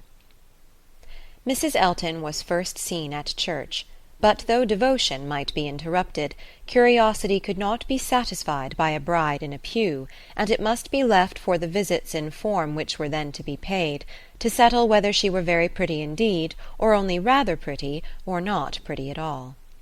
Emma had feelings less of curiosity than of pride or propriety, to make her resolve on not being the last to pay her respects, and she made a point of Harriet's going with her, that the worst of the business might be gone through as soon as possible. She could not enter the house again, could not be in the same room to which she had with such vain artifice retreated 3 months ago to lace up her boot, without recollecting. 1,000 vexatious thoughts would recur, compliments, charades, and horrible blunders, and it was not to be supposed that poor Harriet should not be recollecting too, but she behaved very well, and was only rather pale and silent. The visit was of course short, and there was so much embarrassment and occupation of mind to shorten it, that Emma would not allow herself entirely to form an opinion of the lady, and on no account to give one, beyond the nothing-meaning terms of being elegantly dressed and very pleasing. She did not really like her. She would not be in a hurry to find fault, but she suspected that there was no elegance, ease, but not elegance. She was almost sure that for a young woman, a stranger, a bride, there was too much ease. Her person was rather good, her face not unpretty, but neither feature nor air nor voice nor manner were elegant. Emma thought at least it would turn out so. As for Mr. Elton, his manners did not appear— but no, she would not permit a hasty or a witty word from herself about his manners. It was an awkward ceremony at any time to be receiving wedding visits, and a man had need be all grace to acquit himself well through it. The woman was better off; she might have the assistance of fine clothes, and the privilege of bashfulness, but the man had only his own good sense to depend on, and when she considered how peculiarly unlucky poor Mr. Elton was in being in the same room at once with the woman he had just married, the woman he had wanted to marry, and the woman whom he had been expected to marry, she must allow him to have the right to look as little wise, and to be as much affectedly and as little really easy as could be. "Well, Miss Woodhouse," said Harriet, when they had quitted the house, and after waiting in vain for her friend to begin. "Well, Miss Woodhouse," with a gentle sigh, "what do you think of her? Is not she very charming?" There was a little hesitation in Emma's answer. "Oh, yes, very. A very pleasing young woman." "I think her beautiful, quite beautiful." "Very nicely dressed indeed. A remarkably elegant gown." "I am not at all surprised that he should have fallen in love." "No, no, there is nothing to surprise one at all. A pretty fortune, and she came in his way." "I dare say," returned Harriet, sighing again, "I dare say she was very much attached to him." "Perhaps she might, but it is not every man's fate to marry the woman who loves him best. Miss Hawkins perhaps wanted a home, and thought this the very best offer she was likely to have." "Yes," said Harriet earnestly, "and well she might; nobody could ever have a better. Well, I wish them happy with all my heart. And now, Miss Woodhouse, I do not think I shall mind seeing them again. He is just as superior as ever. But being married, you know, it is quite a different thing. No, indeed, Miss Woodhouse, you need not be afraid. I can sit and admire him now without any great misery. To know that he has not thrown himself away is such a comfort. She does seem a charming young woman, just what he deserves. Happy creature! He called her Augusta. How delightful!" When the visit was returned, Emma made up her mind. She could then see more and judge better. From Harriet's happening not to be at Hartfield, and her father's being present to engage Mr. Elton, she had a quarter of an hour of the lady's conversation to herself, and could composedly attend to her. And the quarter of an hour quite convinced her that Mrs. Elton was a vain woman, extremely well satisfied with herself, and thinking much of her own importance; that she meant to shine and be very superior, but with manners which had been formed in a bad school, pert and familiar; that all her notions were drawn from one set of people, and one style of living; that if not foolish, she was ignorant, and that her society would certainly do Mr. Elton no good. Harriet would have been a better match. If not wise or refined herself, she would have connected him with those who were. But Miss Hawkins, it might be fairly supposed from her easy conceit, had been the best of her own set. The rich brother-in-law near Bristol was the pride of the alliance, and his place and his carriages were the pride of him. The very first subject after being seated was Maple Grove. "My brother Mr. Suckling's seat," a comparison of Hartfield to Maple Grove. The grounds of Hartfield were small, but neat and pretty, and the house was modern and well built. Mrs. Elton seemed most favourably impressed by the size of the room, the entrance, and all that she could see or imagine. "Very like Maple Grove indeed. She was quite struck by the likeness. That room was the very shape and size of the morning-room at Maple Grove, her sister's favourite room." Mr. Elton was appealed to. "Was it not astonishingly like? She could really almost fancy herself at Maple Grove." "And the staircase. You know, as I came in, I observed how very like the staircase was, placed exactly in the same part of the house. I really could not help exclaiming. I assure you, Miss Woodhouse, it is very delightful to me to be reminded of a place I am so extremely partial to as Maple Grove. I have spent so many happy months there," with a little sigh of sentiment. A charming place, undoubtedly. Everybody who sees it is struck by its beauty, but to me it has been quite a home. Whenever you are transplanted, like me, Miss Woodhouse, you will understand how very delightful it is to meet with anything at all like what one has left behind. I always say this is quite one of the evils of matrimony." Emma made as slight a reply as she could, but it was fully sufficient for Mrs. Elton, who only wanted to be talking herself. "So extremely like Maple Grove, and it is not merely the house. The grounds, I assure you, as far as I could observe, are strikingly like. The laurels at Maple Grove are in the same profusion as here, and stand very much in the same way, just across the lawn, and I had a glimpse of a fine large tree, with a bench round it, which put me so exactly in mind. My brother and sister will be enchanted with this place. People who have extensive grounds themselves are always pleased with anything in the same style." Emma doubted the truth of this sentiment.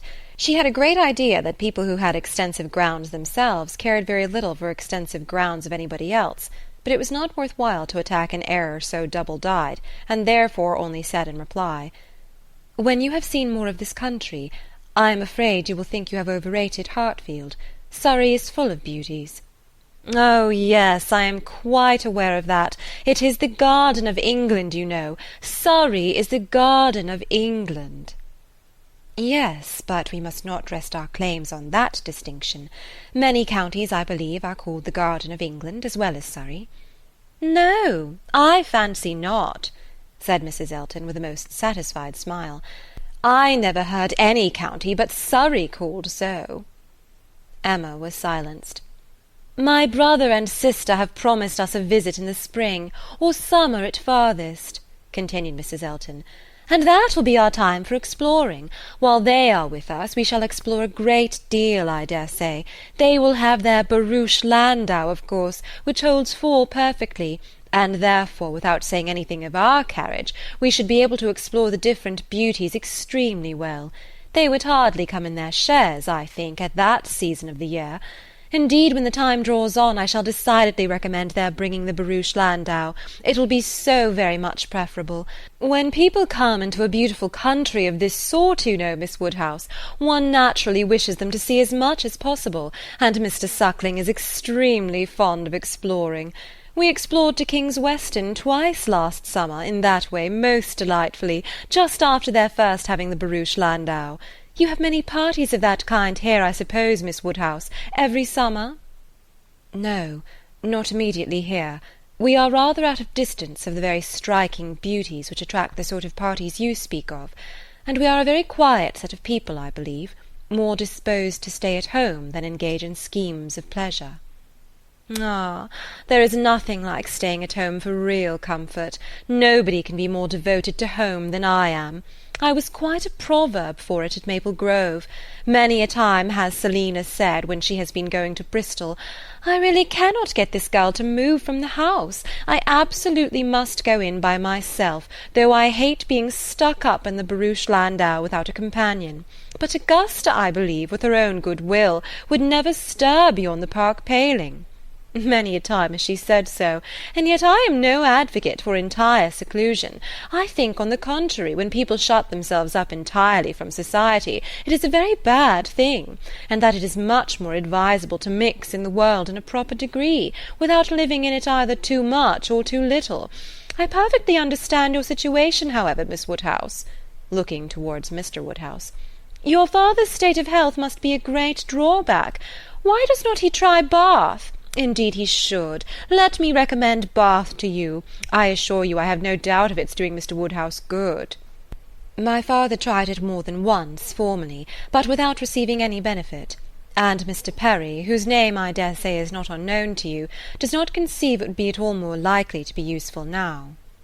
"Ah, that's a great pity, for I assure you, Miss Woodhouse, when the waters do agree, it is quite wonderful the relief they give.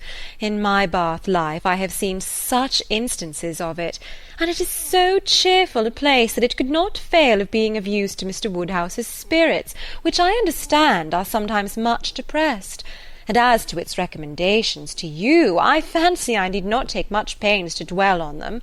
The advantages of Bath to the young are pretty generally understood. It would be a charming introduction for you, who have lived so secluded a life, and I could immediately secure you some of the best society in the place. A line from me would bring you a little host of acquaintance, and my particular friend, Mrs. Partridge, the lady I have always resided with when in Bath, would be most happy to show you any attentions, and would be the very person for you to go into public with."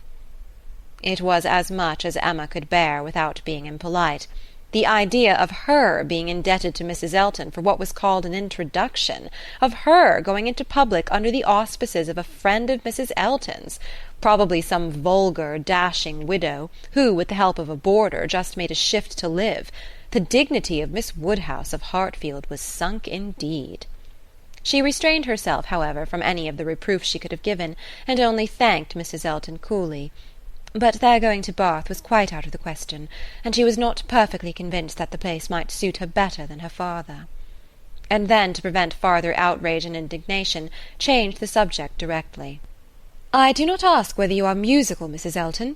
Upon these occasions a lady's character generally precedes her, and Highbury has long known that you are a superior performer." "Oh, no, indeed. I must protest against any such idea. A superior performer? Very far from it, I assure you. Consider from how partial a quarter your information came. I am dotingly fond of music, passionately fond, and my friends say I am not entirely devoid of taste, but as to anything else, upon my honour, my performance is mediocre to the last degree. You, Miss Woodhouse, I well know, play delightfully. I assure you it has been the greatest satisfaction, comfort, and delight to me to hear what a musical society I am got into. I absolutely cannot do without music. It is a necessary of life to me, and having always been used to a very musical society, both at Maple Grove and in Bath, it would have been a most serious sacrifice. I honestly said as much to Mr. E. when he was speaking of my future home, and expressing his fears lest the retirement of it should be disagreeable, and the inferiority of the house too, knowing what I had been accustomed to. Of course he was not wholly without apprehension. When he was speaking of it in that way, I honestly said that the world I could give up, parties, balls, plays, for I had no fear of retirement. Blessed with so many resources within myself, the world was not necessary to me. I could do very well without it. To those who had no resources it was a different thing, but my resources made me quite independent, and as to smaller-sized rooms than I had been used to, I really could not give it a thought. I hoped I was perfectly equal to any sacrifice of that description. Certainly I had been accustomed to every luxury at Maple Grove, but I did assure him that 2 carriages were not necessary to my happiness, nor were spacious apartments. But, said I, to be quite honest, I do not think I can live without something of a musical society. I condition for nothing else, but without music life would be a blank to me." "We cannot suppose," said Emma, smiling, "that Mr. Elton would hesitate to assure you of there being a very musical society in Highbury, and I hope you'll not find he has outstepped the truth more than may be pardoned, in consideration of the motive." "No, indeed, I have no doubts at all on that head. I am delighted to find myself in such a circle. I hope we shall have many sweet little concerts together. I think, Miss Woodhouse, you and I must establish a musical club, and have regular weekly meetings at your house or ours. Will not it be a good plan? If we exert ourselves, I think we shall not be long in want of allies. Something of that nature would be particularly desirable for me, as an inducement to keep me in practice. For married women, you know, there is a sad story against them in general. They are but too apt to give up music." "But you, who are so extremely fond of it, there can be no danger, surely?" "I should hope not. But really, when I look around among my acquaintance, I tremble. Selina has entirely given up music, never touches the instrument, though she played sweetly. And the same may be said of Mrs. Jeffreys, Clara Partridge that was, and of the 2 Millmans, now Mrs. Bird and Mrs. James Cooper, and of more than I can enumerate. Upon my word, it is enough to put one in a fright.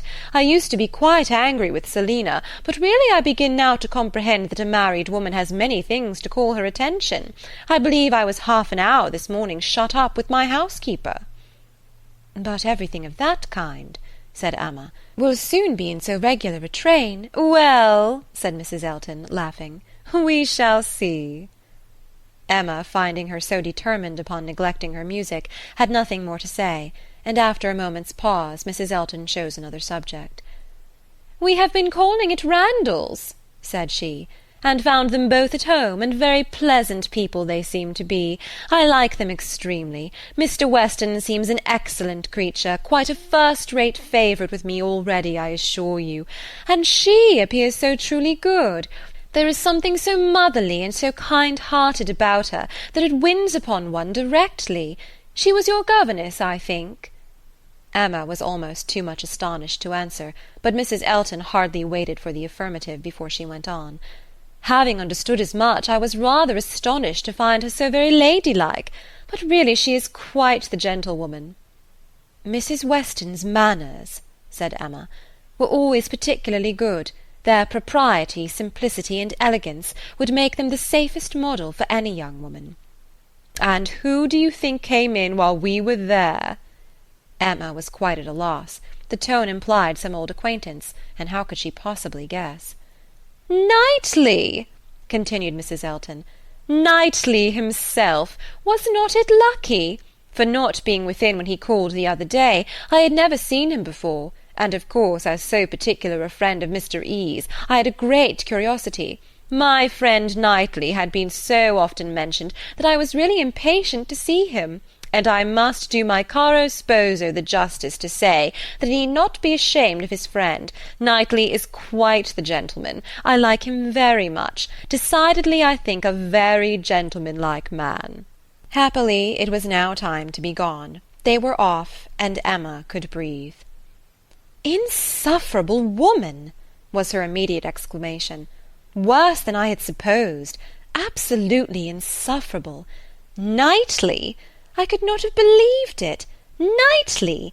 Never seen him in her life before, and call him Knightley, and discover that he is a gentleman.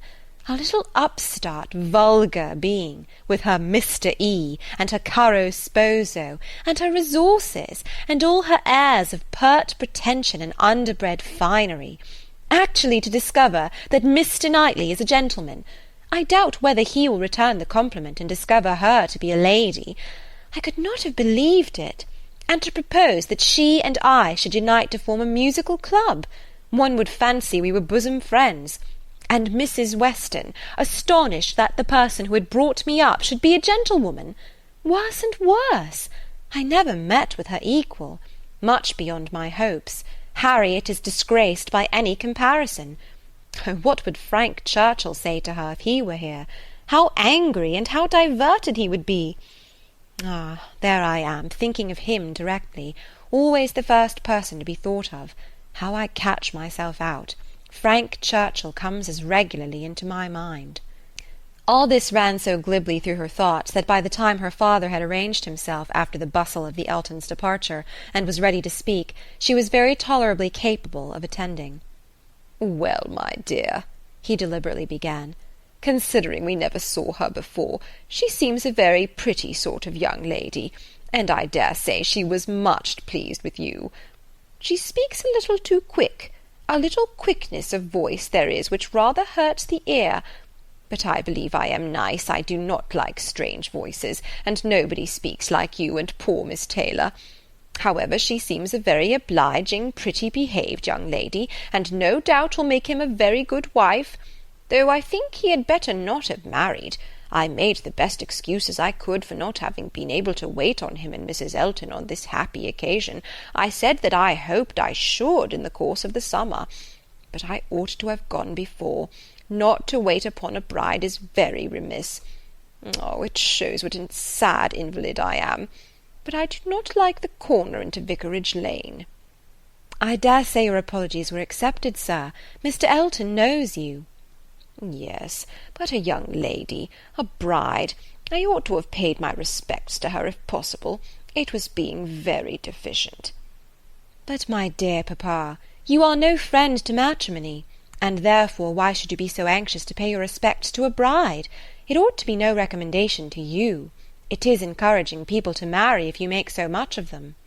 No, my dear, I never encouraged anybody to marry, but I would always wish to pay every proper attention to a lady, and a bride especially is never to be neglected.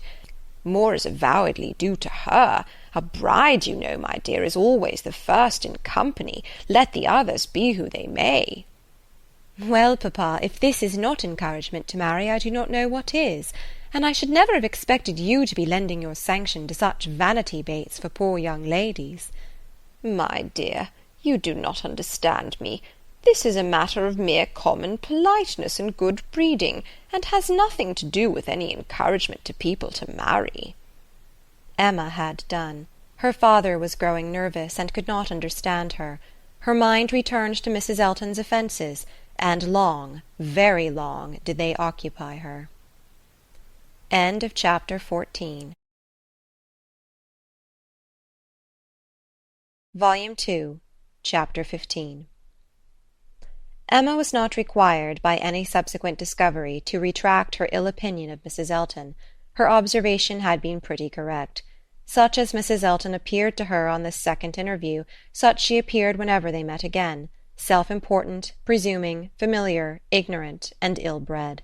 She had a little beauty and a little accomplishment, but so little judgment that she thought herself coming with superior knowledge of the world to enliven and improve a country neighbourhood, and conceived Miss Hawkins to have held such a place in society as Mrs. Elton's consequence only could surpass. There was no reason to suppose Mr. Elton thought at all differently from his wife. He seemed not merely happy with her, but proud. He had the air of congratulating himself on having brought such a woman to Highbury as not even Miss Woodhouse could equal, and the greater part of her new acquaintance, disposed to commend, or not in the habit of judging, followed the lead of Miss Bates's good-will, or taking it for granted that the bride must be as clever and as agreeable as she professed herself, were very well satisfied, so that Mrs. Elton's praise passed from one mouth to another as it ought to do, unimpeded by Miss Woodhouse, who readily continued her first contribution, and talked with a very good grace of her being very pleasant and very elegantly dressed. In one respect Mrs. Elton grew even worse than she had at first appeared. Her feelings altered toward Emma. Offended, probably, by the little encouragement which her proposals of intimacy met with, she drew back in her turn, and gradually became much more cold and distant. And though the effect was agreeable, the ill will which produced it was necessarily increasing Emma's dislike. Her manners, too, and Mr. Elton's, were unpleasant towards Harriet. They were sneering and negligent. Emma hoped it must rapidly work Harriet's cure, but the sensations which could prompt such behaviour sunk them both very much. It was not to be doubted that poor Harriet's attachment had been an offering to conjugal unreserve, and her own share in the story, under a colouring the least favourable to her and the most soothing to him, had in all likelihood been given also. She was of course the object of their joint dislike. When they had nothing else to say, it must be always easy to begin abusing Miss Woodhouse, and the enmity which they dared not show in open disrespect to her found a broader vent in contemptuous treatment of Harriet. Mrs. Elton took a great fancy to Jane Fairfax, and from the first. Not merely when a state of warfare with one young lady might be supposed to recommend the other, but from the very first, and she was not satisfied with expressing a natural and reasonable admiration, but without solicitation, or plea, or privilege, she must be wanting to assist and befriend her. Before Emma had forfeited her confidence, and about the third time of their meeting, she heard all Mrs. Elton's knight-errantry on the subject. "Jane Fairfax is absolutely charming, Miss Woodhouse. I quite rave about Jane Fairfax. A sweet, interesting creature, so mild and ladylike, and with such talents. I assure you I think she has very extraordinary talents. I do not scruple to say that she plays extremely well. I know enough of music to speak decidedly on that point. Oh, she is absolutely charming. You will laugh at my warmth, but upon my word I talk of nothing but Jane Fairfax, and her situation is so calculated to affect one. Miss Woodhouse, we must exert ourselves and endeavour to do something for her. We must bring her forward. Such talent as hers must not be suffered to remain unknown. I dare say you have heard those charming lines of the poet, "Full many a flower is born to blush unseen, and waste its fragrance on the desert air." We must not allow them to be verified in sweet Jane Fairfax." "I cannot think there is any danger of it," was Emma's calm answer. "And when you are better acquainted with Miss Fairfax's situation, and understand what her home has been, with Colonel and Mrs. Campbell, I have no idea that you will suppose her talents can be unknown." "Oh, but dear Miss Woodhouse, she is now in such retirement, such obscurity, so thrown away. Whatever advantages she may have enjoyed with the Campbells are so palpably at an end. And I think she feels it. I am sure she does. She is very timid and silent. One can see that she feels the want of encouragement. I like her the better for it. I must confess it is a recommendation to me. I am a great advocate for timidity, and I am sure one does not often meet with it. But in those who are at all inferior, it is extremely prepossessing. Oh, I assure you, Jane Fairfax is a very delightful character, and interests me more than I can express." "You appear to feel a great deal, but I am not aware how you or any of Miss Fairfax's acquaintance here, any of those who have known her longer than yourself, can show her any other attention than—" "My dear Miss Woodhouse, a vast deal may be done by those who dare to act. You and I need not be afraid. If we set the example, many will follow it as far as they can, though all have not our situations. We have carriages to fetch and convey her home, and we live in a style which could not make the addition of Jane Fairfax at any time the least inconvenient. I should be extremely displeased if Wright were to send us up such a dinner as could make me regret having asked more than Jane Fairfax to partake of it. I have no idea of that sort of thing. It is not likely that I should, considering what I have been used to. My greatest danger, perhaps, in housekeeping may be quite the other way, in doing too much, and being too careless of expense. Maple Grove will probably be my model more than it ought to be, for we do not at all affect to equal my brother, Mr. Suckling, in income. However my resolution is taken as to noticing Jane Fairfax, I shall certainly have her very often at my house, shall introduce her wherever I can, shall have musical parties to draw out her talents, and shall be constantly on the watch for an eligible situation. My acquaintance is so very extensive, that I have little doubt of hearing of something to suit her shortly. I shall introduce her, of course, very particularly to my brother and sister when they come to us. I am sure they shall like her extremely, and when she gets a little acquainted with them, her fears will completely wear off, for there really is nothing in the manners of either but what is highly conciliating. I shall have her very often indeed while they are with me, and I dare say we shall sometimes find a seat for her in the barouche landau, in some of our exploring parties." "Poor Jane Fairfax," thought Emma. "You have not deserved this. You may have done wrong with regard to Mr. Dixon, but this is a punishment beyond what you could have merited. The kindness and protection of Mrs. Elton. Jane Fairfax and Jane Fairfax. Heavens! Let me not suppose that she dares go about Emma Woodhousing me. But upon my honour, there seems no limits to the licentiousness of that woman's tongue." Emma had not to listen to such paradings again, to any so exclusively addressed to herself, so disgustingly decorated with a "dear Miss Woodhouse." The change on Mrs. Elton's side soon afterwards appeared, and she was left in peace, neither forced to be the very particular friend of Mrs. Elton, nor, under Mrs. Elton's guidance, the very active patroness of Jane Fairfax, and only sharing with others in a general way, in knowing what was felt, what was meditated, what was done. She looked on with some amusement. Miss Bates's gratitude for Mrs. Elton's attentions to Jane was in the first style of guileless simplicity and warmth. She was quite one of her worthies, the most amiable, affable, delightful woman, just as accomplished and condescending as Mrs. Elton meant to be considered. Emma's only surprise was that Jane Fairfax should accept those attentions, and tolerate Mrs. Elton as she seemed to do. She heard of her walking with the Eltons, sitting with the Eltons, spending a day with the Eltons. This was astonishing. She could not have believed it possible that the taste or the pride of Miss Fairfax could endure such society and friendship as the vicarage had to offer. "She is a riddle, quite a riddle," said she. "To choose to remain here month after month, under privations of every sort, and now to choose the mortification of Mrs. Elton's notice and the penury of her conversation, rather than return to the superior companions who have always loved her with such real generous affection." Jane had come to Highbury professedly for 3 months. The Campbells were gone to Ireland for 3 months, but now the Campbells had promised their daughter to stay at least till midsummer, and fresh invitations had arrived for her to join them there. According to Miss Bates, it came all from her, Mrs. Dixon had written most pressingly. Would Jane but go, means were to be found, servants sent, friends contrived, no travelling difficulty allowed to exist, but still she had declined it. "She must have some great motive, more powerful than appears, for refusing this invitation," was Emma's conclusion. "She must be under some sort of penance, inflicted either by the Campbells or herself. There is great fear, great caution, great resolution somewhere. She is not to be with the Dixons. The decree is issued by somebody. But why must she consent to be with the Eltons? Here is quite a separate puzzle." Upon her speaking her wonder aloud on that part of the subject, before the few who knew her opinion of Mrs. Elton, Mrs. Weston ventured this apology for Jane. "We cannot suppose that she has any great enjoyment at the vicarage, my dear Emma, but it is better than being always at home. Her aunt is a good creature, but as a constant companion must be very tiresome.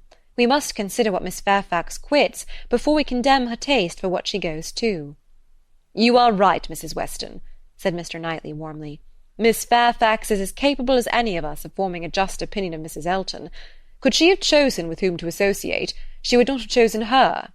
But," with a reproachful smile at Emma, "she receives attentions from Mrs. Elton which nobody else pays her."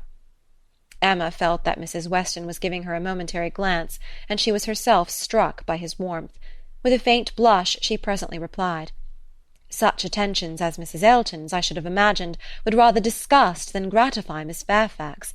Mrs. Elton's invitations I should have imagined anything but inviting."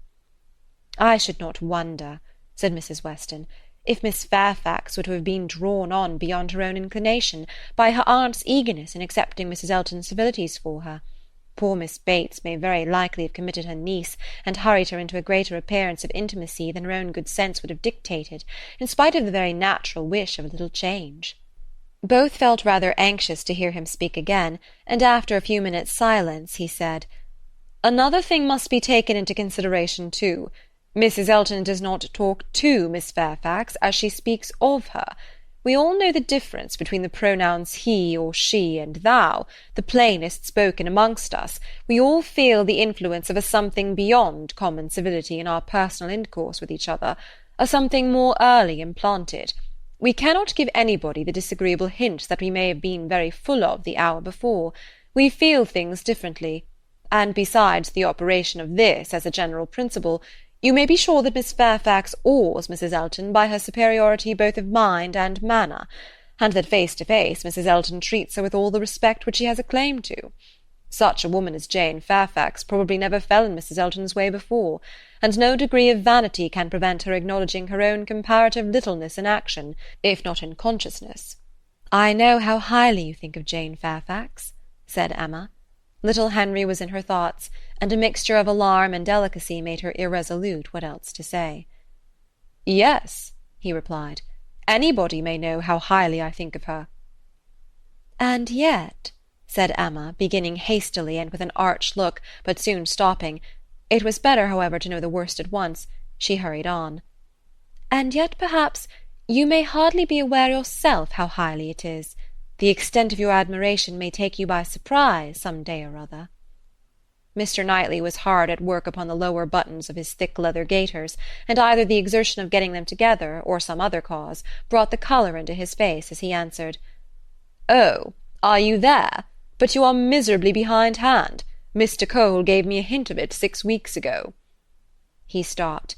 Emma felt her foot pressed by Mrs. Weston, and did not herself know what to think. In a moment he went on, "That will never be, however, I can assure you. Miss Fairfax, I dare say, would not have me if I were to ask her, and I am very sure I shall never ask her." Emma returned her friend's pressure with interest, and was pleased enough to exclaim, "You are not vain, Mr. Knightley. I will say that for you." He seemed hardly to hear her. He was thoughtful, and in a manner which showed him not pleased, soon afterwards said, "So you have been settling that I should marry Jane Fairfax?" "No, indeed, I have not. You have scolded me too much for matchmaking to presume to take such a liberty with you. What I said just now meant nothing. One says those sorts of things, of course, without any idea of a serious meaning. Oh, no, upon my word, I have not the smallest wish for your marrying Jane Fairfax, or Jane anybody. You would not come in and sit with us in this comfortable way if you were married. Mr. Knightley was thoughtful again. The result of his reverie was, "No, Emma, I do not think the extent of my admiration for her will ever take me by surprise. I never had a thought of her in that way, I assure you." And soon afterwards, "Jane Fairfax is a very charming young woman, but not even Jane Fairfax is perfect. She has a fault. She has not the open temper which a man would wish for in a wife." Emma could not but rejoice to hear that she had a fault. "Well," said she, "and you soon silenced Mr. Cole, I suppose?" "Yes, very soon.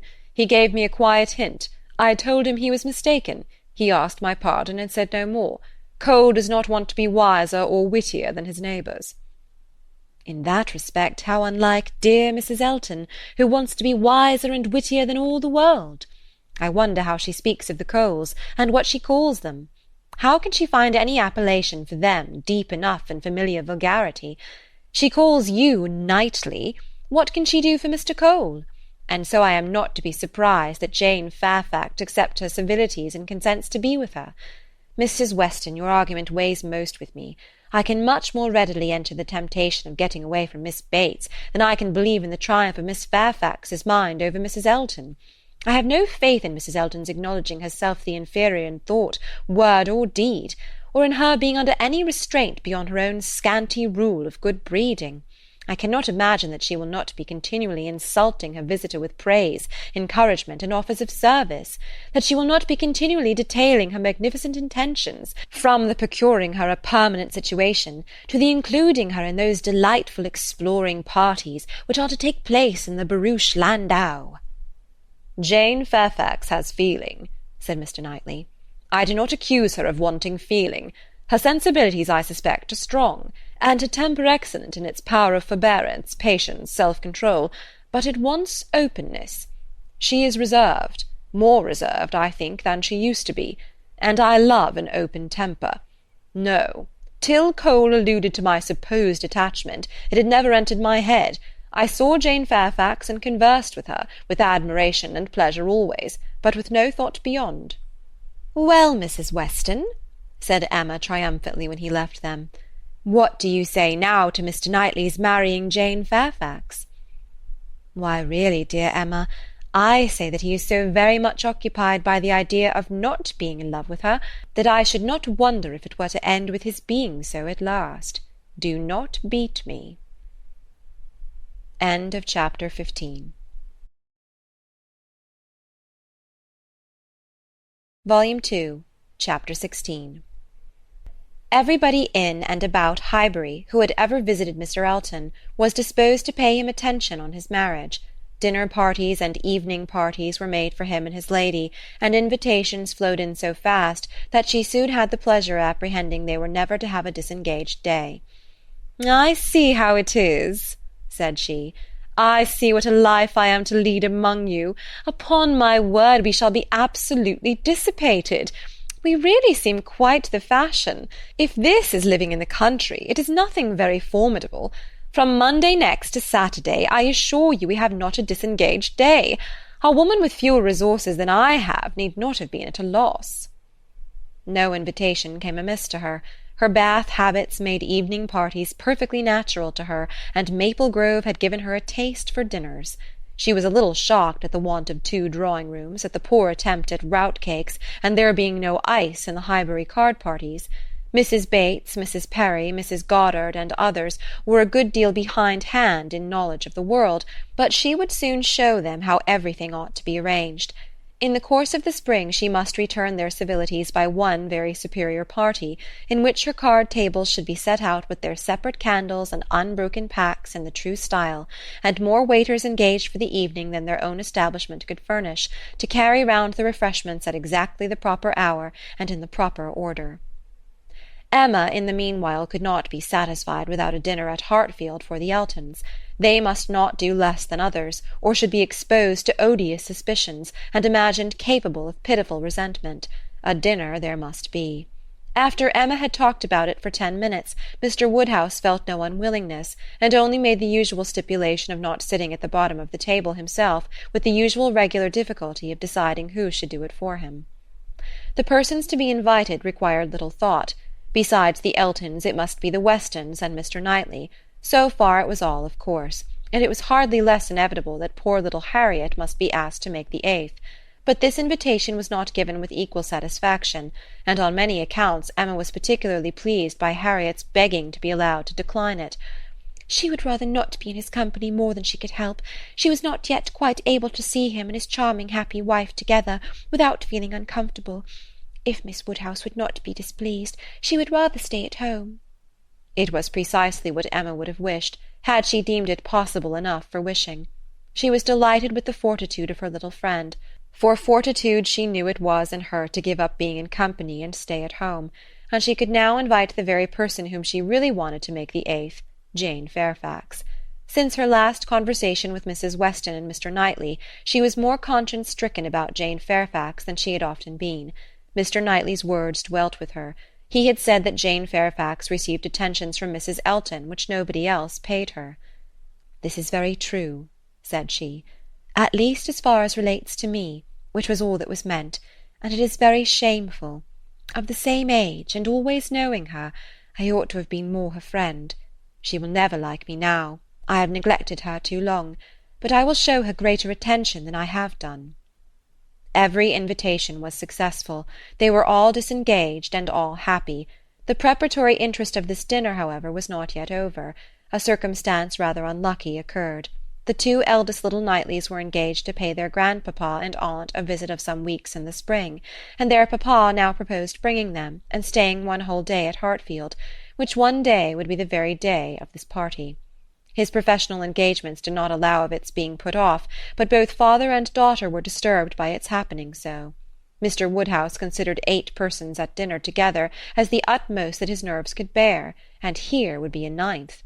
And Emma apprehended it would be 9th very much out of humour at not being able to come even to Hartfield for 48 hours without falling in with a dinner-party. She comforted her father better than she could comfort herself by representing that though he certainly would make them 9, yet he always said so little that the increase of noise would be very immaterial. She thought it in reality a sad exchange for herself to have him, with his grave looks and reluctant conversation, opposed to her instead of his brother. The event was more favourable to Mr. Woodhouse than to Emma. John Knightley came, but Mr. Weston was unexpectedly summoned to town and must be absent on the very day. He might be able to join them in the evening, but certainly not to dinner. Mr. Woodhouse was quite at ease, and the seeing him so, with the arrival of the little boys and the philosophic composure of her brother on hearing his fate, removed the chief of even Emma's vexation. The day came, the party were punctually assembled, and Mr. John Knightley seemed early to devote himself to the business of being agreeable. Instead of drawing his brother off to a window while they waited for dinner, he was talking to Miss Fairfax. Mrs. Elton, as elegant as lace and pearls could make her, he looked at in silence, wanting only to observe enough for Isabella's information, but Miss Fairfax was an old acquaintance and a quiet girl, and he could talk to her. He had met her before breakfast as he was returning from a walk with his little boys, when it had been just beginning to rain. It was natural to have some civil hopes on the subject, and he said, "I hope you did not venture far, Miss Fairfax, this morning, or I am sure you must have been wet. We scarcely got home in time. I hope you turned directly." "I went only to the post-office," said she, "and reached home before the rain was much. It is my daily errand. I always fetch the letters when I am here. It saves trouble, and is something to get me out. A walk before breakfast does me good." "Not a walk in the rain, I should imagine?" "No, but it did not absolutely rain when I set out." Mr. John Knightley smiled and replied, "That is to say, you chose to have your walk, for you were not 6 yards from your own door when I had the pleasure of meeting you, and Henry and John had seen more drops than they could count long before. The post-office has a great charm at one period of our lives. When you have lived to my age, you will begin to think letters are never worth going through the rain for." There was a little blush, and then this answer. "I must not hope to ever be situated as you are, in the midst of every dearest connection, and therefore I cannot expect that simply growing older should make me indifferent about letters." "Indifferent?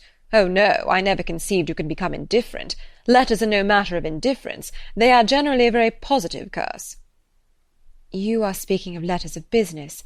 Mine are letters of friendship. I have often thought them the worst of the two, replied he coolly. Business, you know, may bring money, but friendship hardly ever does. Ah, you are not serious now. I know Mr. John Knightley too well. I am very sure he understands the value of friendship as well as anybody. I can easily believe that letters are very little to you, much less than to me, but it is not your being 10 years older than myself which makes the difference. It is not age, but situation.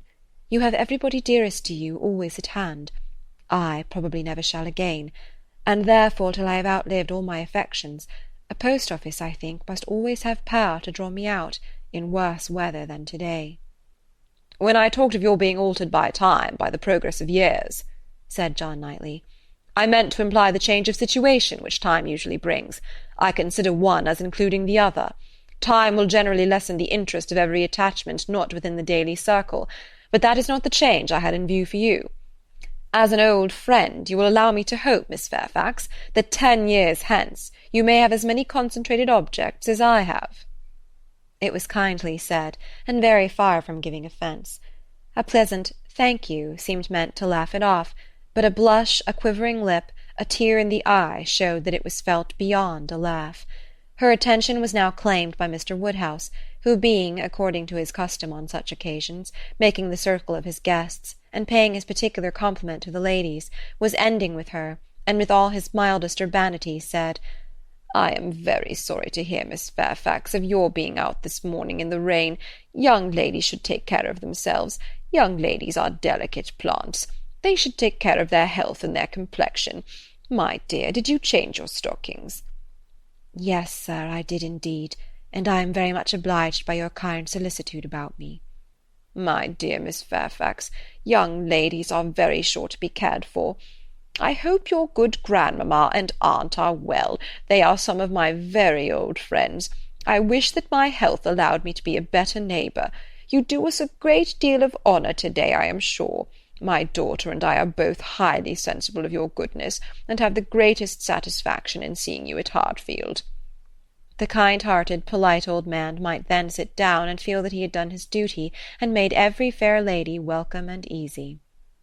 By this time the walk in the rain had reached Mrs. Elton, and her remonstrances now opened upon Jane. My dear Jane, what is this I hear? Going to the post-office in the rain? This must not be, I assure you. You sad girl, how could you do such a thing? It is a sign I was not there to take care of you. Jane very patiently assured her that she had not caught any cold.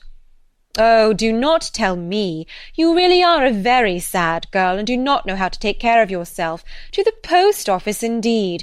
Mrs. Weston, did you ever hear the like? You and I must positively exert our authority. My advice, said Mrs. Weston kindly and persuasively, I certainly do feel tempted to give. Miss Fairfax, you must not run such risks. Liable as you have been to severe colds, indeed you ought to be particularly careful, especially at this time of year. The spring I always think requires more than common care. Better wait an hour or two, or even half a day for your letters, than run the risk of bringing on your cough again. Now do you not feel that you had? Yes, I am sure you are much too reasonable. You look as if you would not do such a thing again. Oh, she shall not do such a thing again, eagerly rejoined Mrs. Elton. We will not allow her to do such a thing again. And nodding significantly, there must be some arrangement made, there must indeed. I shall speak to Mr. E., the man who fetches our letters every morning. One of our men, I forget his name, shall inquire for yours too, and bring them to you. That will obviate all difficulties, you know, and from us I really think, my dear Jane, you can have no scruple to accept such an accommodation. You are extremely kind, said Jane, but I cannot give up my early walk. I am advised to be out of doors as much as I can. I must walk somewhere, and the post-office is an object, and upon my word I have scarcely ever had a bad morning before.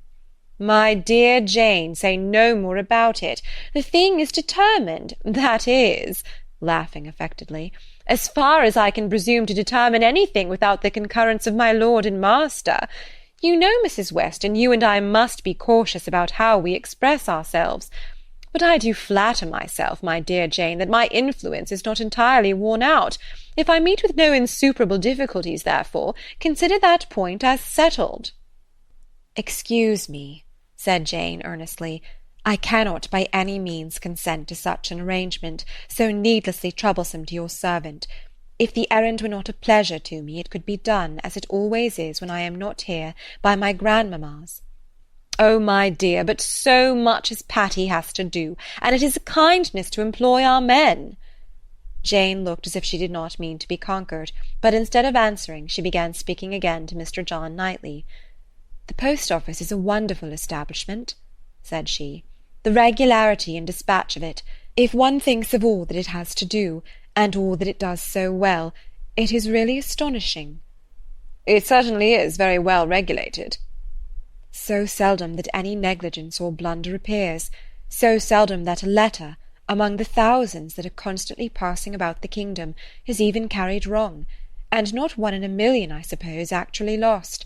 And when one considers the variety of hands, and of bad hands too, that are to be deciphered, it increases the wonder." "The clerks grow expert from habit. They must begin with some quickness of sight and hand, and exercise improves them. If you want any farther explanation," continued he, smiling, "they are paid for it. That is the key to a great deal of capacity. The public pays, and must be served well." The varieties of handwriting were farther talked of, and the usual observations made.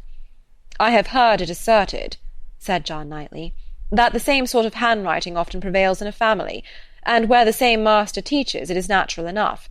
But for that reason I should imagine the likeness must be chiefly confined to the females, for boys have very little teaching after an early age, and scramble into any hand they can get. Isabella and Emma, I think, do write very much alike. I have not always known their writing apart." "Yes," said his brother, hesitatingly, "there is a likeness. I know what you mean. But Emma's hand is the strongest." "Isabella and Emma both write beautifully," said Mr. Woodhouse, "and always did. And so does poor Mrs. Weston," with half a sigh and half a smile at her. "I never saw any gentleman's handwriting," Emma began, looking also at Mrs. Weston, but stopped on perceiving that Mrs. Weston was attending to some one else, and the pause gave her time to reflect.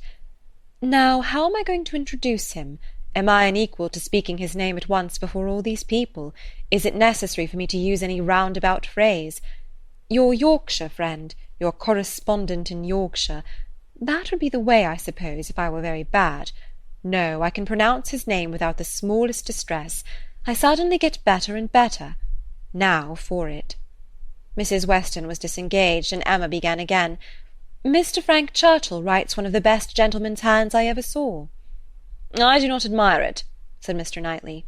"It is too small, wants strength. It is like a woman's writing." This was not submitted to by either lady. They vindicated him against the base aspersion.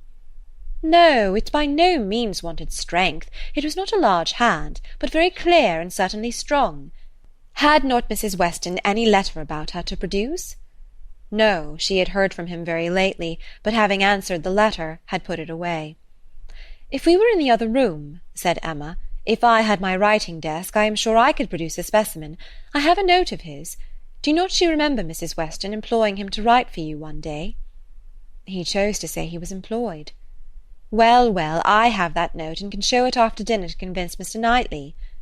"Oh, when a gallant young man like Mr. Frank Churchill," said Mr. Knightley dryly, "writes to a fair lady like Miss Woodhouse, he will of course put forth his best." Dinner was on table. Mrs. Elton, before she could be spoken to, was ready, and before Mr. Woodhouse had reached her with his request to be allowed to hand her into the dining-parlour, was saying, "Must I go first? I really am ashamed of always leading the way." Jane's solicitude about fetching her own letters had not escaped Emma. She had heard and seen it all, and felt some curiosity to know whether the wet walk of this morning had produced any. She suspected that it had, that it would not have been so resolutely encountered but in full expectation of hearing from some one very dear, and that it had not been in vain. She thought there was an air of greater happiness than usual, a glow both of complexion and spirits. She could have made an inquiry or two as to the expedition and the expense of the Irish mails. It was at her tongue's end, but she abstained. She was quite determined not to utter a word that should hurt Jane Fairfax's feelings, and they followed the other ladies out of the room, arm in arm, with an appearance of good-will highly becoming to the beauty and grace of each. End of chapter 16. Volume 2, Chapter 17. When the ladies returned to the drawing-room after dinner, Emma found it hardly possible to prevent their making two distinct parties. With so much perseverance in judging and behaving ill did Mrs. Elton engross Jane Fairfax and slight herself. She and Mrs. Weston were obliged to be almost always either talking together or silent together. Mrs. Elton left them no choice. If Jane repressed her for a little time, she soon began again. Then, though much that passed between them was in a half-whisper, especially on Mrs. Elton's side, there was no avoiding a knowledge of their principal subjects. The post-office, catching cold, fetching letters, and friendship were long under discussion, and to them succeeded one which must be at least equally unpleasant to Jane, inquiries whether she had yet heard of any situation likely to suit her, and professions of Mrs. Elton's meditated activity. "Here is April come," said she. "I get quite anxious about you. June will soon be here." "But I have never fixed on June, or any other month, merely looked forward to the summer in general." "But have you really heard of nothing?" "I have not even made any inquiry. I do not wish to make any yet." "Oh, my dear, we cannot begin too early. You are not aware of the difficulty of procuring exactly the desirable thing." "I not aware?" said Jane, shaking her head. "Dear Mrs. Elton, who can have thought of it as I have done?" "But you have not seen so much of the world as I have. You do not know how many candidates there always are for the first situations. I saw a vast deal of that in the neighbourhood round Maple Grove.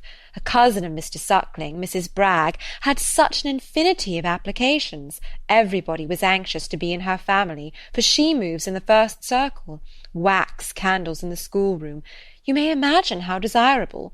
Of all houses in the kingdom, Mrs. Bragg's is the one I would most wish to see you in." "Colonel and Mrs. Campbell are to be in town again by midsummer," said Jane. "I must spend some time with them. I am sure they will want it. Afterwards I may probably be glad to dispose of myself, but I would not wish you to take the trouble of making any inquiries at present." "Trouble? Ay, I know your scruples. You are afraid of giving me trouble. But I assure you, my dear Jane, the Campbells can hardly be more interested about you than I am.